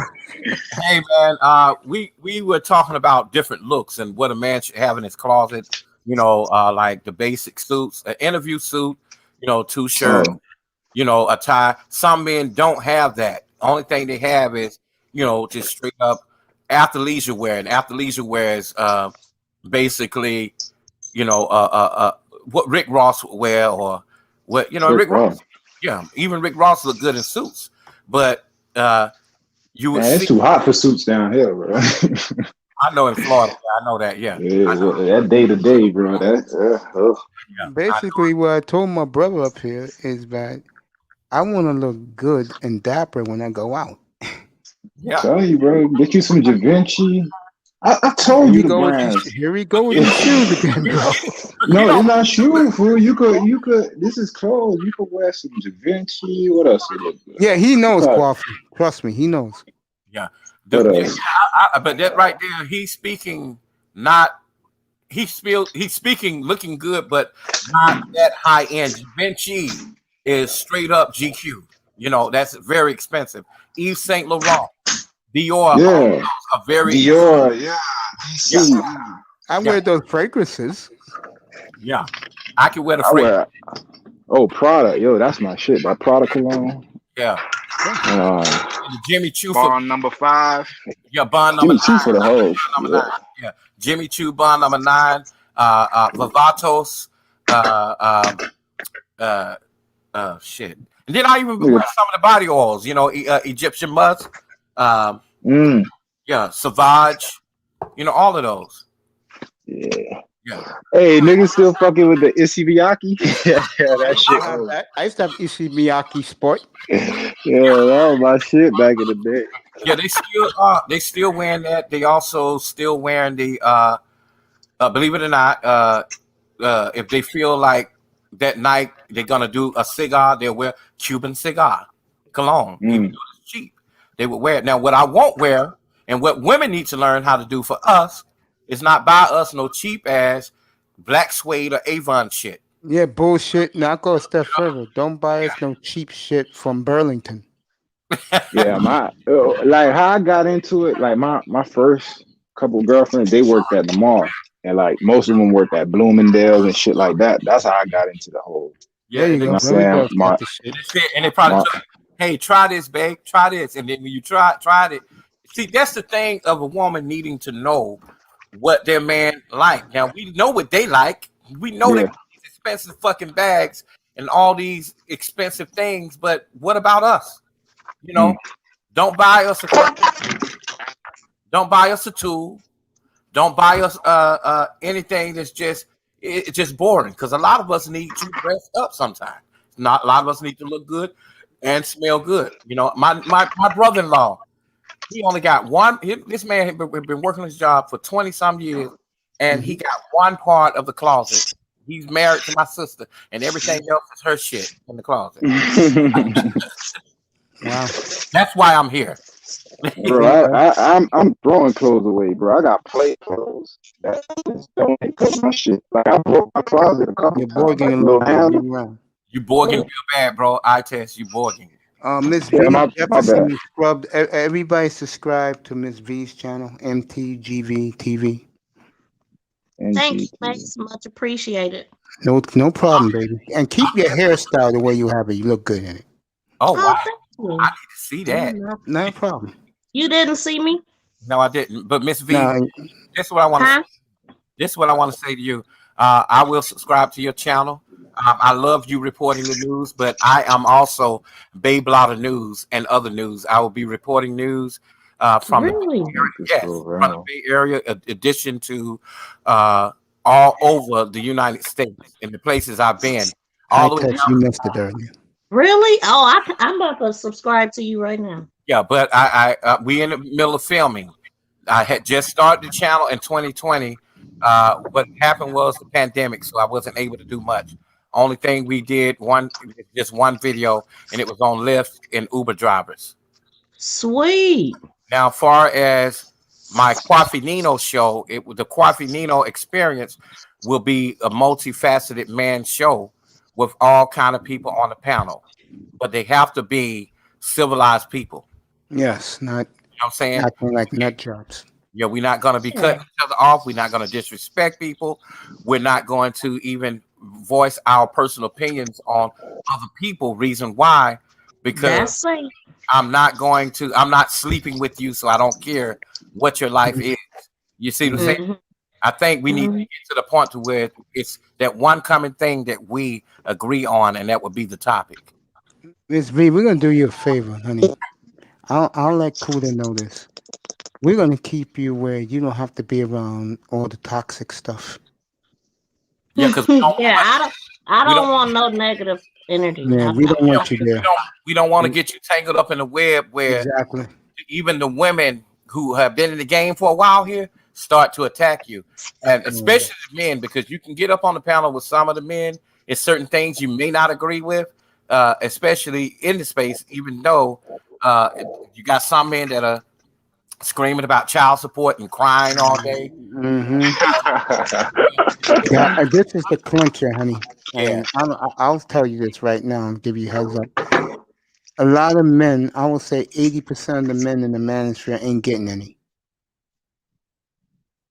Wait a minute. So they angry as hell?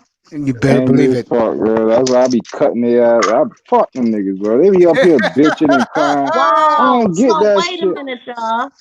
Bro, I don't get it, bro. You get online. And they will date. They are telling. I put it this way. I think first as black men, we need to get our shit together. Far as Thank you, LaShawn.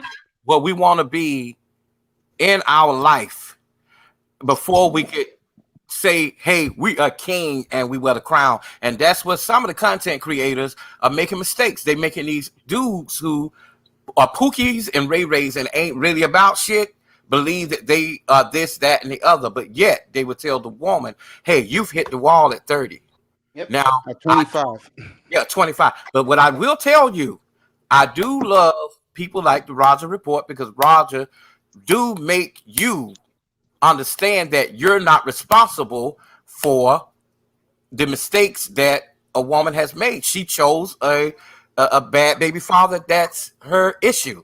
You know, some men will date women who have children, but that was their choice.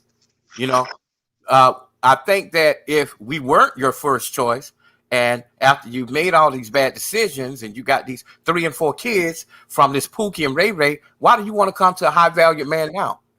You know, most of us on the panel, I've been married, but I'm divorced. I don't have any children, which is cool. I'm all right with that. Thank God I don't. You know, I got married at 19 and I'm 38 now. You know? Yeah. Wow. The fuck you was doing, nigga? And I fashion designer. That's what you were doing all these years. I divorced at 33. Not only just that, I was a correction officer. I have a degree, remember, in criminology. So I got out of that because I knew that was not helping the black people and black men. I needed to go with something that made me happy. You know. All right, let me ask you a question before you keep going. Go ahead. Like you said, you saw that it didn't help black men. Like, but did it take you having to work there for you to realize that, or did you have a notion of it even beforehand? I kind of had a notion of it before that because my father's Nigerian. He instilled a lot of things in me. However, being a correction officer wasn't a bad thing. Being there taught me that the people that I worked with was more criminals than the ones that were inside serving time. You see what I'm saying? But if you go there, you treat people nice, you know, and you treat them good, man, they ain't gonna do shit to you. They ain't gonna, you know.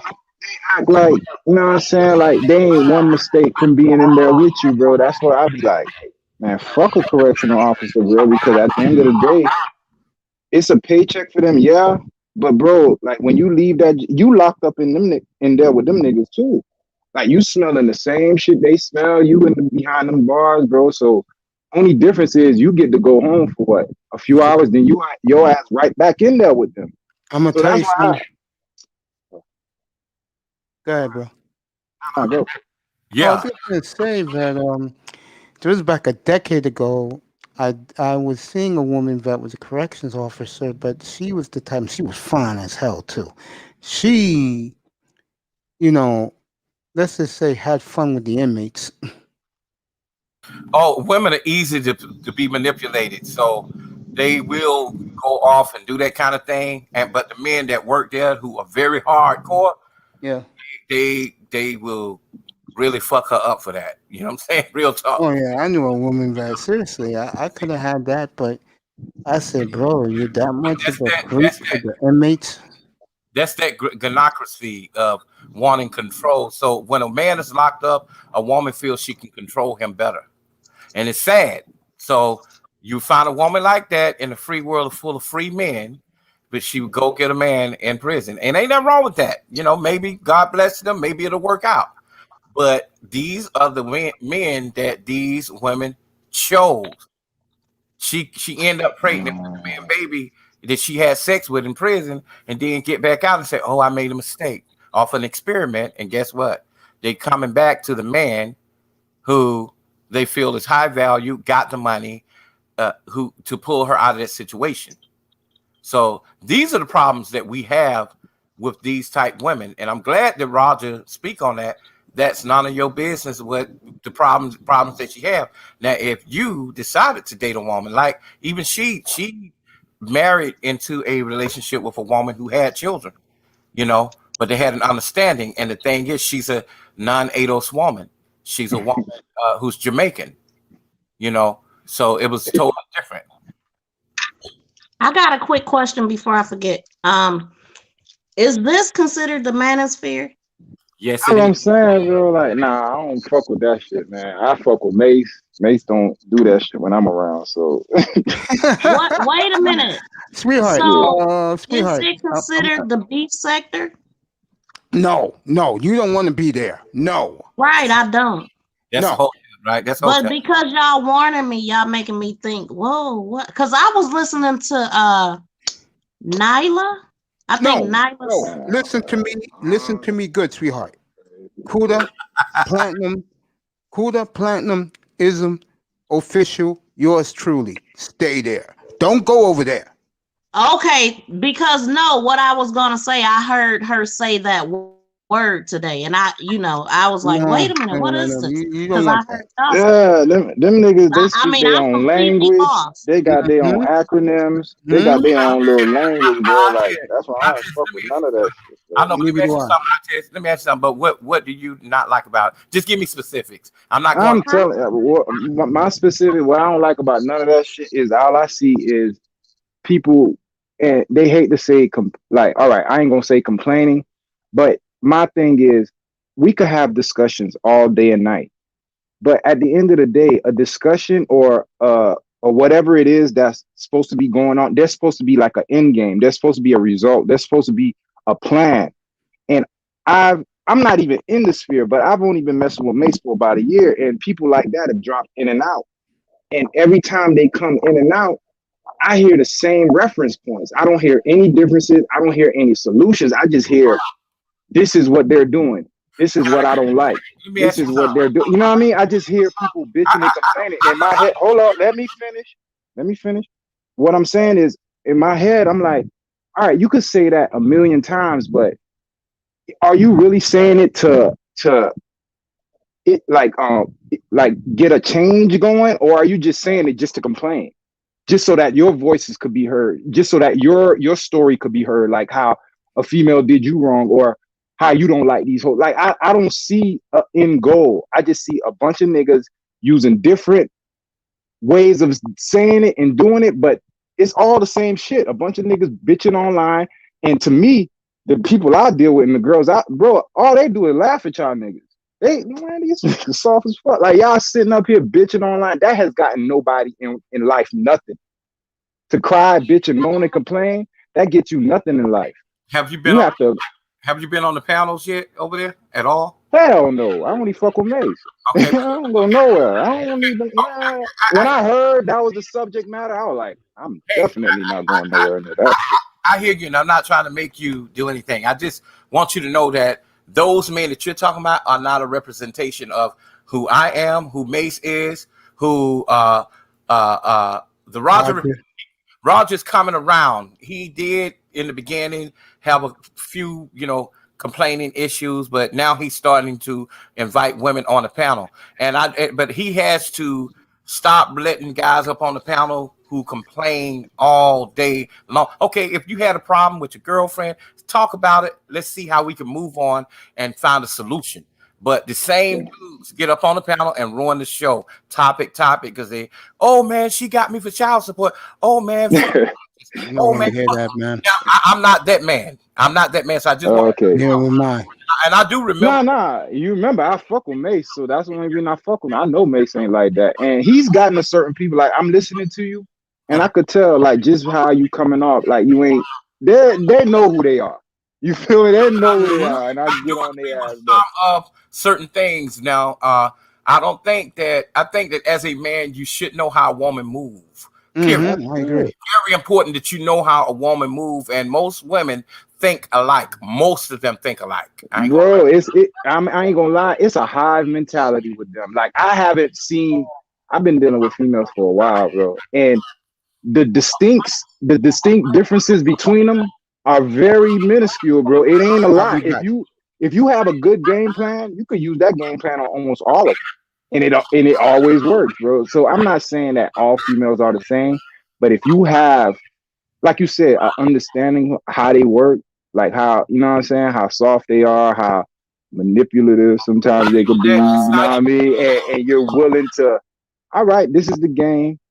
I have to find my game plan on how to attack the situation. And you go from there. And the only way you're going to get like that, like how I am, I went through experiences, like sitting online, bitching and complaining. That ain't going to get you that experience. You got to be out there, nigga. You got to be talking. You got to go out with a female and then you sit down with her and you feel like this bitch is about nothing and walk away from that whole, like you got to do all kind of shit, bro. Like you got to be out here and build yourself up to a point where, bro, it's about let me tell you something. About them. It's about me, bro. I ain't never had a problem getting a woman. You know what I'm saying? That's what I'm saying, bro. But I do look at some, and I tell them all the time. I say, look, I'm on the panel, but I'm gonna take this topic to a different direction, and that's what. And I ain't gonna lie, the views do go up because I do ruffle some feathers on men. Some of the men in there, they don't like it. Then man, they ass up. I don't give a fuck. I go off when they act like they daddy should. Hey, but you would probably, you can go toe to toe with people like Fantastic and all them, because you know you got that kind of the way you talk. You know what I'm saying is, bro, like I ain't no faker. Like I've been out here, so a real nigga gonna understand, bro. This nigga speaking from experience, so ain't nothing a nigga gonna tell me about females, about anything. Really, nigga, I'm out. I've been out here. I know the tricks of the trade. I know all that. So it ain't even about like going toe to toe. It's, bro, I could speak from my experiences and what I've gone through and why I'm the nigga that I am today. And then we could go back and forth if you want to, but at the end of the day, it's about just being a man, bro. Like it's little lessons that your old boy, like I watch my father, like even when you're a kid, you don't know, you're sponging up game. And bro, I had an entrepreneur, you know what I'm saying, like a womanizing, fucked up to say, but he was a womanizer, and the nigga took care of his business. So I, through osmosis, probably just absorbed that shit. And then when I was out doing my thing, it was just like, okay, bum. So I didn't come into the game like as a novice. I kind of had, you know what I mean? I had an idea of how this shit worked. Yeah. And then in a way, I'm kind of heartless, bro. So that helps. And I feel you know what I'm saying? I feel you, but hear me out. Like me, you know, and a couple other men that were married or still is married, we're not complaining. However, we try to get those guys out from complaining. But as a black brother, we try to make them understand, hey, look, man, that complaining ain't gonna get you where you need to be every time you get up on the panel, because it ruins the channel. It ruins the channel and make the hosts look bad, but some of the hosts don't even get it. They don't get it because that's all they do is think about the views, you know.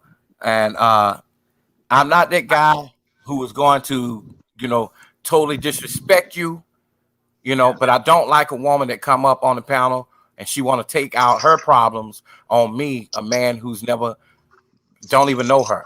You see what I'm saying? And being a man come natural for some of us. So we don't have to prove that, you know. I'm not going to sit around and feel like I got something to prove to you on a panel.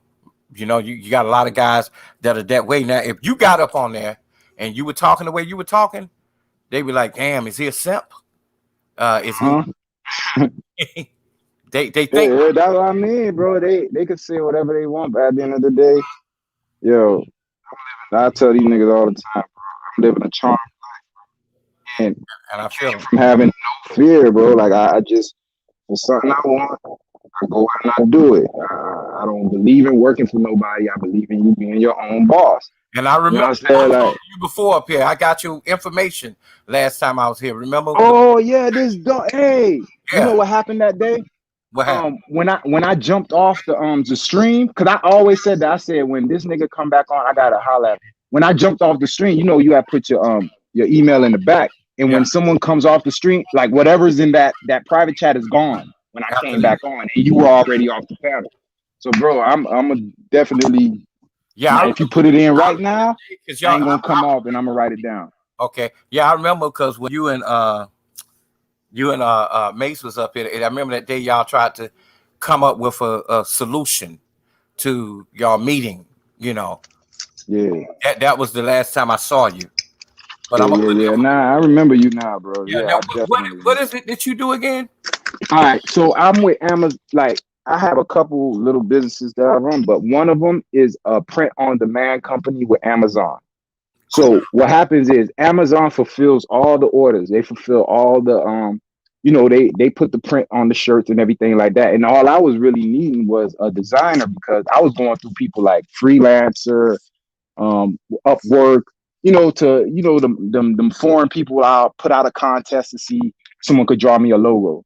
Then when they give me a bunch of logos, then I'll have to pick one winner. Then I'll put that on a t-shirt. So long story short, I just need a designer to help me because now they have t-shirts, they have women's shirts, they have hoodies, they have throw pillows, they have iPhone 6 and iPhone cases, they have Samsung cases, they have the little pop top that you could put all type of designs on. And how it works is you issue the design, they'll give you the specific like it'll either be a PNG file, certain requisitions for that, like a transparent background, just how to put the design on the t-shirt. And once you upload the design onto their website, bro, it comes in every color you can name, every size you can name, in every style you can name. You know what I'm saying? Instead of, you know how you go to a printing press, you have to make an order of 12 just to see how a sample looks. Yeah, bro, you can order one shirt at a time. Your customers get a link. You know what I'm saying? And then you get a royalty off of every shirt you sell. Yeah. All Amazon asks for, I believe, is $10. So I could price the shirt at $30 and make a $20 royalty off a $30 sale. They'll take their 10, I take my 20, and I never touch the shirt. I never even fulfill it. It goes directly through Amazon. Yeah, I've seen that business. Now let me. Bro, go ahead. Now, what I do, because I am an actual designer, everything I do is skillfully by hand. I construct the shirt. I can sew my ass off. I have 27 sewing machines. I have a workroom. I have cutting tables. I'm a pattern designer and pattern drafter. You know, so I do everything in 2D, and then I take it to 3D. You know, in CAD. You know, to where if I decide to sell my patterns, I can sell them. And mine will go for $300 a pop. And I got over hundreds of them. Because you're a real deal. Yeah, I'm real deal. So I will be doing a virtual fashion show since I didn't get a chance to do Fashion Week this year. I'm the owner of many different things. Name of my business for the men is Full Zeke Menswear. Another one that I'm working on right now is Atlanta Capital Fashion Week and California Capital Fashion Week. So I'll be bi-coastal during Fashion Week, and I'll be raising a whole bunch of money to bring a good show to both of these states. You know, you big time, you next level. So you funny, man.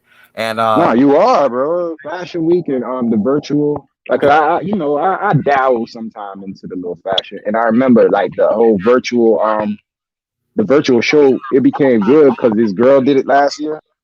The virtual, you know what I'm talking about? That girl that did the virtual fashion show. Well, the only one I know was the Marionettes fashion show that Vogue magazine did. That was genius. That was genius, you know, because they still have. No. You see, that's what I'm talking about. You see, I know exactly what you mean. you know, they stole that idea from this Instagram girl. She did it first, and then they took her idea and they did their own. That's And fucked up. everyone on Instagram was like, "Damn, that's fucked up." It was her idea. It was a big deal. I'm surprised you don't know about it. You know, my thing is, what I learned even about me, I'm revamping myself. I took a lot of stuff off my Instagram. I took a lot of stuff off of Facebook. I took a lot of stuff off of YouTube as well, because I went to school for this. You know, I don't mind teaching somebody, but you would come into the studio with me. That way I would teach you. You know, you don't get this for free. You know, now I have an issue with people calling themselves designers, because you're not a designer just because you say, oh, I'm going to get me a couple of shirts and hats and press them up. I do custom made t-shirts to the point to where they fit only your body. You see what I'm saying? You know when you have on a good t-shirt or a good shirt because it grip your arm at the sleeve. That's a good shirt. I don't like to have a flimsy shirt where it's like, you know, it's sticking all out on the side. I don't like that. You know, it just look better that way, you know. But I also like if you're somewhat I just like for my shirts to be flowy, don't have to be fitted, but looking good on you. Exactly. I'm trying to get men back to dressing like men. That's what I'm talking about.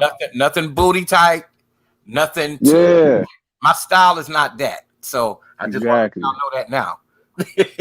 Oh no, I'm with you, bro. That's why I can't fuck with a theory like that. Like they shit too tight. Yeah. I'm very impressed, Coffee. Thank you. I'm very impressed. Like my mom is a designer too.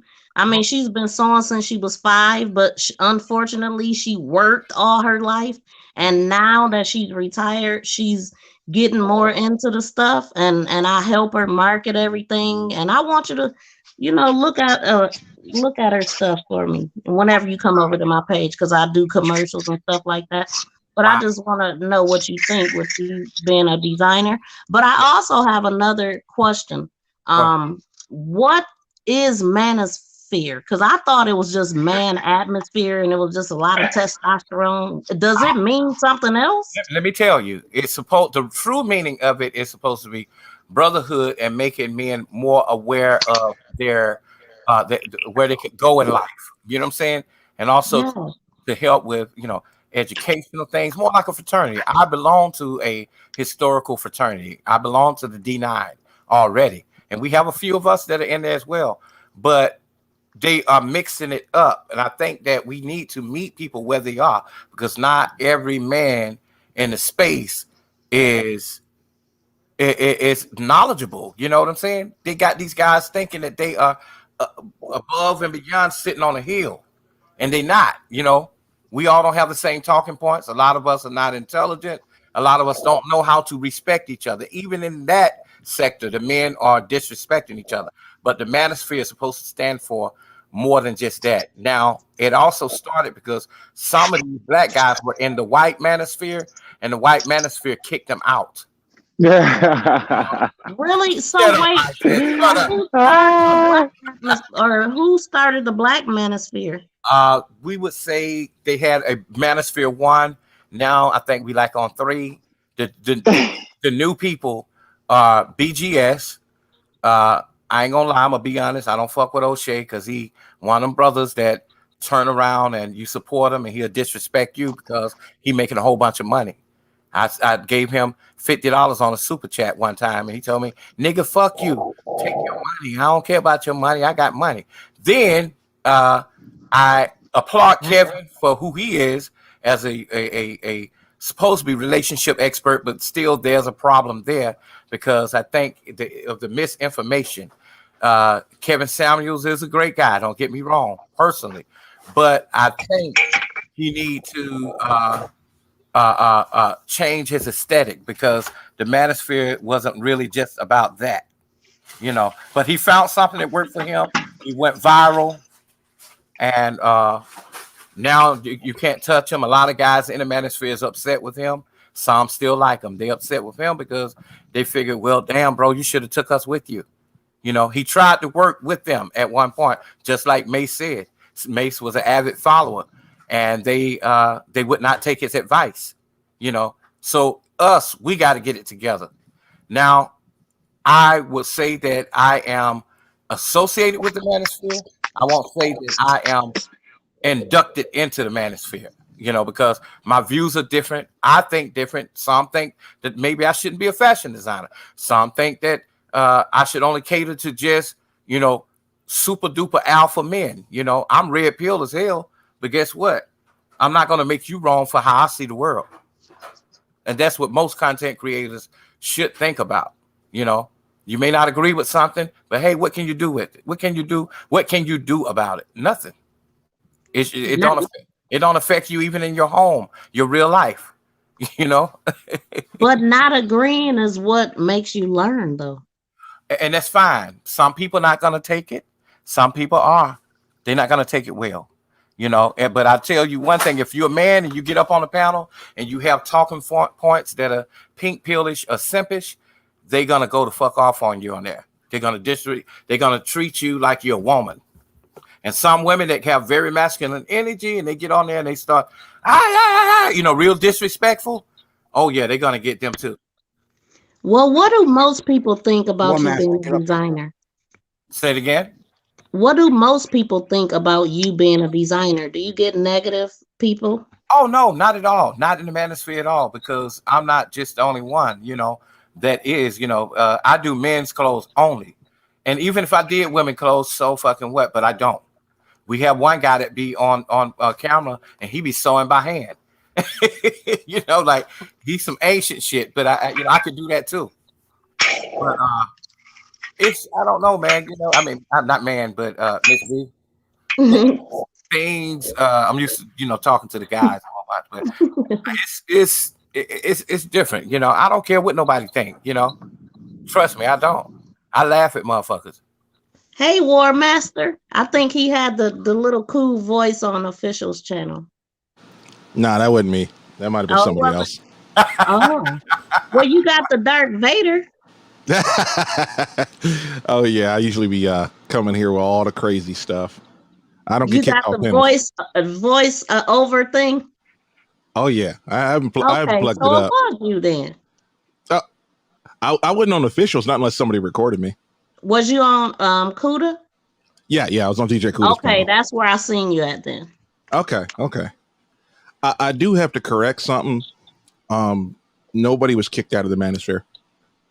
From what I understand, Obsidian had said this, and if I got it right, O'Shea agreed with them. There were issues that were going on amongst black men that in the white manosphere they weren't really taken seriously. So O'Shea, the Angry Man, and Obsidian created the Black Manosphere. That's how the Black Manosphere got started. And if I'm wrong, somebody correct me in the chat. O'Shea and who created? O'Shea, Mumia, Obsidian Ali, and the Angry Man. I ain't gonna lie, she sound like a cop, bro. Yeah, this may be. Who, me? Yeah. I sound like a cop. How do I? Hey, I'm trying to figure it out. I'm lost. I mean, I don't know. No, that's because her channel is. I did the same thing, and when go ahead. Her channel is based on reporting crime. That's why she is going to think like an investigator. Oh, okay. I have a master's in criminology, so even shit has to make sense. No, that's what I'm saying. I'm a criminal justice major. You feel me? So that's why when I first started coming to Mace's channel, I was asking the same question she asked. I said, "What the fuck is the manosphere?" And then when they broke it, no. But here's the thing. I said, "What the fuck is the manosphere?" I was like, "Okay." And then they kind of explained it to me, and I was like, "That sounds like bullshit." But you asking like. I ain't no names. I don't give a fuck about the name. The whole thing to me need to be burned down because at the end of the day, it ain't serving the purpose that it should be serving. Think about it. Bro, this is the first time in human history we could connect with each other from across the whole fucking country, right? As black people. And what are we wasting our time online doing? Bitching about women in relationships. Like instead of trying to come up with a plan, fool, like to get everybody on the same accord, is bitching and complaining on these fucking chats. That's why I'm like, fuck the manosphere, fuck anything that has to do with all that shit, because you're not using like this tool that they gave us called YouTube. It could be used in such a powerful way, but people are so like simple-minded that it's being used for the most remedial thing. And I know that whoever the powers that be, they're looking at it like we would have gave Rosa Parks and these type of black people the YouTube and the way to communicate with it. They would have did something more powerful with it. They're sitting back laughing at us as a black race, bro. So that's why I be like, fuck that shit. But let me ask you a question, Ted. Go ahead. Now, I know how you feel, and I can't change your mind. Obviously, you know I'm a decent brother. Now, I got to tell you, there are some positive brothers in the space. BGS is one of them to me. I respect him because he's an elder. I also like Dr. Tiason Johnson, Dr. Dunbar. These are very well respected men, and they don't talk like the men who are heartbroken and beat up and shit and talk about the things that women have done to them. These are scholars, and they talk about what could happen in the black community to better it. You know, these are the men that I follow. So I understand. It's just that some of these guys, they let the wrong dudes up on their channel. I like Obsidian for some things. I like I'm not gonna lie, I don't fuck with O'Shea. That's just not he's not my style of a guy. I don't do. I can agree with that. You know, my thought is hold on. Before you go, real quick, let me just say this to go off his point, and then I'm sorry, but what you're saying is what I mean. There might be scholars in the manosphere. There might be all these type of people, but who's the majority? I bet their voices get drowned out opposed to the bullshit. Well, that's what I mean, bro. Like we're stuck on stupid instead of like the people that he's talking about. I don't know them, and I bet they don't have a more powerful voice than the people who are spreading the false. Okay, so that's my point. Yeah, Dr. Tiason Johnson and all these guys like that, they do not tolerate all that on their channel. Well, I bet they get drowned out, bro. Like the bullshit get the views. The knowledge gets suppressed. Let's try this a little bit different. The whole thing about the manosphere is supposed to be where men could actually have a place to talk. That was the beginning and the end of it. This whole idea that we should be like the pro-wax is ridiculous. There were pro-wax in the manosphere, which is no problem. We can all agree and learn something from each other, because there's very few content creators that I didn't learn anything from. I almost always learn something from somebody.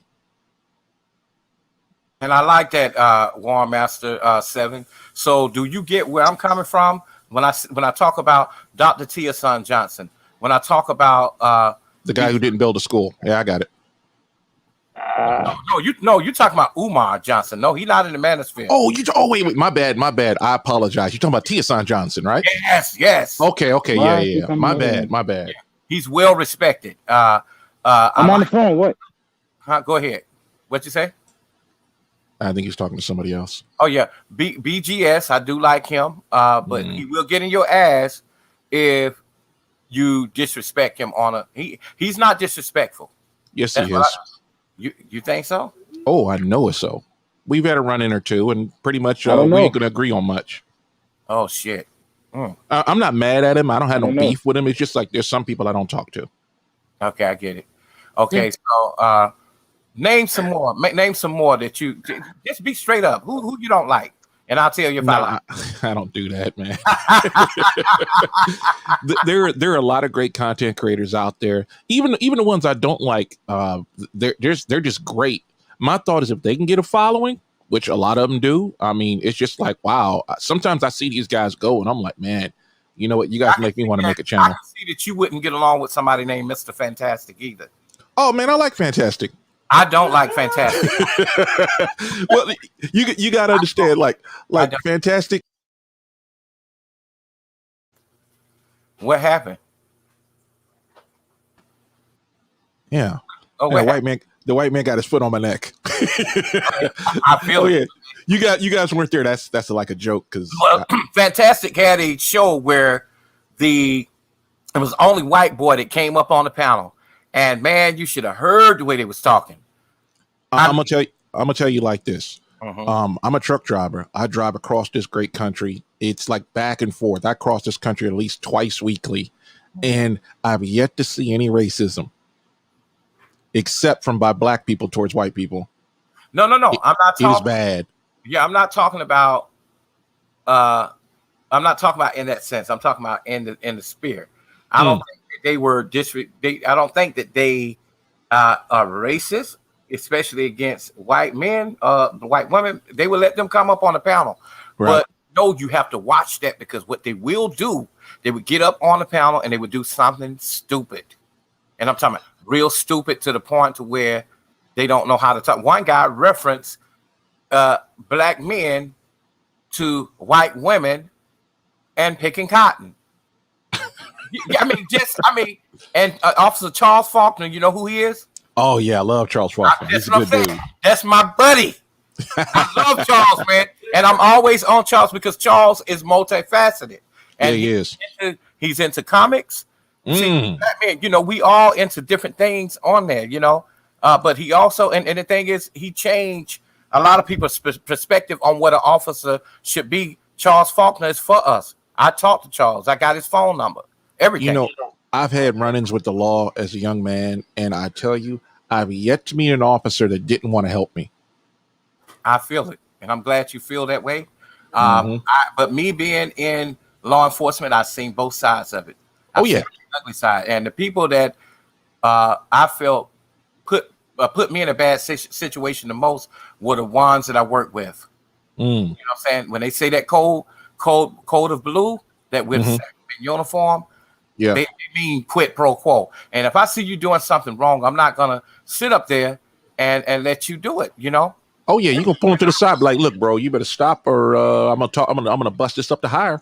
No, not even that. I just don't fuck with them, and I let them know. You know, I'm not here to laugh at your corny ass jokes, Bob. I'm not here to let you tell me that we're the same when I know we're not. You know, you wouldn't even speak to me on the streets when we went with your wife and kids. So hey, bye, man. You know, I'm not. You know, all that beating up people inside the jail cell and all that. You know, the judge has already done what he needed to do to, you know, to these people. Not like all of us, we don't like child molesters. Like all of us, we don't like men that's just out beating up women and doing different things. You know what I'm saying? But at the same time, and like one came to me and he started to complain that, you know, hey man, you know, the other guy in the next cell is making a lot of noise. I said, let me tell you something, bro. I said, you are here to do your time. This is not the Holiday Inn. So lay down and lick your fucking nuts and do your time. I think I got an echo going on. I don't know. I don't know. Do you? I don't think so. I heard it for a little bit. No, you don't. But yeah, man. I mean, I think we got some of the same views. When you can talk like the way we're talking now, and we're not cursing each other out, that's a good thing. You know, it's rare you will ever hear me curse somebody out. Like I said, it's a whole lot to learn from everybody.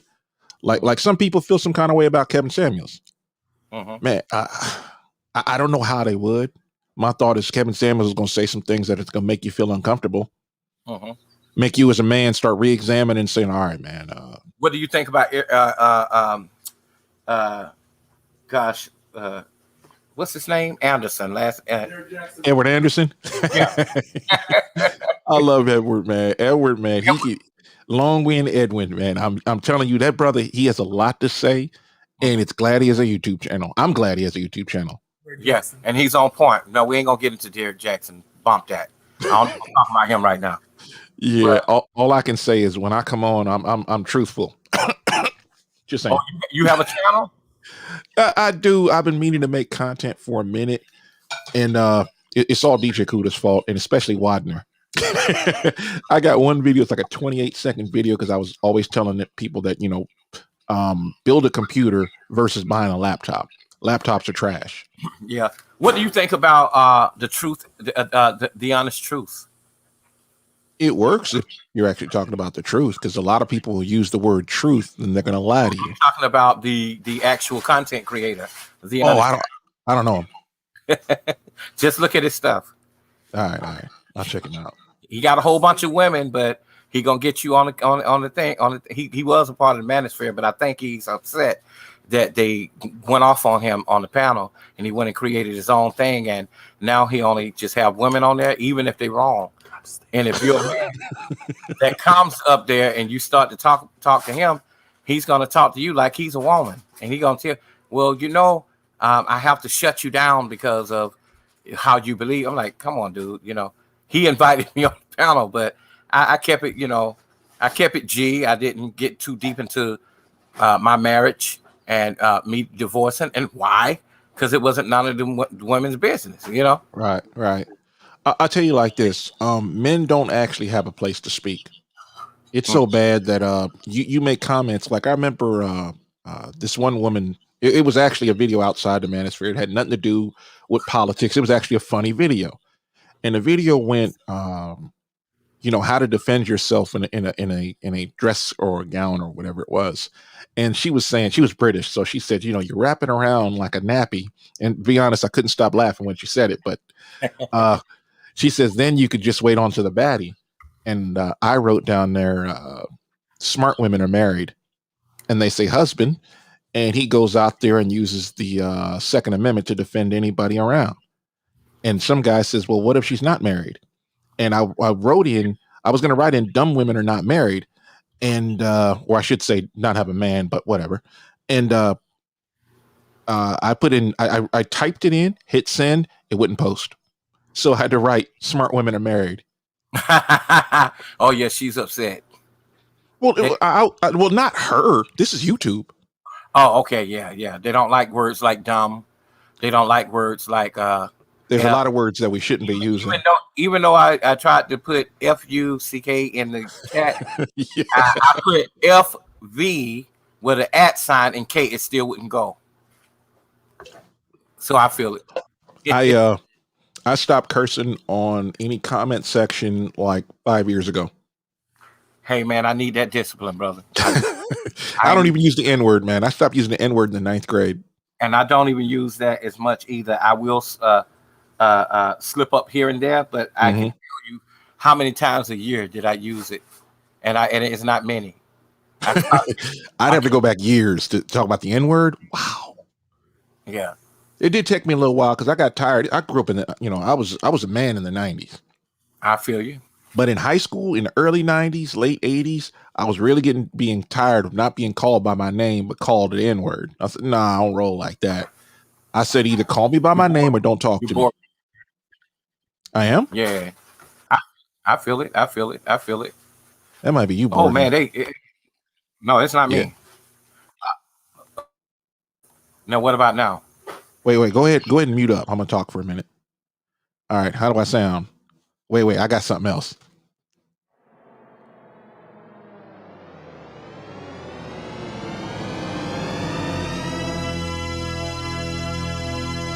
Excellent. I like that. Excellent. I love sound. I It like doesn't that. matter. What you say? You love sound. Can you make me an intro? The A best really person. cool one? That I- sounded real gothic. That's the THX sound.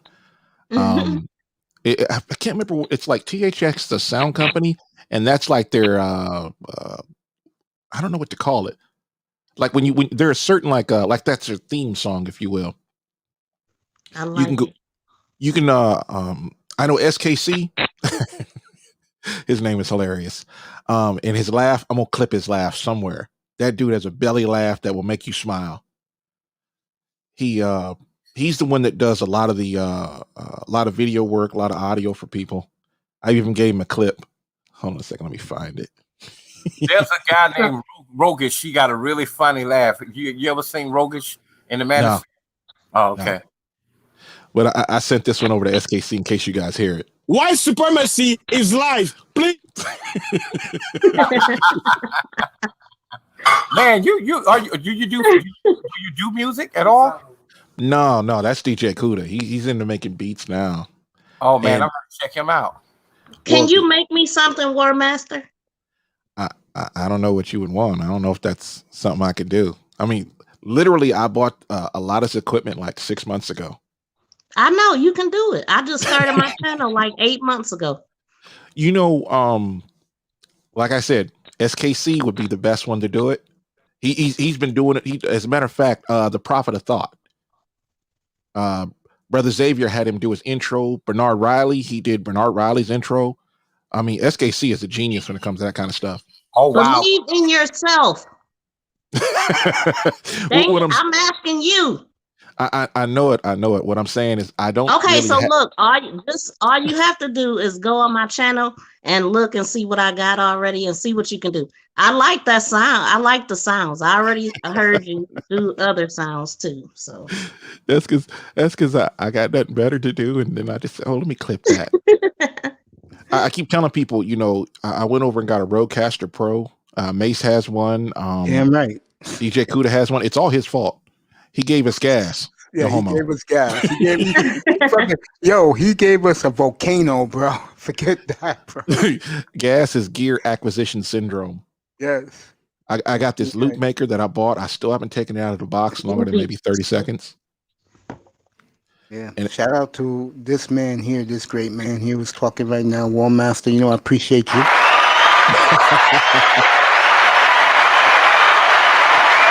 It's been a long time, bro. I know you've been on the road, man. And it's good to hear from you, bro.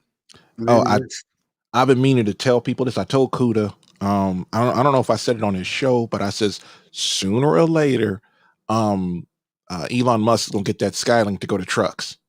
He was like specifically the trucks. I remember you said that. Yes, I was excited, dog. You want to talk about jumping up and down? I was driving at the time and I heard it, so I can't really jump. Yeah, you couldn't drive off the road and do a Tiger Woods. You don't want that, bro. Ain't no woman coming at me with a 9-iron. No, I'm talking about when he drove off the road a couple of weeks ago and crushed his legs. Seriously. Damn. Oh yeah, I heard about that. Let me ask you something. Do you ever come down through the coast of California or the Bay Area?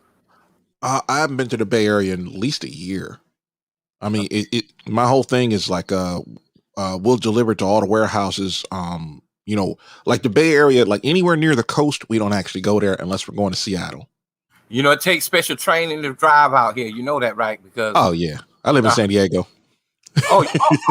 You write that in. Yeah, most of my guys are Californians. You already know. Then you already know how the hills. Yeah, most of my boys. My sister lives in Sherman Oaks. Wow. Yeah, Tiger Woods still in the hospital. Yeah. Yeah, Sherman Oaks. That's by the golf course, right? I don't know where Sherman Oaks is at. It's in Southern California. Yeah, it is. It's near LA. It's near Beverly Hills. My sister's an attorney in Beverly Hills. Oh, really? Yeah. Wow. And her daughter's a news lady in Oregon. Nice.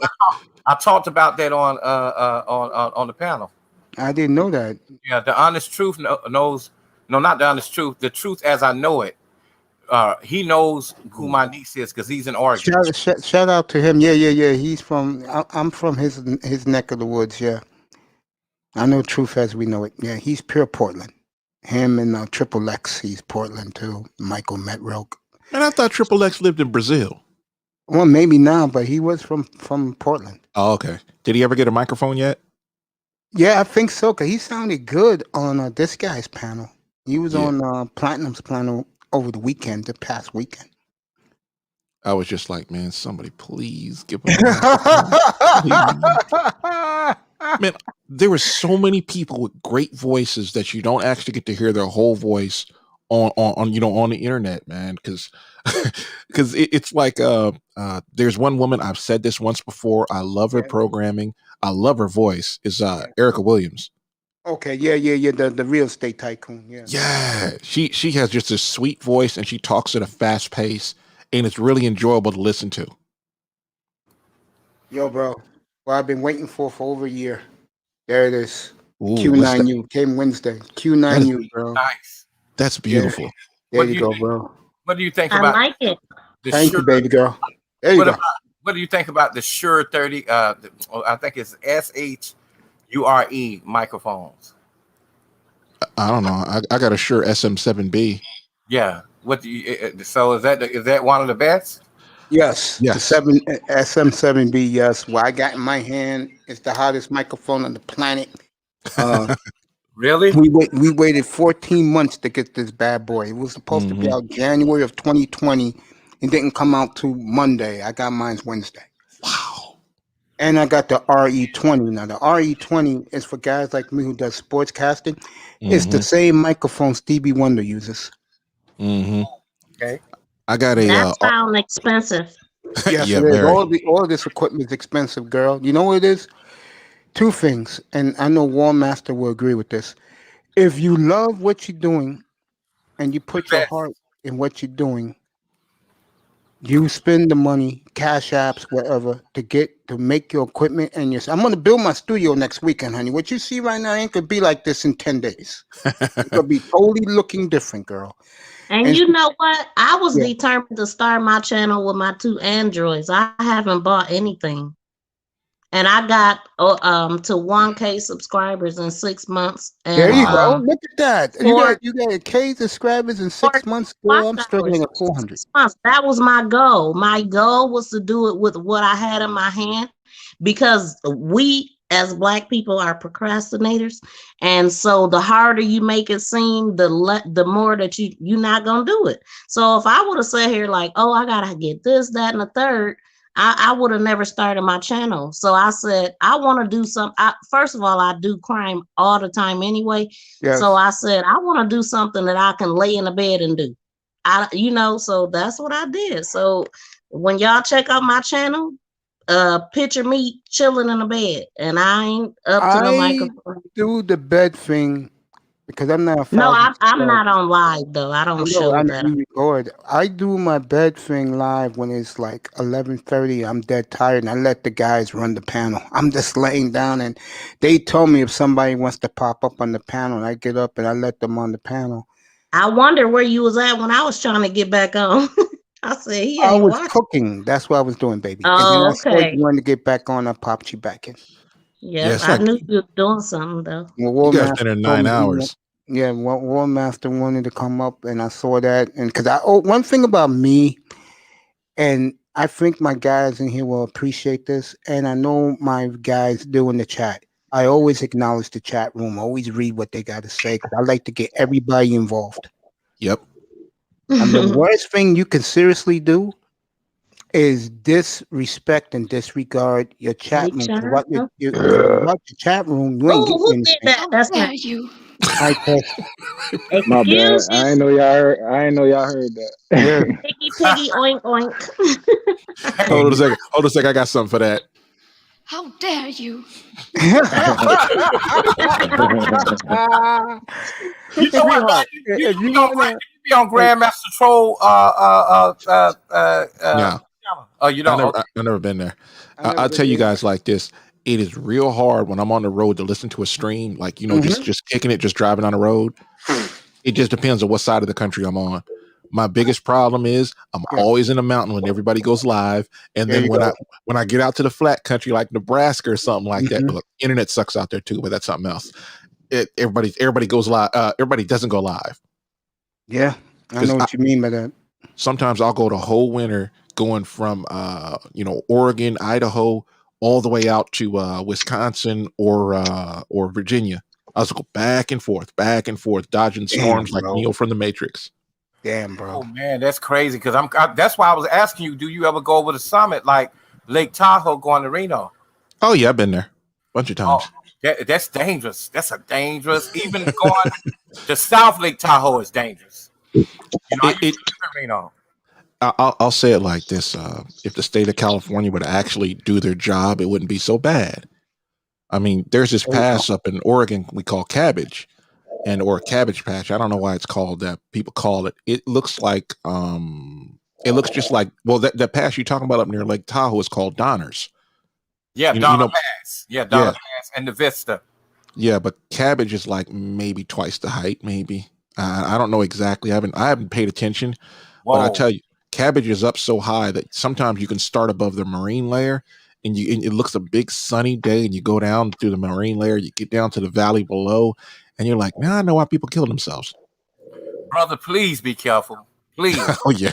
I'm telling you, I'm talking to you right now. I would hate, to hear something, be careful because it's dangerous. Oh yeah, I've been doing this for 17 years.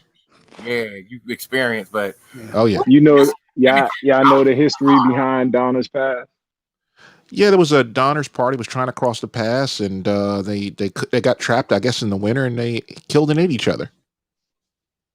Crazy. I just heard that. Coach Mace, turkey wings and ribs.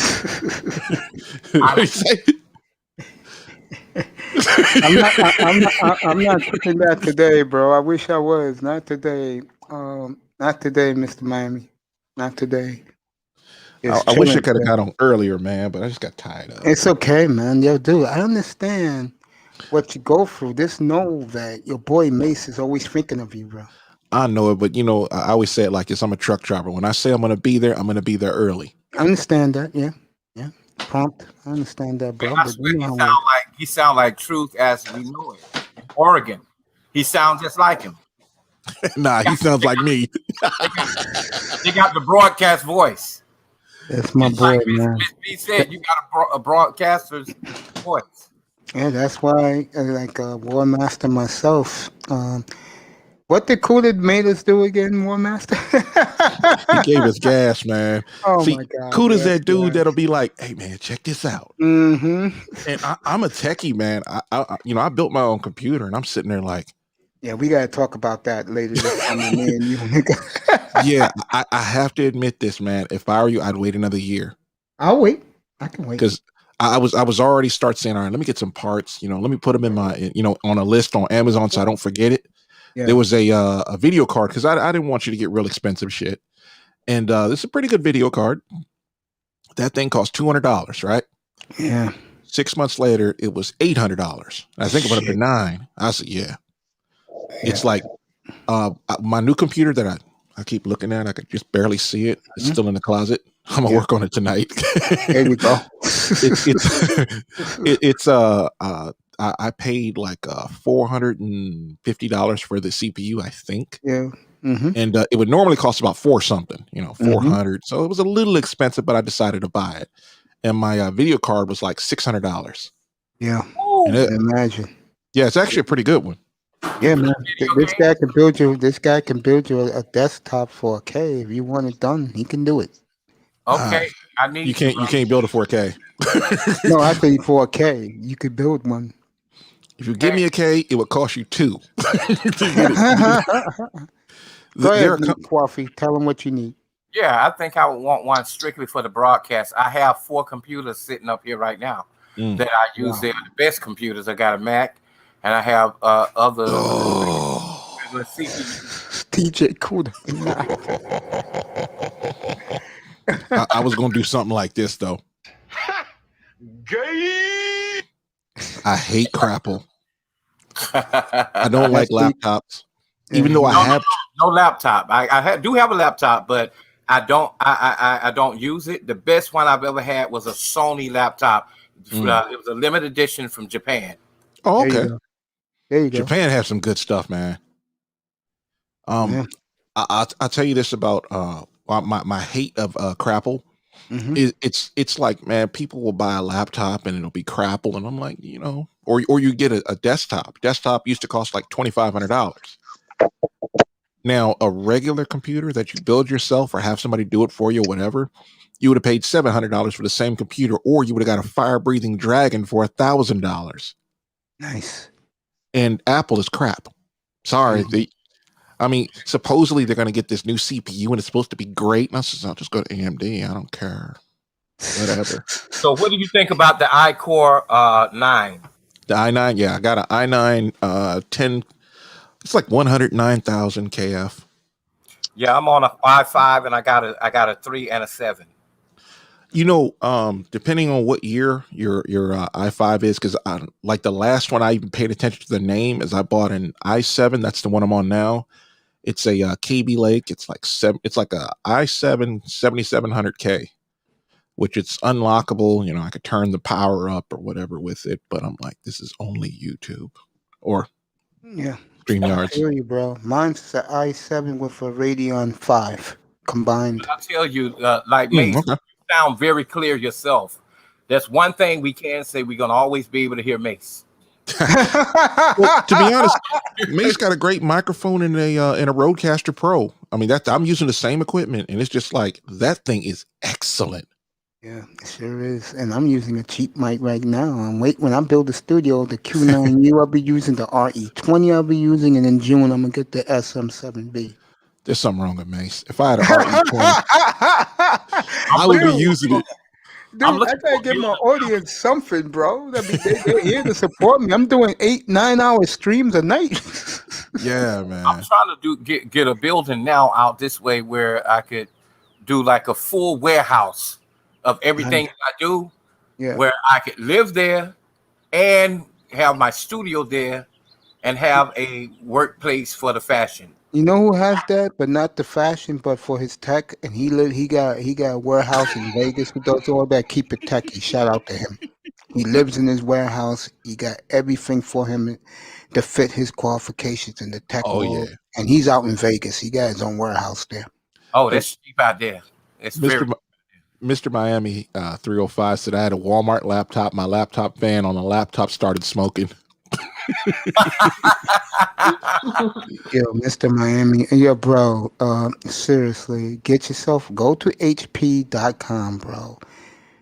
I'm giving you honest advice. Get a cheap gaming computer for like $499, and then have them put it to streaming, bro. You pay $700, that shit will never break down. Just look at me, bro. Cooler gave me the advice. He said, Mace, get yourself a streaming computer. I got me a streaming one with all this power, 32 gigs. Never goes down. I tell you this about these gaming and streaming rigs. I mean, there's very little difference between them. It's basically, I always tell people, there are three parts to a computer that are very important. Your CPU, your RAM, and your video card, depending on what you want to display. And I in my new build, I got a RTX. It's a NVIDIA RTX 2070 hybrid. Yeah. And I got an i9 in that one, and it's like, and I got 64 gigs of RAM. Ridiculous. I tell you like this, I went over to Best Buy. I bought a laptop for about $1,000. I told the guy I knew I was going to buy crap. I was like, look, man, I don't care about the video card. I want with the Geek Squad, you told me. Yeah. I don't care. What did you do? Did you take and transfer that into a CPU? No. This is just I just told him, I said, look, I just need a laptop because I lost one key on my laptop that I had. I was just like, just give me a laptop so I can work. That's it. And I said, I don't care about the video card. I don't care about the CPU. I just want one that works with a couple of USB ports. Yo, I'm serious. I'll wait a year for you to build my shit, but you're definitely going to do it. I'm serious. All right. You know what I would do? Yes, sir. Is buy stuff a couple times a month, you know? Yeah, I wanted to buy the 10 gigabyte. I mean, the 10 the 10 gigabyte RAM of memory. If you're gonna do it, I would say it depends if you're gonna go AMD or Intel, either or. They're both good. I mean, I hear people say, "Man, AMD is the greatest. Intel is crap," and I'm like, "Look, dude, you guys are talking. Let's say on a scale of 1 to 10 on what we use and what everybody else uses. It's just bragging rights when they say one's better than the other." So AMD video card or AMD computer? AMD video card. AMD does both. They do CPU they do both. and then they do video cards. I don't know much about AMD. I'm going to be honest because I'm lazy. I don't want to sit through all that shit. I got both in this laptop. 5 AMD Radeon and iCore 7. The up-to-date iCore 7.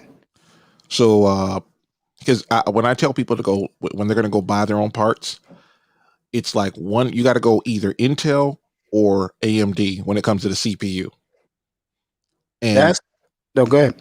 I was going to say, because you got to get that and you got to get the motherboard. Other than that, everything else you can do whatever you want. But those two things, the CPU and the motherboard, you have to get either an Intel motherboard with the Intel CPU or AMD CPU with a motherboard for the AMD because they're totally different.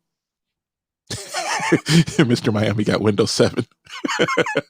Do you think? Hey, man? let me ask you something. I'm listening to y'all. Like y'all getting all this stuff put into the computer for what?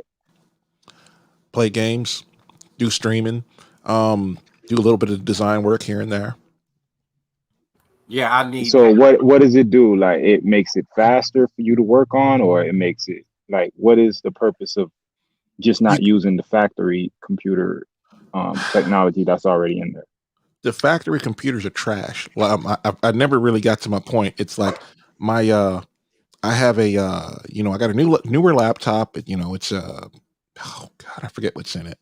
But anyway, the thing about it is it has 12 gigs of RAM. I actually wanted 16. In order to get that 16, I would have had to spend $1,500 for 5 gigs of RAM. And I got a little annoyed at that. So just give me the 12 gig one, because that's a quote unquote gaming computer by Best Buy standards. And I know RAM sticks for okay, let me speak English. For 16 gigs of RAM, that's like the lowest. You could probably get down to 8, but 16 gigs of RAM, gigabytes, I should be saying, on some pretty fast RAM. There are different gradations, different speeds for these RAM sticks.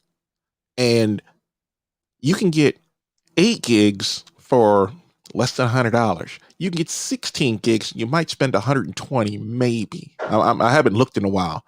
These people wanted $500 for 5 gigs. I'm like, I'm good.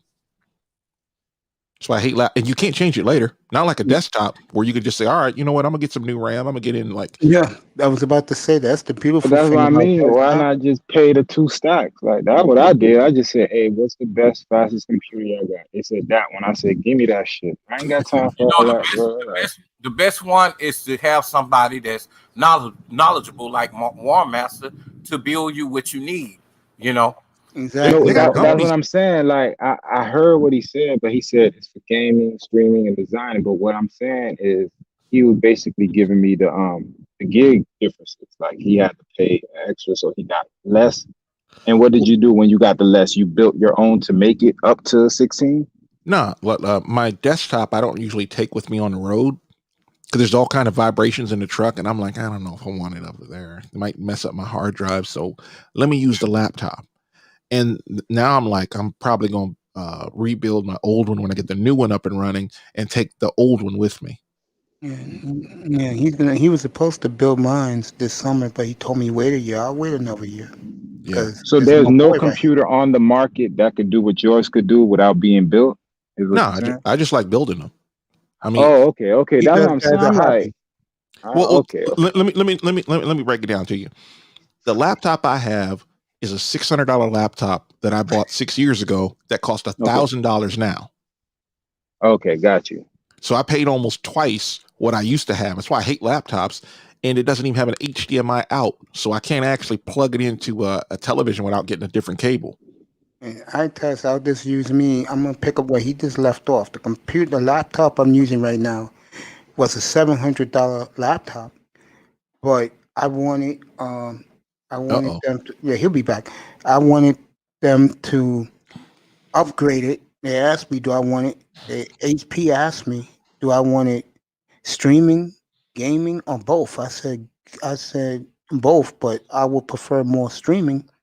And for like another, let's say $700-800, they built it for me. Let me tell you the eye test again so you can hear it. Eye test. The laptop I'm using right now is a $700 laptop. But then HP asked me that I wanted to be a gaming computer. They can do that. They can make it to a streaming or both. And I told them both because DJ Kuda said to use a stream and gaming or streaming laptop, and I got both mixed in, but mine's because it got the new iCore 7 in it and the AMD 5 Radeon. My shit is strong, bro. 32 gigabytes. And because I had to wait a little extra for mine, it was $1,750, but they cut it down to $1,400, bro. Yeah, I just paid 15. I got all that shit y'all got. I got DVD. Forget DVD. I got what you call it. What you call that shit? Blu-ray. HD. I got Blu-ray on mine. Yeah, I got a Blu-ray player, Blu-ray burner. I got 12 terabytes of storage on it. There you go. I got in this one I have 16 gigs of RAM. My new one's gonna have 64. What else I got? I got Well, I'm not a big fan of drawing a whole lot of air through my computer. Mm-hmm. I mean, I have I got a all-in-one cooler, aka it's nice. I got a radiator at the top of my case, and I have a cooler. I don't have any fans blowing directly onto my CPU. That kind of stuff annoys the hell out of me. When I was in my early 20s, I used to be like a doofus when the first Commodore Amiga came out. So I used to buy the parts and just stick it in like the upgrade cards, bro. Yeah. I can't do that now. I gotta need somebody like you to do that shit for me. Yo, I promise you, next when you ready to do mine, bro. Yeah. I hit you up with 15 cents. You put everything I need in it, bro. I'm All right. serious. And as a content creator, you that record button in front of you should be red, right? That's right. I right tell here. you, this record. I tell everybody, every content creator that can hear me, you should be recording every single thing you say. Oh, I do. Yeah. All your video, just keep all that to yourself because YouTube can get and your channel's gone. Yes, they can, bro. I've seen huge channels, 500,000 subscribers. They just basically they stop sending notifications to most of their audience. How do you have 500,000 subscribers and only have 1,500 views in 2 weeks? Yeah, and let me say it's the eye test. You know they knocked down TD's account, right? Bro, I don't give a fuck about YouTube. That's what I'm saying. One day that shit could be gone, and then y'all niggas left with what? Like this shit is supposed to be entertainment. That's exactly what I said. But some people are making millions of dollars a year, and my thought is you need to protect your investment. There was a guy called Black Pigeon Speaks. This guy goes all over the world. I mean, he is a really, really sharp dude. And they took his channel down. They gave it back to him, and he felt some kind of way about this. All right, no problem. He went over to BitChute. Now he uploads about 1 or 2 YouTube videos in the last 3 months. Wow. That guy he's like well, I don't know what his ethnicity is, but he has a voice like what's his name? My man Coffee just said it. BGS. He has a voice like his. Yeah, I was with BGS yesterday up in Rogers Report. What a good BGS. Oh, we're gonna do a super show here probably next Saturday night. I'm gonna talk all manosphere stuff. And, all those guys said they're gonna come aboard. BGS, Roger. What's my boy? Black Euro. So we're gonna have a big crowd, man. I love those shows. I know my sports guys don't like it. They say, "Yo, where's the touchdowns?" See, my boy here don't like it. The only reason why I can do that is because I can do other things. I taught that to Miss V about an hour ago. I told her this about myself, but I can do other things other than balls and strikes. I do enjoy doing manosphere stuff because I'm a black man. I'm proud to be a black man, but sports is my drive, and I love being in here with my guys. You know, Mr. Miami's here. I test my boys here. You know, I had the great I test. You missed it earlier. I had a great room today. EM was at his best. So was Manzano, of course. Nah, I don't like arguing with niggas no more. No, nobody was arguing. We was talking about Cal Pitts, bro. How much you love him. Yeah, I told y'all niggas when December, November. Yo, this nigga the right. You should. That nigga I was caught what? some of that show, man. Yeah, you caught some of that today? Yeah, just a little bit of it. I was just I was running through some things, and I was like, "Oh yeah," and my headphones died.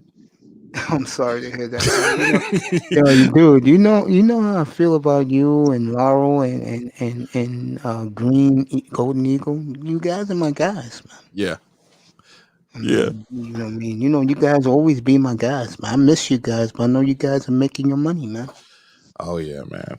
To be honest, if I could sit at home and make, well, let me put it to be honest. For me to come off the road and do this full time, which will never happen, I'd have to make like $300K a year.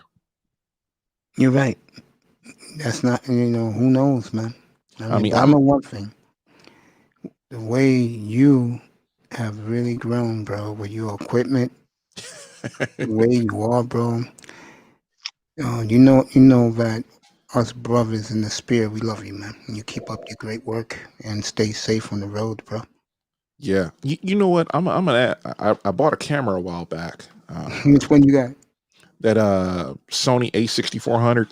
Nice. Yeah, it's like a $1,400 camera, man. And I'm like, Kuda was like, nah, man, I don't want to do that, man. He was like, put a GoPro up there. I'm like, no. The V1, some shit like that. That's Kuda's camera. Yeah. But like I told him, bro, you can't go. You may go 4K in that, but Camlink don't work for that. You got for me. I'd rather have a camera that works with. a camera that goes with Camlink. That's why they sold out of the Panasonic G85. When that next one that next batch, I'm getting mine, bro. Then I'm gonna have my nephew or keep it techie, put it in OBS Streamlabs, bro, and blow this shit up, bro. Yeah, what camera are you using now? What's that shit Kuda recommended last year? That Sony ZV-1? No. Right now I'm on the the webcam, the one that's 4K. Oh, I have no idea. I forgot the name of it. Logitech. I forgot the name of the one. Oh, okay, yeah. I remember he was talking about it. I got the 4K one. Kuda be buying equipment and be like, man, I ain't gonna tell you what it is. I'm like, come on, man, just tell a brother. I'm gonna get my 360 camera next week. So when I hook the studio up, I'll let the guys see how it looks around, and then I'll be sitting in this chair chilling. Yeah, I've been meaning to take a little bit of video of just all the equipment that I bought, because it was occurring to me, man. I ain't gonna lie, man. I'm in there, washing dishes, and I'm like, don't nobody know all the equipment that I got. Yeah, yo, bro. You know who got nice equipment like you, bro? Beyond Kuda? Fasting for life, bro. Fasting is life. Oh Yeah. my God, his equipment is ridiculous, and he's always in his damn truck. Hey, man, that trucking gets in your blood. I know, man. I know.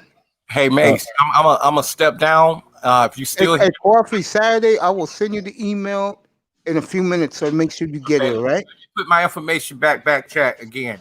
I got to talk to these loan people, man, because they keep tripping. 1 minute they say they're giving me one amount, and then they keep coming back with another amount. I'm trying to see if they're doing fraud. All right, man. Go and put it in the back chat. I appreciate you. Thank you, Coffee. I'll see you Saturday morning, your time, afternoon, my Nice time. meeting you, Coffee. Yeah, nice meeting you too.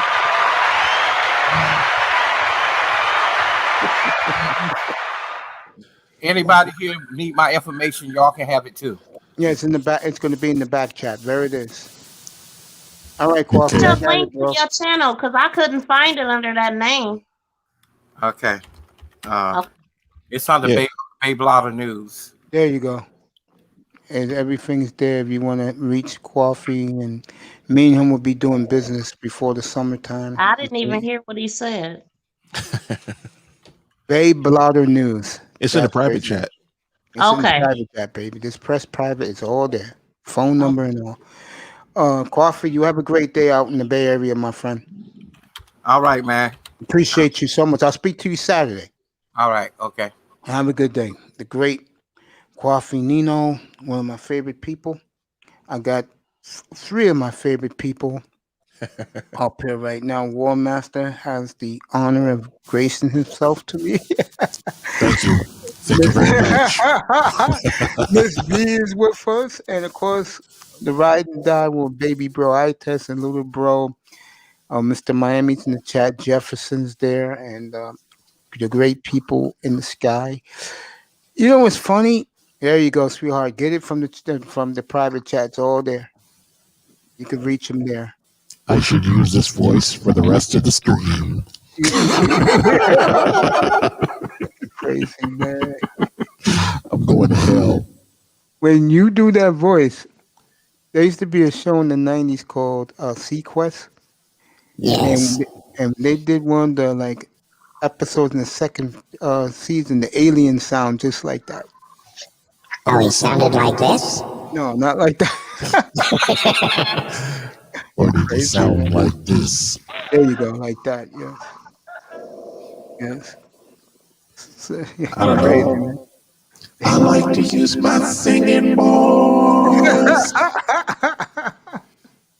I gotta go all obsidian right here. Oh man, between you and Tackman, man, you two are crazy, man. Tackman with his sound effects and his jokes. I didn't know Tackman had a voice changer. He's funny with his what you call it. You with the voice changer, him with the jokes. You two guys are hilarious, man. Shout out to Yeah. Cat. You Cat is two, hilarious, man. you San Diego guys are funny, man. Oh, you better be cool, man. There you go. Yeah, he has special equipment. No, he's not showing out coffee. He always does this. Always. Because we don't see him much no more. We don't hear from him much anymore. He's on the road, so he's putting everybody on notice where if you don't have tech, if you don't have equipment, then why be around? He's right about that. Jesus Christ. The video is even funnier. I ain't gonna lie. Oh, man. Miss V, you enjoying yourself up here, baby? I am. I'm learning. I'm listening. I've been listening Girl, for hours now. you'll be safe. You'll be safe over here. But I hope so. I wasn't worried until y'all started warning me. I'm like, wait a minute. Yeah, in other places, I don't know. Don't worry about Yeah. it. I don't bite very much. I can't help it. You know you're not gonna get me serious for very long. Maybe 10, 20 minutes at a time. Then I gotta go buck wild. But I'm gonna That's repeat. what it's for. I'm gonna repeat myself like a broken record. I don't think anybody should be listening to a stream on a cell phone, smartphone, Really? cell phone. Yeah. What should you be listening to? Why you say that? I would say go get you a cheap little tablet. If you kill the battery, it doesn't matter because it's $200. I think my 10-inch cost like $350, $400. You think about an iPhone is like $1,500, and people are just listening on it like it ain't nothing. I do that. I ain't gonna lie. I do that on my Android, man. On my what you call it? Well, if you got to move around, I could understand that. No, I don't not a have to. problem. Yeah. But I just like laying on my bed, chilling, listening to streams, man, relaxing. A tablet has better speakers, and it actually can cool off. Really? You know, heat kills batteries. Yeah, I And, know that. Yeah, because I have to always cool my phone down. Mm-hmm. I'm like, man, just that tablet works great, except I can't come on the panels with mine, or at least I got to update. Matter of fact, there's a Google update I'm just looking at. I have an iPad, a 70-some inch TV, but I prefer my Androids. Mm-hmm. Okay. But Because that's what I can cuddle up with and chill. We don't do crapple here. Oh, man. Yeah, man.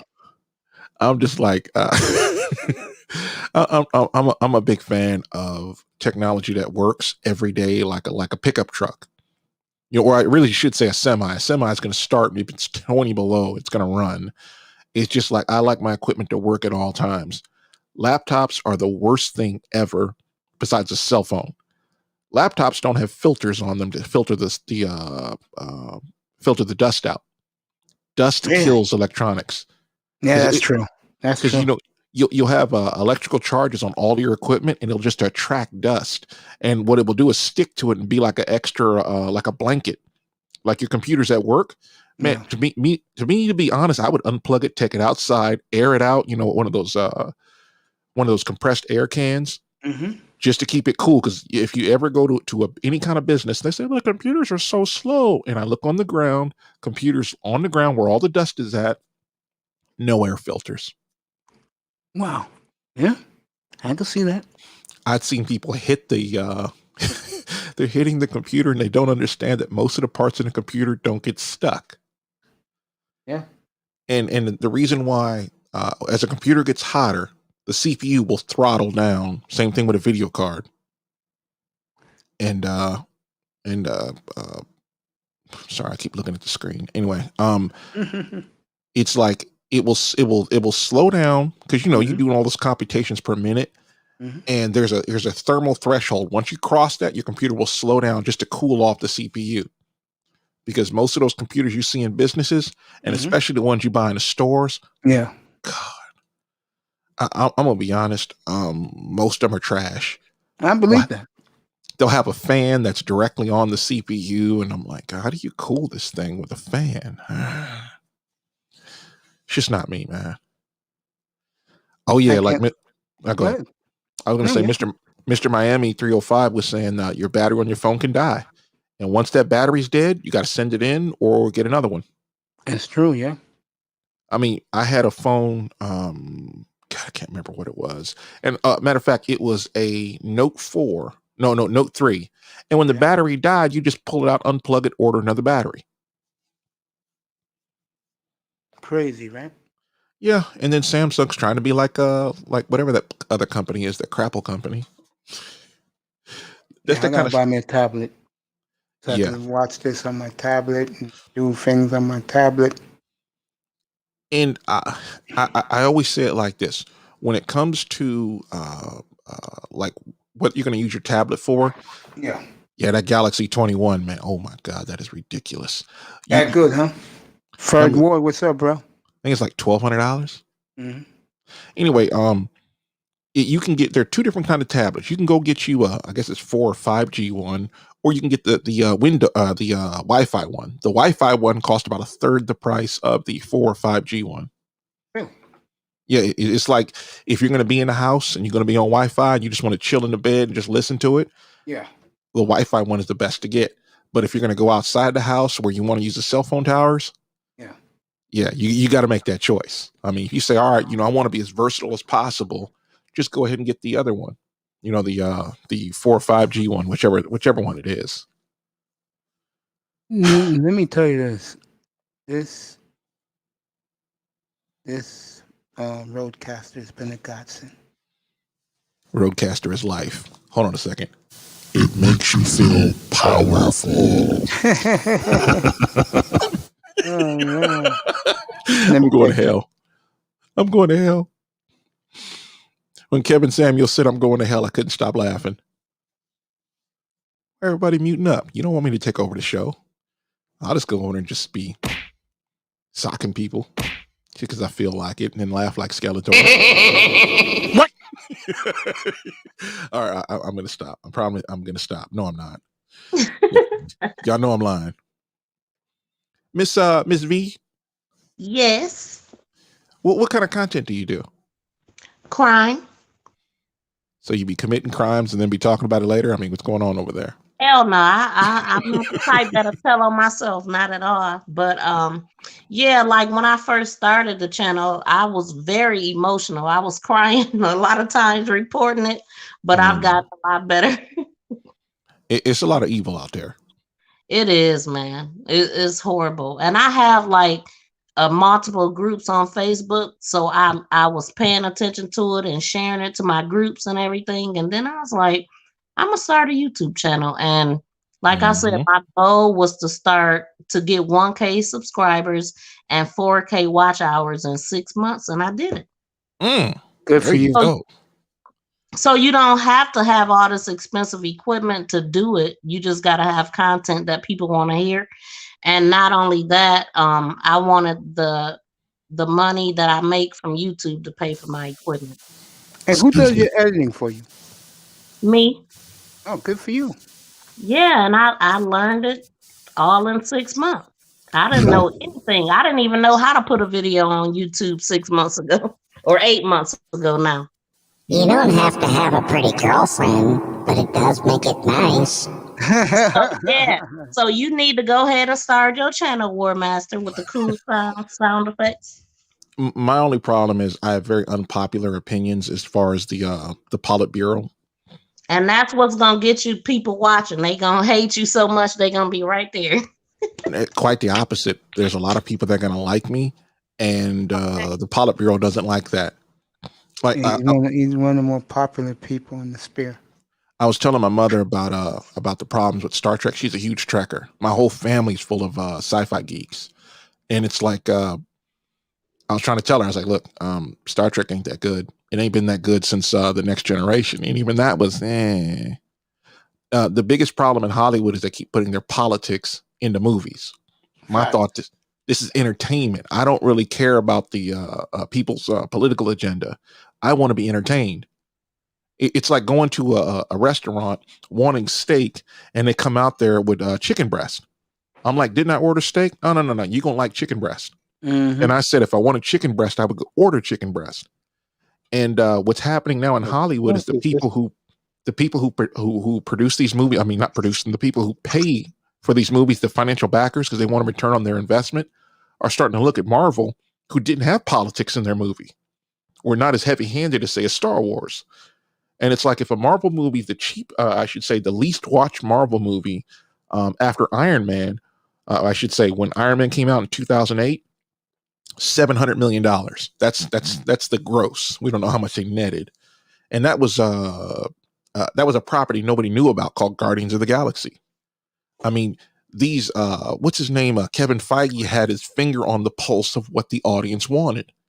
And now you got Robert Downey Jr., who I gotta say, he was probably the most famous person behind Marvel, except for Stan Lee. And it's like, Sean, you crazy. Anyway, and the thing about it was there were no politics, or not heavy-handed politics. You didn't have these like over in Star Wars with that girl Rey, or as Doomcock would say, what do you call her? He says, I can't remember what he used to say. He used to say, "Oh, the amazing Wonder Ray," and he would say it even funnier than that. And the thing about it is, women are written like two-dimensional characters. Mm-hmm. They never sit there and say, all right, we're going to make a character. They may have flaws. They may not be able to overcome whatever they're doing, but they're going to find a way to win. Aliens, Ripley, people loved her because she was real. Rey is a superhero that didn't have to work hard to get there. Nobody likes that. Yeah, I agree. And it's like in all through most of the movies, you'll have the women being superhero. I mean, literally, these women are two-dimensional characters. They're sort of there. I mean, I've only seen 2 of the new Star Wars movies. And what's so irritating about it is like, look, their politics don't work. I could ignore it. They could have their opinions on whatever they want. But my thought is, if I made movies, I'd want to make the most money possible. Yeah. I mean, I'm not going to sit there and try to beat down people in my opinion. My thought is I'll debate somebody and maybe they'll convince me. I cannot wait, bro, when you settle down just a tad and just put on your own production. Man, I just drank a whole Monster. I'm going to be bouncing off the walls.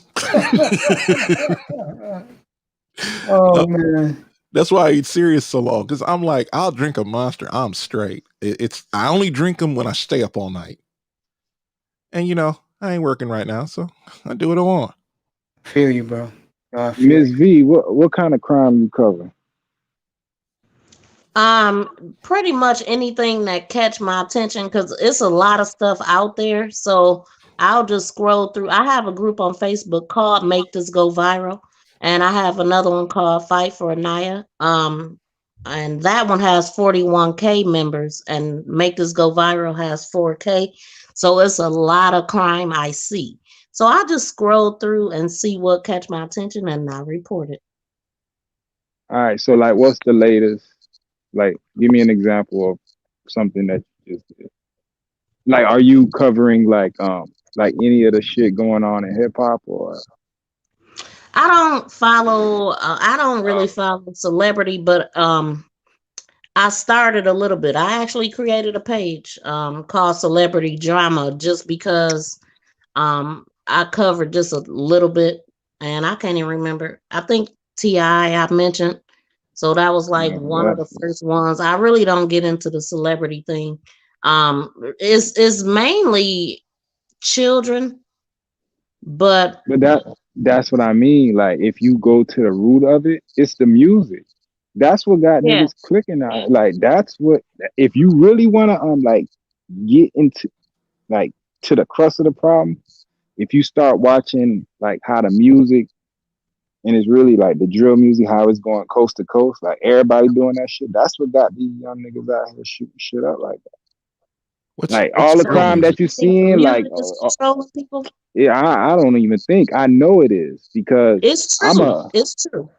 I'm a hip hop historian, if you will. You feel me? And the way the music just shift in the last 2012 to now.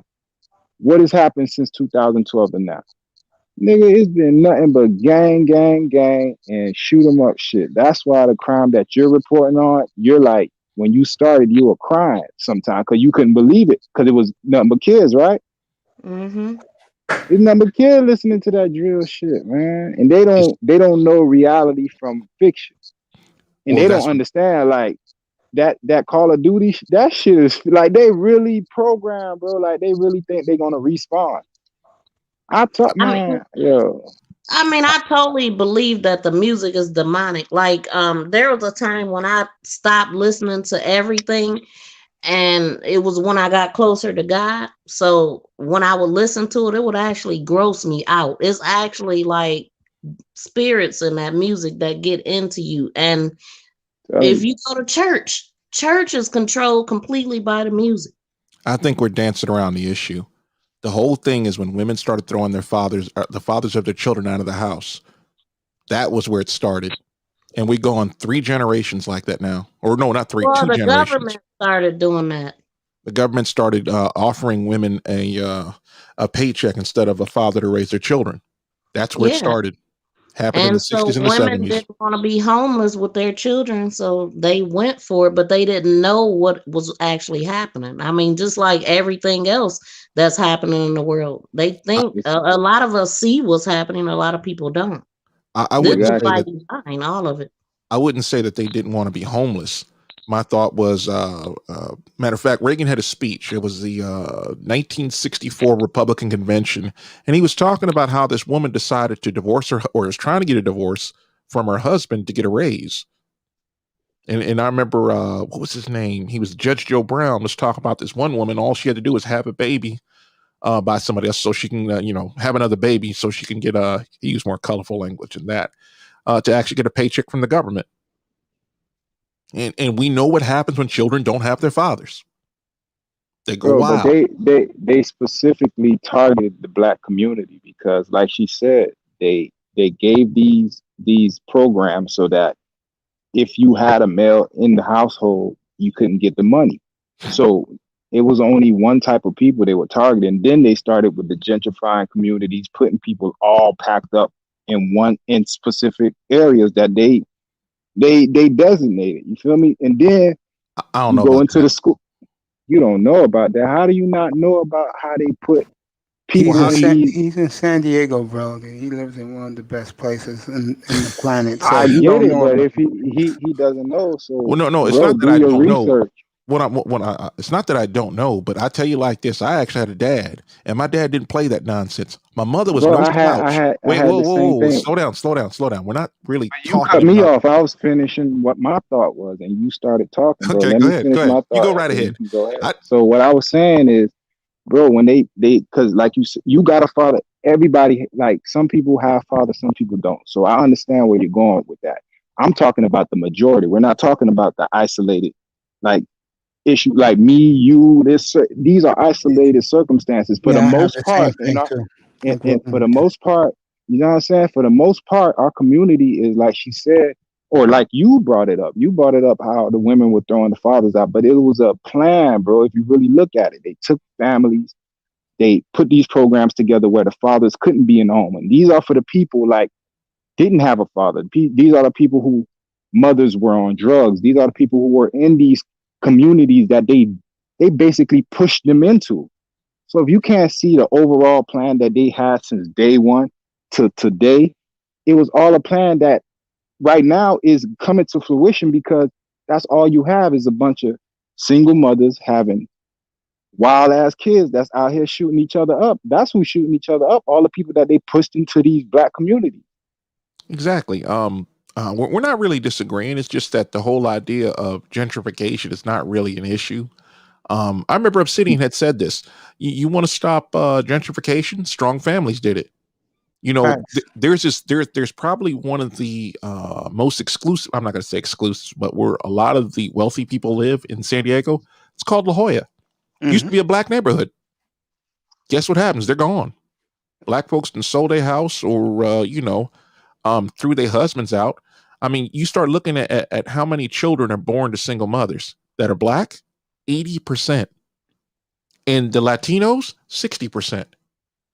And white Americans, we're talking what, 40%?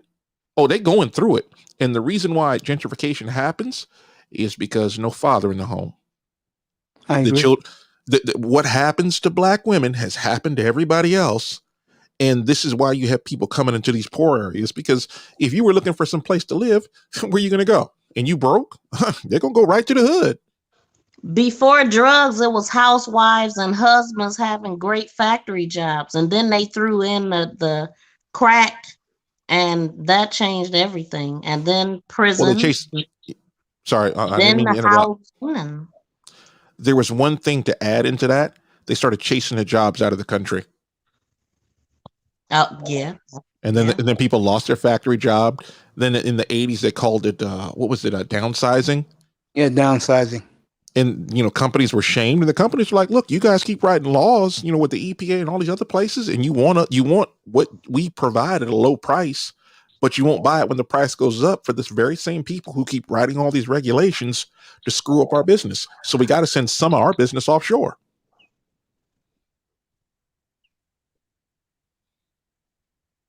Yeah. And you know what happens? This ain't y'all country, bro. Like y'all could do all that all y'all want. This is our country. Bro, if it was y'all country, why is it still minority hiring? Like you have to have a minority hiring. Why does that even exist? Why does that rule even exist if this is your country? Because what happens is you have how shall I say this? You got people that they vote a certain way for a particular party, and that party says, yeah, we're going to get this for you. You just keep voting for us. We're going to destroy your families by offering the women welfare, and it still happens. When it comes to most Americans, they refuse to take welfare. And that's, a lot of women, they value marriage over a paycheck. Bro, you did not answer my question. Like I asked you about minority hirings, and you're talking about welfare. Well, let me spell it out. I'm not trying to go all political, but the Democrats offered black women, you keep voting for us, we're going to help you out. We're going to keep giving you a check. And black women said, okay. At the tune of 96% of black women vote for Democrats. That's what happened in the 30s when black women stopped voting Republican because they had the right to vote since the 20s, supposedly. And they started voting for Democrats to get money during the Great Depression, which was caused by the Democrats. And then you come back to the 1960s, they started offering more welfare to pretty much anybody, like we were talking about earlier. And you know what black women did? They kicked their husbands to the curb and decided to get a raise.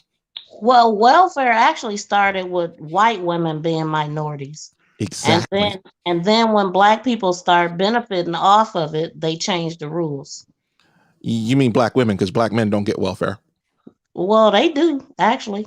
But I don't know about in the beginning.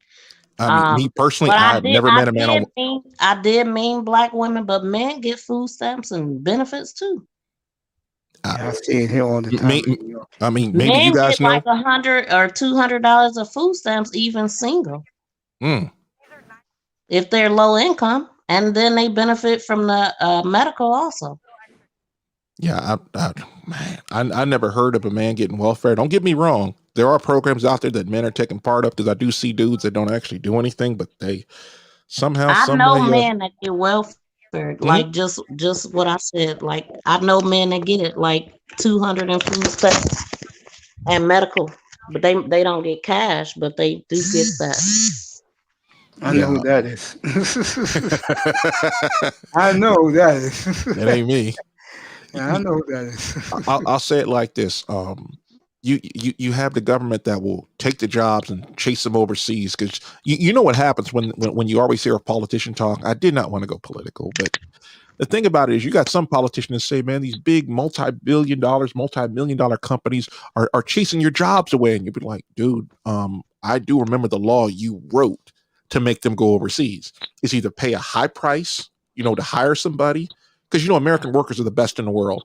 There ain't nobody better than us. And you got companies say, look, what we want to do is we want to streamline our process. We want to change our factory around. We want to do this to streamline everything. And guess who stops them? Yeah, bro. It's either the unions or it's the Democrats. Hell, Ford tried to move out of Detroit to go to, I think it was either Dearborn or Lansing. It was one of the two. It was Lansing. and they got sued by the city of Detroit. And I'd have been like, I'd have closed the business down and opened it up under a new name. That kind of stuff. To be honest, I'm an a-hole. I'll be honest. Of course. It's like, how's a politician going to tell you how to run your own business? That's true. Sean, men get medical too. I'm just looking at the chat. Oh yeah. But you know, guys, I'm gonna drop down. Thank you. Hey, baby girl, Macy, I appreciate you. Love you. Don't forget. Come Yes. back anytime. Okay. When you see my back signal, just come on over. Well, Definitely. I'm a night owl, so I'll be back if you go live tonight or in the I morning. doubt it. I'm doing 10 hours right now. So I doubt know, it. man. You were supposed to stop at 4. No, I'm supposed to stop at. I was going And to you stop said at that 6. at like 8 this morning. Yeah, and my man came in, coffee, and then we started talking fashion. I get into fashion, girl. That's what's up. But thank you guys. I'll be up Appreciate you, baby again. girl. Anytime. And remember who I told you to stick with: Kuda, Platinum, Official, and Ism. Those are the guys you stick with, and yours truly. Okay. Oh, definitely. All Appreciate right. it. Thanks for the Thank you, tip. baby girl. Have a good night. It was great Nice meeting you. meeting you guys.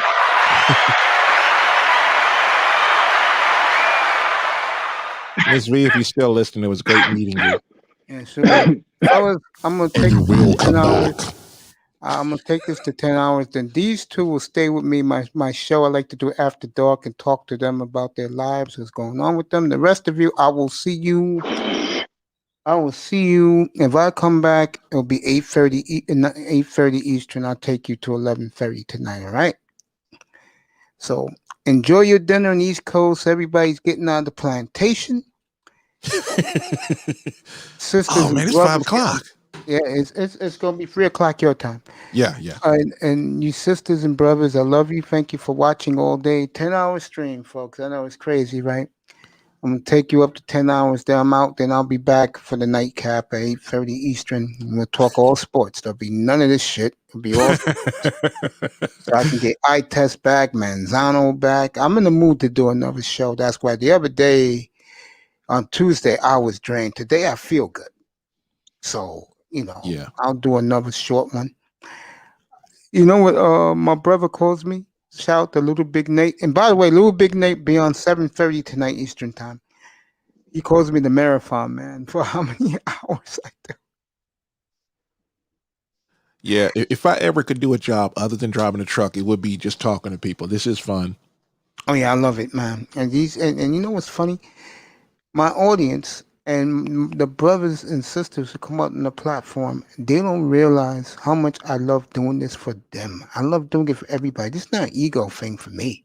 Yeah. I mean, once this is over for me, I'm out. I'm not even thinking about this until like what I hear the next day, like tomorrow, for example, is a perfect example. What I hear between when I go to bed later tonight, and by the time I come on at 6:15 Eastern time tomorrow evening, whatever I hear in those 10 hours, that's what I'm going to talk about. Yeah. If I don't hear nothing, then we'll just talk bullshit for like 8 hours, and then I'll go to bed and take the weekend off, man. Right.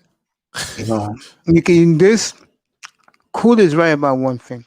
You can't let this shit consume you. Yeah.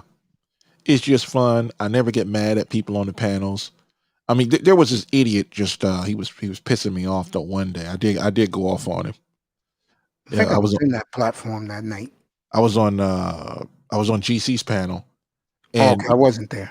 Yeah. Somebody got you, man. Shout out to Game Changer. He's been coming in here and giving me support because he knows the relationship I have with Melody. So he's cool. Oh with yeah. me.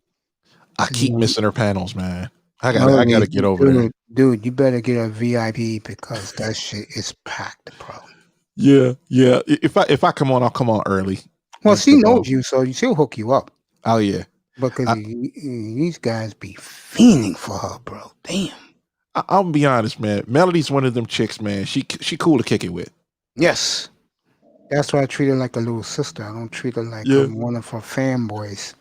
Yeah, I told you, I know you heard this before. There is no way on God's green earth would I ever mess with a woman who has a microphone. Ain't gonna happen. Okay. Think about the angriest girlfriend you ever had. Ain't too many. I've had a few, man. Yeah, I just keep it real with me, man. Ain't too many. Well, it's like you think about it. Like, let's say you over there just making her toes curl, and then she get on the mic. Oh, you know what my man did to me last night? Oh God, one of those. Yeah, I know what you mean. Yeah. Or that mother, he didn't come home. I hate that. And you be like, damn, I don't need everybody to know my business. I remember the first girl that I was seeing when I lost my weight, and ironically, she wasn't crazy, was she? No, she was pretty cool, but she didn't tell me about the 5 kids. Anyway, damn. So one day she calls me up because we used to live like 10 minutes apart. So she go, "Can you do me a favor?" I said, "What? What's up, girl?" She said, "Can you come meet my friends? A bunch of baby mamas." So I go over there. I'm wearing a brand new suit, custom fit suit, and she gives me a big hug, because she never seen me dressed like that before. And I hear her chicken head friends in the background. Oh, he's hot. Look at him. She girl got him a rich nigga. I'm like, in my mind, I'm like saying, thank God I do not socialize with riff-raff women. So you were feeling like, run, bitch, run. More like, stay away, please, honey, girls. Nice to meet you. Bye. Man, I tell you, some of these women are they're scary. Yes. And there are some that you really respect, and you like, you know what, you family, but I'll never have sex with you. Of course. For me, that's all of them anyways. Being honest. Yeah. I'm just like, man, it's just like, it's so many cool people in the world, and then you have to meet that one. Oh. I know, man. I know. It keeps, what it does for a guy like me and guys like me? For some of the guys, they go overseas. For me, I just stay away. Yeah. You got to be asking these women, what do you do for me? Exactly. That's exactly what I do. I'm dead serious. I say, what can you do for me? The last one I was with, the last one I was with, I was like, look, I'm gonna chill for a minute. I'm gonna hang out, do whatever I feel like doing. I'll hop in the truck and be gone for 6 months. Just have a ball. Back when we could just hang out with dudes, like the conversation we're having, we used to have in the truck stops. I feel that. And a few women, they know to be quiet, or they agree with us, or they go back to their truck. That's it. Because you can't be around. You can't be around a bunch of grown men thinking that, well, I'm gonna talk any way I want to. Facts. Like who you talking to like that? And let's be honest. I used to think women were just like men. I grew up like that. Like, like women older than me. You watched your mouth when you were around them. Of course. But women my age, I thought were just like me. And as you got a little older, you start realizing that people lied. And then you get a little older and you realize there's women that they got tender ears and they'll play tough. But sometimes they'll be like, I don't want to hear about these dudes. These dudes are just something else. It's true. Yeah. They don't say it out loud, but when they get among their girl groups, oh my God. Oh, I remember this one chick I met. She cute little chubby blonde out there in Oregon. I would have took her home. I ain't gonna lie. I know the type. Yeah, go ahead. And she was saying about how this one guy said he would kidnap her and have her in his truck for 30 days. And she had this look like, oh my God, I was scared. And I just burst out laughing. I mean, one of them SKC laughs. Yeah. And everybody was like 10 dudes in the room and they all looked at me like, what the hell is wrong with this guy? And I couldn't stop laughing to explain myself. Yeah, man.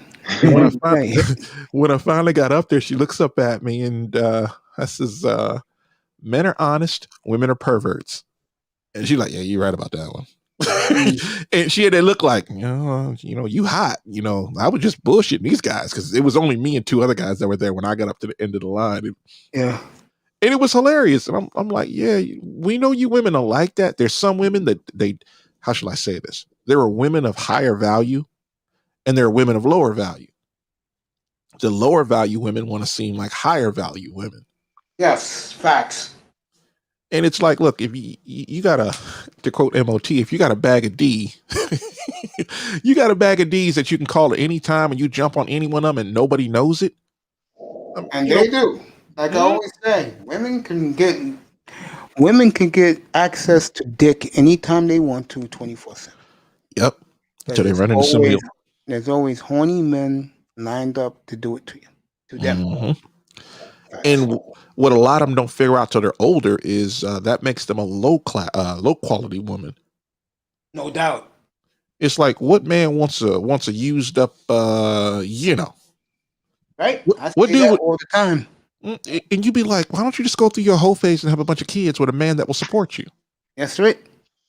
That's it. Don't have a bunch of kids later. Mm-hmm. Sorry, I'm looking at the camera. I got one screen which with that StreamYard, and the other one's YouTube. So when you lean forward, the other one leans forward at the corner of my eye. That is kind of funny. I am tired. I could tell you that. I'll come back later tonight for these guys. Oh yeah, man. It's 2 o'clock. You guys stick around. My two brothers that will stick around. I just want to say thank you to the people in the clouds. Appreciate you. Hit that like, subscribe, share button on your way out. Miami, Jefferson, come back later tonight. Let me see who else is here. Sir, I'll be back tonight. Mayweather. I appreciate all you guys. Third Ward, Colombian. I appreciate all you guys' support. Thank you so much. MTGV, she was outstanding. Her first appearance up here. You'll see her more on Coolest channel, Platinums, Elite, Isms, and Dusty's channel, Official's channel, aka Dusty. Manzana was terrific. My two brothers here will stay with me. I will see you guys tonight. 8:30 Eastern time. You'll get the back signal at 8 o'clock. I'll be back. Let me add something. On your way out. Go ahead, buddy. You will be back. I said so. East Coast is dinner time. In the Midwest and the Southland, people getting off the plantation. Out west, it's almost time to jump off to the I-5 where my brother War Master is. Yeah. I will see you all in 2.5 hours. I love you. Thank you for being here for 10 hours with us. Appreciate you. Yeah, bro.